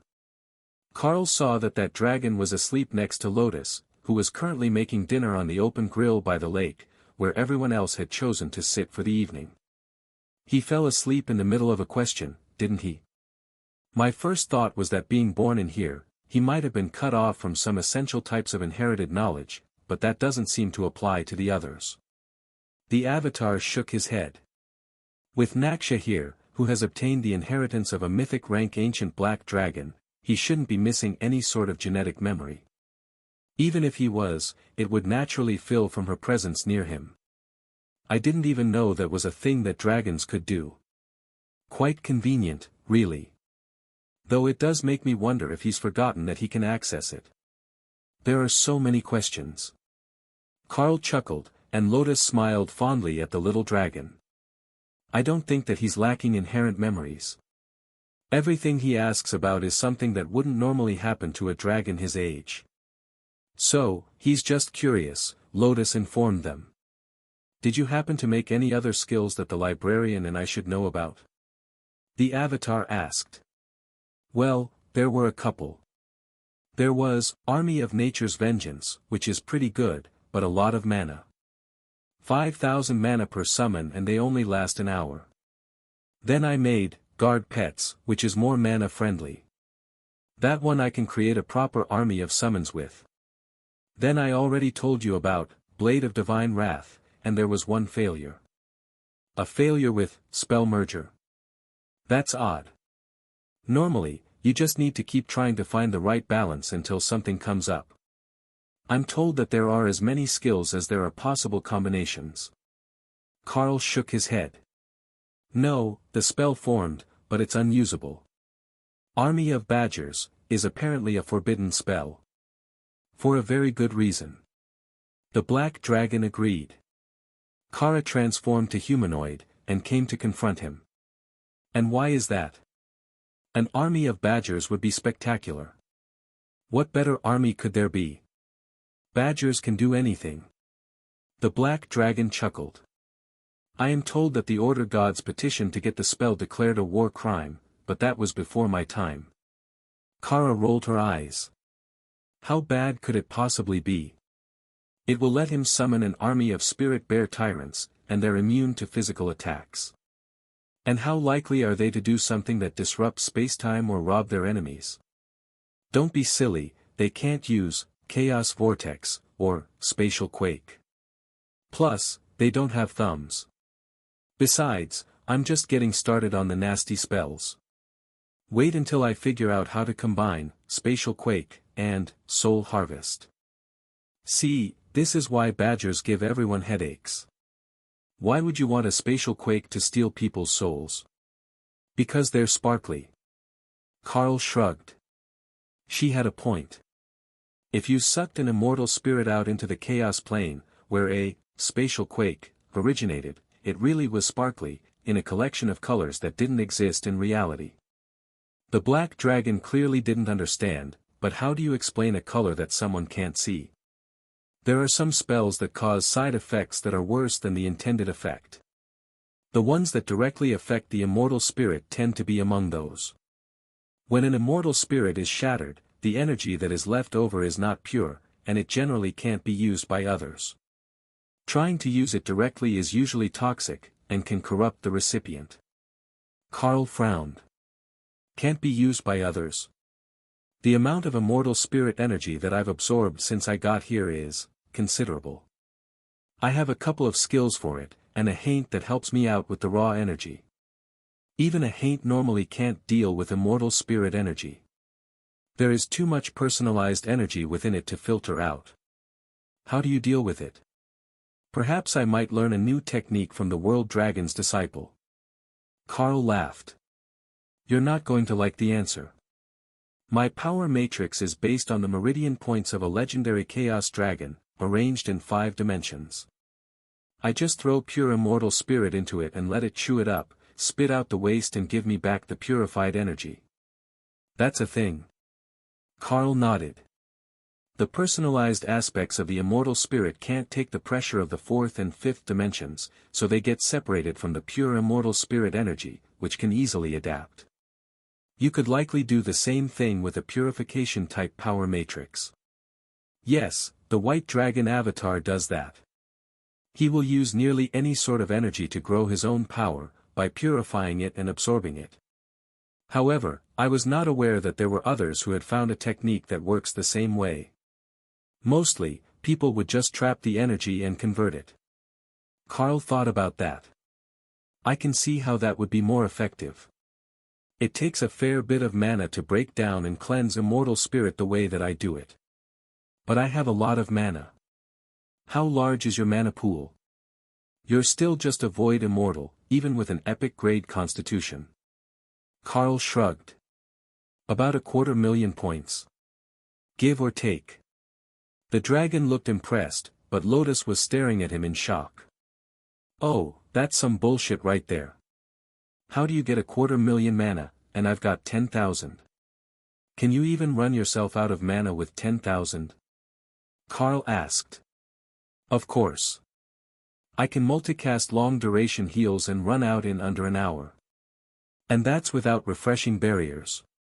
The black dragon chuckled. You know that you can get gear to cut down on mana use and increase mana regeneration, right? I have gear for mana regeneration and extra healing already. Maybe I should upgrade and get something with more mana cost reduction. Ask Rue to make you something that reduces spell costs by a flat amount instead of a percentage. That way, you can spam low-grade heals for virtually free. There is a 1-point minimum on all spells, but 1 point per cast area heals will never run you out. Oh, that's a brilliant idea. I don't need a lot of mana if I can get like 20 points of mana cost reduction. 20 points. How cheap are your spells? Lotus shrugged. I am a green dragon priestess, most of my heals are long-duration ones, which are much cheaper than instant heals, or my tree form, which is a channeling cost. Does mana reduction affect channeled spells? It does, but not with the full effect. It's spread over a variable duration, depending on the spell. Oh, that's not good for my healing tree spells. Well, some of them are fine, as they're an area effect that I trigger. But the tree itself has a healing zone that takes mana to keep active, and that is most of my mana spend. Lotus looked a bit crestfallen, but Rue didn't see the issue. She could make her an item that buffed the Tree of Life spell, and reduced mana cost for healing spells by quite a bit. With that broken spell of Carl's they might even be able to get Lotus basic healing spells down to 1 point each. That would basically make attempts at reducing Lotus healing output a joke, where there was no burn their mana pools first strategy possible.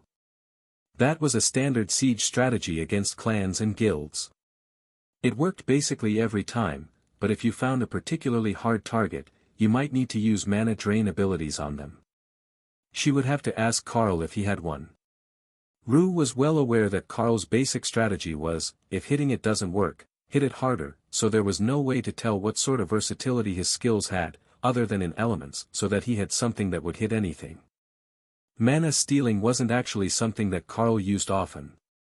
The Haint had the ability, but the amount of mana that it took was far less serious of a concern than the life force and soul energy that it stole. Soul damage bypassed so many sorts of damage reduction that running them out of mana was irrelevant. Did you want my shiny new sword spell? Carl asked the black dragon, changing the topic back to spells, in case he could get the avatar to slip about a few more good combinations. I already know it, thanks. Divine Wrath is one of the spell categories that all the avatars learn to use by the time that they are demigods.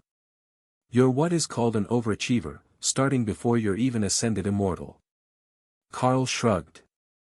Give me a couple more months, and I'll make to ascended immortal. I'm doing well at adapting my immortal spirit. It's just a slow process, and I haven't found a shortcut yet. The avatar laughed. You're already using the shortcut. Well damn. I was hoping for a shorter shortcut. Now that I'm back here, I need to find a proper team to take to a peak immortal dungeon with me. There is a clan that wants to hire us to hold off the bosses or kill them while they mine.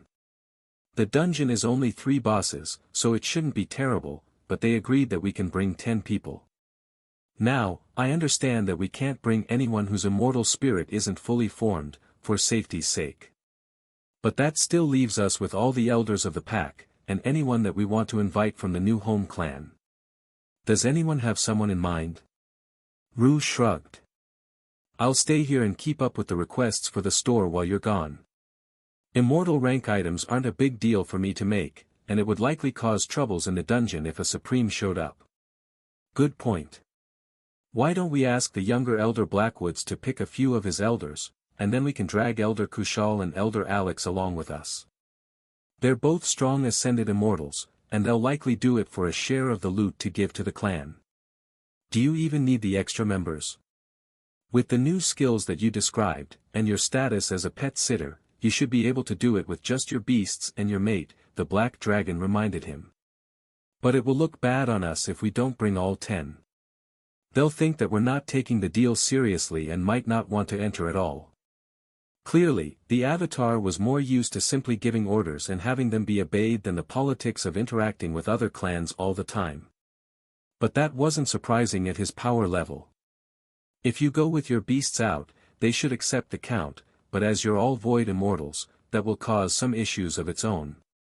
They're going to expect you to bring strong ascended immortals to deal with the bosses in any sort of dungeon.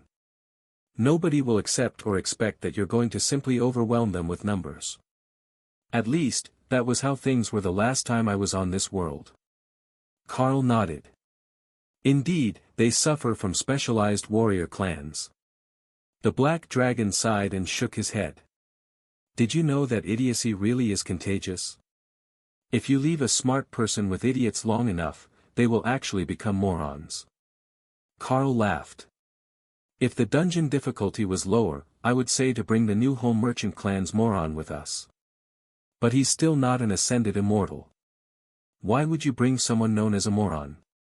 Because he's reliable, and he's gullible enough to go along with any sort of dumb plan that I put in front of him without asking questions.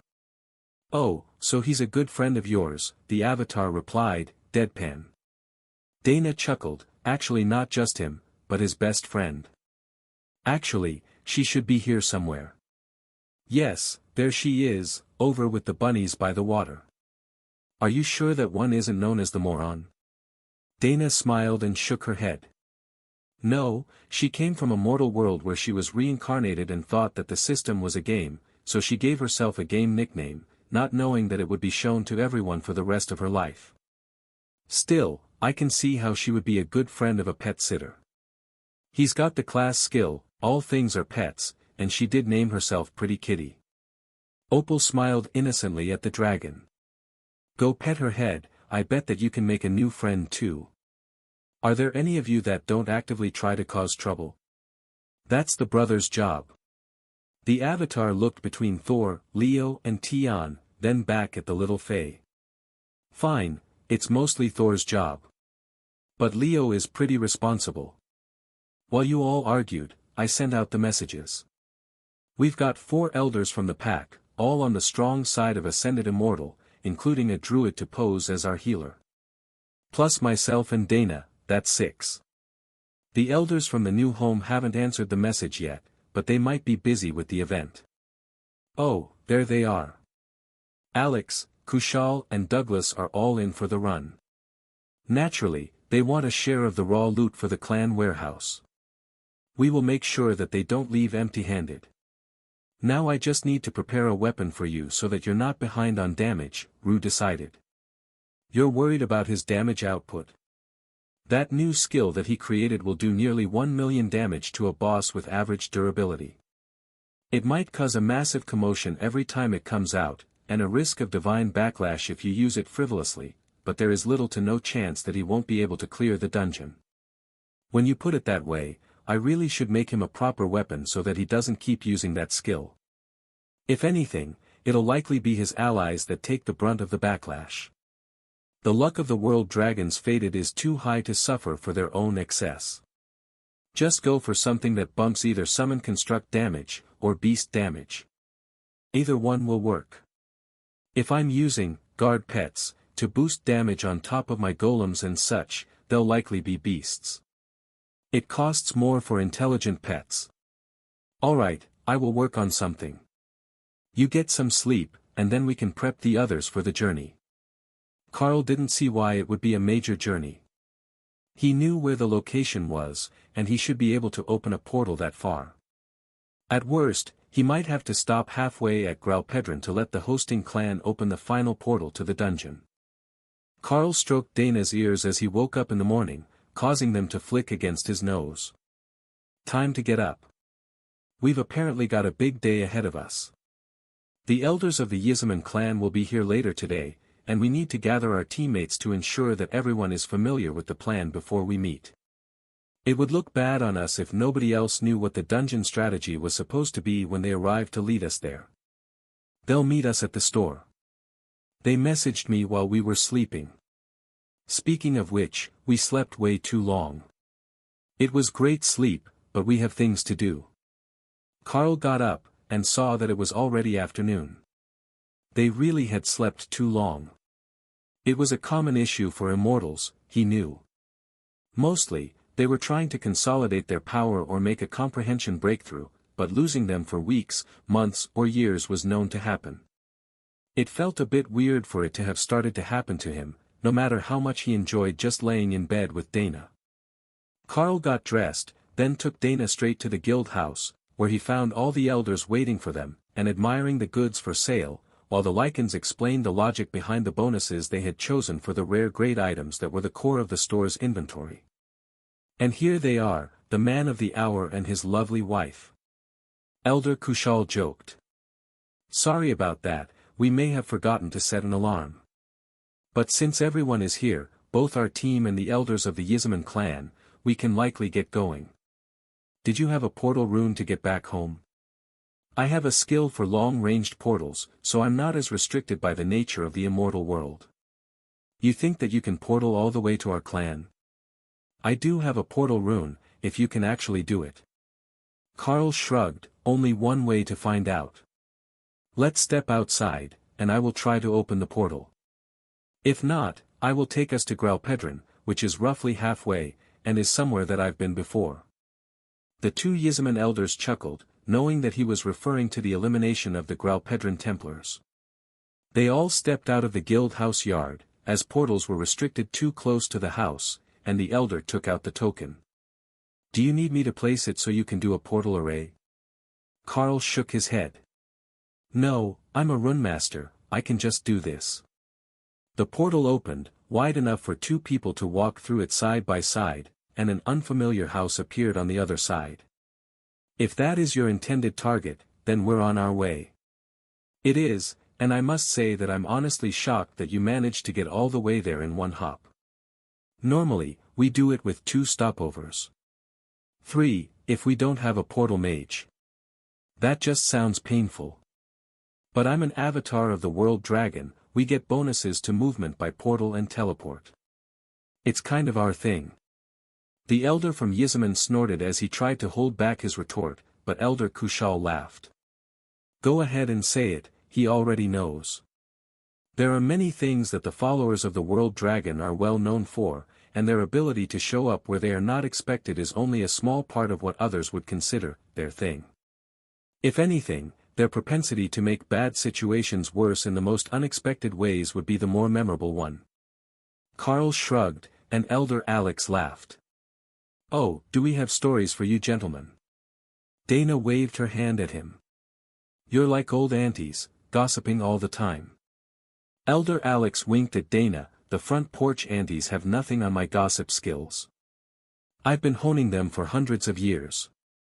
Besides, I've known both of these men for at least 2 of those centuries. Their clan has a supply agreement with the new home merchant clan, which is why they were sent to you when they ran short on elders to do their mining runs. I didn't expect you to agree to do all the work, I thought that you would insist that they send at least half the team themselves. But this works well enough. They're sending the mining half of the team. We're doing the bosses. I've got it covered. We just need to make sure that nothing sneaks up on them, but I spoke with a Divine Realm avatar, and we agreed that I've got the right skill for this. The elders looked suitably impressed.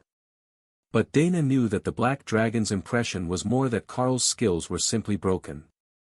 Have you decided what you're going to use for constructs? Dana asked so that the elders would know that Carl had a new skill. Yeah, I looked through the options in guard pets for combat pets. I'm thinking that since we're in a mine, the diamondback rock spider is the perfect option. They have crowd control, venom, which is good on 2 of 3 bosses, and great offensive ability. Once we get in, I can split some off to go under Ray, and they can hunt. Then we will aim for another boss and keep them pulled away from the mining group. Separate and isolate. It's the best way to keep them from working together while we deal with one, then the other. Exactly how many of those golems are you intending to summon? How big is the dungeon? I was thinking that about 50 would be a good start. The Yizaman elders stared at him in growing concern. Clan leader Narissa was right. Asking Carl to come help them was probably the right answer, even if they were going to regret asking the question. They had thought that he was a bit too low level to be truly useful, but the clan leader had assured them that he would arrange things. Now, they understood. He was going to summon an entire army once they got inside. But which of these group members was Ray? Didn't he introduce the only lady in the group as Dana? The elders brought over another group of void and low ascended immortals. These will be the mining team. They've all got skills for mining, so they do it fast and have few problems finding the veins. Just keep the bosses off them and everything should go smoothly. The patrol pattern is random, so don't get too far from them unless you've got all 3 bosses engaged at the same time. The elder reminded Carl and his team. Alright, let's head straight for the dungeon then. We will have the miners wait by the entrance for a moment while my team spreads out and ensures that the area is clear. We don't want anyone getting caught in an area of effect skill. After that, we should be good to go, and I will adjust the golems as needed to ensure their safety while we deal with the bosses and move them as far away from the mining operations as possible. Which one are you going to try to find first? One of the miners asked. Doesn't matter. We've been briefed on all of them. But ideally, the tunnel worm. With a large number of constructs, its giant body will be an advantage for us. It might be the most durable, but it's likely to be the fastest to die. The miners didn't seem convinced, but the team led the way to the dungeon, and Carl led the way directly inside. What he found was that the dungeon was dozens of kilometers underground, according to his senses, and the tunnels were over 50 meters tall and clearly not naturally formed. They also didn't appear to be made by the tunnel worm, as they had smooth, flat floors and textured walls. So, this was likely an underground city, and the actual mines would start in front of them. Alright, this is the entrance. There are 2 ways into the mine, straight ahead and right. We usually start mining in the right tunnel, since there is a good chance for a verite vein to spawn there. If you can clear it in front of us, that would be perfect. Carl nodded, and called out the beasts, then noticed that Thor was missing. Eggs are too close to hatching. Got it, buddy. We're in a tunnel anyhow, likely not the best place for a behemoth. The miners looked confused, then Carl, Ray and Dana began to call out their golems, as well as the army of the dead, and the undead minions, from both Carl and Ray. Miss Haint, will you take these to the right and clear the tunnel? Stop at the first intersection and wait for us to catch up. The Haint nodded happily, and then skipped off hand in hand with the 2 epic guards. Your constructs are a bit odd. Dana winked at the elder. That's actually a Haint, a living weapon. Not a summon construct. The epic guards are intelligent summons. Carl and Remy called their bodyguards, and Carl gestured to the miners. Remy, take the bodyguards and make sure that nothing sneaks up on the mining team. That will let the rest of us spread out without fear of ambush. Dana and the majority of the team can join the golems to control whatever we find on the right side. I will go the other way with Ray. The miners frowned. You can't just send 2 people to find and fight a boss. Oh, we're not alone. Carl activated guard pets, and called the diamondback rock spiders. 50 stone-skinned spiders with variations on their backs that looked like that of a rattlesnake appeared in the large chamber. Each had to be over 300 kilos, the size that Ray had been at overlord rank. They had sharp legs similar to Ray's. They were venomous, and they could use webs to control enemy movement. That seemed perfect to Carl. Plus, they were all void immortals. One-on-one against a peak immortal boss, they were just squishy trash mobs. But 50-on-1? That was a whole different story. Especially with Ray around. Holy shit. That's nightmare fuel, the Yizaman elder gasped. Right?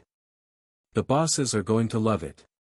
Plus, they're constructs, so I can just replace them when they get crushed. Now, I will take Ray, and you can go start mining. Don't worry, we will keep the bosses off you. My guild members can call me back if you get tag-teamed by 2 of the bosses, but I think that the 2 of us should be able to kite them to the back of the dungeon, well away from you. So you'll have plenty of time to mine. The others nodded. Time was wasting, and even this starting area wasn't off limits to the patrol routes, so the longer they stood here, the higher the chances they were caught in the open were. The members of the Darklight Host and New Home Merchant clan rushed down the tunnel to join the battle they could hear starting with the golems, and Tion hopped up on Dana's shoulder, so he didn't have to run. This place felt much more like home, being surrounded by nice safe stone, like a den. He wouldn't mind coming back to this dungeon. Once everyone was out of sight, Carl activated his other new summoning spell.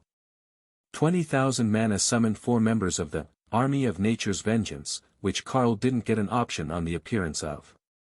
4 dryads appeared around him, looking very much like the Haint, mostly tree, but with the upper body of a female elf in the center, as if the branches were her limbs and she was embedded into the trunk of a tree that extended well over her head, but radiating nature magic instead of soul magic. They all had epic grade constitutions, and Carl smiled. This should work out very well for him. So, he summoned another 10, pouring a fifth of his mana, a full 50,000, into the summoning. Ooh, it's a party now, one of the dryads giggled. Indeed it is. We're playing a game. I sent Oathbreaker and a bunch of golems the other way, to look for dungeon bosses. We want to find and eliminate one before the other team manages theirs. The dryad smiled, and a vine whip shot out toward the tunnel. I can feel the life force from here. Whose team is the spider on? She's going to work on her own for the 3rd boss. Can you tell her where it is? Right at the back of the dungeon. Try to keep yourself moving in line with this direction, and you'll find it. Ray smiled, and raced off with the spiders chasing behind her. Ray couldn't use Shadow Step to move faster, as the other spiders were unable to use it. But they were insanely fast, rushing through the tunnel at over 100 kilometers an hour, despite the somewhat cramped confines. Now, we go find the other one for ourselves. Do you know what one we get? An earth golem, we think. It feels like stone magic. The team on the right is fighting a manticore, and the spiders get a giant worm. A manticore? I was told that it was a chimera. The dryad shrugged, her vine whip waving. It is a manticore, the scorpion tail gives it away. Perhaps they're just dumb. Carl couldn't rule that out. Alright, we need to hurry, or the obsession demons and their team will beat us. The dryads laughed at the thought, and Carl found himself grabbed by vines as the tunnels blurred around him. The dryads were just as fast as he was, and they knew where they were going, so there was no need to slow down to check for signs of the boss. The tunnels didn't get any smaller as they went, thought they turned to rough mining tunnels, instead of the formed walls of whatever ruined city this dungeon was based upon. That seemed odd to Carl, as it was a waste of energy to mine more than the actual veins and a path to the next one. And then the boss came in sight. Fully 30 meters tall, the earth golem was so close to breaking through to supremacy that Carl could feel its aura becoming unstable. No wonder everyone struggled with this thing. The dryads whipped out thorns to wrap up the boss, barbs tearing at the surface of the boss, while the vines tried to physically tear the earth golem apart. With a rumble, the boss grabbed a handful of vines and whipped them around, causing the dryads to go flying around the room until they released the spell. Even 14-on-1, their vines weren't strong enough to outmatch the pure power of the golem. And that was what the system called it. Earth Golem, though Carl would have assumed that it was an elemental, not some sort of rogue construct. This dungeon likely had some sort of lore behind it that he was unaware of, but he would look into it later. Carl decided that he should be far enough from everyone else, so he took out the Blade of Champions and then activated, Blade of Divine Wrath, over it. It coated the blade, creating a larger sword with the abilities of both, and the boss stumbled as the wave of oppression hit it. That gave the Dryads a chance to attack with a wave of thorn darts, which pierced deep into the boss, and then began to sprout, cracking the stone of the elemental surface. It was a truly nasty spell, and Carl could only imagine what would happen if that happened in a living target instead of a giant block of stone. The Dryads who had been tossed around the room pulsed with healing light as they rejoined the fight, and Carl decided to see just how good his new blade was. It needed to actually hit the target, and not with a ranged skill, to activate. So he launched himself at the boss, and let the blade pierce directly into the chest of the boss. A massive chunk of stone exploded out from the point of impact, and a wave of holy light from the blade caused the tunnel to shake. "Maybe don't do that if you don't want the dungeon to land on our heads," one of the Dryads suggested in a gentle tone. "Right you are. That spell might not be the best choice for indoors." "Or outdoors," the Dryad agreed helpfully. But it had taken well over half the boss's health in a single strike, and if Carl had followed it up, the boss would have been dead in under a second. That was true power. Vines from the Dryads grabbed the Earth Golem's limbs, pulling them wide as the next wave of thorns hammered into its chest and sprouted, shattering the stone from the inside. As Blade of Divine Wrath was clearly overkill in any situation, Carl swapped to Spatial Quake.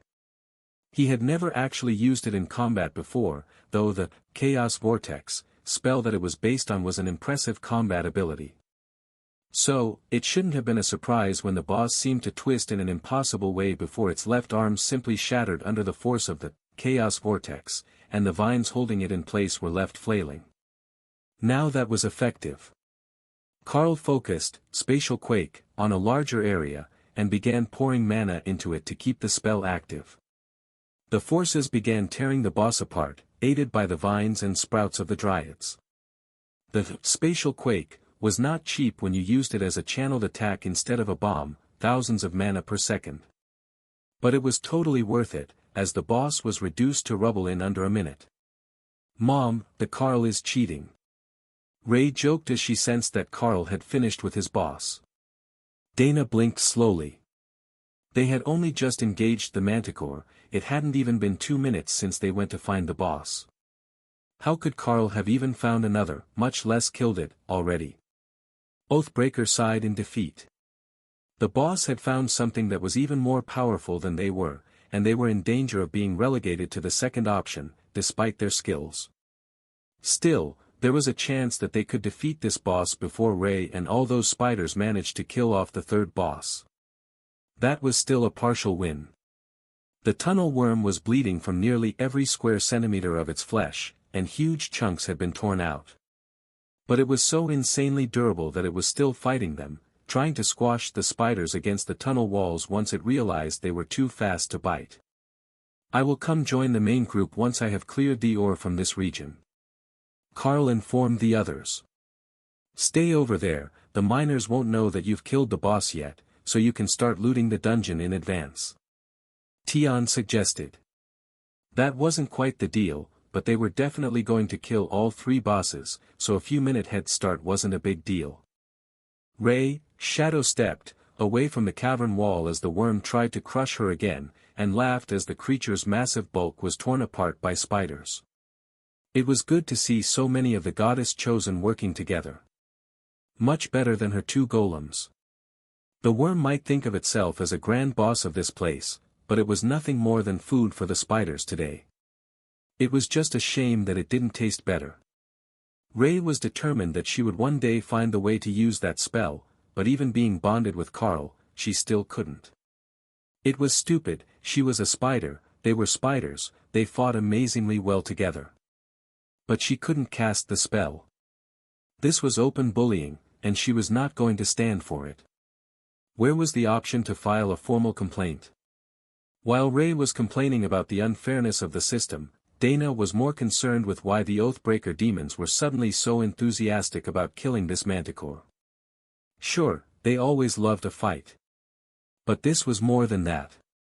They seemed to be in a rush to get the boss down, despite the fact that their skills were literally designed for large group battles. The Oathbreaker demon did area damage, spreading their attacks to every enemy nearby. So, their total output in a massive battle would be hundreds of times higher than their single target damage. The miners didn't care. The Darklight host team was not only holding off the boss, they had managed to keep the others from coming to reinforce it, and the mining operations were moving along at an exceptionally smooth pace. They had nearly gotten everything in the first hallway, and now if they could bypass the boss, they could start moving to a new area. Dana caught on right away when the mining team started to get close to them, and silently ordered her golems to push the boss down the side tunnel away. Keep clearing the shaft. That direction should be clear, all 3 bosses are accounted for, she explained. The other man and the spider horde have both other bosses contained. Dana nodded. Trust the process. Carl's power is not something that any average Void Immortal can compare to. That didn't mean much to them, given that the bosses were peak immortals. But they trusted that Dana would have said something if her husband was losing and at risk of dying. Damn it. Still not fast enough, Oathbreaker shouted as he wailed on the boss with all 4 swords. The manticore was clearly on its last legs, and the back of the mining team couldn't help but marvel at the fact that the Darklight host had managed to actually get a team that could kill a peak immortal boss so quickly. This dungeon was actually considered to be a very easy one for its power level, as there were no monsters but the 3 bosses. It was just that assembling a team was not easy at that power level. The manticore died a few seconds later, and one of the mining team members rushed over to talk to Dana, as the spokesperson for the group now that Carl wasn't around. What boss will you be going to next? If possible, we would like one speaking golem or a team member left behind so that we can get the warning if one of the bosses breaks free. Dana gave him a sad smile, and Elder Alex patted the miner on the shoulder. My friend, I have good news and bad news for you. Elder Alex began. First, you are going to have all the time that you need to clear out the dungeon today. That's the good news. And the bad news? We were the slowest of the 3 dungeon boss teams, and the other 2 will have started digging now that we've got the last boss down. The miner didn't believe it at first. But then the system message came through. Dungeon complete but calculating rewards. Dungeon closes in 23 hours. Crap. We agreed that the Darklight host could start mining as soon as the bosses died. Normally, we'd have another half hour before the team fighting was exhausted, or the bosses teamed up on them. Now, we've got to rush, or they're going to clear the place with 100 bloody golems before we can mine anything. Dana laughed, and Oathbreaker shrugged. He had 0 talent for finding veins of ore. Perhaps if you gave him a shovel, he would be good at digging them up, but mining was not in his talent pool. All that he could hope to do was find something on the surface and hope that it led to more. But the Darklight host also hadn't gone to any lengths to find a map of the ore nodes within this dungeon before they arrived. Mostly, they were relying on Tion, as he had very good earth affinity. But Carl had gotten all those dryads, and while they were nature and not earth affinity, once their vines were in the stone, they could get a decent idea of what the composition was. And that would let them make an educated guess as to whether it would be worth digging up. Fortunately for Oathbreaker, not only did Tion have high earth affinity, he also had shovels. He could dig perfectly well with earth manipulation, but not everyone had the skill, and he had come prepared. Technically, he made them with magic about 10 seconds ago, but that had to count, right? As long as the tools existed before anyone else realized that they needed them, it had to be good enough to count as prepared.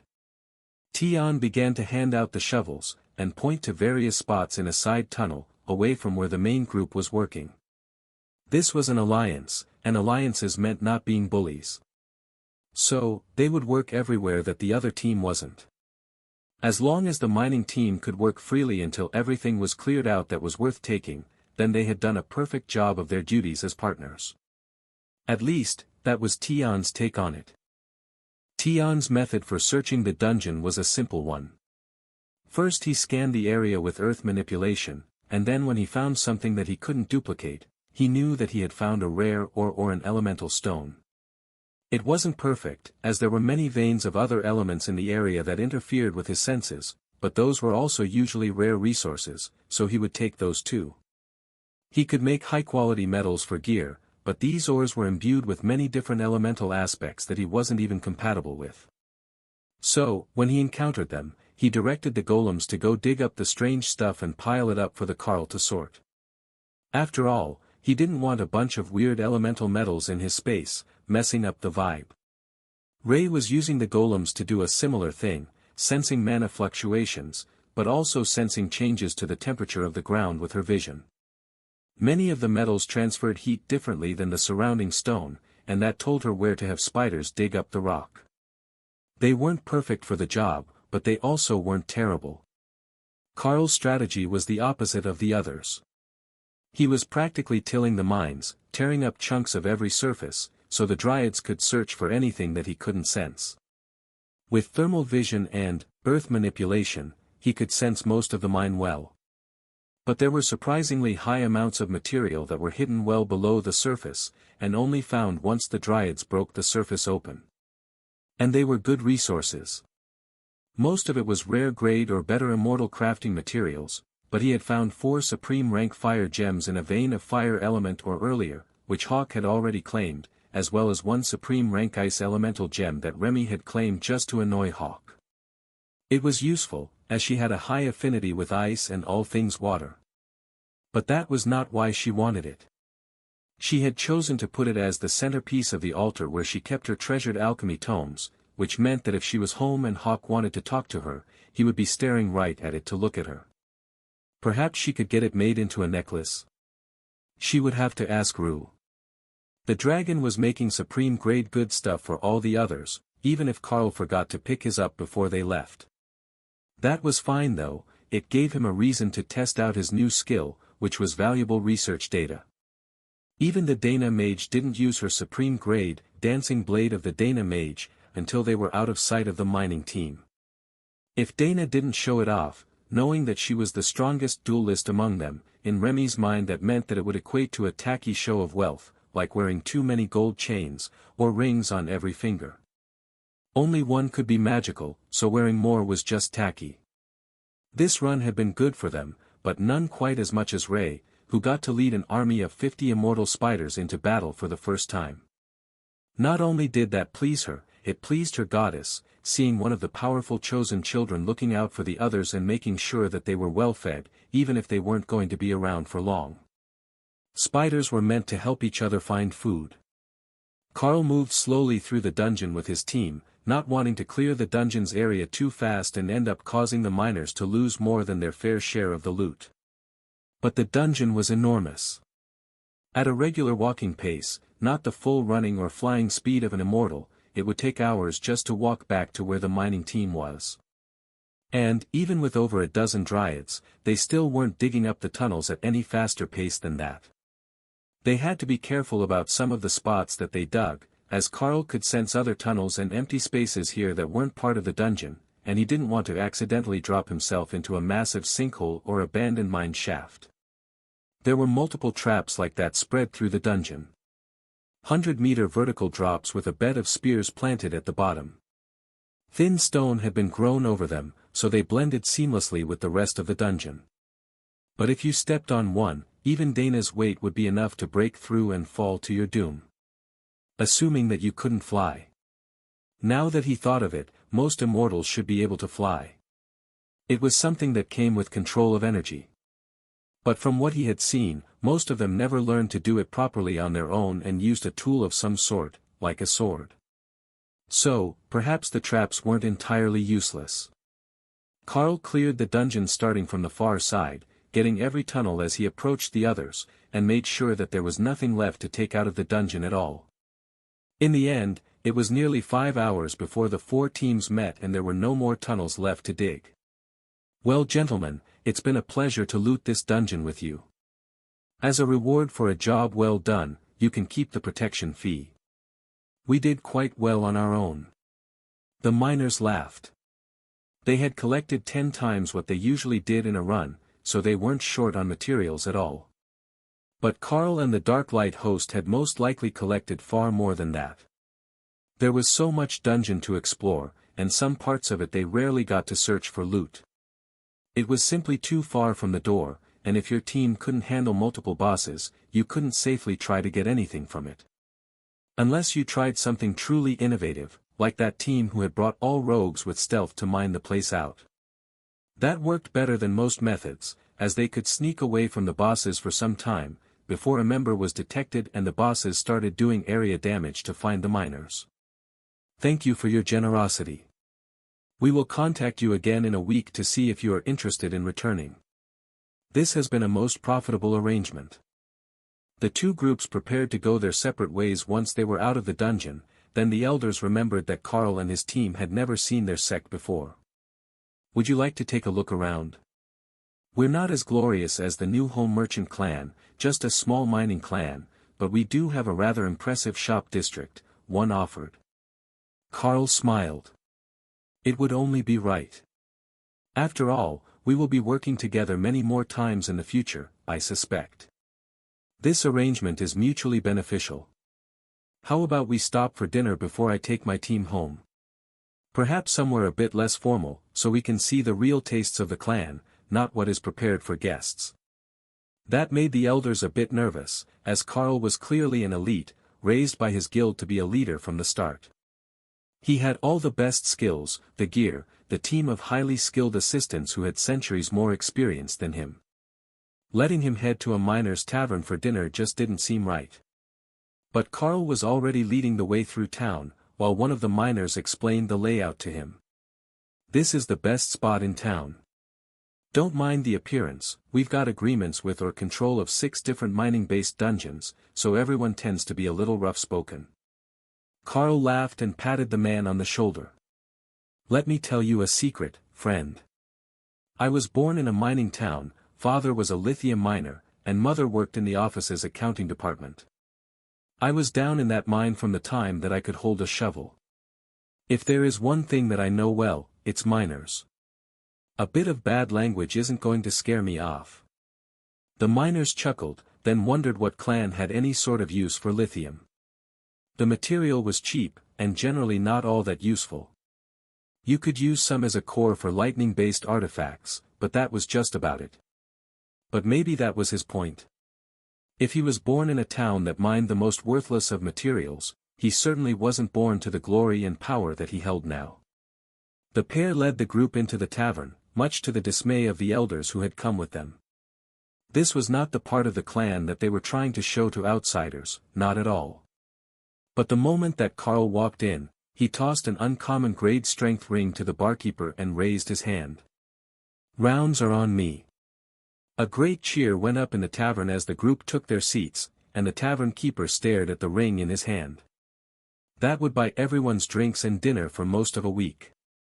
In fact, the price of an uncommon grade strength ring was basically his entire operating budget for the month.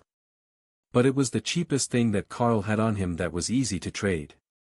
The elders took their seats and did a quick head count. Where did your beasts go? They're back home already. They had things planned for the evening, so they all retired back to their daily tasks once the work was done. Lady Ray has a shop to run, and at the moment, she only has one assistant shopkeeper that she doesn't like to leave alone. Ah, the joys of training new people. It takes a while to trust them fully. Dana giggled and shook her head. I think that it's more of fear that someone will try to steal her elf. The girl is a bit of a project for her, as Lady Ray has been helping her with her growth while she works at the shop. But you know how the children of the spider goddess get about elves. The elder smiled. Yes, they get quite protective of them. Even if they're not dark elves, the spiders tend to view them as part of their faction. That answered the question that many of the miners had. Lady Ray was the giant blood destruction spider. They had only seen her for a moment before she had run off with that army of summoned spiders. The innkeeper brought over a round of what smelled like honey mead, and a bottle of strong local liquor that Carl couldn't identify. "You'll like this stuff. We raise a specialty breed of bees that make the honey for us.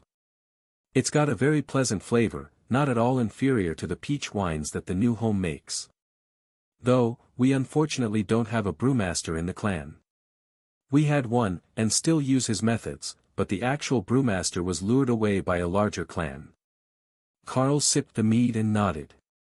"I see what you mean. It's excellent, but you can tell what his apprentice made and what was made by the master himself. Still, this is nothing to complain about. A bit more practice and you'll have a new brewmaster soon." "How did the run go?"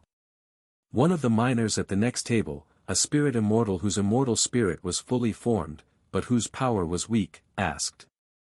"We cleared all 3 bosses in just under an hour, then mined the place out. I would say that it went pretty well, but I haven't had a chance to actually inventory what we dug up. It's mostly just in piles right now, waiting for me to get home and start arranging it for the crafting groups within the Darklight host. The smiths will need some, the runecrafters will want other parts, and then we will see about what nobody claims. We're allied with these lovely gentlemen from the New Home Merchant clan, and I'm assured that they have buyers for nearly anything." The miners of the Yizaman clan laughed. "Indeed, they can find a buyer for nearly anything. That's how we started our arrangement with the new home as well." The food came out for all the tables, the full dinner special for everyone with extras that the kitchen didn't usually make, as the majority of the miners were cheapskates and didn't want to pay the extra. They tried to save every credit that they could to get upgraded equipment and skills. So, they ordered the cheapest of everything except liquor. "So, you got more than usual. Did you find anything new?" The miner across from them asked. "Not new, we took the right tunnels, so it is the same route that we usually mine, but since the bosses were cleared, we got far more than usual, and we could mine faster without fear of being ambushed. The Verite vein spawned again today, so we got a pretty good chunk of it. Likely enough to make 2 sets of armor." Carl frowned. Wasn't Verite the green magical ore? He had something close to an entire hill full of it, the Dryads had cleared out an entire vein of it. "Why don't we take a different route next time? You can mine different sections, and see if you get something better than your usual route. Worst case scenario, it's just 1 week, and you can switch back the week after," Carl offered. "Did you get anything particularly valuable?" Carl shrugged. "I'm not good with valuations, but I got a fair bit of the Verite ore, a variety of elemental gems, and a rather large batch of fire elemental ore that I haven't identified yet." "Fire elemental ore." Carl took a fist-sized chunk out of Hawk's space, and placed it on the table. "Oh, that is good stuff. Where did you find it?" Carl thought for a second. "It's in the very back of the dungeon. Follow the tunnels past the large chamber with the azure water pond, then northwest and follow the downward sloping tunnel that crosses under the abandoned burrow." The miners looked confused, and Carl wondered if he explained it poorly. But both Ray and Tion understood the spot that he meant, even though Tion hadn't been there personally. "Azure water pond?" the miner finally asked. So that was the problem. If you take the forward route and keep yourself oriented in the same direction, just take whatever turn keeps you moving that way, you will end up at a dead end. Only, it's not a dead end. There is a trap in the wall that leads to a circling tunnel. Take that down 100 meters, and then continue on the route, same direction as before. You'll get to the pond in 50 meters, just ahead of the exit. How did you even find that? Carl laughed. We spend one of the summoned spiders down the trap tunnel to see what was below it, since they can climb back up. There is a bunch more dungeon down there, and it links back up with the main dungeon sections on the far left of the dungeon. The portion that you have to go past the broken statue room to get to. Oh, now I know where you went. There is some good stuff in that statue room. The problem is that there is almost always a boss near there, and if you start digging, it pulls them to you. Yeah, that will happen. We found the elemental boss not far from there. If we had stopped to mine in that room, it would have grabbed him for certain. But if you mine anywhere in the region, it will pull that boss. It's an earth golem. The vibrations are enough to tell it that there are intruders in the dungeon, it doesn't have to see you or anything like that. The worm is worse. It has the same sort of sense for vibration, but it's also very sensitive to mana fluctuations, since it doesn't have any traditional senses we would expect. There is no sight for it to be fooled by illusions, no sense of smell, no traditional hearing. But if you want to confuse the worm, you can set off a mana bomb in its mouth. That will have an effect like blinding it, as the mana fluctuations will be so intense in its vicinity that it won't be able to sense anyone else. The miners nodded. We use arcane element grenades. Single-use magical items, but they distract the boss for over a minute while the teams escape. Carl nodded.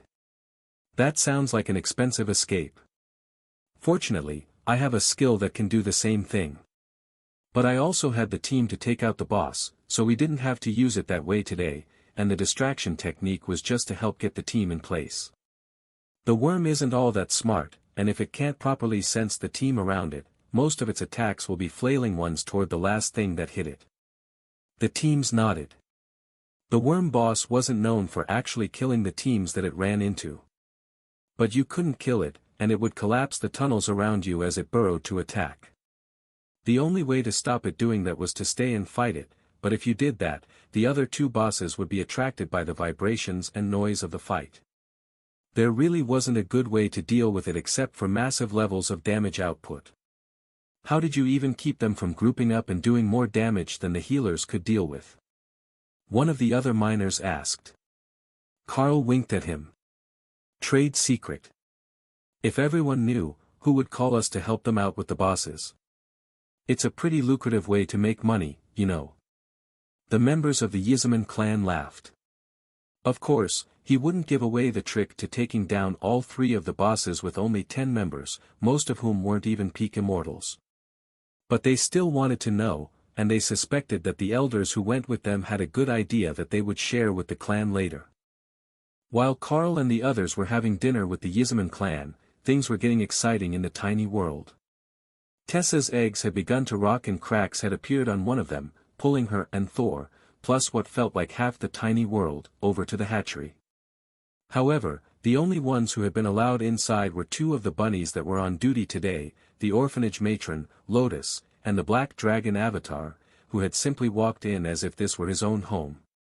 It wasn't like anyone could stop him if he wanted to be there, but the intense expression on his face said that this might be directly related to the reason that he was here, as much as Lotus and Tenna were. With an explosion of eggshell, one of the eggs cracked open, and a small red dragon burst out, nearly rolling out of the nest. The Avatar caught the wet, scaly creature, who immediately raised her head and breathed fire at him. Unhand me, foul knave. I will fuck you up. The Avatar laughed as he patted the little dragon on the head, and then placed her gently into the nest, where the little one began carefully dousing herself in dragon fire to scorch her scales clean. Well, I will give her this, she lives up to the reputation of a disciple of war, the Avatar laughed. I would apologize and say that she didn't mean it, but she's brandishing a bit of eggshell like a sword in your direction, Tessa agreed. Ha, I have reinforcements. You're done for now. Are we sure that she's not a berserker? Lotus asked curiously as she crept closer to the irate little dragon. She's too young to have awakened a class yet. But she might be a berserker later. The orphanage matron laughed as she watched the little one's antics. Baby dragons tended to be the truest to their nature, so their first few minutes would tell you a lot about how they could be expected to behave when under stress or left unsupervised. Once she was suitably clean, the tiny disciple of war flapped her wings, then grumbled in annoyance as she failed to fly. Then, she got a brilliant idea, and used fire magic to create an updraft so she could flap her way over to Tessa. Welcome to the outside world, little one. You smell like me. Are you my mother? Indeed I am. These people are all my friends, and the one with green hair is your father. None of them are a threat to you. The little dragon looked skeptical. Are you sure? I'm red, and he's quite green. Thor chuckled. It's a disguise because a behemoth doesn't fit in the room. The little dragon's eyes flickered with golden fire. A behemoth? A huge war machine to lead the armies. We will be unstoppable. Tessa laughed. Don't forget that you've got siblings still waiting to hatch. If our guess is right, they should all be divine lightning behemoths. She looked at the other 4 eggs, and then back at Tessa. So, I get to train my own army?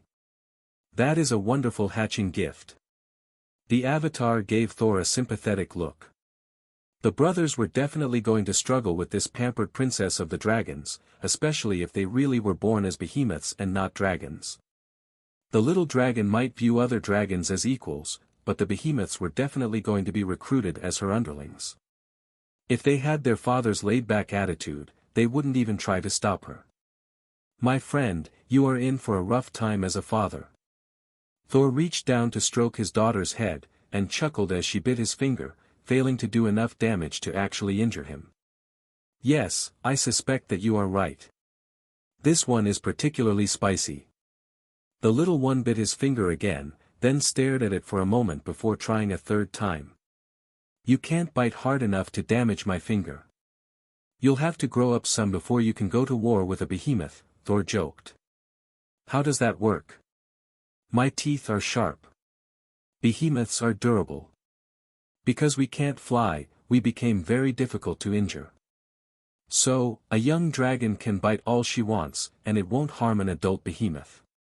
But if I catch you trying to bite your brothers, I will put you in air jail.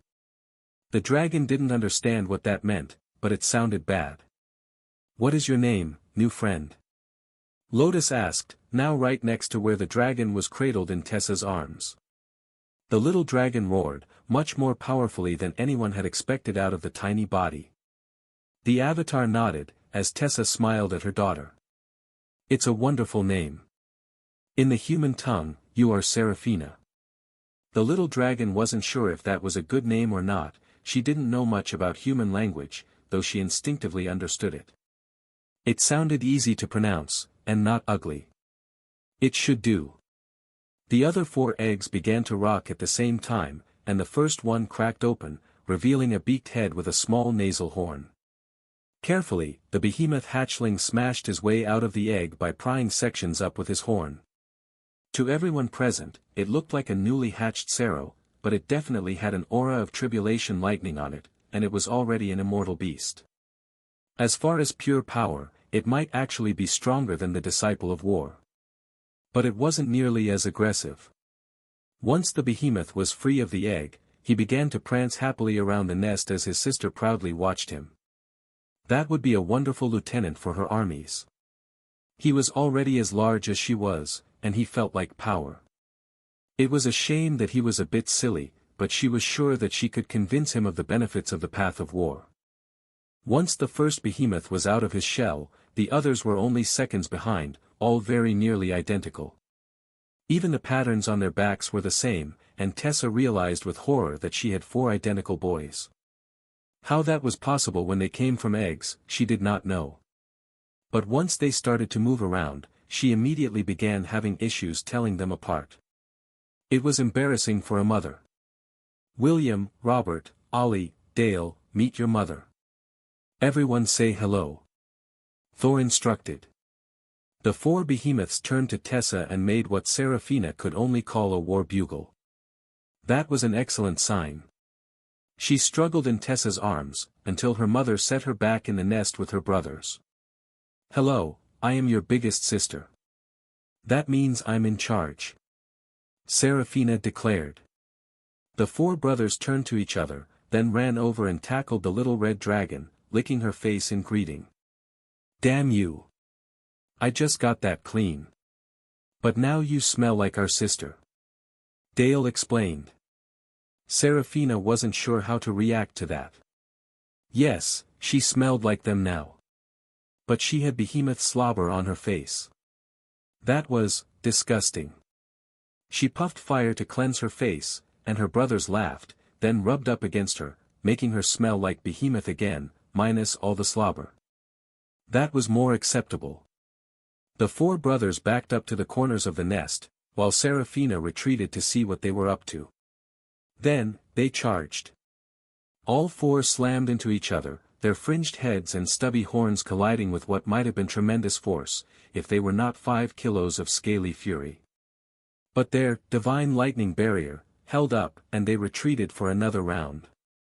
"Mom, what are they doing?" "Trying to determine which one of them is the best at smashing." The war disciple stared at her brother's game with renewed interest. Perhaps they did understand a little bit about war on their own. They were already training for a full frontal assault and determining ranks, so they could do it in the most effective possible way. Of course, the behemoths saw it differently. They just liked to headbutt things. In the tavern, Carl sensed Thor's pride, and leaned over to whisper to Dana. "The little ones have hatched. Tessa's got her hands full tonight. Her little war disciple daughter is possibly the most red dragon thing possible."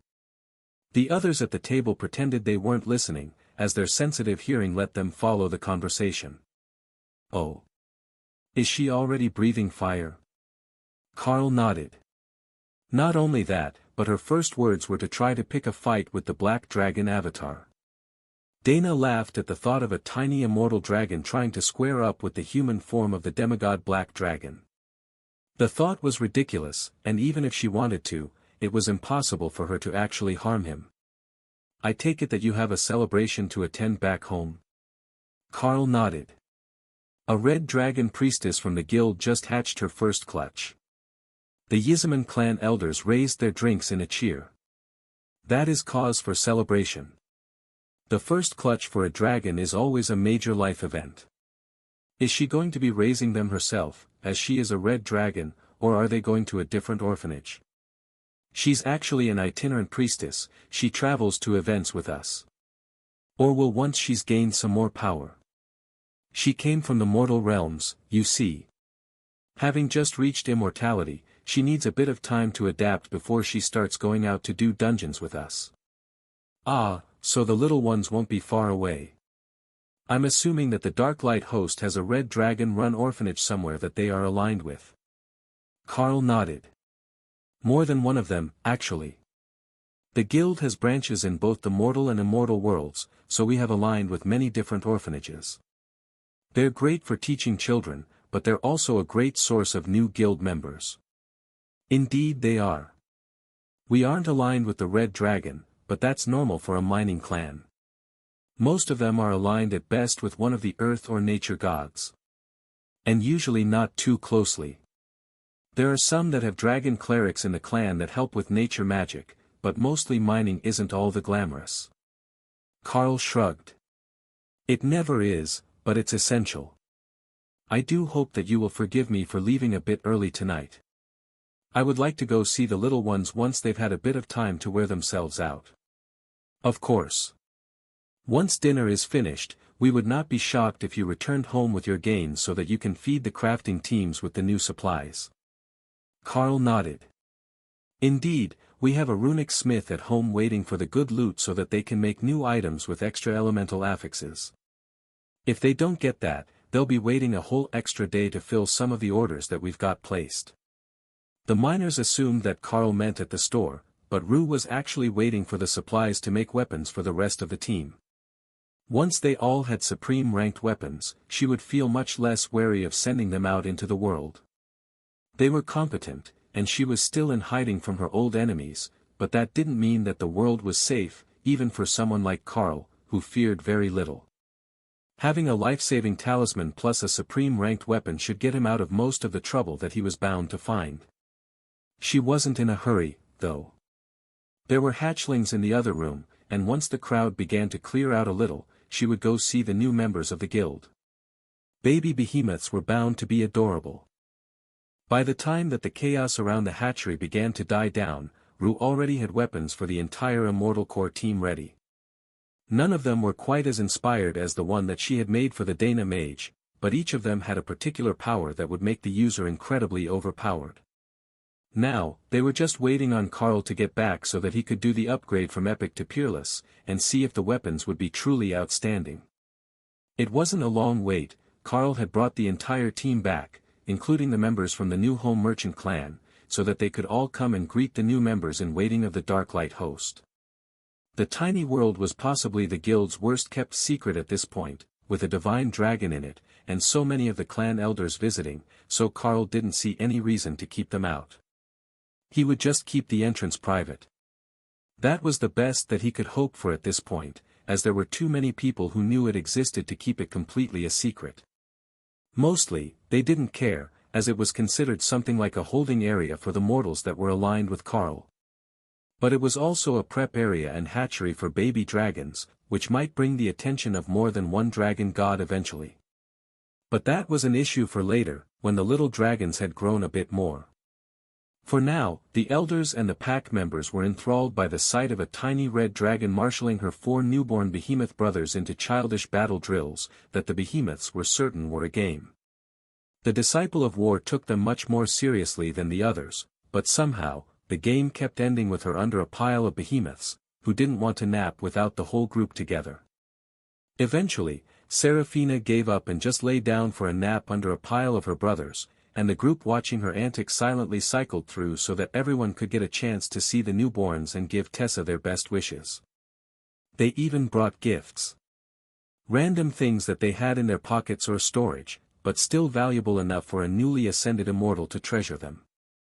The kids had played hard, trying to follow Serafina's directions, and they were happily snoring away, making little happy Sero bugle noises as they slept. Absolutely adorable. And such a powerful group of hatchlings. Each of them born to be peak immortals, with the potential for more. Not a single one that is going to struggle to grow to their full strength. Perhaps there is merit to the mingling of the bloodlines, even if the dragon gods would get upset about it happening too often. Why would they get upset? Dragon blood usually breeds true, doesn't it? One of the Blackwood pack elders asked. Because it becomes unpredictable. If a red and black dragon mate, the kids will be red or black. But if one of those children mates with a green, there is a chance that it will be one of the 3. It's rare that you get an offshoot like the Disciple of War, but she's more like the divine lightning dragons, in that she's an evolution of the base form for the immortal world, and still has a chance to have red dragon offspring, but no others. Elder Kushal explained. Oh, I see the issue. If there is mixing, they don't know where their children are going to grow up, and they don't know if that environment is suitable. Fortunately, we have a sanctioned orphanage with a leadership group assigned by the church. So, we have most of the learning covered. We even have a blue dragon for our library, though he's been pretty busy these days, since the young ones have more questions than he has time to answer them. The elders laughed, and the black dragon avatar gave a long-suffering sigh. Yes, the number of questions is overwhelming. I've been answering questions from just 2 of them, and it's already exhausting. I don't know how the blue dragons do it. Those 2 were Tenna and Yuan, so he likely got as many questions as the blue dragon did, just concentrated. But Carl wasn't going to tell him that. Alright, we should let the little ones sleep, and I think that Miss Rue has gifts for the Carl and his friends to celebrate, the black dragon insisted. Right. One last peek, and then we will spread out. Who needs dinner? I made extra. Lotus insisted. Those were magic words to all the immortals. Everyone was interested in what a new mystic cook would come up when she clearly came from a different world. Her accent was all off, not local to the new home merchant clan. So, there was a good chance that her cooking was just as unique. But unique barely began to cover what Lotus cooking was, when compared to that of others. Lotus brought out the first course, and Carl tried not to laugh at the ideas that she had come up with for the day. It was all hatchling-themed items, vegetables carved to look like eggs in a nest-shaped bed of lettuce. The elders chuckled at the deceptively simple salad, then their eyes opened as they actually tasted it. Oh, this is good. Spicy. Lotus nodded. They're all grown here in the tiny world. Some of the vegetables have a real bite to them, but I left the spiciest ones out, since I didn't know what everyone's tastes are like.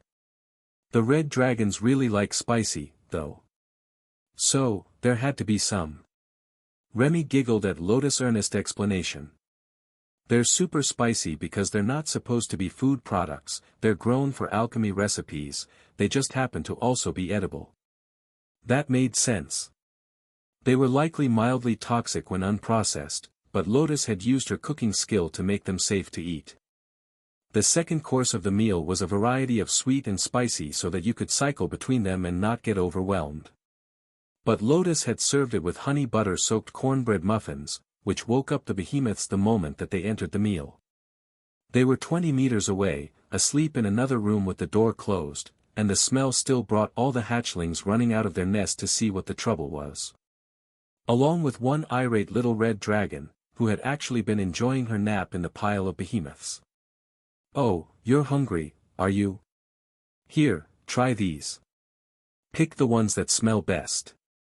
Lotus set out a bit of every dish that they were serving, along with the salad, and laughed as the dragon ignored everything but the honey-glazed meat. That was obviously the superior option in her mind. But the others attacked the muffins with a ferocity that startled the other guests. "Well, I think we found the favorite food of baby behemoths." Tessa laughed. The boys were shoulder-shoving each other, trying to subtly shift everyone away from the food so they could get more, but only succeeding in causing the group to circle the plate. It was amusing to watch, like a bunch of puppies who were all absolutely certain that they would never be fed again, despite the fact that they would be fed once more in about an hour. But this was the first actual meal for the hatchlings, and Tessa was watching carefully to make sure that there were no issues with the meal. Nobody actually knew what they could safely eat, after all. For Serafina, it was fairly obvious. Dragons ate meat. But for the behemoths? They weren't even a species that anyone had seen before, though they were familiar enough to the black dragon avatar that he wasn't too concerned about them needing to eat something exotic to survive.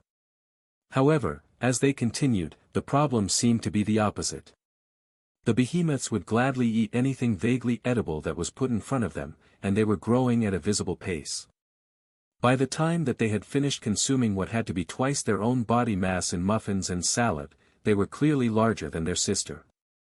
That rate of growth was far beyond what anyone expected, and even Thor was a little concerned that they might outgrow the tiny world's ability to feed them. There was a reason there weren't many behemoths in existence. However, he did have a skill that would help them. Unobtrusive behemoth would reduce their size until they could learn an equivalent skill, and the reduced size body needed less food to keep it going. That was most of the reason why Thor remained in humanoid form, instead of a mount-sized behemoth. The human body was easier to keep fed, and he could eat at the table with his wife. That was an important consideration, as meal times were often the only point in the day when they could both sit and relax together other than when they were about to sleep. It was making Thor appreciate a bit more why Carl and the Dana mage used to sneak off together. "Do you think that they're going to be able to transform into humanoids soon?" Elder Alex asked as the behemoths fell into a food coma, with their heads still on the plate. "It shouldn't be long. Going by their growth and Leo's, as he is also a giant species, I would say that in under half a year they'll be at the stage that they'll be ready to start school." The elder smiled. "That should be fun. There aren't enough new kids at the academy these days, and seeing a whole batch of identical brothers should have the young ladies getting envious." Tessa laughed. "You intend to parade the children around to cause baby fever among the immortals?" "Of course not. I was hoping that you'd do it for me." Thor chuckled. Of course, he would take the kids off to show them off. He was very proud of his hatchlings, and they were going to grow into exceedingly powerful little behemoths. If he didn't show them off, how could he live with himself? Tessa had been intending to have them join the other hatchlings at the orphanage for most of their training, but the thought of sending them to the academy for further training wasn't all that bad either. They could learn a lot from an immortal academy that they couldn't in the tiny world. Mostly things that they wouldn't truly need, as they were beasts and not humans who needed to memorize the basics of a fundamental rule manually. But still, it was valuable information. There was a lot more than the basics of the fundamental rule that could be learned. Knowing what the rule was and how it worked didn't always translate to knowing how to use it well in practical situations. Beasts were better than humans at that, but they also tended to be very limited in the ways that they learned to use their rules. Letting the behemoths learn independently would give them an excellent chance to get either a unique class, or learn skills that no other could hope to use. The eternal lightning barrier that Thor used was hard enough for others that even the blue dragons had given up on it being widely known. But the hatchlings had an even better version of it, from what she could tell. It had elements of holy magic in it that had the feeling of the divine, and not the mortal holy magic that eternal lightning did. Perhaps because of the nature of the tiny world, or because of the skill that Karl had used on the tiny world. But it was distinctly different from their father's skill. It also didn't seem to shock anyone who touched them, which was startling. Yet, Thor suspected that they simply didn't view anyone that they had met as a threat. All things are friends until proven otherwise was a very Sero-type logic that he was certain they had inherited. Before long, the hatchlings were up and moving again, ready to take on the world. Literally, in the case of Serafina. The moment that she woke up, she tried to pick a fight with Lotus, whose nose was only centimeters from her own, only to be held and cuddled by the creature-loving beast master. "Good morning, sunshine. No biting, sorry that I startled you. Are you ready for more meat? I've just finished cooking." The little dragon stared at the hopeful face of Lotus and then nodded. "More meat is good. With a side of meat. And maybe some of those eggs." "Got it, we'll bring you over just the right sort of thing. I've got a nice spicy sausage that I can scramble into an omelette for you." Serafina had no idea what that was, but it sure did sound good. Then, her brothers woke up and immediately decided that they needed to wander. They were not well-disciplined troops. "Hey, get back here, there is food coming soon. If you wander off you'll miss it." The behemoths all rushed back over to her, checking to see if the food was visible from where she was standing, but Lotus had left the room to do the cooking, and there was nobody else around. "Trust the nose," William decided. That was good logic, Serafina agreed.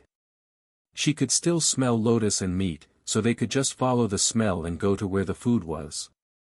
The 5 small reptiles rushed across the floor of the guild house in a skittering of claws, making a beeline for the kitchen, where Lotus was adding one more dish to the breakfast that she had already prepared for the hatching beasts. They had made a lentil stew this morning that she was sure that the behemoths would like, and then there were assorted meats, crunchy vegetables, and now an omelette. Oh, good timing. This is the kitchen, this is a favorite place of everyone because it's where the food is made. But this is not where we eat. You'll have to go back into the other room. Lotus explained. The bunnies rushed forward and picked up the hatchlings, petting them softly as they relocated them to the dining hall, where high seats had been arranged so they could eat at the table with everyone else, despite not having humanoid forms. Somehow, Serafina couldn't find it in her to be angry at the fluffy-eared creatures for picking her up and relocating her, while the behemoths found the whole thing to be a grand adventure. They were moving through the air, embraced in warm and soft. It was pretty good. The hatchlings were placed at the table, and Karl came down to eat with Dana at his side, and Kara trailing behind them, discussing the day's plans with Opal. A day in the life of a war disciple hatchling sounded like a fun idea for both of them, but Dana had already warned Tessa, so they were going to have to let it progress naturally, and not borrow the little ones for a staged adventure outing. No matter how much the little ones would love it. They had such wonderful plans, and now they had a reason to manipulate the whole day to get to a point where the hatchlings would be doing the fun things for the recording that Opal was making, without getting to the point where Tessa would shut down their plans. Really, she was being too uptight.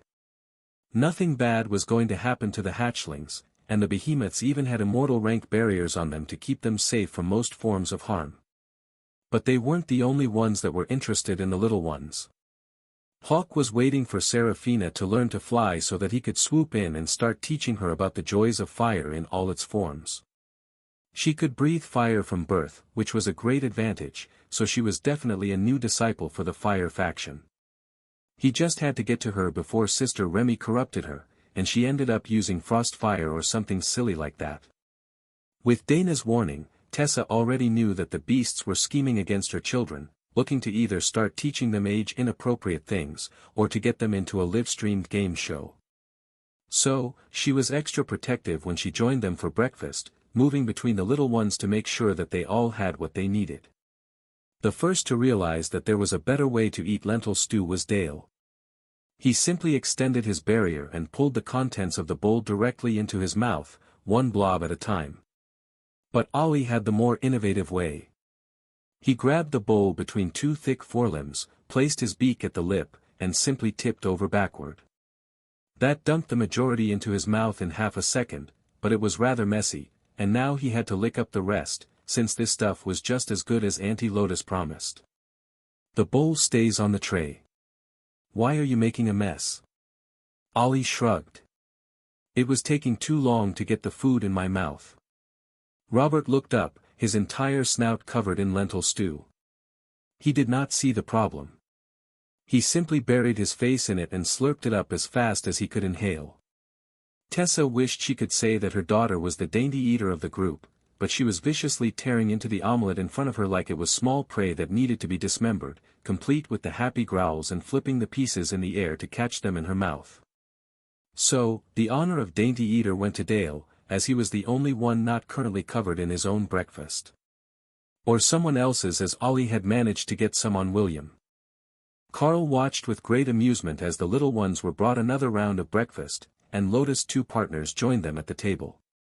Presumably that would be to teach the kids some sort of table manners, but mostly the bear and dragon just wanted to get a better look at the new people, to see what was so entertaining about them that it had Lotus making a special breakfast. Naturally, they got a customized breakfast as well, but they were bonded to Lotus. These hatchlings weren't trying to steal their spot, were they? They shouldn't be, they belonged to Tessa. But you could never be too careful, even if your opponent wasn't fluffy.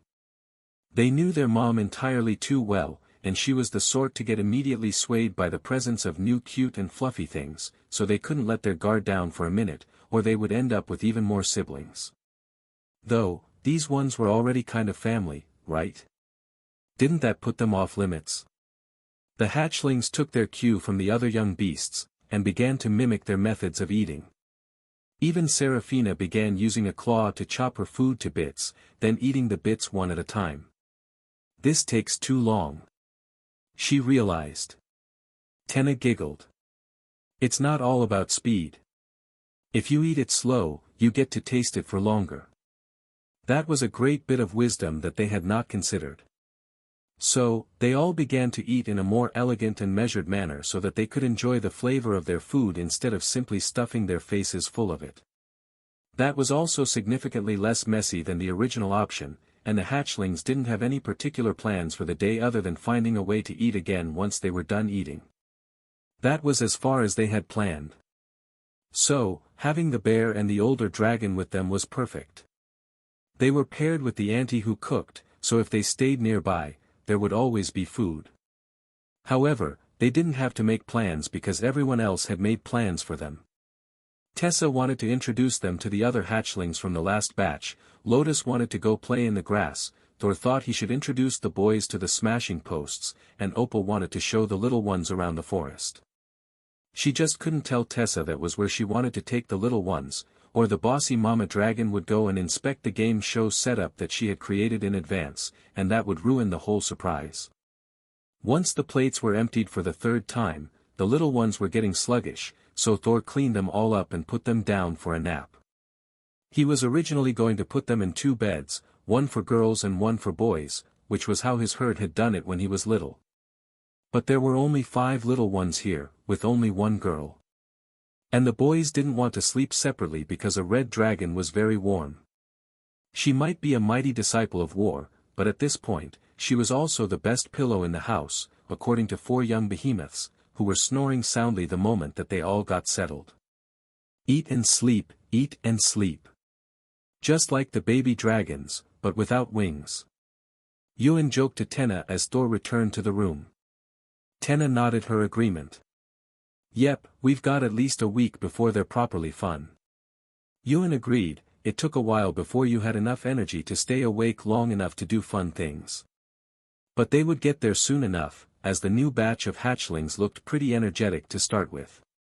They just ate themselves into a food coma like everyone else. But weren't those behemoths growing too fast? They were growing even faster than the dragon. There weren't a lot of things that grew larger or faster than a baby dragon, but the 4 boys from this hatching definitely were. Carl tried not to laugh at the group of not quite hatchlings deeply discussing the growth of other hatchlings, like a concerned group of older siblings. But since the young ones were sleeping too much, and Opal was as enthralled with the cute sleeping scene as much as any of the others, Kara had another mission to accomplish. The Black Dragon Avatar was sitting in the library, reading a book about power matrix development and shaking his head in dismay, when Kara came in with a cup of his favorite tea and a small plate of pastries. Unlike my traditional cupcakes, these have been chosen to be low crumb and not leave any residue on the fingers, she explained. That is very thoughtful of you.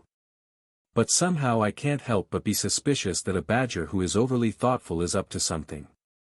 Kara laughed as she put the snack down and then leaned her head over his book, blocking his view as she read the page upside down. Oh, power matrices. Yeah, that book is useless even from my point of view.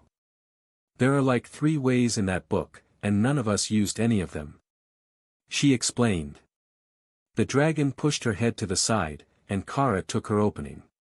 She subtly licked his hand, cataloging the taste of divine black dragon, before standing up and grabbing him another book. Hints of allspice and nutmeg, a bit like an apple pie with an interestingly minty undertone. Not bad at all. This one came from the Immortal Realms library. Sister Remy borrowed it. Unfortunately, that means you can't keep it unless you make a copy, but it's more entertaining reading than the version from the mortal world that you have. The dragon shrugged and waved his hand to duplicate the book, then handed her the original back as he opened the duplicate. That's fine, I know a spell to just make more. This one is likely to be more interesting, for certain, that mortal realm one barely understands the concept. Kara laughed. Of course it doesn't understand. The people who wrote it never managed to reach immortality. When Carl came down for breakfast the next day, he found that their newest little general had assembled her troops for a question and answer session. Their target of the day? Thor. So, they're going to get huge. Bigger than dragons? Is that even possible? Serafina asked. Of course. I'm much bigger than a dragon when I transform, so they're going to be large. You're also going to be a very large dragon when you grow up. As it should be. The red dragon wants powerful disciples of war. The little dragon nodded in agreement, while her brothers headbutt Thor's legs. Show us, show us. Alright, everyone come outside, and I will show you how large a behemoth gets when they're all grown up. Serafina marshaled her brothers into 2 even ranks, and led them out the door behind their father, while Tessa tried not to laugh, and Lotus giggled while pointing at her childhood friend. It really is a red dragon thing. Bossy from birth, Lotus giggled. I was not that bad. Oh, you were. The boys were all terrified of you when we were in elementary school. And that was before you started to beat them up for not listening. If you didn't meet the Carl, you might have become the youngest orphanage matron ever. That was the peak of scary in Lotus' mind. Once the kids were out in the yard, Thor had them stop at the edge of the grasslands, then transformed. Not just to his normal size, but as large as he could enhance himself with, behemoth. I can't even see the top. Mr. Black, do dragons get that large? I've never seen a dragon that big. Are you that big? The Avatar laughed. Dragons don't usually get that large. Only certain species get more than about 200 meters long. He's nearly twice as big as I am.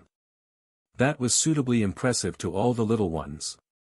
What the Black Dragon Avatar didn't mention was that there was no real advantage to being so large most of the time, and if your species couldn't survive mostly off energy input, you'd starve within days at that size.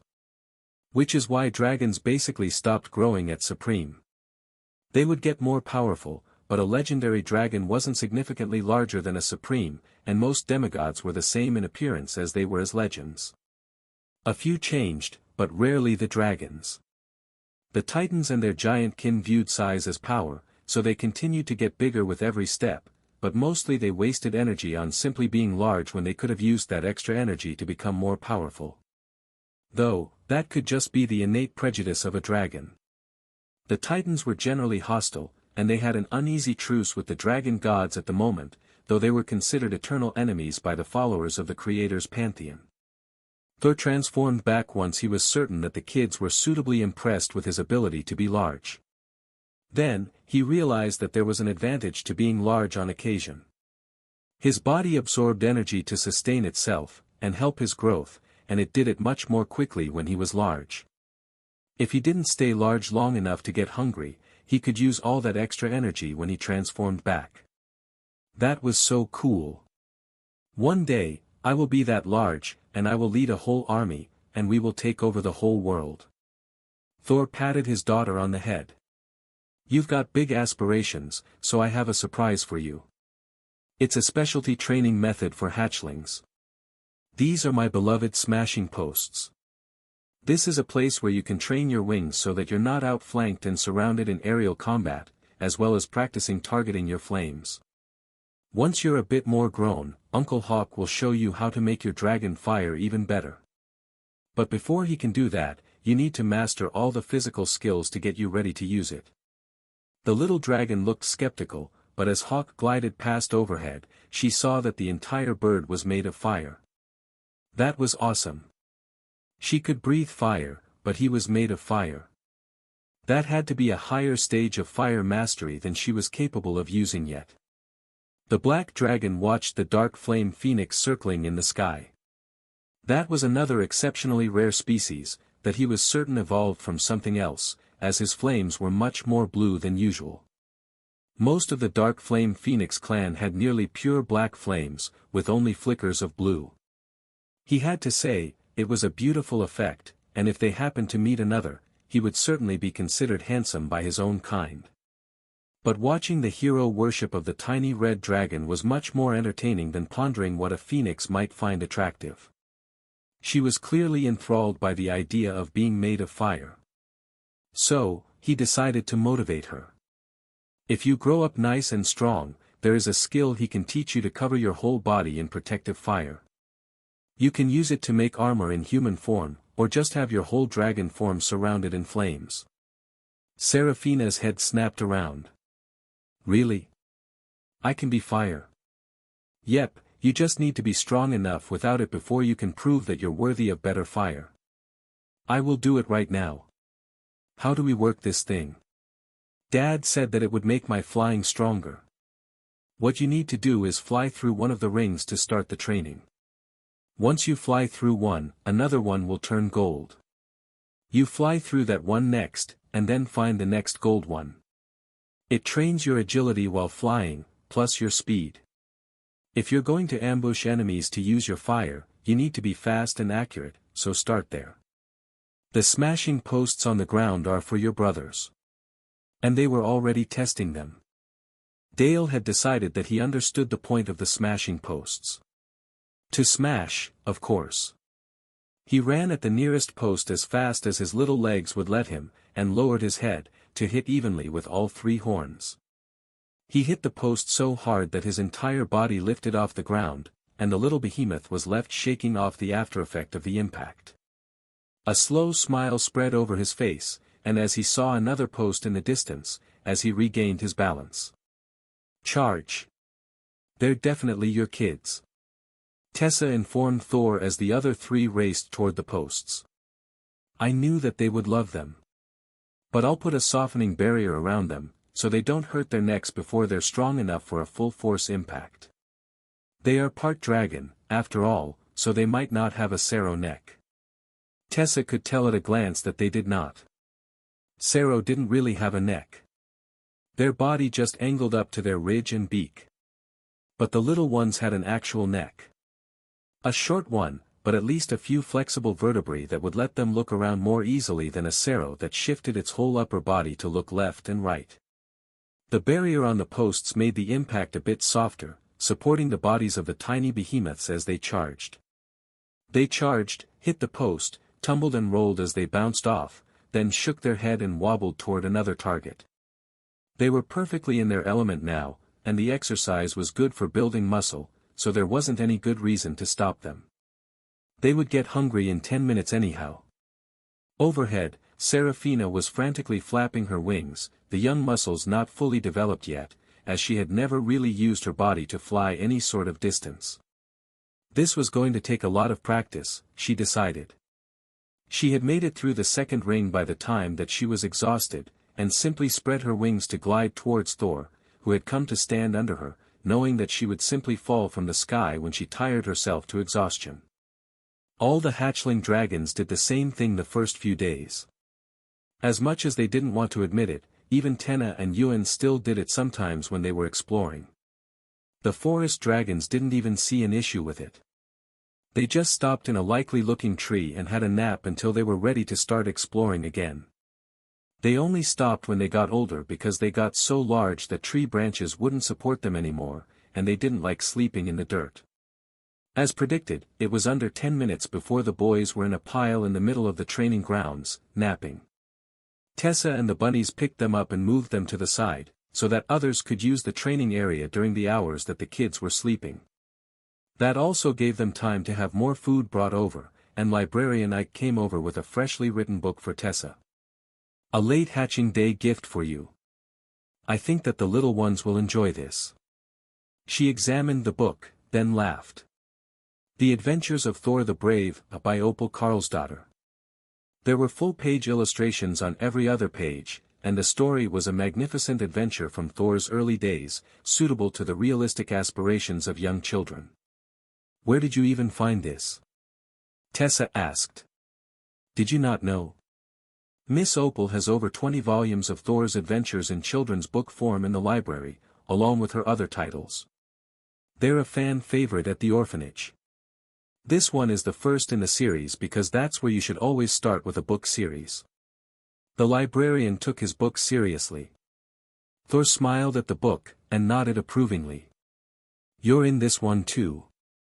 The first story is about when we went out to hunt lizardmen and ogres. There is a prequel about the valiant battle between us and the giant stag beetle, but Opal thought that was better for humans, not a species that could actually fight. And the drakes? Thor chuckled at her question. That's in Hawk's collection of stories, which I'm sure that Serafina will be interested in later, as it's told from the point of view of a flying creature. All of Thor's adventures were naturally told from the point of view of someone who didn't leave the ground. So, they would be more interesting to the boys, and Serafina would want flying battles too. Especially ones with fire. Beside them, the black dragon paused, as if receiving a message. It seems that I am to be replaced here, now that the immediate threat of Carl bonding a hatchling or claiming one as a pet by proxy has passed. The death god has decided that while Lotus counts as a pet to the Carl, Tenna does not. Hey! Ophelia patted Lotus on the head to calm the irate little priestess. No, the black dragon has a point. You're our healing tree mascot, simply too cute to be anything but a treasured pet. But Miss Tenna is going to grow up big and strong, a mighty dragon to take care of her mother. Tenna flexed her wings in pride. She could definitely do that. Carl, tell them I'm not a pet. Carl shrugged and activated, guard pets, and called for one comfort pet. He got a Vorpal bunny, one of the infamous, unpettable species, as their attacks had instant death on them that would kill most mortals in a single hit. But they were 2 kilos of pure white fluff, and Lotus squealed in joy as she got to cuddle a new species. She was so happy to have a new type of creature to cuddle that she didn't even notice that Carl never denied treating her like a pet. But how could he? Even the apartment that she shared with Ophelia was made with the pet space skill to create what the skill called the perfect kennel. How could that make her anything but a beloved pet? Not his, of course. Ophelia would definitely fight him for that title. But still a beloved pet. The black dragon laughed at the commotion that his words had caused, and then shrugged. I simply relay the will of the gods. Lotus sighed and stopped wiggling in Ophelia's arms. Fine, but I won't be happy about people calling me a pet. I'm a proper priestess, no matter how short I am. The black dragon laughed harder. Oh, it's definitely not about your size. However, I simply must run off. There is a replacement for me coming to the new home merchant clan right now, and I have been informed that they are not to know that I am already here. Then, the demigod simply vanished from the tiny world. So, do you think that it's a matter of jurisdiction, or do you think that it's a personal grudge that they're not supposed to meet? Rue shook her head. I think that it's likely personal. You see, once you reach immortality, longevity doesn't always equate to progress. Especially for dragons. Once they hit their personal potential, they will stay there forever unless they are killed. So, if there is another black dragon avatar here, or perhaps a seeker for the black dragon gods, which won't necessarily be a dragon, then they might have actually been stuck at immortality for millennia. If they're old enough to have known that demigod when he was still supreme, or worse, in his youth, then they are almost guaranteed to harbor resentment at being left behind. Lotus winked at her. For all we know, it could be his ex-wife, and he's simply running away before she vents on him. That actually sounded possible, given how much time the chosen of the gods spent interacting with each other. If the two of them once had a romantic attachment, it was definitely better that she didn't know he was here. Especially if she was still an immortal. I should go check up on the store. Is everything under control here? Carl asked. For at least 2 hours while the little ones sleep. Unless Lotus breaks free to fight over the avatar calling her a pet. Ophelia chuckled at Tessa's comment, while Lotus sighed. They're always picking on me. I tell you, only Tifa knows how to not say mean things. Tenna looked at the smug little bear. Wasn't that just because Tifa so rarely said anything that she was never saying anything mean? Both her and Lotus could hear the little bear's thoughts, and she was definitely thinking some rude things about people. Carl left the group to do their thing, and returned to the guild store to see how everything was going in their absence.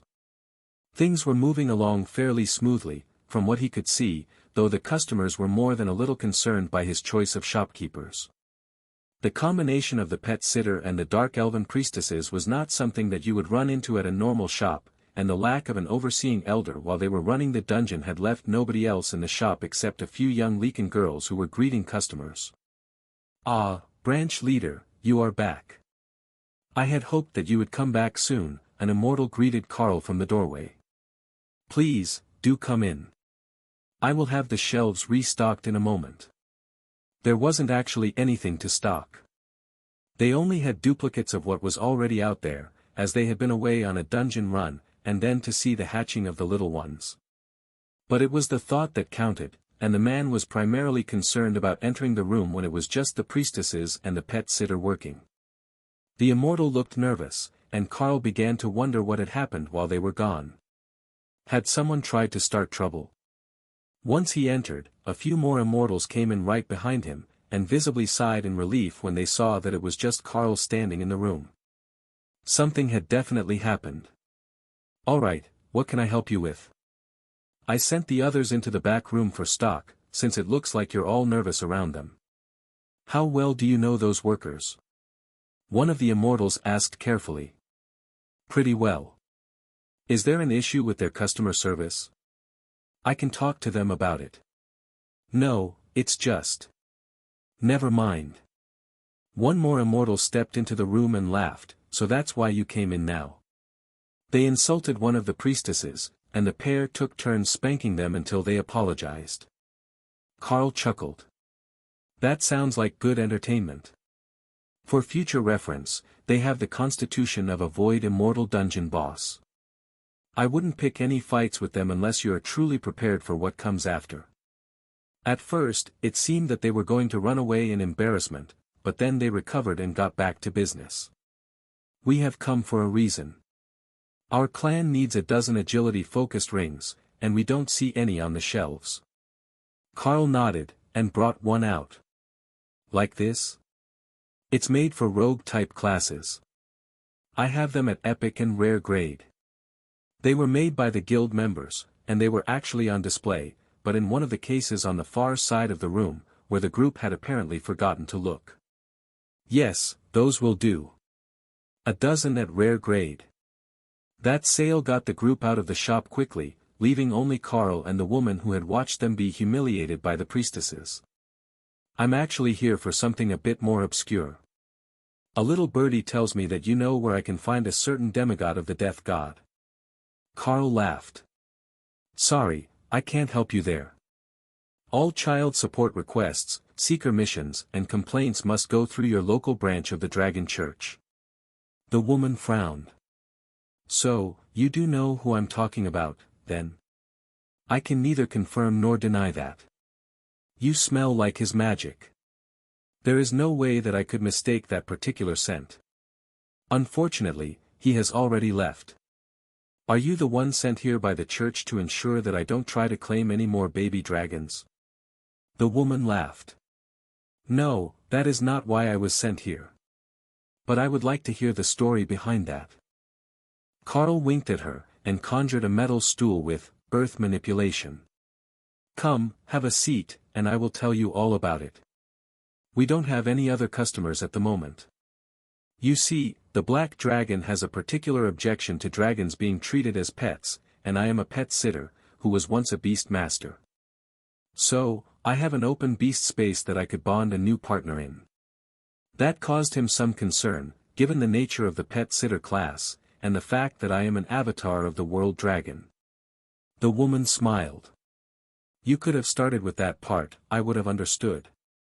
The fear of me taking a dragon as a bonded pet is overblown anyhow. They will grow up big and strong all by themselves. It's better to bond the beasts with immense potential that need the right opportunities to advance. Something like a hawk that might one day become a dark flame phoenix, or a lightning sarrow that could become an impenetrable bulwark behemoth. The woman looked confused for a moment, then smiled. So, you have a skill that lets you help beasts evolve? Ones that have reached the peak of their potential, and need a chance to grow any further? Carl nodded. But it doesn't work on ones that are eligible for a system interface, so it's not going to help anyone's injured friend or clan mate recover. However, we do have a skilled alchemist in the guild who is working on potions and pills along that path. The woman shook her head. No, it's more about the various monsters that I've seen in the wilderness since I arrived in this world. Many of them seem to be stunted versions of creatures that I knew at home, ones that had been bred for war. Carl nodded. There are many species like that. But what brings you here? Surely you didn't just casually ask about a demigod. That is a more personal matter. I was actually instructed by the Black Dragon to remain with the new home merchant clan for some time. They are lacking clerics for the church, and I have been informed that someone may have begun to rebuild a temple to the world dragon in the compound. Carl raised his hand. That would be me. Actually, I just activated the system stones that were on the grounds. I didn't intend to open the church, as it's taken heavy damage, and is considered a clan relic at this point. If you are stuck and waiting to advance your class, there is a waiting list to gain access. Normally, there isn't, but there is a recruiting event going on right now, and that has brought an influx of people who are stuck with the warrior class, despite having gained many new skills. The new home has graciously agreed to let them try the stones, for a reasonable fee. Charging for access to church resources. Charging for access to the block that it is situated on. Normally, that region is out of the public access area of the clan, well within what is now the residential area. Ah, that makes a lot of sense. Keeping the clan's precious resources for themselves. Especially as it is no longer an open temple. How is the condition? Fully destroyed. It's enclosed in a barrier that only I could access. The clan leader can't even access it without holding my hand to enter. So, the temple itself, and the system stones within it, are still protected from interference, but you only need to be close to the system stones to activate the obelisk and start the class change process. However, I will warn you that the class change protections are somewhat lacking. Immortals can see in, so they can watch all the funny faces that you make while you're deciding. The visitor laughed. That sounds like something that the world dragon would do. Put you in a separate space for safety, but install a window, so that others can still be entertained by you. You know, I never thought about it that way. I had assumed that it was just an error in the way that I reactivated the stones. But from this point forward, I will blame the divine will of the world dragon for the situation. Are you sure that is wise? Blaming random things on the gods does have a tendency to upset them. Carl shrugged. Blaming entertaining things on the world dragon rarely goes wrong. Plus, it's a system obelisk for changing classes. The fact that it works at all relies heavily on the will of the world dragon. Though, it also works to activate the classes of those with laughing god-based systems, so there is some overlap there. Perhaps because they're in the same pantheon, perhaps because they share a similar sense of humor. The woman looked vaguely scandalized, then sighed. Yes, you have a point on that front. Your god does have an odd sense of humor, even if his systems are a bit less random and cruel than those of the laughing god. Is there another temple that I might use to set up? The clan leader and the elders are all busy with missions regarding the recruitment event for the next few days, but I was hoping to get myself situated and into a room before then. Carl shrugged. Rooms there I can't help you with. But if you want to take a room here for the time being, I can get you one in the guild house. If you're sent by the gods, I won't have to worry about you stealing or harming my members. Plus, the priestesses are here if you do cause trouble. The woman laughed, and I'm sure that you would find it highly entertaining if I was the one being spanked for annoying them. Not me, personally. But we have a forest trickster that likes to make short videos of entertaining things that happen around the guild. If you're not here to ensure that I do not keep a dragon among my bonded beasts, might I ask why you were sent to the new home merchant clan? Perhaps your mission is something that I can help with, and it might change what room would be best. Carl offered, changing the topic away from the likelihood of Opal recording visitors. The visitor smiled. I am a seeker of the blue dragon, and I was sent here to attempt to discern where the new home's sudden power influx came from. There were multiple rare skills recorded that the dragon libraries didn't have them recorded as knowing, and possibly, one that we have not recorded before. However, now that I'm here, I have a good idea of where to start. The source should be you, right? According to my system, it says that you have ancient runeforging as a trade skill, and that is an extremely rare one. Well, Miss, Carl checked her nameplate, Veda, it's a pleasure to meet you. I knew that the blue dragon would get curious eventually. Indeed, I have the ancient runeforging skill, but we also have dozens of runecrafters, and a few divine runesmiths in the guild. So, while I might be responsible for some of the new skills, much of the new knowledge is up to the creativity of the guild. Veda laughed. In that case, I might as well take a room here for longer than just a few days, or I'll end up commuting by portal every day to do my work. Tell me, how did you manage to find so many runecrafters? I trained them, naturally. A secret skill of the world dragon avatars. The seeker stared at him, and her eyes flashed with bright blue holy light. Secret skill of the world dragon avatars. If I told you, it wouldn't be much of a secret, would it?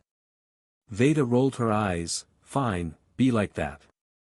But those priestesses, they're constructs, but not summoned creatures, right? You found a way to put their creation spell on an object. Carl nodded.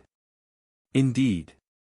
It's a trick that most runecrafters can do, if they know the epic golem spell, and the requisite runic formations to create the base of the spell. It takes a significant amount of mana to activate, but if you do it right, it's self-sustaining. So, you don't have members dedicated to funneling mana into a storage stone just to keep your guild house active? That sounds incredibly inefficient. No, the guild house only needs support to keep the protective barriers active during an attack. I really should have asked the avatar to help with that before he left. He seemed like a friendly sort, for a black avatar, and he might have helped us with a divine barrier over the guild house. Veda stared at him with an expression that said he was either insane or stupid. You do understand that he was sent here because you were in trouble, right? It was all a big misunderstanding. You see, the black dragon has seen something in the future that made the death god convinced that I shouldn't have a dragon. But one of my friends got a dragon, and she's kind of small and cute, like an excited puppy. So, the black dragon thought that I might be trying to bypass the restriction by having another beast master bond dragons, and then taking that person as a pet. And that's not what you were doing. Not exactly. But it all worked out in the end. It's good to have another beast master in the group, even if she only got it right before immortality. So, she's only got a spirit bear cub, and a divine lightning dragon hatchling bonded to her. She sounds like an astounding combatant. Carl laughed. She's a healing specialized green dragon priestess. That took Veda a moment to process. You had a healer, a green priestess that you described as an excitable puppy, bond with a spirit bear, one of the most powerful immortal spirit species, who are immune to physical damage entirely. And then with a divine lightning dragon, whose combat damage output is among the highest of all divine dragon species. Carl nodded. One is super fluffy, and the other is warm and cuddly. Veda smiled. Yes, that makes much more sense than thinking of the actual abilities of the species that she bonded with. What might she be doing right now? I distracted her with a summoned Vorpal bunny. She's likely still holding it and trying to feed it snacks. The blue dragon seeker of knowledge laughed. You have mastered the art of dealing with the green priestesses. Were you perhaps raised in the church? I know that you have a world dragon system, but on some worlds both of them coexist. On the mortal realm world where I was born, in fact. We all have world dragon systems, but the church is the dragon church. Then you understand better than most, I suppose. I don't sense any other dragon clerics in the immediate vicinity, though. Just a spider, an elf and a bunch of lichens, plus the visitors. I have a separate space for most of the guild to relax in that is a bit larger than the city, with more natural space. Essential, especially to the flying members of the group. I take it that you do have dragons in your guild branch? Yes, quite a few of them, actually. But the core group contains a black dragon, a red dragonkin who can transform to fly, and the green priestess, who can transform into the most adorable hatchling-sized green dragon. The seeker sighed. That's likely deliberate, isn't it? I can't think of any spell that only gives you a hatchling form.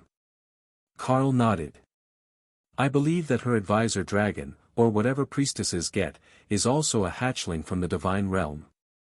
They talk fairly frequently, as the dragon is a curious sort, as expected of a green dragon. Since I've found one of the many targets for my search within the region, do you mind if I ask questions while you wait for customers? Carl shrugged. I don't mind. Even if there are customers here, there are some questions that I can still answer. It's not like everything is a secret, and sometimes letting fun things slip helps make allies of the most unlikely sorts. Veda frowned. That might be true for a world dragon avatar, but that was not true for nearly anyone else in the immortal realms. If you revealed anything resembling a weakness or a secret, it would be used against you in the future. You're a remarkably open person. Are you not worried that someone will come to try to induct you into their guild by force? Carl shrugged. I have considered it. But if they don't send a legend, I don't see it as a major danger, as the Dark Light host is perfectly capable of fielding supreme-ranked reinforcements for a battle. We're also working on proper base defenses, as we've just moved into this city location.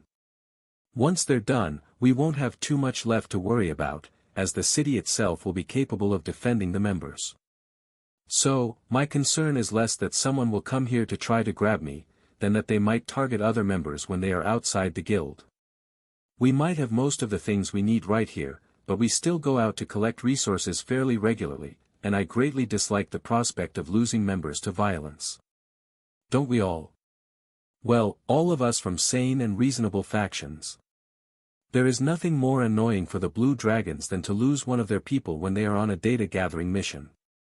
Who knows how much was lost with them? They might have died with all their notes in their inventory, and certainly anything that they had learned on that mission would be lost with them. Carl nodded in agreement, but he did notice that the concern of the seeker was that the knowledge would be lost, more than that the person with the knowledge would be lost. It was a subtle distinction, but once all the knowledge was recovered, they would be much less devastated. While they were talking, a small group of customers came in, looking excited and holding something carefully in their hands. Carl was about to send one of the priestesses to take care of them, but Kara appeared in a uniform dress, half black and half white. "Ladies, welcome to the Darklight Host Guild store. What can we help you with today? We found a precious resource, and we would like to trade it directly for gear, instead of through the clan warehouse." Kara nodded, and they held out the object, which appeared to be a massive pearl, the size of a bowling ball. Kara examined it and smiled. "Oh, this is good. A perfectly formed black pearl from a void immortal clam. Alright, we can offer you a good price for that. What would you like in exchange?" The girls put on their best, negotiating, faces, trying to hide how eager they were to get the items they were trading for. Veda smiled as she noticed their failure, as well as the Chaos Badger's clear interest in the pearl, which she was hiding much better. "We were hoping to exchange it for 3 staves, one for each of us. At the rare grade." That last part was added in a deliberately casual tone that told anyone with a bit of experience that they didn't expect to actually get all 3, or not all 3 at rare grade. But the pearl was an epic grade crafting material, and should weigh well over 5 kilos. Pearls that size were very rarely used intact, and were usually ground for pearl powder to use in alchemy or other crafting recipes. So, it was actually something that should be sold by weight. But they didn't know that. Carl did the mental calculation, and found that even the 3 rare grade staves would still be a heavy discount on the price of the pearl if the exchange was made at the guild warehouse. At least, at the prices both were turned in for. They marked them up before resale, and that would change the trade into purchase math. "Alright, I will put out all the staves we've got, and you can pick 3 rare grade staves from the rack," Kara agreed. She really did grab all the staves from the guild store's storage and lined them up along the wall, dozens of staves, all slightly different in an overwhelming quantity, as they all had different abilities, and would need to be examined individually, then compared. The group also had 2 mages and a druid. So, they were all looking for very different skills on the weapons that they were picking. Interestingly, the druid was about to pick a staff that had a bear transformation on it. "You don't have a bear form?" Kara asked. "I took the full healing route because we're so short on healers in our class. So, I don't have any of the transformation druid skills at all. But having a bear form would make me much safer." Kara smiled. "I know just the spell for you. In fact, I can grant you a skill book in advance, and you can pay it back later with work in the shop." Carl narrowed his eyes, wondering what the badger was up to. The problem with Kara causing trouble was that she never had that telltale sense of guilt that most would have when they were doing something wrong. She only did what was entertaining, so there was no change in emotions or sudden surges in the intensity of their connection that would tip Carl off without searching for her thoughts. And now, it was a bit late to be stopping her. She had already made the offer. Kara held out a book. "All you have to do is come work in the shop until your wages cover the price of the skill book, and we're even. I won't even ask for your full wage, half to you, half to your debt." The young druid thought about the options and then nodded. "But I will need to alter my schedule around the needs of my group." "Oh, that's not an issue. We're very flexible with scheduling." Because they didn't actually need another worker. Carl thought. Kara handed the girl the book, and the druid immediately flipped it open, even as her friends screamed in terror. "No. Wait, don't do it. That's an artifact-grade skill book." But it was too late. New skill learned, War Beast, Immortal rank, Artifact-grade transformation. Grants a fully armored bestial form with epic-grade physical abilities and health pool. Veda stared at the druid as the girl transformed into a 600-kilo honey-colored dire bear, covered in thick black armor. "Ooh, that's a nice transformation. No wonder the badger thought it would be perfect. For a healing druid, this is a game changer. Epic grade constitution, faster movement speed, incredible attack power. Yes, that's going to work out very well for their group, the Seeker decided. That's if we live long enough to ever go out again, one of the mages moaned. Nonsense, it's just a skill book. Artifact grade, yes. But still just a skill book. Even if she only works 3 days a week, that leaves 4 to go out, and she should have the book paid off in what? 50 years? That's not so bad. The bear looked shocked. What? 50 years for a skill book? Carl laughed. I'm sure we can find a way for you to pay it back faster than that. But an artifact-grade skill book usually costs about 10,000 points from the clan library, if they allow you access to it. They're a bit difficult to replicate, you see. Special materials, skilled inscriptionists. But never fear, we're good about repayment, and we won't make life hard for you as long as you keep showing up for work. Look at it this way, you now have job security, and just like Min, half your pay will be going to paying off your debts. The mages laughed. The green dragon at the clan warehouse was only in debt because she kept taking loans to go do fun stuff on her days off. The warehouse elder indulged her with advances, but it was never more than she could pay back off her next salary distribution. She just did it every single week. Actually, her debt had gone down recently, as Kara was covering many of the ice cream runs, Opal was running the movie theater and letting her in for free, and she hadn't had time to go looking for new creatures in the wilderness with the change in locations. There was too much to do setting it all up. Plus, the bunnies in the warehouse were finally getting used to her presence. You just hire random people like that? Veda asked quietly. Her friends seem to think that working for you is a sketchy arrangement. Carl winked at the blue dragon seeker. Probably because it is. But Kara never picks someone to give good gifts to if there isn't a valid reason. So, we will take this druid as a new employee, and help her find opportunities in the future so that she doesn't spend too long working in a shop when she'd rather be doing something else. The druid transformed back into her unassuming human form and stared at her hands for a moment. I think that I'm actually stronger than our main tank in that form, she informed her friends. Kara wrapped a friendly arm around her and smiled. An epic-grade dire bear has 20 times the health of the average spirit immortal. Plus, the actual strength of a dire bear is way higher. Now, you're nearly the perfect healer. I only know of one healer who is better at the start of spirit immortal than you are, and she's got a super special class and a bonded spirit bear. Now, how about we get you fitted for a uniform, and I can introduce you and your friends to the other staff here at the guild shop. At that moment, Lucille walked in with a cleaning assistant statue in her hands. Perfect timing. Lucille, meet Amy. She will be helping you here in the shop for the foreseeable future. Her friends are welcome to join us as well if they want. But Miss Amy got a super special spell on loan, so she'll be working it off. Lucille smiled. Welcome to the Darklight Host store, Amy. They're an odd bunch, but you get used to them. If anyone is giving you trouble, look for Big Sister Priestess. She is great at scaring people into behaving. You'll look awesome in the uniform. The Leakin did a little spin in her black and white dress, which nearly matched her raven dark hair and pale skin, plus the shiny black fur of her fluffy wolf ears. Aren't you too young to be working full-time? Amy asked. Lucille gave her a formal curtsy and giggled. I'm actually working part-time. I finished school early, so I don't have any more classes.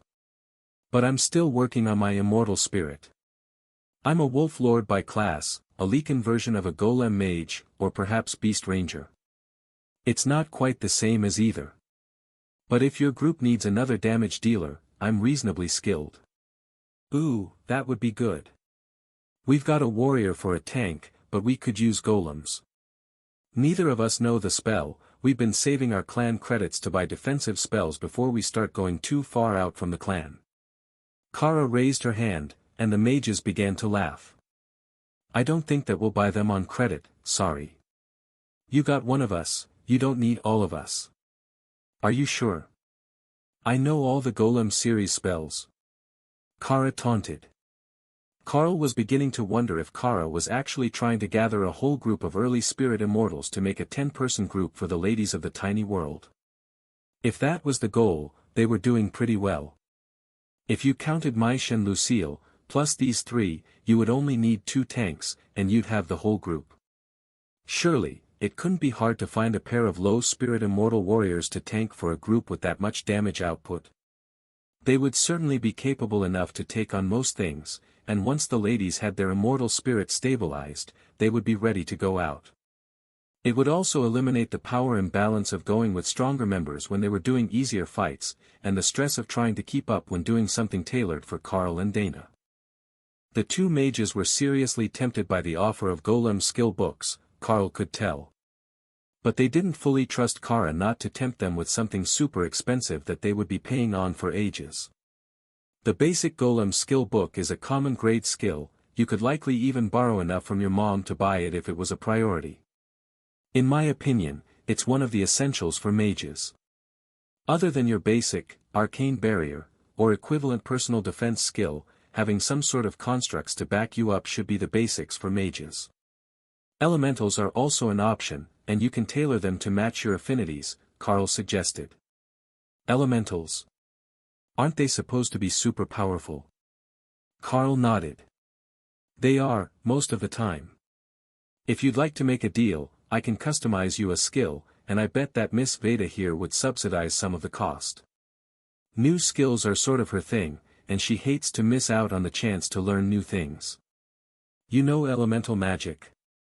Veda asked dubiously. Carl laughed, then transformed using Elemental's Wrath to turn himself into a being of spirit flames, then activated Elemental Blade and Flaming Body. In the end, he was a floating 3-meter-tall fire elemental with an epic-grade flaming sword and a nearly impenetrable barrier. Then, he changed back and let the mages take a moment to decide whether his level of magic was worth going into debt for. How good of a skill are we talking? How much debt do you want to take on? Because I can make a peerless grade custom skill for you, as long as it's fire or lightning based. Well, I could do most elements, as well as nature, which you can't use, but not as well as those 2. The druid looked hopeful for a second, then realized that she was already in what amounted to generational debt to the Dark Light host for the skill she already had. Carl winked at her. Don't worry about it too much. The Army of Nature's Vengeance is 5,000 mana per summon construct. At your level, it would barely be usable, much less overwhelming. Even Veda looked impressed at that one. 5,000 mana per construct. That was overkill, so the summoned creature had to be exceptionally powerful. Seeing her interest, Carl called one dryad, who stared around the shop as she appeared, looking for the threat. The Seeker of the Blue Dragon wanted to know what you were, Carl explained. The dryad nodded. Greetings, Seeker. My presence here lasts but 1 hour, if you have questions. The druid frowned. Isn't that? No, I'm sure of it. That's a dryad tree lord. They're healers so powerful that the one dungeon that has them never actually gets cleared. Even the dark elven priestesses don't have the healing output that those things do. And the vines. I've heard horror stories. The dryad looked immensely pleased that her people were legendary among the locals. Unlike Oathbreaker, they didn't have the persistent memories of their summoning, but she was certain that the one who had called her was even more terrifying than she was. I want an elemental summoning skill, but I'm not allowed to spend money without asking my mom, one of the mages admitted. Oh, I thought you were all old enough to be graduated. Kara, we need to talk about who you pick for employment. The druid laughed. We are all graduated, but we all still live at home.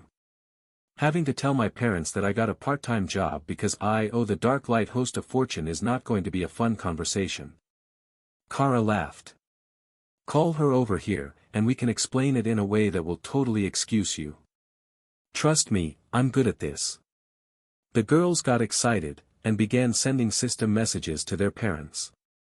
Only, when the parents began to arrive, Kara realized that they might have some issues she had not foreseen. These were all PTA moms.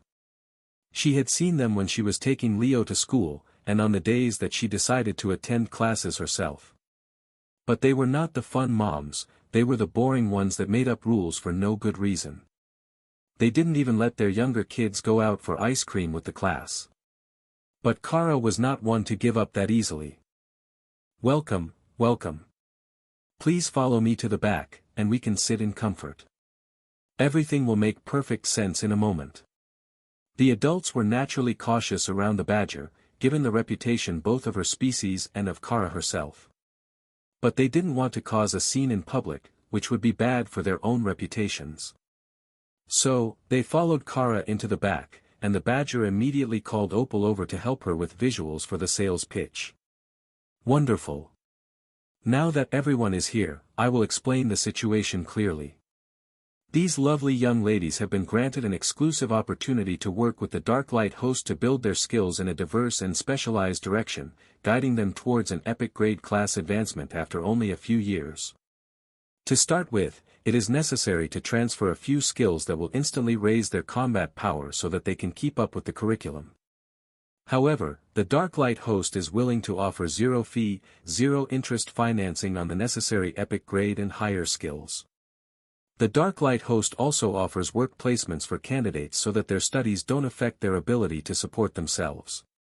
We offer exceptional lodging options, should the candidates wish to remain in residence closer to their work and training. Miss Opal, if you would."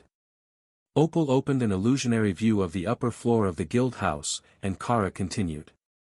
"These are the resident rooms, each is a fully contained suite, and we have mystic cooks on staff, with meals included for all employed workers, as well as all other guild members. It is a productive and social setting, with nearly every member being either a dedicated resource harvesting specialist or a skilled craftsperson. If any of them should wish to join the guild in the future to take up a professional crafting skill, that is also possible. Members of the Dark Light host are not charged for crafting skill books, though there is a membership clause, to prevent recruits from taking the knowledge and immediately leaving. Now, as for what comes first, the ladies have expressed an interest in elementals. Conjuration, elemental combat skills, and defensive abilities. We can and will offer all of them at a discounted price compared to the new home merchant clan, as long as they are enrolled in our training program." The level of sham that Kara was pulling was high enough that even Opal was impressed. If she didn't know better, she would think that the badger was actually running a vocational college for mages and druids. And not simply recruiting them for whatever scheme she had dreamed up after seeing a vision. "Now, Miss Amy, as you have already accepted the first skill book, please show the group your new defensive skill. Ladies, this is the War Beast Transformation, an artifact grade skill book, that creates an epic grade transformation. Isn't she magnificent?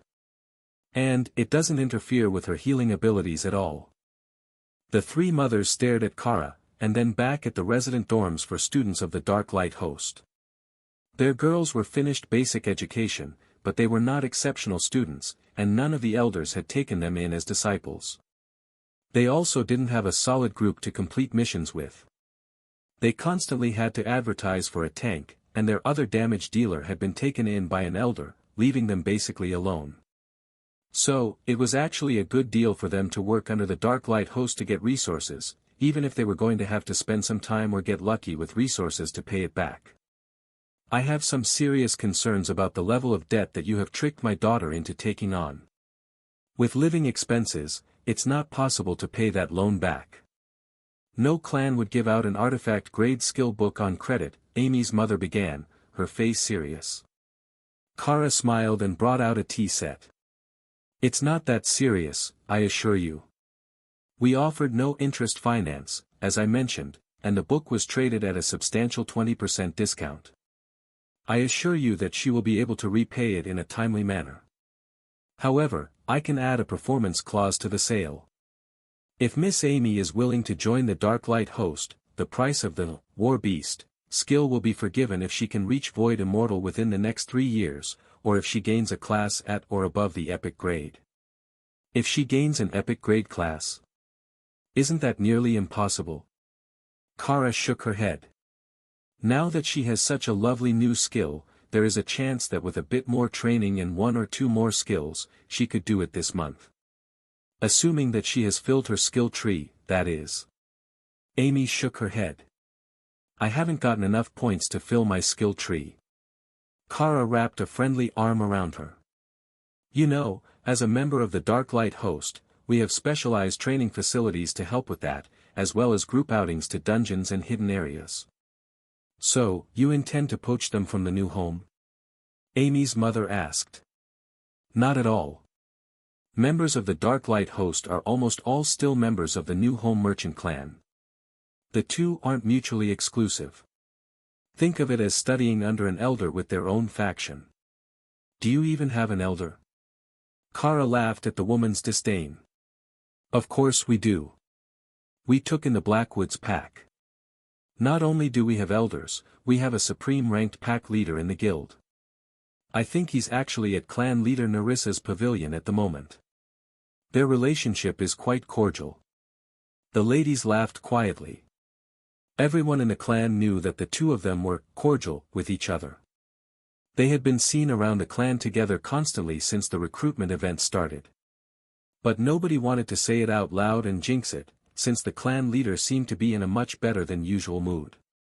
Well, you have a point about that.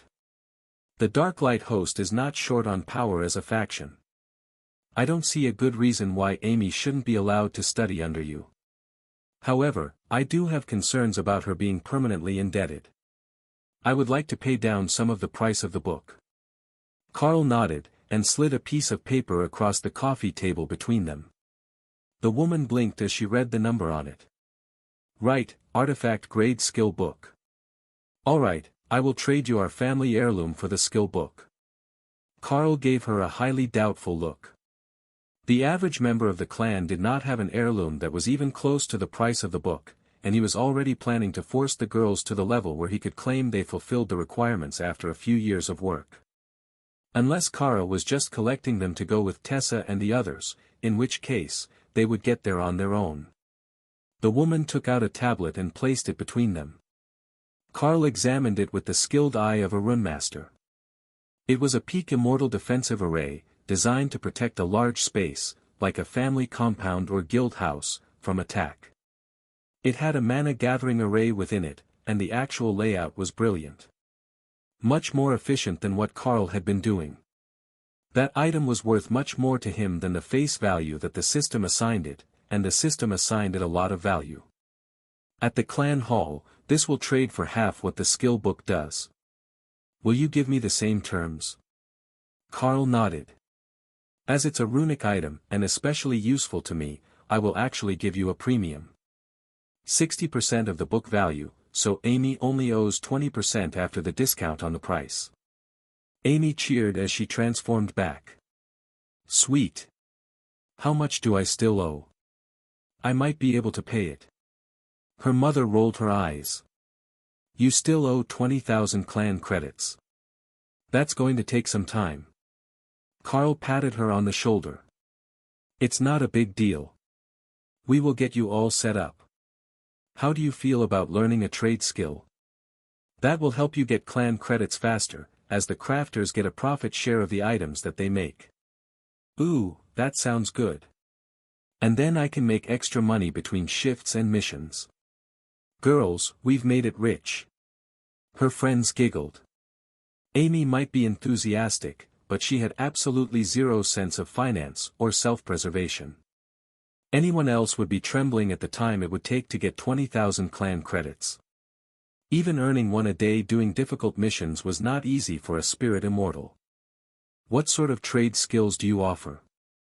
I know that your guild is a crafting guild, and not a trade faction. I've been watching the items come up on the clan listings lately. But I can't tell what you're using to make them. Well, we have blacksmiths, tailors, inscriptionists, runecrafters, sculptors and others. As a druid, Miss Amy can make wooden items easily, so she can do well in more than one of the groups. But if she has a passion for fashion, we can arrange for her to work with Lady Ray at the clothing shop that the guild runs. Amy shook her head. The spider lady was scary. Even if she was fashion inclined, that was not the sort of spot that she wanted to work. Shop. Sure. But not work. What about carving? I like to make pretty things out of wood. Kara smiled. Oh, you'll get along well with our lichens. They like to make things of wood and bone as well, and they've got lots of druids. Now, if you'd like to have your mother review the work contract, we can get started. Why have my mom review it? So that she doesn't tear it out of your hands. I can see her already getting anxious. Carl laughed at the pair as he handed the three mothers, plus all three girls a standard copy of the employment contract, plus a loan agreement, in case they wanted skills like Amy had received. The parents looked it over, and reluctantly agreed that it was a good deal for the kids. They had come in to trade a resource they had found on a mission for equipment, and somehow they had been recruited into the Dark Light host. The concept didn't quite compute to the mothers, but they suspected that it had much more to do with the fact that they had attracted the attention of the Chaos Badger than anything that was actually in the skills or potential of the girls themselves. None of them were anything special. Basic classes, mediocre grades, no particular accomplishments. The fact that they were only finally getting their first rare grade items after graduation was not because their families were poor, they simply hadn't shown any signs of potential or ambition that would need it, so their families hadn't wanted to spend the money unnecessarily. And that was a form of motivation on their own. Wanting more stuff so you could do bigger things and accomplish more, but not having any accomplishments to justify your family's spending on you was a tough spot. So, they were looking at Kara like a gift sent to help them out. Alright, we can agree to these terms. Girls, ask the nice guild leader for something that will help you advance your skills. If you can get an epic grade class upgrade after you fill your skill tree, you can pay it off early without all the extra work, one of the mage's mothers explained. Well, we both wanted elementals. So, if you know an elemental golem type ability, we will take that on credit, and join Amy at the shop until we've paid it off. Of course. Just give me a moment, and I will arrange the perfect elemental summoning spell for the pair of you. The element will likely depend on your specialties and affinity, but the basics will be solid. The parents waited patiently as they assumed Carl was searching the guild's storage for the books. But the Seeker of the Blue Dragon came to sit next to him, knowing that the avatar of the World Dragon was going to do something crazy. She didn't have to be a mind reader to know that. But she could read minds if she wanted to. That was one of the core skills of the Blue Clergy, so that they could obtain the absolute truth and all the details that someone had forgotten to include, including the ones that they had barely noticed themselves. Carl decided not to go overboard on the spells for the other two, or the parents would likely think that he had nefarious intentions. Something like trying to keep the kids in debt to the guild forever. Elemental Wrath, and Greater Golem, combined to create the Greater Elemental spell. That was simple, safe, and effective. Alright, I will use a skill to transfer the spell directly because writing a copy is a pain. Come over here, and I will transfer Greater Elemental to you. Pet Sitter Carl grants knowledge and skill, Greater Elemental, will be transferred to the nap enthusiast Samba. Pet Sitter Carl grants knowledge and skill, Greater Elemental, will be transferred to the gullible hatchling Kalima. Greater Elemental, rare grade skill. Summons one Greater Elemental, a golem type. Construct a line to the caster's elemental affinity. Hey, I'm pretty sure that your spell just insulted me. Kalima complained. It does that. The spell gives you a nickname that the system remembers you by. You can change it with work, but some of them are permanent. For example, I know a blue dragon who is thousands of years old and still gets called a curious hatchling.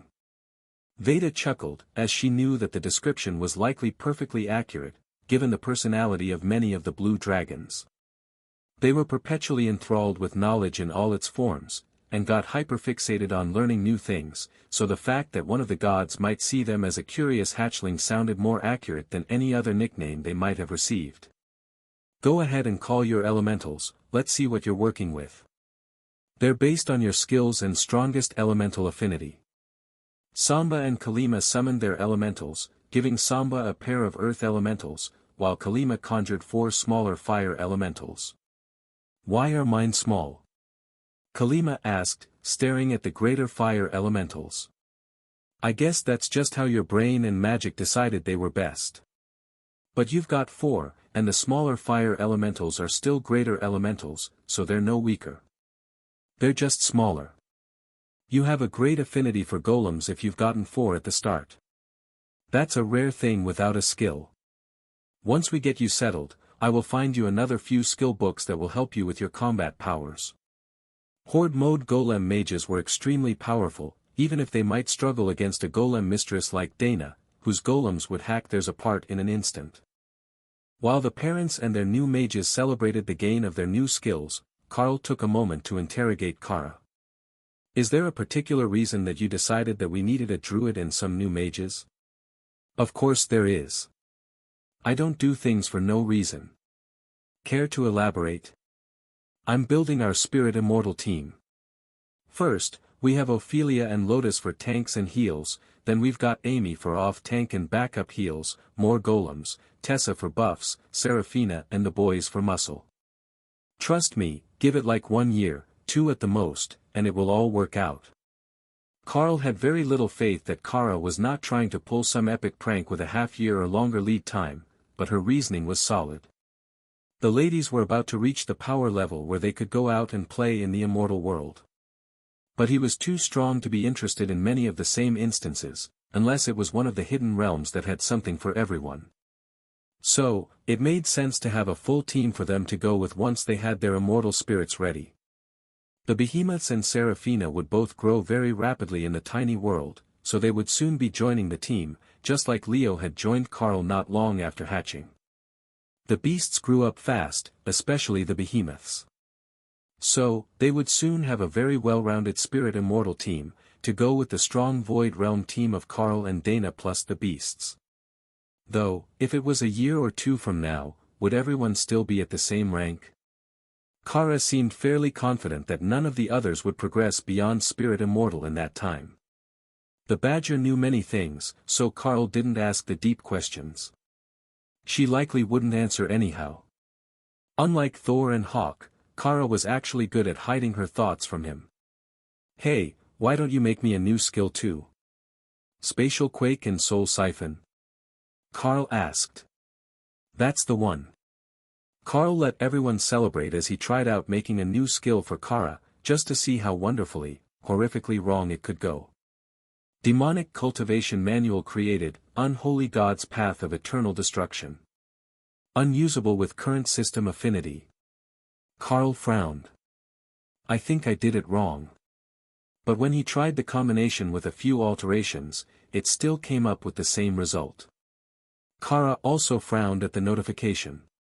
No, I'm looking at the details, and you did it right, but what it makes isn't something that we can do. And I think that the system believes it's evil. It literally shreds souls through all of space and time, so they can never resurrect, and feeds that power to the caster. If there ever was a technique that could properly be called an evil growth technique, that's probably it. In order to go from base Spirit Immortal to Supreme with that, you'd have to kill millions of people. Apparently you can't just be a part-time eliminator of stupidity from the flow of time. It's an all-or-nothing thing. Kara agreed. Ray laughed at Kara's annoyance, which had nothing to do with anything as righteous as eliminating stupidity. She wanted the skill simply because blowing up a soul in the chaos plane was even better than a fireworks show, and if you could absorb all that energy after, it wasn't even a waste. Alright, we will leave the girls in your care. Is this lady also part of your guild? Amy's mother asked. Carl shook his head. No, Kara and Opal are, but this is Veda. Seeker of the Blue Dragon, and a guest of the new Home Merchant clan. She's staying at the Darklight Host Guild house during the recruitment event. The clan was a bit short on spaces suitable to clergy, so we're playing the gracious host. And they were the reason she was here. If we can't do that, at least make something fun. Carl chuckled and created a coin for Kara to give out to someone. Coin of random chance randomly increases or decreases luck for 1 hour. Kara laughed as she made dozens more. These were going to be even more fun than cupcakes to give out. She could hand them to people openly as gifts, and then they could determine whether she was blessing or cursing them. That was the perfect gift, even better than the poverty cupcakes, which were very clearly a consolation prize for those without anything worth taking. Kara vanished, off to find her favorite target for random gifts. Veda frowned. You gave her something strange, didn't you? I gave her a coin that randomly increases or decreases luck when activated. The seeker laughed. That sounds like the sort of thing that a badger could keep herself entertained with for hours on end. But somehow, I suspect that she's going to give it away. Carl nodded. She's already making more to give to people and wondering why she wasn't making them herself before now. The excitement had died down, and the mothers were preparing to pack up, which meant that Carl had to get himself back to work. Or not. Instead, he called for the pet sitter that lurked around the Immortal Realm Guild house. If you could take these fine ladies and get rooms set up for them on the second floor, we will talk later about trade skills, work schedules and such.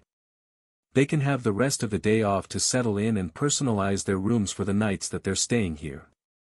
They may wish to remain at home with their parents more often, but our standard work contract guarantees them a room here, so I will have you set it up now, Carl explained for the benefit of the girls.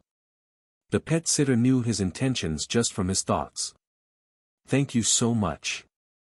We've been trying to get our parents to let us move into individual apartments for ages, since we graduated from school, but they're protective. Carl laughed. That's how mothers are supposed to be.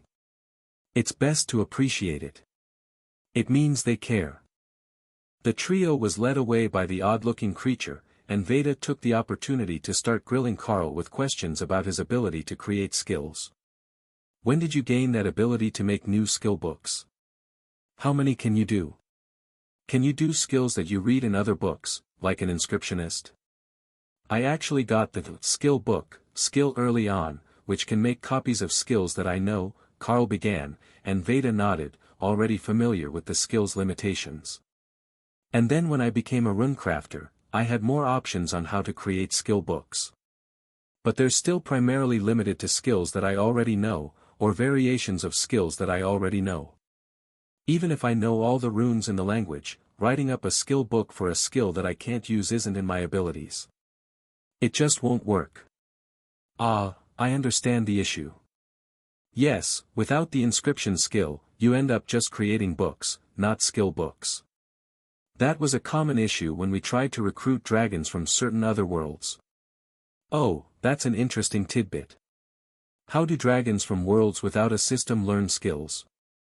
Either by study, the slow way, or by direct mental transmission.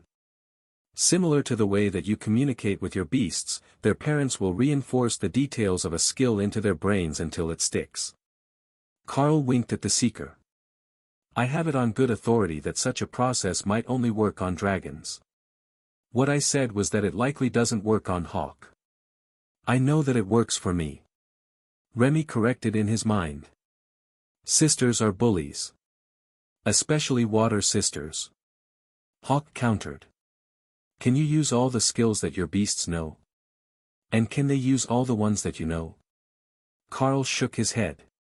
No, the skill I have only works one way. I can use all their skills, but they can only use the ones I know if they're compatible with them. Beasts are particular about skills, and the one that allows broad compatibility isn't one that any of them can use. The only one that can use nearly all my skills is Kara, and that's mostly because she's Chaos Element aligned. Oh, that's an interesting take on it. I should do more study on it. I have heard that the Chaos Element is very versatile when it comes to skills that aren't purely elemental. But I have never seen a properly done study of the subject. Mostly, because Chaos Element targets are challenging to get to cooperate with a study. Carl laughed at the thought. Getting Kara to sit still for a blue dragon study, especially the whole study and not just a day or two, would be nearly impossible. And Kara was generally considered easy to entertain. Veda was about to ask another question when a bunny suddenly appeared in the room, which she was 100% sure was locked. The blue dragons might not have the infallible memory of the bronze dragons, but she could sense the spell still active and keeping the private room sealed. Guild leader, we have a minor issue in the city. There are, people. Carl chuckled as the bunny struggled to explain the issue properly. People in a city is normally a good thing. What sort of people do we have that are a problem? Are they trying to attack? Or perhaps steal my bunnies? There are many dumb people in the world who might try both. The bunny laughed. Neither of those, but I think that you need to see this immediately. Carl shrugged and helped Veda to her feet. It was new knowledge, even if it was just a random, strange gathering of immortals in the middle of the city. And any new knowledge was good knowledge to the Blue Dragon. They both headed out into the city and immediately saw what was wrong with the situation. They were not just looking at people. They were looking at a hidden realm overlapping with reality. Anyone who tried to move around the city risked getting pulled through and trapped on the other side of the secret realm, but the place was already populated with a clan of immortals, who could see the dark light host and their visitors as clearly as Carl could see them. Only, they had no ability to cross over from where they were, and Carl couldn't hear the words that they were saying to each other. Have we had anyone pass through yet? Even if it was accidental, we should still be able to send them a guild message and find out what the locals on the other side are like. If it's set up like a dungeon, they are likely to go rabid the moment that someone enters. But if it's just a pocket dimension that accidentally hit the immortal realm, it may just need repair and relocation. Though, they should be able to do that themselves. Immortals do make most of those small realms. As if sensing the commotion, Kara reappeared next to Carl, using her space as a recall point to be where she wanted to be. Though they were hundreds of kilometers apart, they were both close to the portal, and that was enough to count as within range to save herself some time finding fun things. Besides, she had given the moron a lucky coin and a lucky cupcake today. He was going to be over the moon. The badger stared at the humans, who stared back at her. Then, she transformed into her natural state, and the humans began to point and cheer. Carl wasn't sure if that was a good sign. So, are we going to go visit the new people, or am I going to visit the new people? Kara asked. Veda, would you like to come with us? For the purposes of scientific research and information gathering, of course. The Seeker of the Blue Dragon smiled. Of course. Though, I suspect that we should likely wait until there is an elder present who understands the situation. And perhaps your wife. Hey Dana, there is an odd thing happening at the house. I think that a hidden pocket dimension has collided with reality in the middle of town, and the entrance to the secret realm is overlapping the market area. Are you telling me this because you thought I should know not to come back, or because you're already there and someone reminded you to tell your wife you're going? I haven't left yet. Veda reminded me to warn everyone. Dana laughed, as she already knew that Carl would not have messaged her before he had entered and found something fun if nobody had reminded him. Like the beasts, he was very find out if it's fun first, then tell everyone, in his thinking. Even now, Ray was waiting eagerly in her space for the right moment to jump out and ambush something. She was not happy that the new spell to make an army of spiders was a Carl exclusive, but they could negotiate that later. She was not giving up on having a whole army of spiders to go places with her. Alright, I've informed the others, and we can enter when we're ready. Most of the team will be staying in the tiny world for now, and I've put a barrier over the portal with a warning that the area is currently unstable. That will pull some people here to investigate, but it will keep those who might want to bring their kids shopping at home where it's safe. Got it, let's go. Are you brining a healer? Carl nodded. If we need one, I have a spell for that. But I can grab Tion if you want. The Seeker laughed, and her eyes flashed the blue of her goddess. No, I don't see anything positive coming from a tiny fox coming with us. Either he will be in danger, or someone will envy him, and we will be in danger. He's just too cute for combat. Carl laughed, knowing that Tion was actually capable enough when he needed to be. He just loved to be cute, and had a strange aversion to getting dirty for a creature that was earth and holy element. Hawk, Ray, and Kara were all ready in their spaces for Carl and Veda to go through, just in case they got separated going through individually. That happened a lot in the secret realms. Groups would enter together, but they would be deposited at random all over the area by the pocket dimension. So, they would have to work solo, or hunt for their own group. Most would carry a beacon of some sort, which Carl and Veda hadn't thought of. But the two of them were an avatar and a seeker. They were much better attuned to the universe than most, and they could likely sense each other anyhow. Especially Veda, as the job of a seeker of the god of knowledge, would surely have techniques to find what she wanted. I know it's cliché, but hold my hand, and we're less likely to get separated, Veda informed Carl. Carl grabbed her hand, and Kara laughed at the expression on Veda's face as Carl swung their arms as he stepped forward and shifted them both into the other realm, using Planeswalker to move between adjacent realms. How did you do that? What the hell? Carl laughed. Planeswalker. I'm an avatar of the world dragon, remember? Now, should we go say hello to those people staring at us? And they really were staring. Ah. Red ons, Zin demonin. Ah. Someone save us, there are demons. Carl laughed as the system delayed its translation for a split second, and then gave the locals a short bow. Hello, friends of the elves. Do not panic, we are not here to harm anyone. I know that I look a bit odd, but I assure you I was born human. The group froze as the system automatically translated his words into their dialect. You are human. You don't seem human at all. And that is definitely a monster with you. Carl turned to Veda and frowned. She definitely looked more human than she did, despite the fact that she was a dragon. What was it that the locals were seeing? Someone get the elders. They will know what to do. A child ran off, and Carl waited patiently for them to return with the elders of this village. It wasn't a dungeon-type instance, people weren't attacking them, so they should be able to figure out how to solve the issue of the colliding realms in a peaceful manner. And hopefully, they would be able to do it quickly, or the other clans would start to arrive to loot this place. If that happened, all bets about a peaceful reception were off. The boy returned a moment later with a group of ancient elves, their faces lined and weathered with the years that they had seen. Even if they weren't immortals, it took 1,000 years for an elf to look like that. So, either it was a show they put on, or these elves were absolutely ancient and tested the limits of what could be called immortal. The tallest of them, an elven man with a long white beard, stepped forward and stared directly into Carl's eyes. Then he spoke in the common tongue with a slight foreign inflection that didn't sound like elven. I see that we have an interesting guest. How did you get here, war tyrant of the world dragon's assimilation cult? Carl frowned. Well, that's a bit of a rude way to put it. We're not an assimilation cult.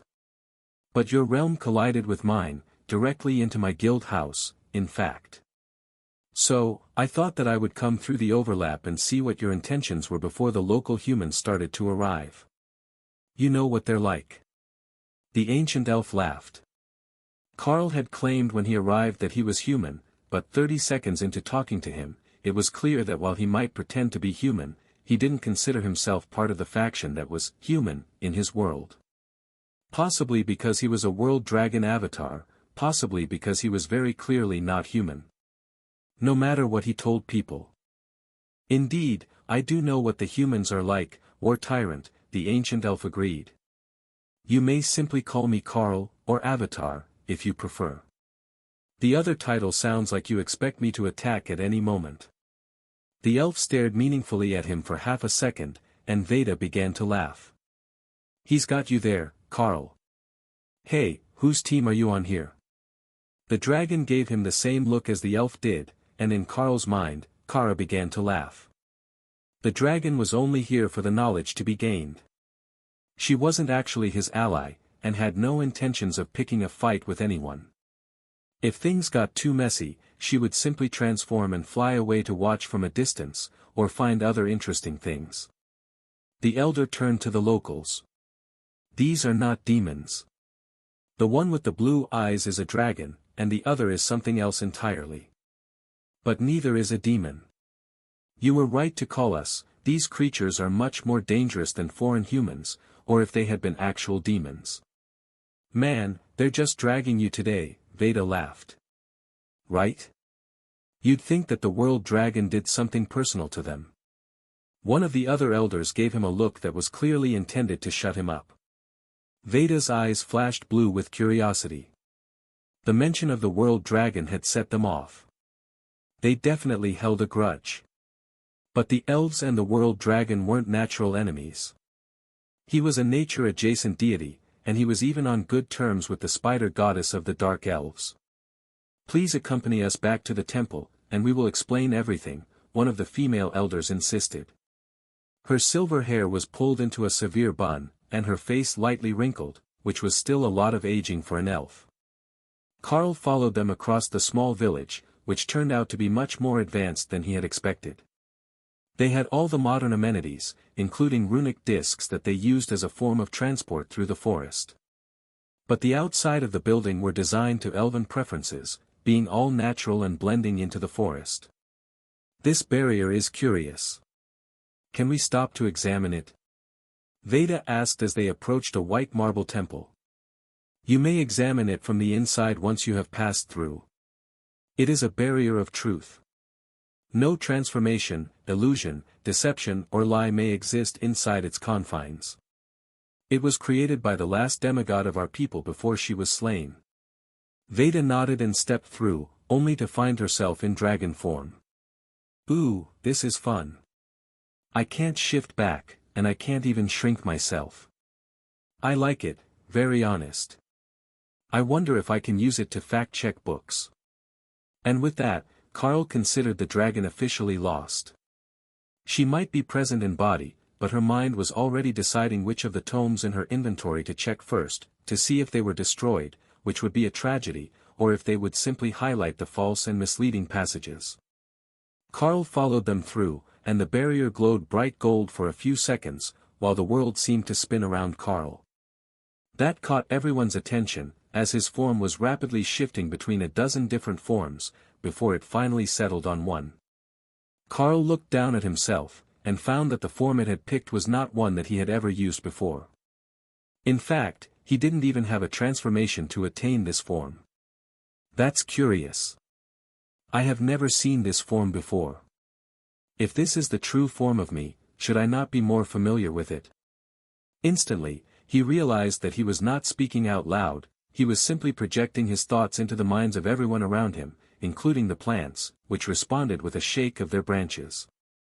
Then, he caught a look at his own face, in the fountain. He looked just like one of the pet sitters, but he had a miasma of black and gold aura around him, and black dragon wings on his back that didn't seem to be a proper color. Carl thought about that for a moment, and realized what had happened. He had multiple bloodlines and constitutions. The spell couldn't make sense of them all, so it had blended them into something that represented what he truly was. And that was somewhere between a chaos dragon and whatever the pet sitters were. He was also tall. The elves barely made it to his waist, and even the full form of Veda wasn't particularly impressive standing next to him. Ah, I knew it. War Tyrant of the Dark Light Host is what you truly are. No matter your intentions, you will always be what you were born to be, the elven elders decided. Carl shrugged, and noticed that his hands had long black claws, much like Matilda's. They were both there and not there at the same time, permanently linked to the chaos plane. But more importantly, this form was beginning to feel right in a way that his human form no longer did. His cat demon form felt like him because he used it so long, but ever since he became an immortal, his human form had felt more like a costume that he put on for others. Now, he was beginning to realize why. It wasn't his natural form anymore, he was simply used to it, and was using it to hide the changes that had been made to his constitution by the effects of the skills and upgrades his body had undergone. I like it. It's very you, but with face tentacles. Opal says that Dana is going to love those. Carl sighed. Opal, behave for a minute. Don't you start writing weird fan fictions before I get home. Kara laughed and appeared next to them in her badger form.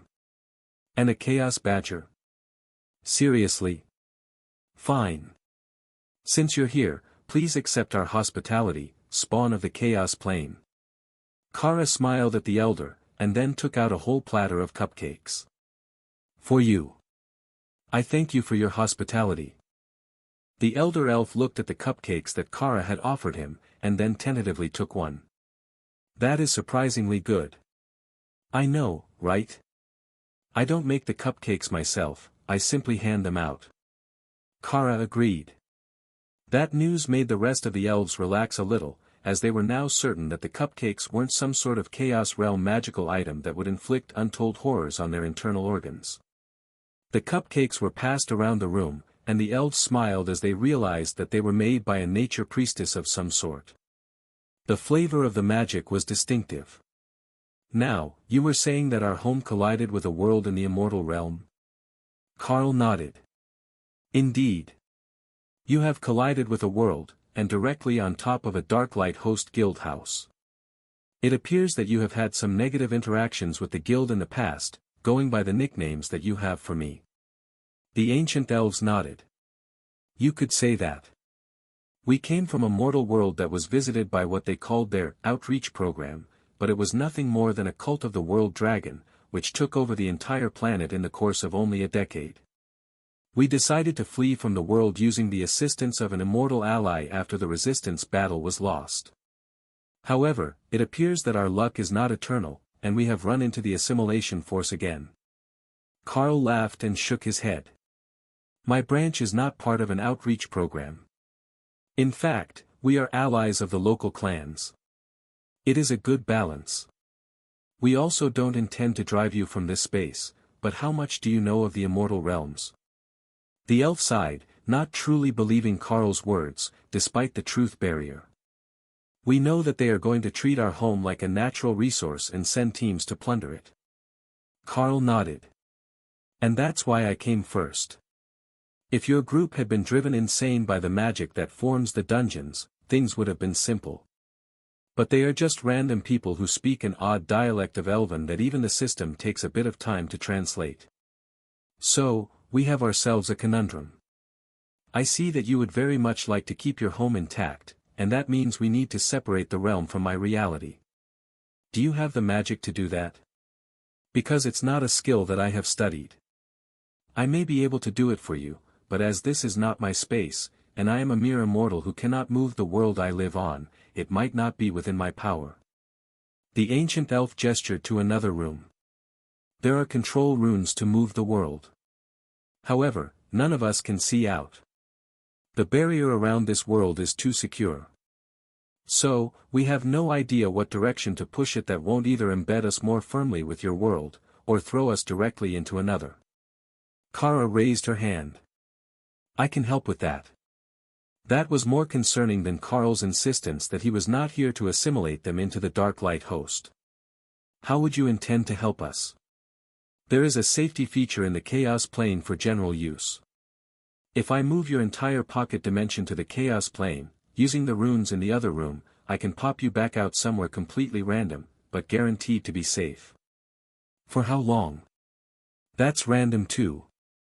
But you could poke your head out and guide yourself somewhere uninhabited, Kara offered. That sounded like a viable plan, but they were still highly reluctant to trust a Chaos Badger to do them any sort of favor. The species did not have the best reputation, and they might just find themselves floating right in front of a cluster of worlds occupied by the Darklight Host, as the presence of the World Dragon's avatar twisted luck to favor himself subconsciously. We need time to discuss this. Perhaps you would enjoy a refreshment? One of the ladies asked. Oh, that would be wonderful. Carl agreed, and then his form shifted to the cat demon that he was most used to. Though even normal. Damn it, why can't an avatar of the World Dragon just for once do what everyone expects? Stay in one true form, you can't just change at will. Carl laughed at the elf's frustration and examined his furry paws.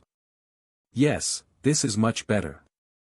The head shape of the other form was no good for drinking tea. Though, now that I know it's an option, I'm definitely going to find a way to bring it out again in combat. Do you not understand the words true form? Truth is what I say it is. I like this form, so it is me, as much as whatever genetics say I should be, or what your spell thinks I should look like. Kara gave him a double thumbs up. That will be spectacular.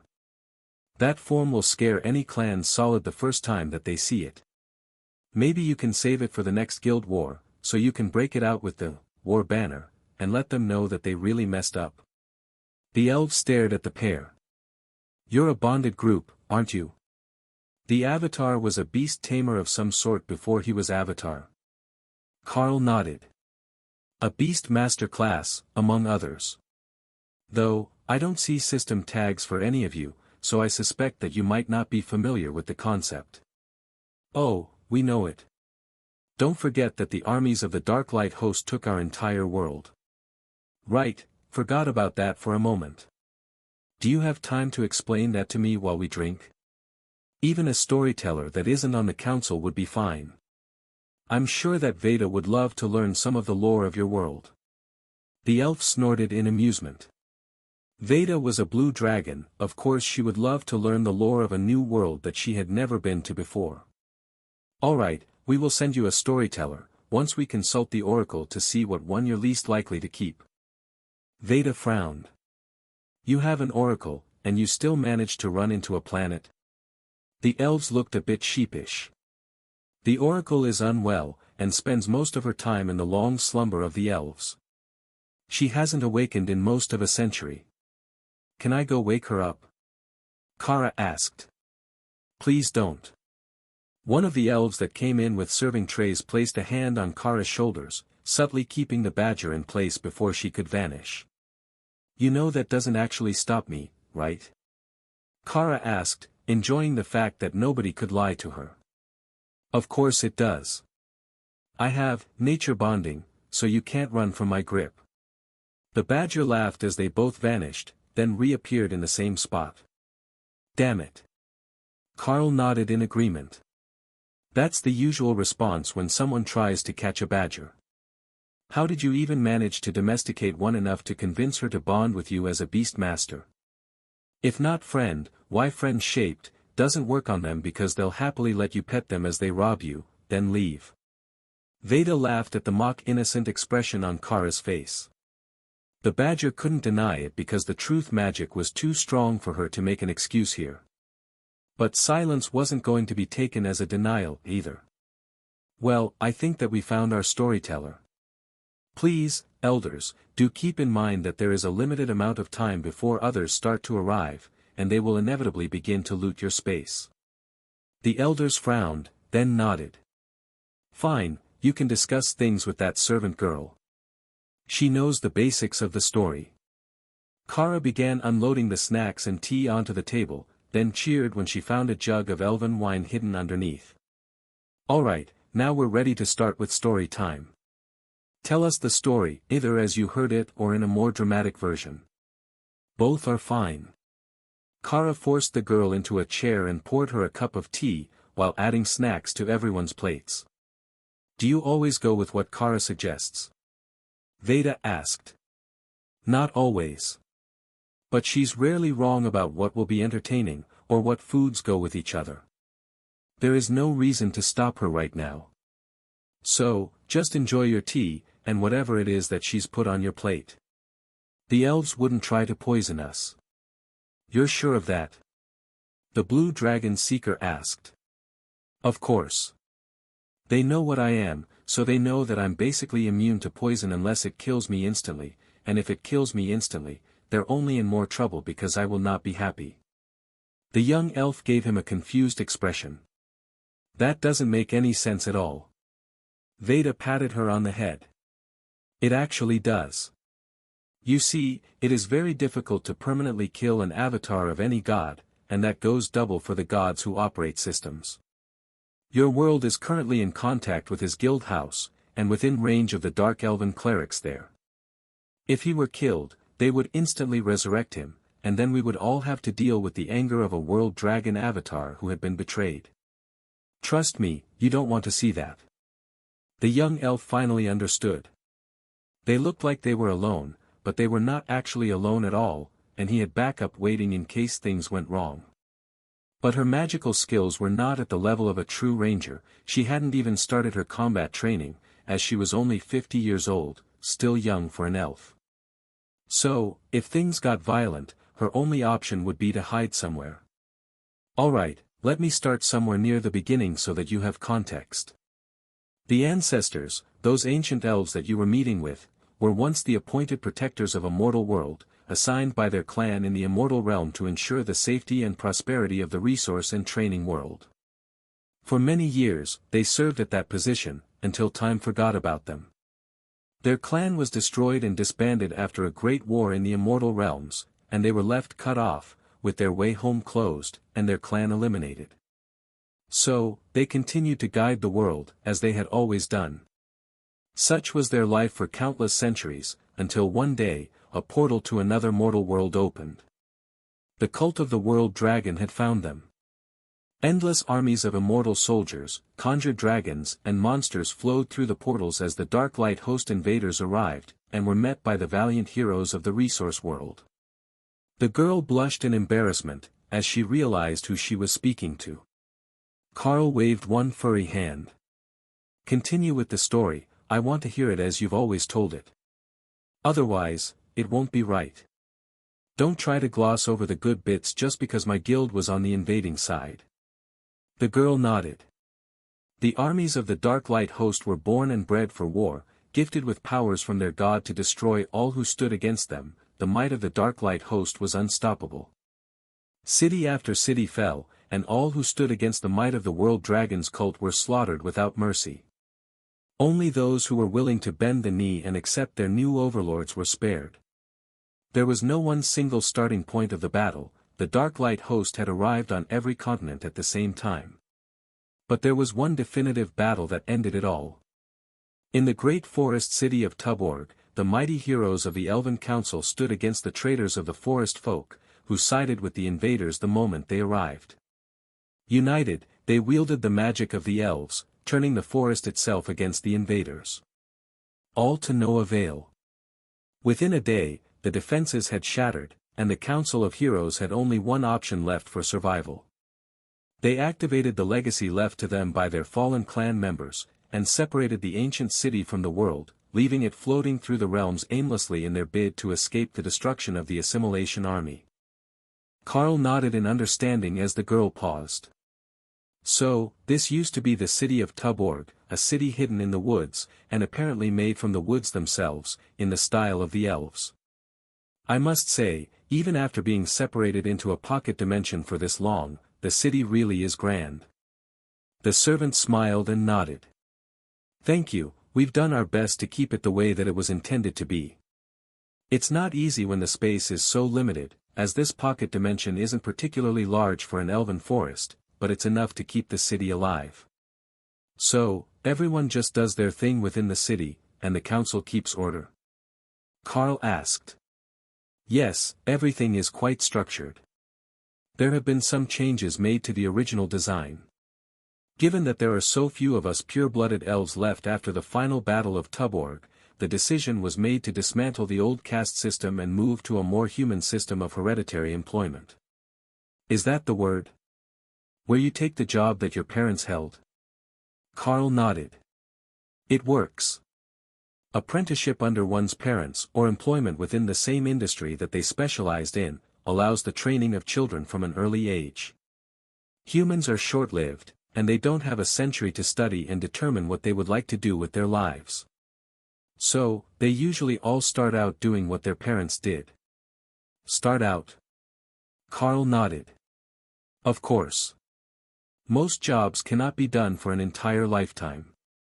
For example, I was born in a mining town on a mortal world, but if you make it past middle-aged, your body starts to slow, old injuries accumulate, and you become better suited to other positions. Those with the most experience are the best to run things, like with your council being the oldest among you. So, even in the immortal realms, humans start out with their family's trade, and then strive to do better for themselves so that their children can start out in the improved situation that they earned later in life. The elf looked stunned by this news. You're telling me that the job can change? Yes. I thought that was obvious. If a senior position passes away, the position naturally goes to the next most capable, while their children start in junior positions within the same field. For example, you serve beverages for the guests of the council, and perhaps the council themselves. Normally, that position would come after working in junior positions, either cleaning or working in the staff dining area. Then, when you are more trusted and skilled, you move up to a better position, until you prove that you're the best of the group, and have a chance to either lead a department or become the head maid. Every ear in the room was intently tuned to Carl's words, and even Kara could tell that there was something wrong with this situation. That makes no sense at all. We are all equal, there is no hierarchy. The daughter of a serving slave is a serving slave.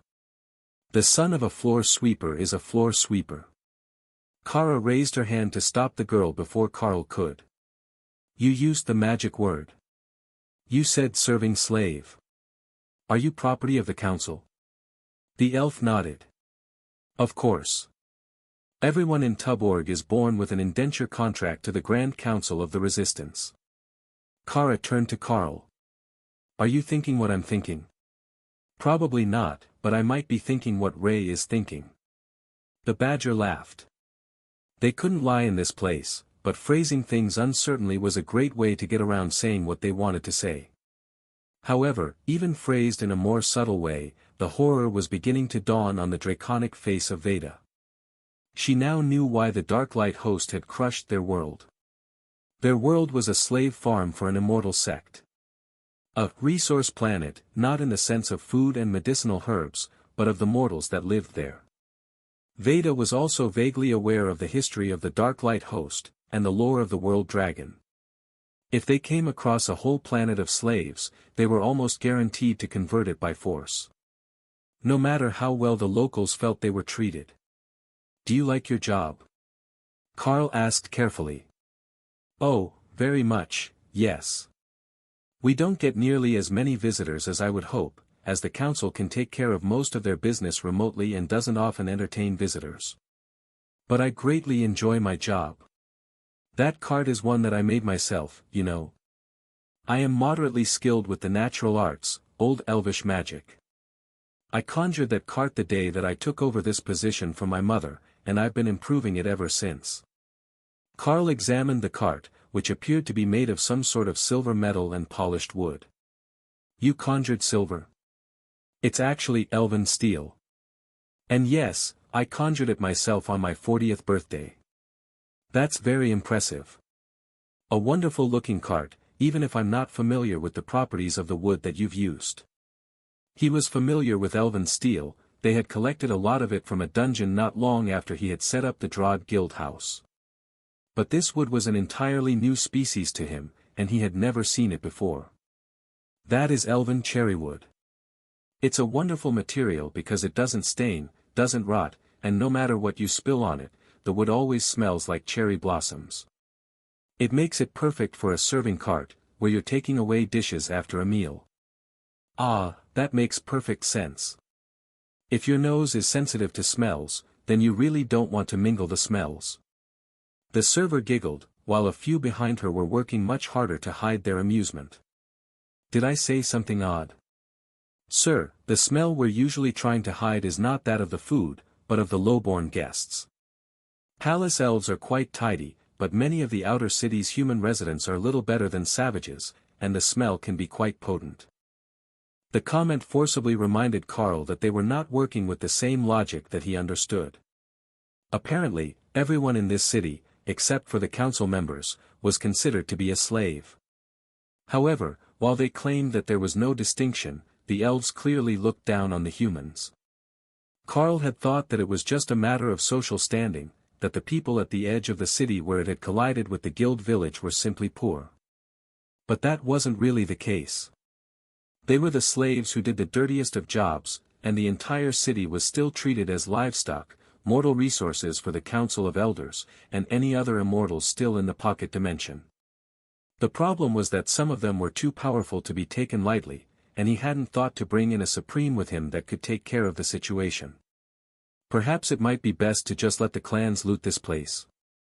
The mortals would suffer, but likely not much, as they didn't have anything worth taking. The problems would arise when other clans started trying to take them out to keep them as servants, the way that the new home kept bunnies. Because, while these people were trained for generations, they were not bunnies. They would not work together the same way, or form the happy community. Carl could tell already that this place was fractured, and the people felt little sense of loyalty to each other. That was normal enough for humans, but if you were born with the assigned job your parents held, with no chance of changing it, what was the purpose of building a social circle outside your immediate co-workers? Veda gave Carl a look that told him this whole situation was making her uncomfortable, but Kara was in a grand mood. You know, you have a point. Elves do smell good. Perhaps I should ask the elders if you could be transferred between jobs, Kara suggested. What are you doing?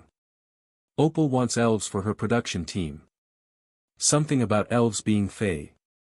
Before Carl could ask her to elaborate, the council members came back in a solemn procession, and gave the elf at the table with Carl and Kara a disgusted look.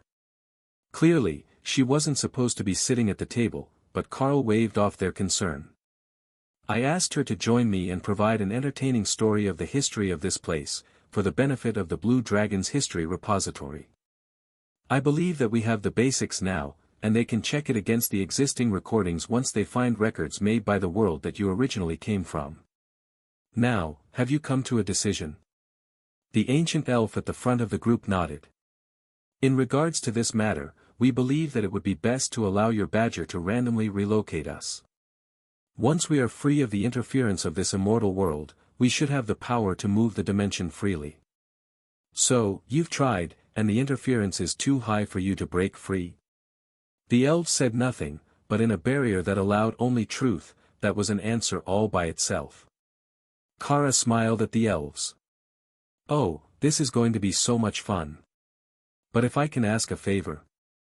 My friend is interested in a couple of method actors for a show that she's developing. Might we purchase the services of a few of your locals? Say, just the 3 that were assigned to this room. The elders waved a dismissive hand. Consider it a payment for your assistance, Badger. I know that your sort doesn't do anything for free. Wonderful. Now, just give me a moment, and I will prepare the transfer. Carl's first thought was, how is Kara even going to do this? But his second thought was, who is helping Kara do this? And that was much more important. Kara snapped her fingers and a portal opened to the guild house, where Opal was impatiently waiting for her actors. Ladies, if you would. Miss Opal, the forest trickster, will get you all settled into your roles.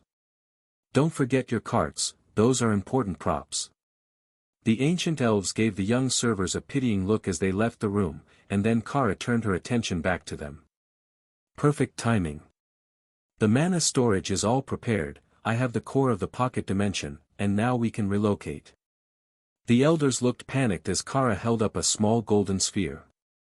She had clearly been in this room the whole time, how could she have obtained the relic? Now, we cast the ultimate loot-finding spell, and you're off to a new home. Kara declared.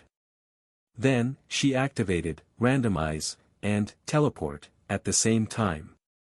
For a second, it felt like nothing happened, but she had cast it around herself, and as she was holding the core of the pocket dimension, they had all gone with her. Alright, we are not stuck in a planet anymore. That's a good start. Carl, look outside and see where we are. Carl laughed as he extended his senses outside. Well, we're not somewhere abandoned, but the space is stable, and anchored to a star, so it's unlikely to run into anything else in the near future. There are at least 50 other small dimensions in the region that I can sense, some abandoned, some populated. It seems like as good of a place as any. We are still in the immortal realm, by the way, if anyone was concerned about that. You didn't end up in the chaos plane or anything too wild. The elders breathed a sigh of relief. Trusting a badger was always a tense moment. Now, they just needed to get the core of their pocket dimension back from her before she started taking them on an adventure around the universe.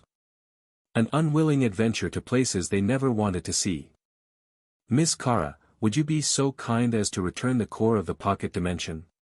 It should be in its secure room in the treasure vault.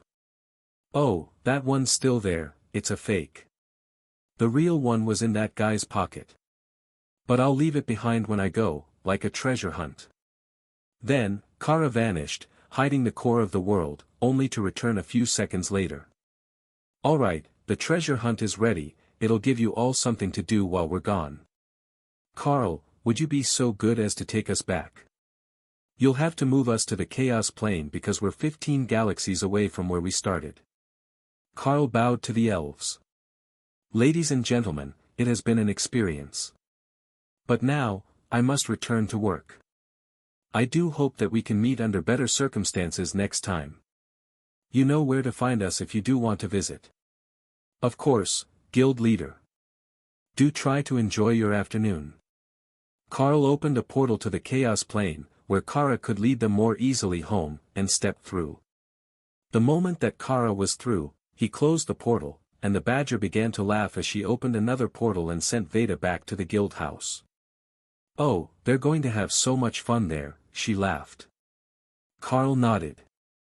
Well, there are other elves, so they can't claim that we didn't leave them around their own people. That only made Kara laugh harder. Did you even check what sort of elves they were? Carl shrugged. Elves? Pointy-eared. There were some dark elves too, but mostly the other sort. Kara's laughter turned into a scheming smile that boded ill for the residents of that pocket dimension. They're all spider goddess and dragon god followers.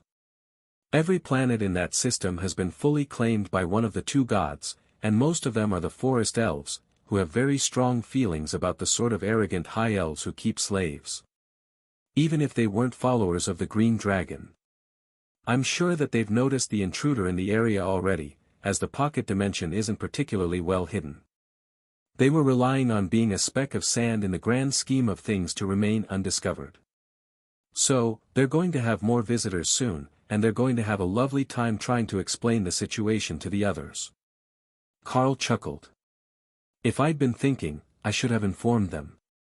An avatar opening a portal to the Chaos Plane will alert everyone who has their senses open that something is going on where there should be nothing. I'm sure it won't be long.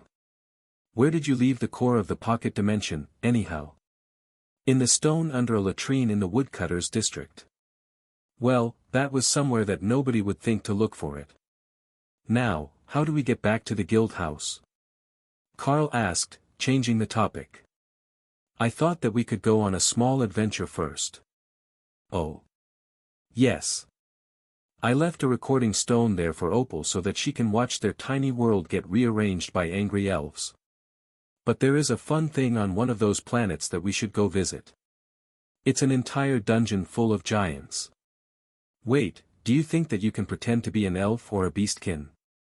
We need to be sneaky to get past that demigod that's monitoring the entrance. Carl sighed. Am I not beastkin enough right now? Kara looked at him dubiously. Well, you've got ears and fur, but you don't really look beastkin. Everyone keeps taking you as a demon, probably because of the black eyes thing. But even without that, you can barely pass as beastkin. Well, in that case, I'll have to work to blend in. Perhaps I can convince people that I'm an elf. Kara smirked. Oh, that would be fun to see. All the Supremes can sense someone's age just by being near them. In elf years, we're both toddlers. Carl could see the chaos that would cause.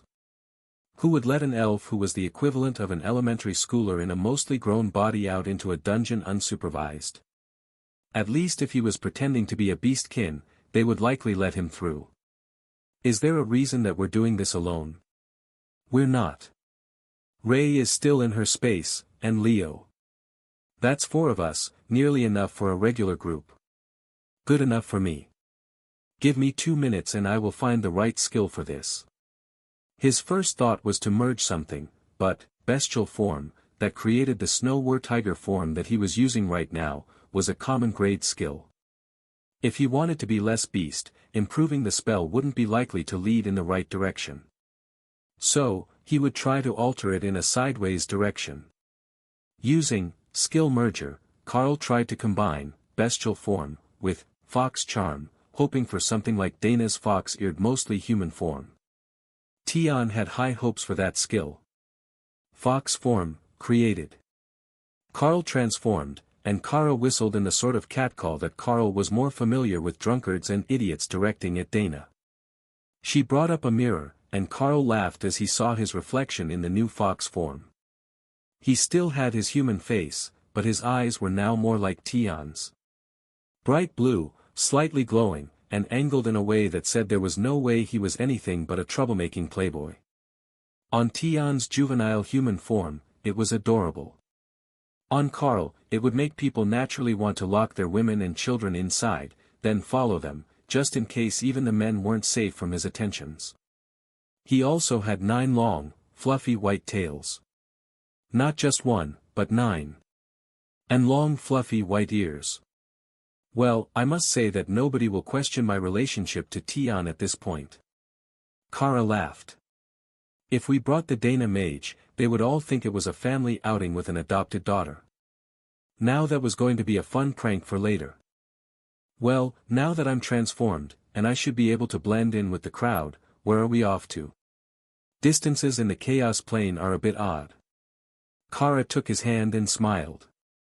Follow me, into a world of wild adventures.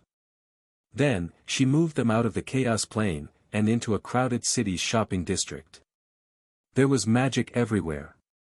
That was the first thing that Carl noticed. The second thing that he noticed was that everyone was turning to stare at him.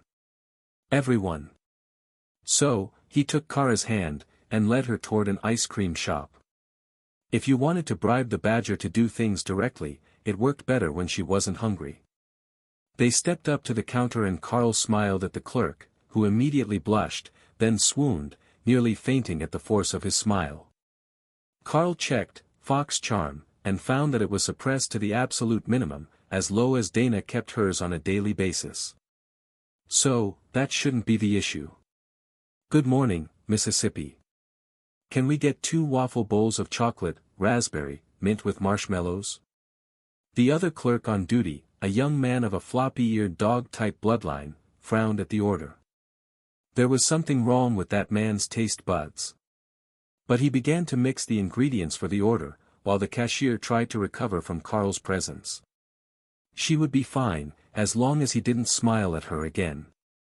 Yes, that was the cause of the issue, she was sure of it. Carl handed her a golden Darklight Host-marked coin as she stood frozen, and then gently closed her hand around it, trying not to laugh at the stunned expression on her face. That was it, the little half-smile was too much. And she's out. I've got her. You just finish our ice cream, and I will lead the Carl away so he doesn't cause more trouble. Kara insisted. The clerk nodded and moved as fast as he could to finish the order. His day had gone incredibly sideways if he was being assured by a badger that she would be the one keeping others from causing trouble. It really didn't get more surreal than this. But a moment later, Carl and Kara were back on the street, among the crowd of shoppers, who were doing their best to make a space around the pair. I guess sitting and talking is out. Let's just find that dungeon you wanted to see, Carl insisted. Kara happily crunched on the bowl of the snack, turning the whole thing sideways to eat it without using a spoon. How she kept the ice cream from falling out was a mystery, but Carl didn't try to stop her, as she was attracting a bit of the attention away from him. It's just over here. Right on the edge of the shopping district, but there are guards, and I didn't want to appear right in front of them and cause a misunderstanding. Carl nodded and followed her lead, until they got to a pair of Forest Elven Supremes, standing in front of the entrance to what looked like a park. State your business. We would like to enter the dungeon for training, Kara insisted. The man looked back and forth between the two of them for nearly 10 seconds before he spoke again. There are only 2 of you, and no healer. I will advise against this, but the rules say that if you pay, you enter.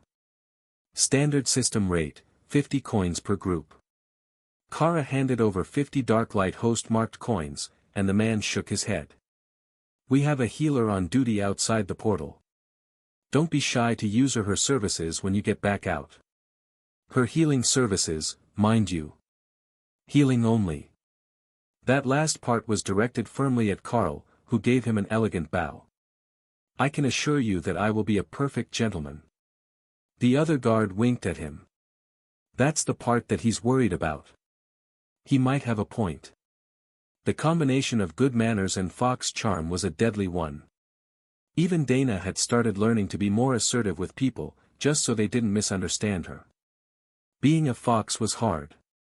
They walked through the immaculately manicured elven gardens, and stopped at the short line for the dungeon, where Carl immediately caught the attention of the groups in line. "Sir, are you here to join one of the pickup groups? We can arrange for you to go with a more powerful team, if you're here for experience building," a kindly-looking elven supreme asked. "Oh, I had intended to go alone with my badger. But if there are open groups, I don't mind entering with some others. It might be a fun experience to do new things with new friends." The man smiled at Carl's enthusiasm, knowing that pickup groups for peak immortal dungeons were guaranteed to be a mess every single time. But this dungeon was worse. It scaled with the members, all the way up to mid-supreme. Supreme-ranked bosses got 99% damage reduction against immortals, just like any other supreme. So, if an immortal group was too close to peak, they could pull an advanced boss and end up in huge trouble, running for the exit. But on the other hand, they could deliberately send supremes into the dungeon to bump the difficulty, and have a dungeon that would work for two distinctly different groups of fighters. That was a rarity anywhere. "Alright, we have a group of 6, who are fairly confident in themselves at mid-ascended. How is your combat power? They're looking for damage." Carl nodded. "I am an avatar of the world dragon, and I have many summoning-based skills." The group cheered as they heard the news. That was precisely what they were short on.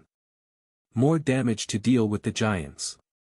"Oh, and I can do group defensive and support buffs as well. The basics, like strength, damage, eternal lightning, barriers and such." "Well then, friend, welcome. Let's get this started before we lose our spot in the queue." Carl checked the group and found that it was almost all elven rangers and druids, with one warbear berserker at the lead. Not a lot of diversity, but not warriors. Then, he realized that there were 3 members of his group. That was a huge improvement over most places, but the more that Carl looked around the area, the more he noticed that the elves suffered from a glut of rangers the way that the humans suffered from too many warriors. And not even beast rangers. Just the regular, unadvanced version, but with a tag that called them, Elven Rangers. "Greetings, Carl of the Darklight host. Might we ask how your actual combat power is? It's challenging to tell your true power level, but you still feel like you're at the peak of Void Immortal with an incredibly powerful physique." Carl nodded. "That should be close, I think. But my true power comes from the summoned golems, and my bonded beasts. There is a blood destruction spider that will join us once we are inside, so her presence doesn't mess up the team member count. The dungeons only count her separately when she enters on her own." The ranger nodded. He understood the concept, as it happened to rangers who had bonded monsters. "Alright, we will take you along. It might weaken the bosses a bit, but that's not always a bad thing, as it helps lower the risk of accidentally pulling a supreme-ranked boss." That was the point when Carl understood perfectly why Kara wanted to go to this dungeon. If the team was already on the verge of pulling a supreme-ranked boss, and then you added Carl and Kara, the resultant chaos and blessing of the world dragon would almost definitely cause it to advance, even without having to do anything on their part. They all stepped into the dungeon, and Carl briefly regretted that he hadn't stopped Kara from sending away the blue dragon. She would have loved what was about to happen here. "So, I don't suppose that any of you have arachnophobia, do you?" Carl asked, before waking Ray for the fight. "No, we're good. There are spider goddess followers in this region as well." Carl chuckled as he began calling out his golems. First regular, then the Sero-form greater golems, followed by Oathbreaker as epic golems, since he didn't want to offend the elves by calling kings or high priestesses, and anything else would be too large for the situation. Then his Lamia-form bodyguards, with the Haint Claw and the Haint-shaped epic guard to lead their team. The Army of the Dead brought out a dozen spectral knights, and then Carl called on the army of nature's vengeance, and grabbed 10 dryad queens. That's a spectacular number of summons. No wonder you weren't concerned about being dead weight even if the fight was a bit over your level, the berserker noted. Oh, we've not started the fun part yet. Meet the Lady Ray Bloodbath. She will be leading the arachnid infiltration team. Ray appeared with her pair of golems, then her spectral knights joined Carl's. But the real spectacle was the 100 diamondback rock spiders that Carl called to join her. Gah, no wonder you asked if we were arachnophobic. That is a lot of spiders. Are they some sort of illusion? Carl shook his head. No, they're a form of golem. They only have 2 basic attack skills, but it's more than enough for them to do their jobs. One is a sticky web, the other is toxic strikes. Unless something in here is immune to poison and control, they should be fine. You did say that it's all giants, or members of the Titan clans, I suppose. So, this fight shouldn't be anything that they are going to struggle too much with.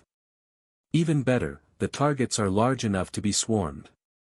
For a second, they didn't understand. Then, Ray spotted the first group of giants, a pair of 4 armed titans who had their backs turned to the entrance and were joking with each other. 101 spiders launched through the air at speeds that were very close to supersonic, and slammed into the titans hard enough to take them both to the ground, where they were wrapped in sticky webbing, while being repeatedly stabbed. Then, both of them simply exploded, as Ray used blood destruction to finish them off. Holy shit. Right? She's incredibly stabby.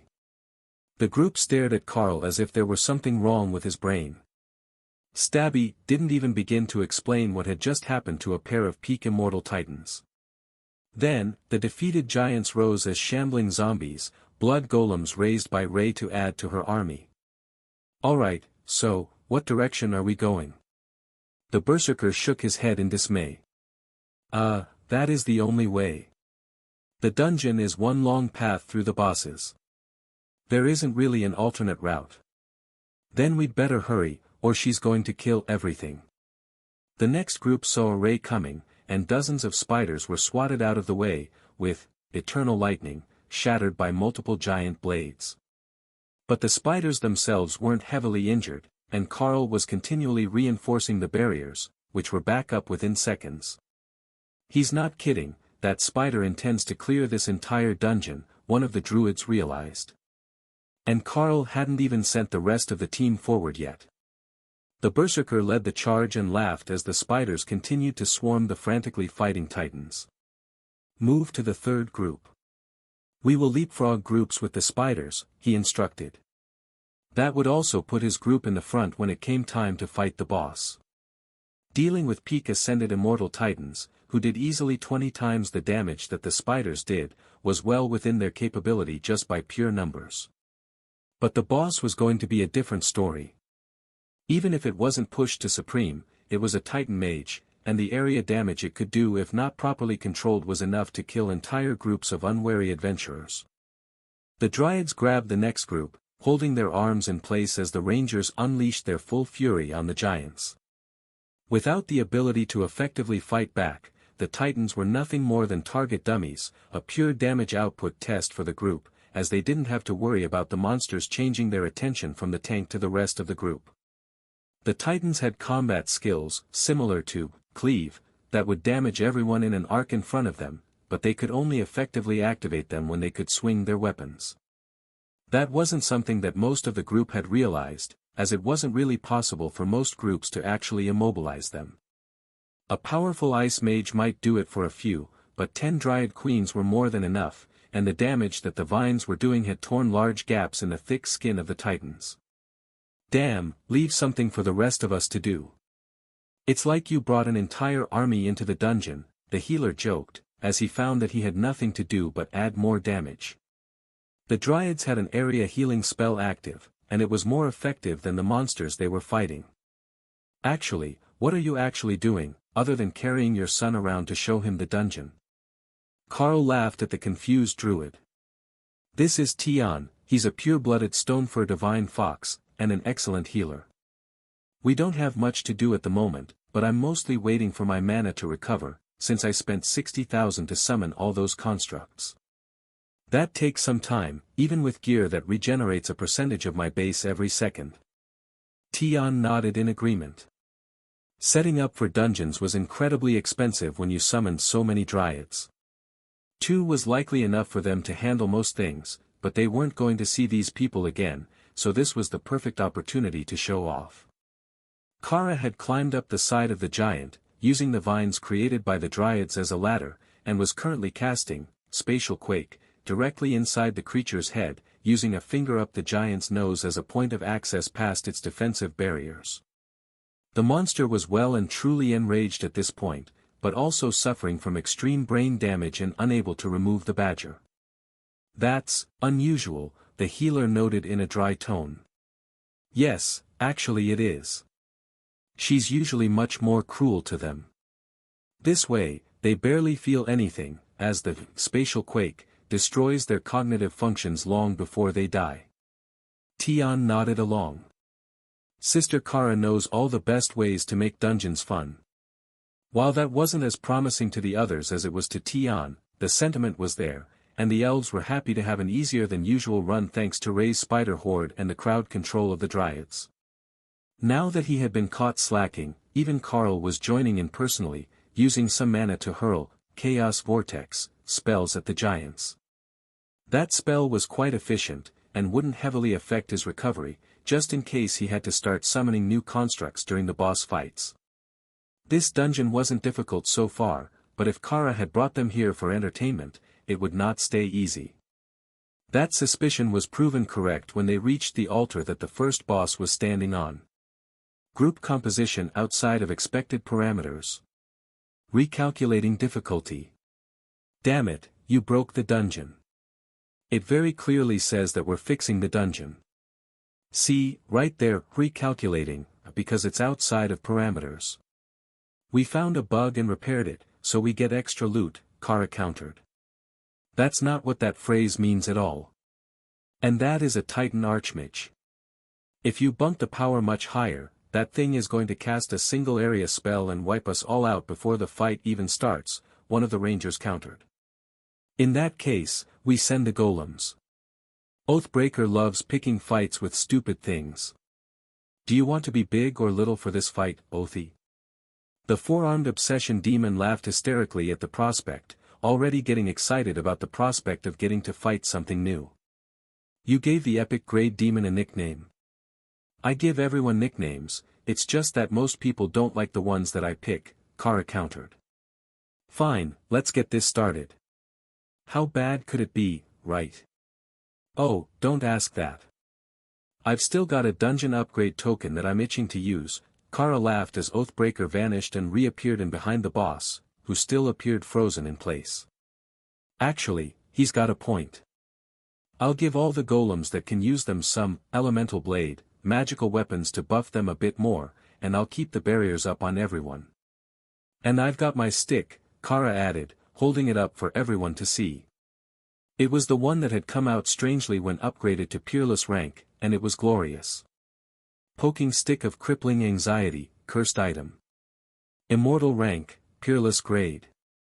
Adds a secondary effect to all skills that causes crippling anxiety to the target.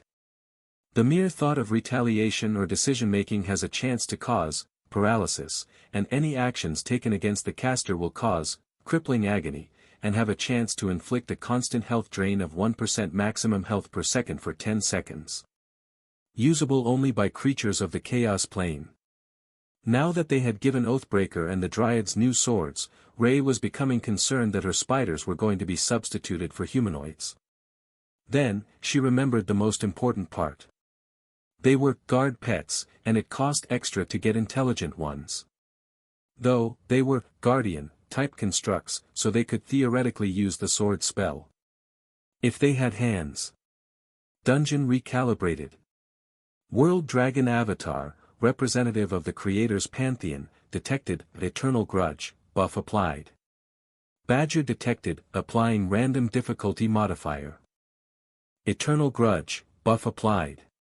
All Titan God followers deal 50% increased damage.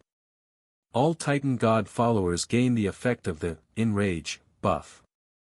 Badger modifier applied, dungeon difficulty at 1.01x standard. You cheap chintzy dungeon. Give me my difficulty settings. Kara shouted, looking up at the sky. The team members laughed as they realized that the dungeon's random modifier had only changed the difficulty by 1%. That was probably a good thing, as everything in the dungeon was now doing 50% more damage, and enraged, which increased the monster's strength and agility. And now the boss was starting to move again. Tion, some buffs, please. The little fox calculated the mana consumption and damage output of the group, and decided that, Inspiration, with its 40% attack speed increase would not be the best call this time. Instead, he played the Hymn of Heroism, which increased skill damage by 50%. But not before getting the fight started in style. There once was a giant named Brock, he washed himself with a goblin's sock. His height was short, his arms were weak, too fat to see his. The giant roared as, vicious mockery, hit him, and Kara patted the little fox on the head. You're getting better at this. Oathbreaker attacked the Titan Archmage's back as it took the first step toward Carl and Tion, distracting the boss and turning it away from the group. That was when Tion began to play the Hymn of Heroism, and everyone felt their skill power increase. A flurry of skills slammed into the boss as the golems charged toward the boss. However, Carl realized that there was an issue.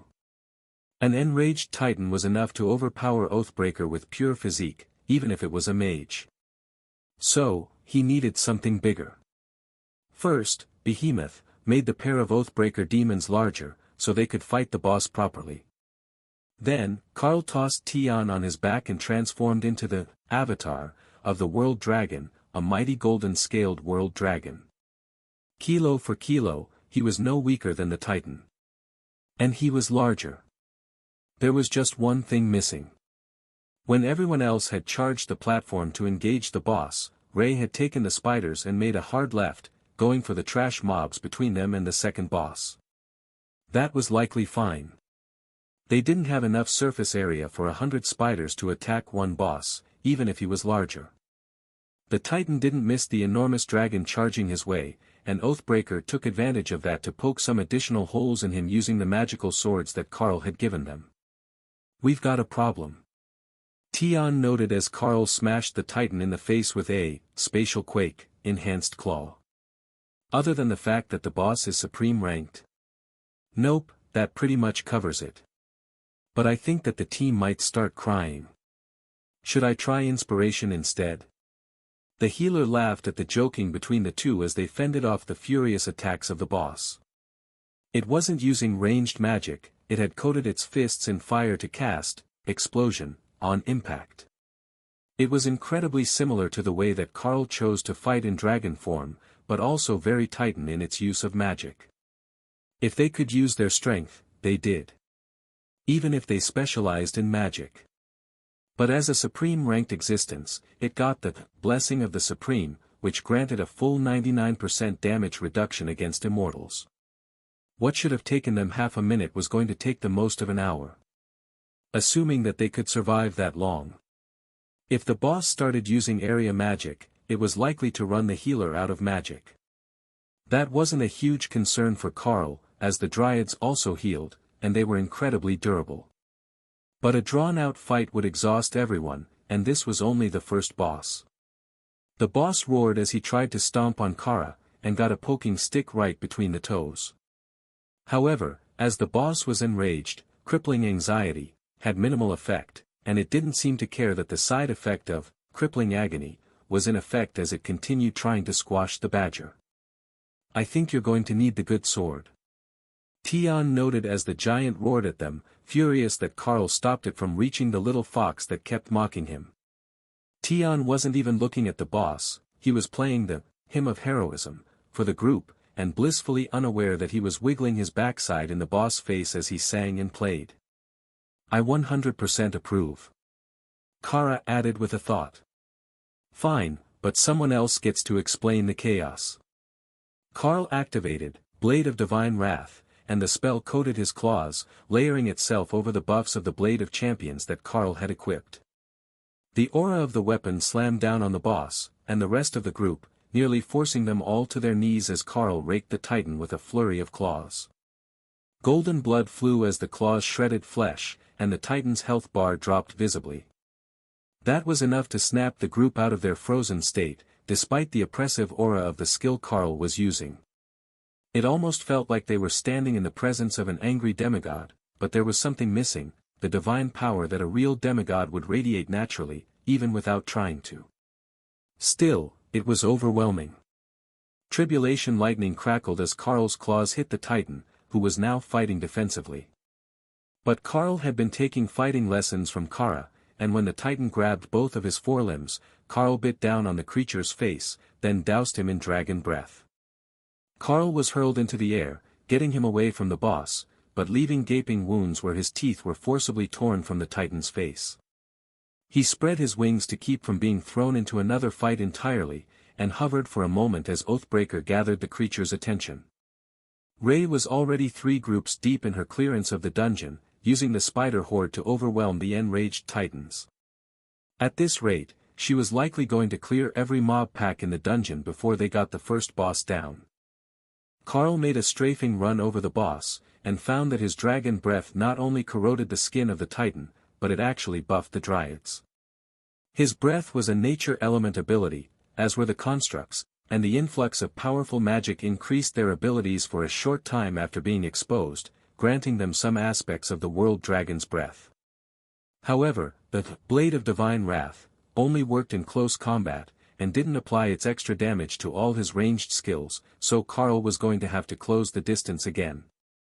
As he closed the distance, Carl shifted into Tengu form, so he could continue to fly, but also get close enough to fight. The power of the Blade of Divine Wrath coated his sword as Carl swooped behind the boss and flicked a half-dozen fast attacks into its back before it realized the threat. The transformation had caught it off guard, and it didn't realize that Carl had gotten close until it was too late. Carl flitted out of the path of its retaliation, and the Titan changed tactics, casting a flame blast area explosion so fast that even Kara couldn't stop it with nullify. The Badger was impressed. It wasn't often that she found an enemy that could get around her favorite methods of trolling mages, but this one had managed it. The spell also didn't have any lingering effects, only the initial burst of damage, so there was nothing else for her to stop. Vines lashed out from the Dryads, as the last batch were burned away. But on the flame-coated body of the boss, they didn't last long, and the Dryads were continually trying to regenerate them. They were epic-grade summons, but they were a hybrid of control and healing, not a pure damage summon like Oathbreaker, who was greatly enjoying the chance to hack apart a Titan. The Titan buffed itself with some sort of speed boost, and Carl was flung away again as he parried before Kara nullified the buff. Then, he was back in combat again, only to be hit with that flame explosion. The Dryads all had healing auras going, which were keeping everyone healed, but there was a real risk that even with Eternal Lightning, some of these team members might get two-shot by that skill. While Carl had a huge amount of damage reduction, and the skill wasn't doing any major damage to him, just the amount that he could ignore with limited invulnerability, was half the health of some of the elves. Damn it, the Avatar doesn't even feel those hits. No wonder that guy wasn't worried about the power level, the Berserker complained as a quarter of his health was drained in a single hit. Kara winked at him and cast limited invulnerability. If you just had more health, this wouldn't hurt so much. Limited invulnerability is limited, after all. You need to be properly tanky for it to work the way it's supposed to.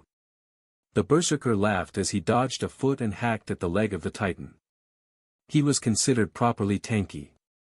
That was his role here in the dungeon. But compared to Carl, you might as well be expecting him to go up 2 ranks at once. There was just no comparison. Can't he tone down that weapon? Nope. It's the only thing that we have which does so much damage. My poking stick does 1% of maximum health per second, and Ray's poison does the same, with up to 5 stacks. But she's gone to clear out the rest of the dungeon. And her poison is likely reduced by the rank difference. Which was why she left, though Kara wouldn't say it. Plus, the stupid boss kept resisting the effects of her poking stick, and she couldn't nullify the enrage effect from the dungeon that was making her best toys ineffective. On the other hand, the toxins from the thorns on the vines that the dryads were using were really adding up. Even between Karl's attacks, the boss' health was steadily ticking downward. The air shook as Karl increased his speed to make a strafing attack at the Titan's neck, while it was busy with the vines. His blade cut a deep furrow around the monster's throat, and then Karl found himself flung away as a burst of flame hit him. If it weren't for the fact that they had 10 epic dryads, the group would have wiped by now. The healer was struggling with mana, and everyone was taking half their health in damage every 5 or 10 seconds when the boss used that skill. But they were winning.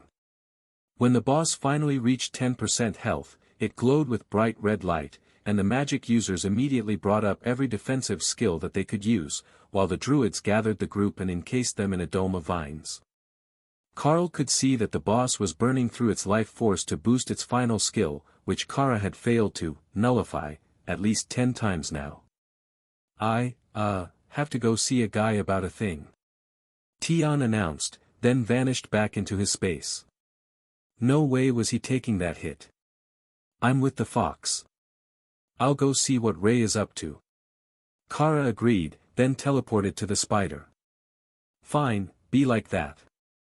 Karl activated Soul Harvest, and merged with the Haint as he stuck the Blade of Champions into the boss. Soul energy flowed into Karl at a rate so high he could feel his power matrix shaking, but he didn't let up. The red light of the boss was fading as the soul energy powering it was drained away. But it was too late to stop it. The blast detonated, turning the boss to little more than a ball of energy that the Blade of Champions and the Haint were eagerly absorbing, even as Karl was crushed into the ground with his entire body aflame. The blast incinerated both Oathbreakers, tore through the vines, and the nature element barrier that the dryads had created, as well as the defensive spells that the group had erected. However, the dryads weathered the blast, and their forms shielded the group from the worst of the blast. I get it now. That's it. Hawk cheered from his space. He had finally grasped the last aspect of the fire element that he had been working on, and the Dark Flame Phoenix's power began to soar as he reached into the Ascended Immortal stage.